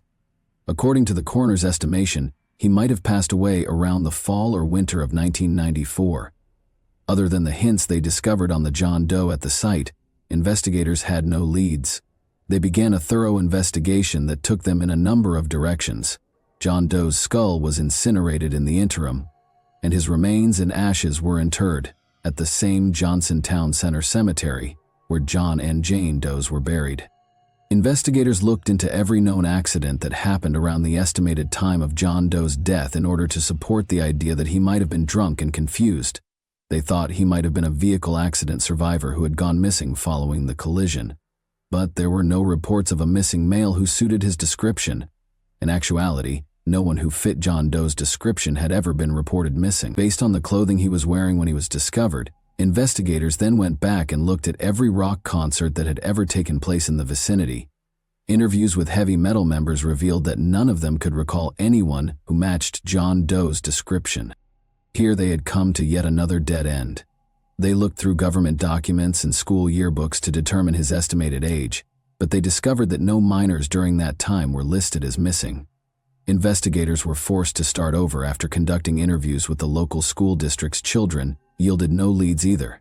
Thereafter, the inquiry focused on multiple witness accounts of a man who the locals called River Guy. Witnesses reported seeing a young man in his early 20s sprinting toward the creek where the body was finally found on October 16, 1994, at approximately 5:30 p.m.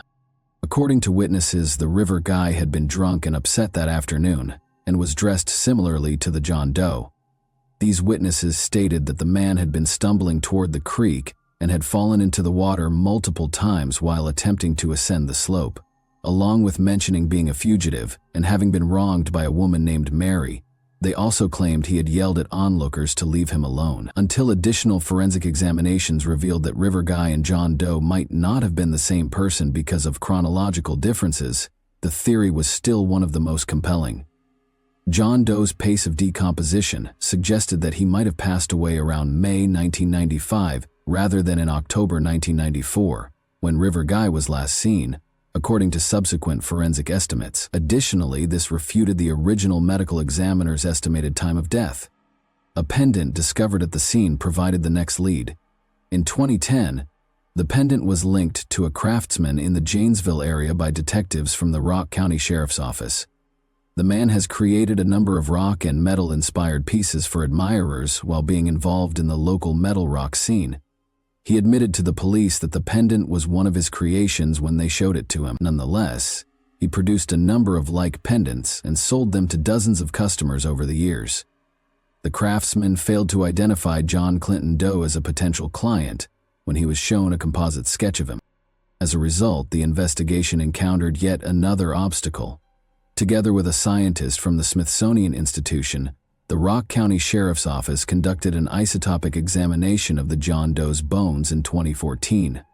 In forensic anthropology, isotopic analysis has been used to identify the provenance of unidentified human remains from bone tissue.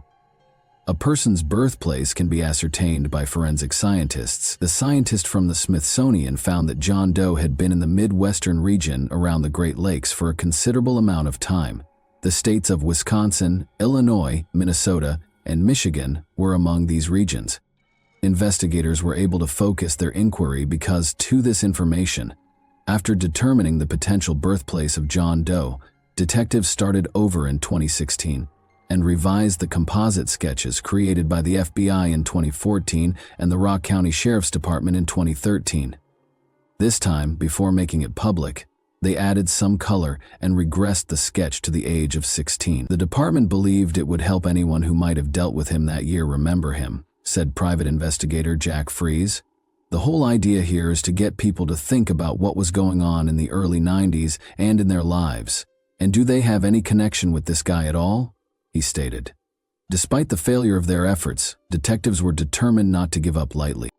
Jack Fries, a private investigator, spent the next 2 years trying to figure out who the young John Doe was.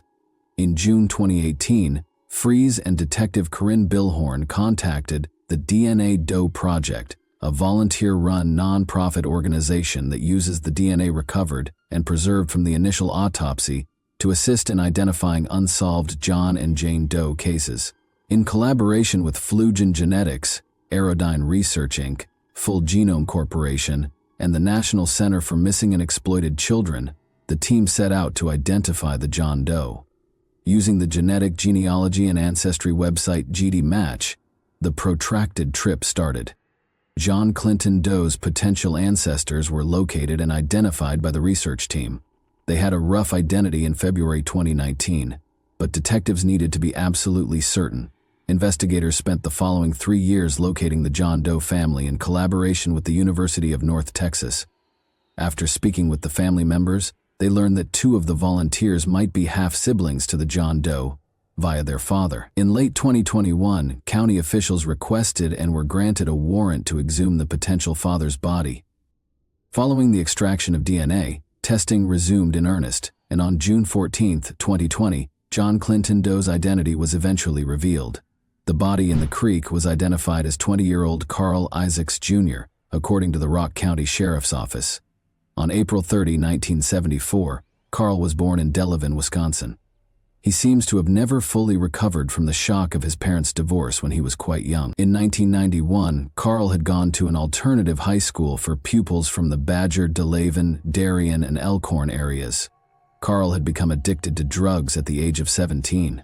Additionally, he had joined a gang of friends who planned a criminal spree that led to numerous burglaries and property destruction.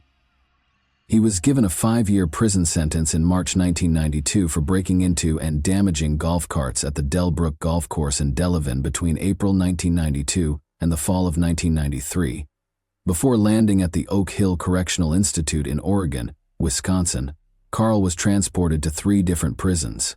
He had been discharged during that time to participate in a Madison halfway house drug rehab program. Under house imprisonment, he was also periodically permitted to visit his mother. Carl occasionally served as an informant for law enforcement and drug investigations.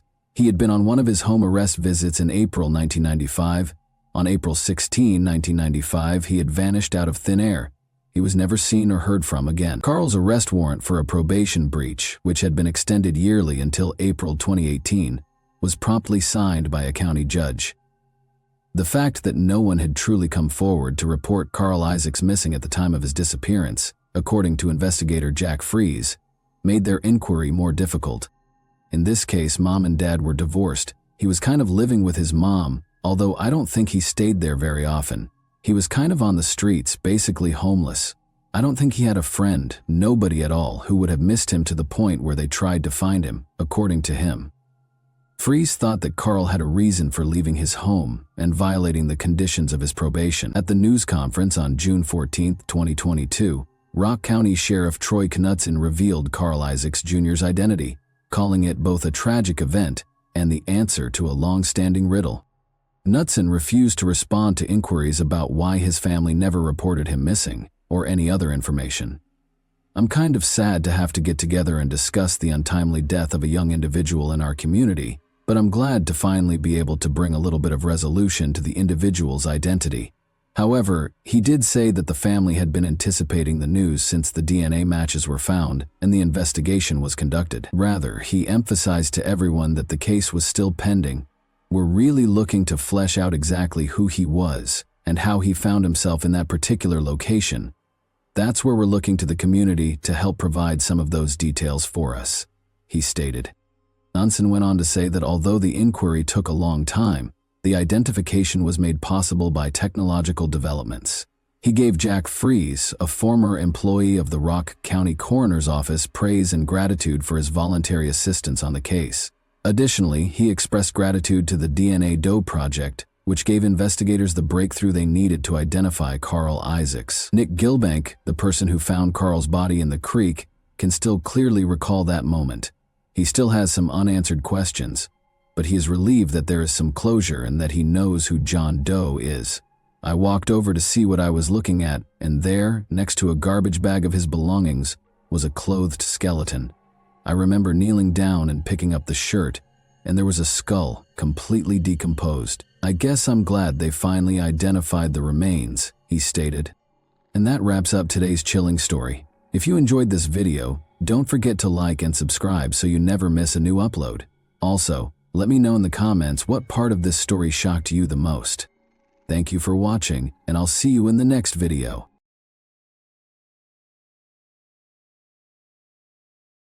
Hey guys, welcome to my channel, and today we're going to take a look at another horrible case with you. No case, no body. There is no body in our story, but there is a case on a November morning in 2011, which was mentioned in English law following the captain's miracle. 3 years after returning home to her leased apartment on Ubarovicha Street in Vladivostok, Galina Kolyadzinskaya vanished. Her parents still think Galina is alive and are waiting for her return in April 2024. Her boyfriend Victor Cohen was found guilty of her murder, although no tangible proof of her purported death was shown at the trial. Following Victor Cohen's release from jail, the matter gathered traction and split the public in two directions. Some people think Victor's sentence for murder was too light, while others think he was sentenced for a crime that never happened. Together, let's learn how a well-known criminal case involving the death and disappearance of an unproven man spread across the nation, sparking debate among onlookers and leading to the formation of organizations to look for Galina. Viktor Polov was born in Vladivostok on July 9, 1988. He adopted Cohen as his last name. When the youngster was very little, his parents split in 2012, leaving his mother and grandma to raise him entirely on their own. He graduated from Far Eastern State University's high school gymnasium in 2005. He enrolled in the PR department at the same university's Institute of Mass Communications, but left after 6 months in 2007. Ilona, who had COVID, presented her sister Galina, who was 3.5 years older than Victor, to her classmate. Galina Kolyadzinskaya was born in Rostov-on April 22, 1985. Her parents relocated to Vladivostok when she was 13 years old. The girl stood out, had a theatricalized way of dress, and was characterized by her brightness. She was slim, intelligent, and highly creative. After completing her education, she attended an art school before enrolling in the Far Eastern Federal University's Faculty of Design. She captured Victor's heart, and he fell deeply in love for the first time. They left their hometown of Vladivostok for Moscow, and Victor abandoned school because they both wanted to enroll at the Theater Institute. Vitya did not fail the entrance examinations, but Galina did. However, he made the decision to go back home in support of his beloved girl, and the two of them moved back to Vladivostok and began living together. Victor found out of his grandfather's passing and the inheritance he had inherited upon his return. The couple decided to use the remaining funds to invest in a successful business after renting an apartment in the heart of the city and purchasing a car each. The young couple was depressed as a result of their unsuccessful attempts to set up a shop for the fabrication of automobile tires, start a chain of donut shops, and even resell church kila. As time went on, the young people's relationship started to fall apart due to conflicts. The furious argument between the couple did not end there. Galina's pals once saw Victor grab his fiancée by the neck during a fight between them. But sometimes Galina did the same. She might break the furniture in their leased apartment, or strike her partner. Galina eventually began attending nightclubs more frequently, and Victor developed an interest in other women as a way to escape the issues in his present life.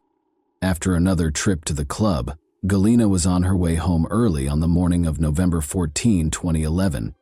Galina was incensed that Victor was not home, so at 6:43 a.m., she called him and insisted that he come right away. Victor arrived at their leased apartment 15 minutes later. The young folks decided to eventually part ways after a fight broke out between them. Galina sought 300,000 rubles from Victor in exchange for the previously gifted car, after which she would go and stop bothering him. She left the flat, as it turned out, forever after Victor gave her the money. Galina's parents became concerned and began phoning her the following day, but she had turned off her phone. Victor also did not return their calls. He didn't call the girl's mother to inform her of the argument until the second day following Galina's departure. After extorting a substantial amount of money from him, she packed up her belongings and departed. "I'll never be seen by you again. Don't try to find me. Inform my mother that I'm doing well." Victor also told Galina's mother that he repeated what Galina had said in her final words. Galina's parents and friends were not shocked by her abrupt absence, because she was known for her flighty behavior and might go absent for days. He called her after she left, but the girl did not return his calls either, because the phone was initially only switched off. However, 3 days later, the police started looking for Galina Kolyadzinskaya when her father informed them of his daughter's abduction. The matter was enthusiastically taken up by specialists, and Victor was initially called to the station for a discussion. Since he saw Galina last, he was able to address a number of questions throughout the interrogation. Victor said that he had another woman and frequently argued with his girlfriend, whom he had become distant from. Victor claimed that he was tired of his scandalous lover, who could throw her hand at him or slather his car with yogurt when she was envious. Galina once declared while intoxicated that if her opponent kept dating her, she would rip his hair out. Galina wasn't killed by me. We did argue with her. After packing her belongings and taking all of our money, 300,000 rubles, she departed. Her whereabouts are unknown to me, Victor demanded. The investigating team also looked at both of the young people's automobiles and the apartment where they shared housing, but they were unable to find any evidence of Galina's murder or blood traces. During the questioning, Victor was even put through a lie detector test. Although the young man's evidence was muddled, it was not shown that he was responsible for Galina's disappearance. After questioning Galina's neighbors and acquaintances, the police declined to file a criminal complaint because they could not find any evidence of corpus delicti. But Galina had never been anywhere but Vladivostok. Her passport was not from another country. Victor moved in with his new girlfriend, Tatiana, and began a new life after gathering Galina's possessions and giving them to her parents. Young people's affections were so intense that they made the decision to get married in 2012. Victor finally shed his father's last name, which had burdened him since he was a young boy. His future wife, who heard the lovely last name in one of the films, suggested the Cohen option, which he found appealing. The vanished Galina Kolyadzinskaya was forgotten. For a number of years, a young married couple has been married for 3 years. Cohen flew with great joy. They had a calm and collected life, visited the mountains, and traveled frequently. However, once Galina vanished for 3 years and the case was reclassified as a murder investigation, everything changed. At first, Elena Kolyadzinskaya, Galina's mother, was not overly concerned. She was aware that her creative and erratic daughter could go far based solely on her mood. The fact that no one demanded in June 2014, based on the materials of the inspection of the fact of Galina Kolyadzinskaya's unknown disappearance, that a criminal case under the article of murder be started, may help to explain why the case did not become a criminal case for nearly 3 years. Employees of the Crime Investigation Department started to piece together different explanations for Galina's disappearance after she was placed on the wanted list as missing. These included murder and traveling overseas to work as a model. The police became aware of Kolyadzinskaya's ex-boyfriend as they were figuring out the latter version. As it happened, Cohen and Galina were frequently at odds. His relationship with another lady caused him to feel jealous of the girl. Additionally, it was said that when Galina was younger, she was organizing a trip to Korea. She had previously worked as a model in China and planned to stay in this line of employment. Since he was the last person to see Galina alive, ex-boyfriend Victor Cohen was named as the primary suspect. There was further reason to suspect Victor of being engaged in the crime because of the testimony he and the witnesses had previously provided at different points during the case regarding the circumstances surrounding Galina's disappearance. After being called in for interrogation on July 23, 2014, Victor was arrested and brought to the investigation unit.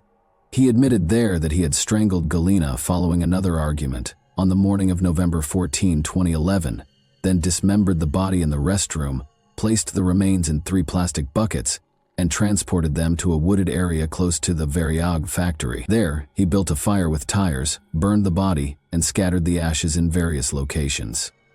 Throughout the interrogation, Victor Cohen acted with assurance. He cursed a lot and didn't use appropriate language when he spoke to the investigator about you.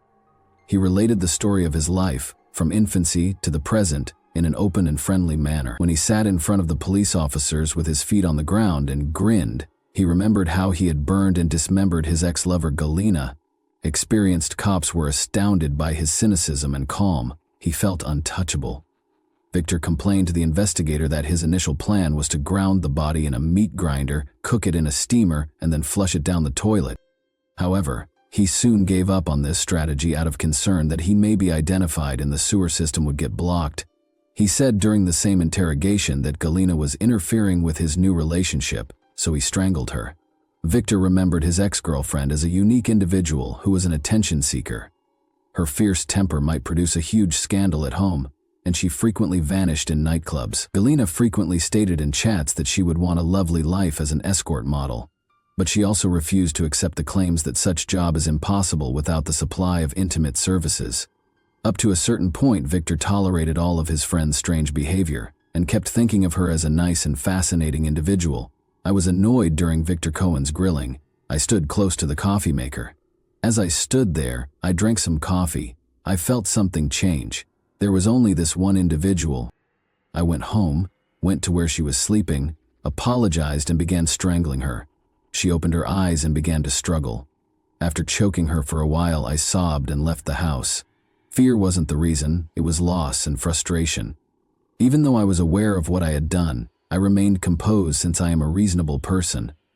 In November 2011, following the interrogation, the agents brought Victor to his residence with Galina Kolyatsinskaya. That night, Victor showed how he strangled Galina on a folding sofa for an investigation experiment in the flat. He claims that because she was intoxicated and slept off when he was certain she was dead, she did not protest. He hurried out of the apartment and headed to his car, where he devised a heartless scheme to dispose of the body. In India, the bodies of the deceased are burned, and vehicle tires are frequently used in this process to achieve the proper burning temperature. Victor learned about this elaborate method of disposing of the body from a documentary on the country. Victor informed the agents that killing and disposing of the body was considerably simpler than he had anticipated. Victor was brought to the empty lot where he reportedly dumped Galina's body late at night. Cohen had to identify the precise spot on the girl's body where he had set fire to it, in complete darkness. Human rights advocates claim that he was brought to an area devoid of CCTV cameras and traffic, making it impossible to establish his innocence. Important information were also missing from the case. As Victor himself frequently noted, it was unclear how and what he used to carve up the body, because a regular kitchen knife could not be utilized any further. It was unclear how he was able to place Galina's remains in 3 buckets, how he transported them out of the door where everyone could see them, and why no one noticed. The Bygalovs, who rented the apartment to Galina and Victor, were then questioned by the inquiry. When they found out that the cops were in the apartment, they acknowledged that they couldn't get in touch with Victor. They discovered the apartment was empty when they got there to inspect their accommodations. The ceiling was free of occupants and their possessions. They discovered black streaks on the wallpaper, which were probably caused by storing automobile tires, and brown splatters that the couple believed were from coffee or tea. However, Victor Cohen, the captive, was unaware that a video camera was recording his interrogations. He later withdrew his testimony after realizing he had said too much on camera. He claimed that during his interrogation at the Karbasheva Street Operative Investigation Unit, they used illegal interrogation techniques to coerce confessions from him, and that Victor was threatened with harm if his wife Tatiana visited the same station. He went on to say that the operative cops had made up the tale he told during the hour-long interrogation, and that his phone billing from that evening was used to pinpoint the location where the bodies were burned. However, does the CCTV footage from the investigation unit actually show torture? At 6 o'clock in the evening, Tatiana Cohen drove up to the building. She was not permitted inside, so she remained outside. Around 6:30 p.m., Tatiana also entered the facility, and 20 minutes later, Victor was taken in for interrogation. At 6:38 p.m., the questioning began to be recorded. After 8 minutes of torture, he quickly produced a confession and conjured up a vivid, gory tale in great detail. Following the initial court hearing on August 11, 2015, Victor Cohen was found guilty of Galina Kolyatsinskaya's murder. According to the court's August 11, 2015 verdict, he was given a sentence of 9 years and 10 months in prison, which he was to serve in a strict regime penal colony. Tatiana, Victor Cohen's wife, became his most devoted defense attorney after he was accused of murder because she believed he was innocent. Every inhabitant of Vladivostok kept up with the news, and even attended Victor Cohen rallies. People separated into accusers and defense. Even after hearing the heartbreaking news that her husband would have to serve nearly 10 years in prison, Victor's wife remained steadfast in her defense and refused to back down. During the court session, the revealing footage that was retained in the criminal case was revealed. Victor claimed that interrogators used torture and threats to get confessions out of him during court procedures, which led to the case becoming well known. Victor was discharged from the hospital with a diagnosis of ear barotrauma and concussion. His lover had been burned, dismembered, and strangled in cold blood by a young, attractive man with large brown eyes. Nobody was able to accept it. A man with charisma could pursue a career in acting. In fact, he was admitted to the Theater Institute of Moscow. Victor refused to study, as we already know, and he was characterized favorably by friends, classmates, and even casual acquaintances. Attorneys based their case on the fact that no human DNA was detected at the location where he burnt the body, or in the flat where the crime was allegedly committed, according to the inquiry. Witnesses even claimed to have seen Galina in the city after she vanished. The public was stoked by Elena Kolyatsinskaya, Galina's mother, who genuinely thought her daughter was still alive. She stated in every interview that Victor was innocent and that Galina would return shortly to explain her disappearance and where she had gone for so long. Victor Cohen argued that the circumstances surrounding the murder that were submitted to the investigators were wholly made up after the guilty verdict. Ultimately, no biological evidence was discovered at the purported location where the victim's remains were burned. Additionally, the forensic analysis of Cohen's residence and vehicle produced unconvincing findings. Additionally, the defendant supported Galina's parents, who believed their daughter was still alive. Ivan Mikolev, the defendant's attorney at the time, claimed that there was no objective evidence in the investigation. Nothing was found when the earth at the clearing where his client is said to have burned the body was examined. There were no biological traces found during the examination. Some of the case materials were later discovered to be missing as well. The lie detector data, camera footage, and inspection reports of the apartment and automobile that were acquired back in 2011 led Cohen's defense team and family to assume that the case had been reclassified to absolve him of guilt for the unsolved homicide. It was never discovered that Galina disagreed with the court's decision. Victor filed an appeal and started arguing that he was not a party to the incriminating crime and that the police had coerced him into making the confession. Tatiana Cohen started a massive campaign to defend her husband. She actively maintained social networks, participated in protests, and made appearances on a variety of talk shows and programs. In exchange for posting false information, she actively raised money for a lawyer. The case was sent to the Court of First Instance for a second trial in a separate court after the Court of Appeals rejected the verdict on December 7, 2015, citing violations of the Code of Criminal Procedure. Victor Cohen was also found guilty of Helena Kolyatsinskaya's murder following the Court of First Instance's retrial.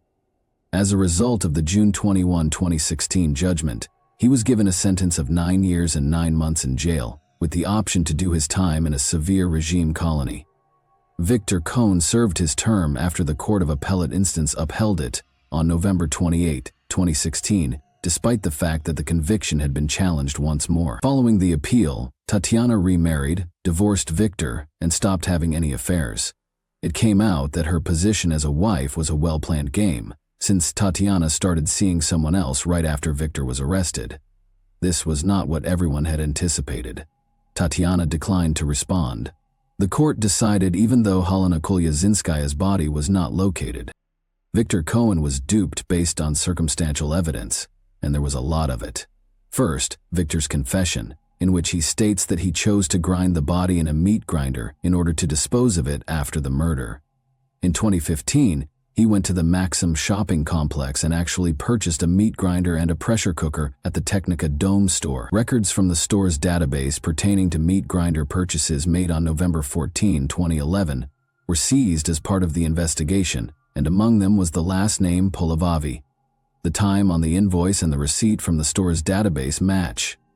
Additionally, the store administrator attested in court that the database was not altered with the intent to fabricate information. Furthermore, the verdict was significantly influenced by Victor Cohen's cell phone bills. Victor remained in the apartment from 11 a.m. to 6 p.m. on November 14, 2011, probably dismembering the body and transporting it in buckets to the woods close to the Variag facility at night. Victor kept saying that after Galina departed, he contacted her, but her phone was unreachable. Victor last spoke with Tatiana on the phone at 11:51 p.m., right outside the Variag facility. Victor's phone bill, however, indicated that he did not call Galina between 10 a.m. and night. Furthermore, it's clear from listening to the court proceedings when Galina Kolyadzinskaya and Victor's billing is disclosed that, following Galina's disappearance, she received calls from friends, family, and even Victor's mother, but not from Victor. If it were Victor, someone would at least convey a message to his missing friend, especially because everyone is searching for Galina and Victor is suspected. Victor, however, didn't. He knew, of course, that there would be no response. Sales receipts for 320-liter plastic buckets with locks and lids that were purchased on the same day as the meat grinder were also included in the case. Sadly, the receipts don't include a last name, so it can't be confirmed that Victor Cohen purchased them. However, how could Galina fit into buckets that held 320 liters? The enamel found in the bathroom was another piece of circumstantial evidence. Galina was dismembered in the bathtub by Victor, who then used a metal brush to scrub the tub so hard that he obliterated the enamel after covering everything with foil to conceal the bloodstains.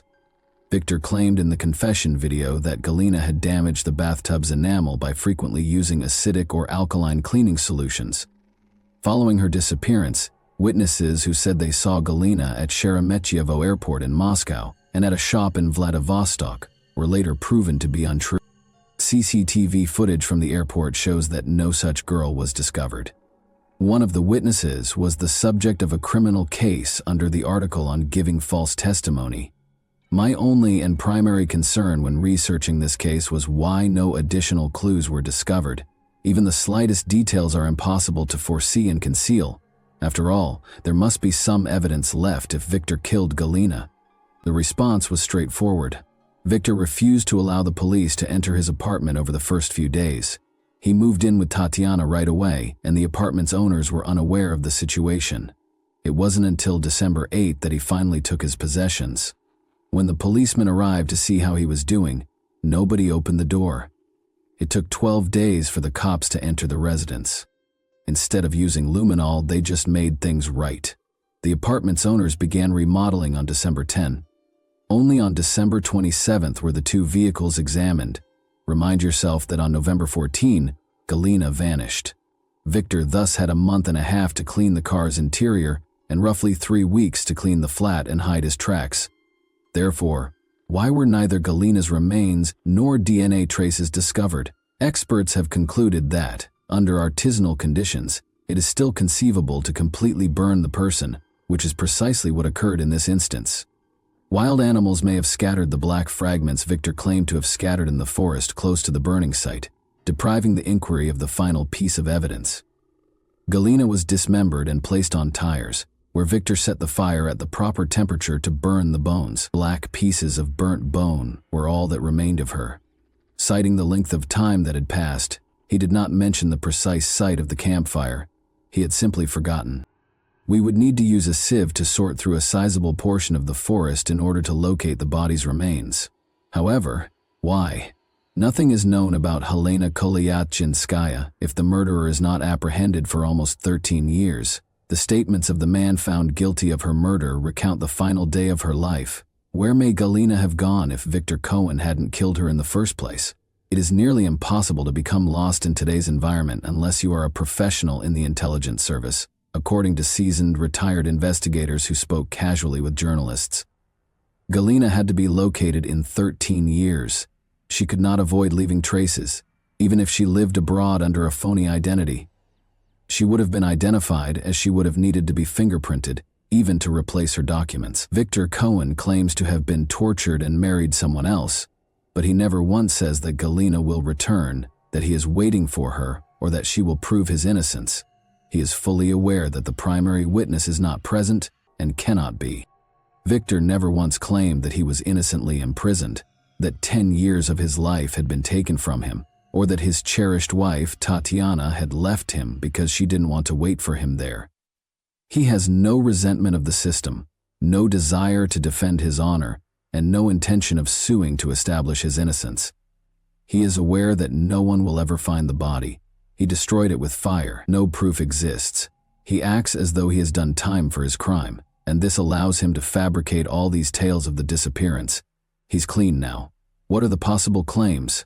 He served time after being found guilty. Everything has been redeemed by him. Even in such detail, an innocent individual would not be so heartless as to implicate himself.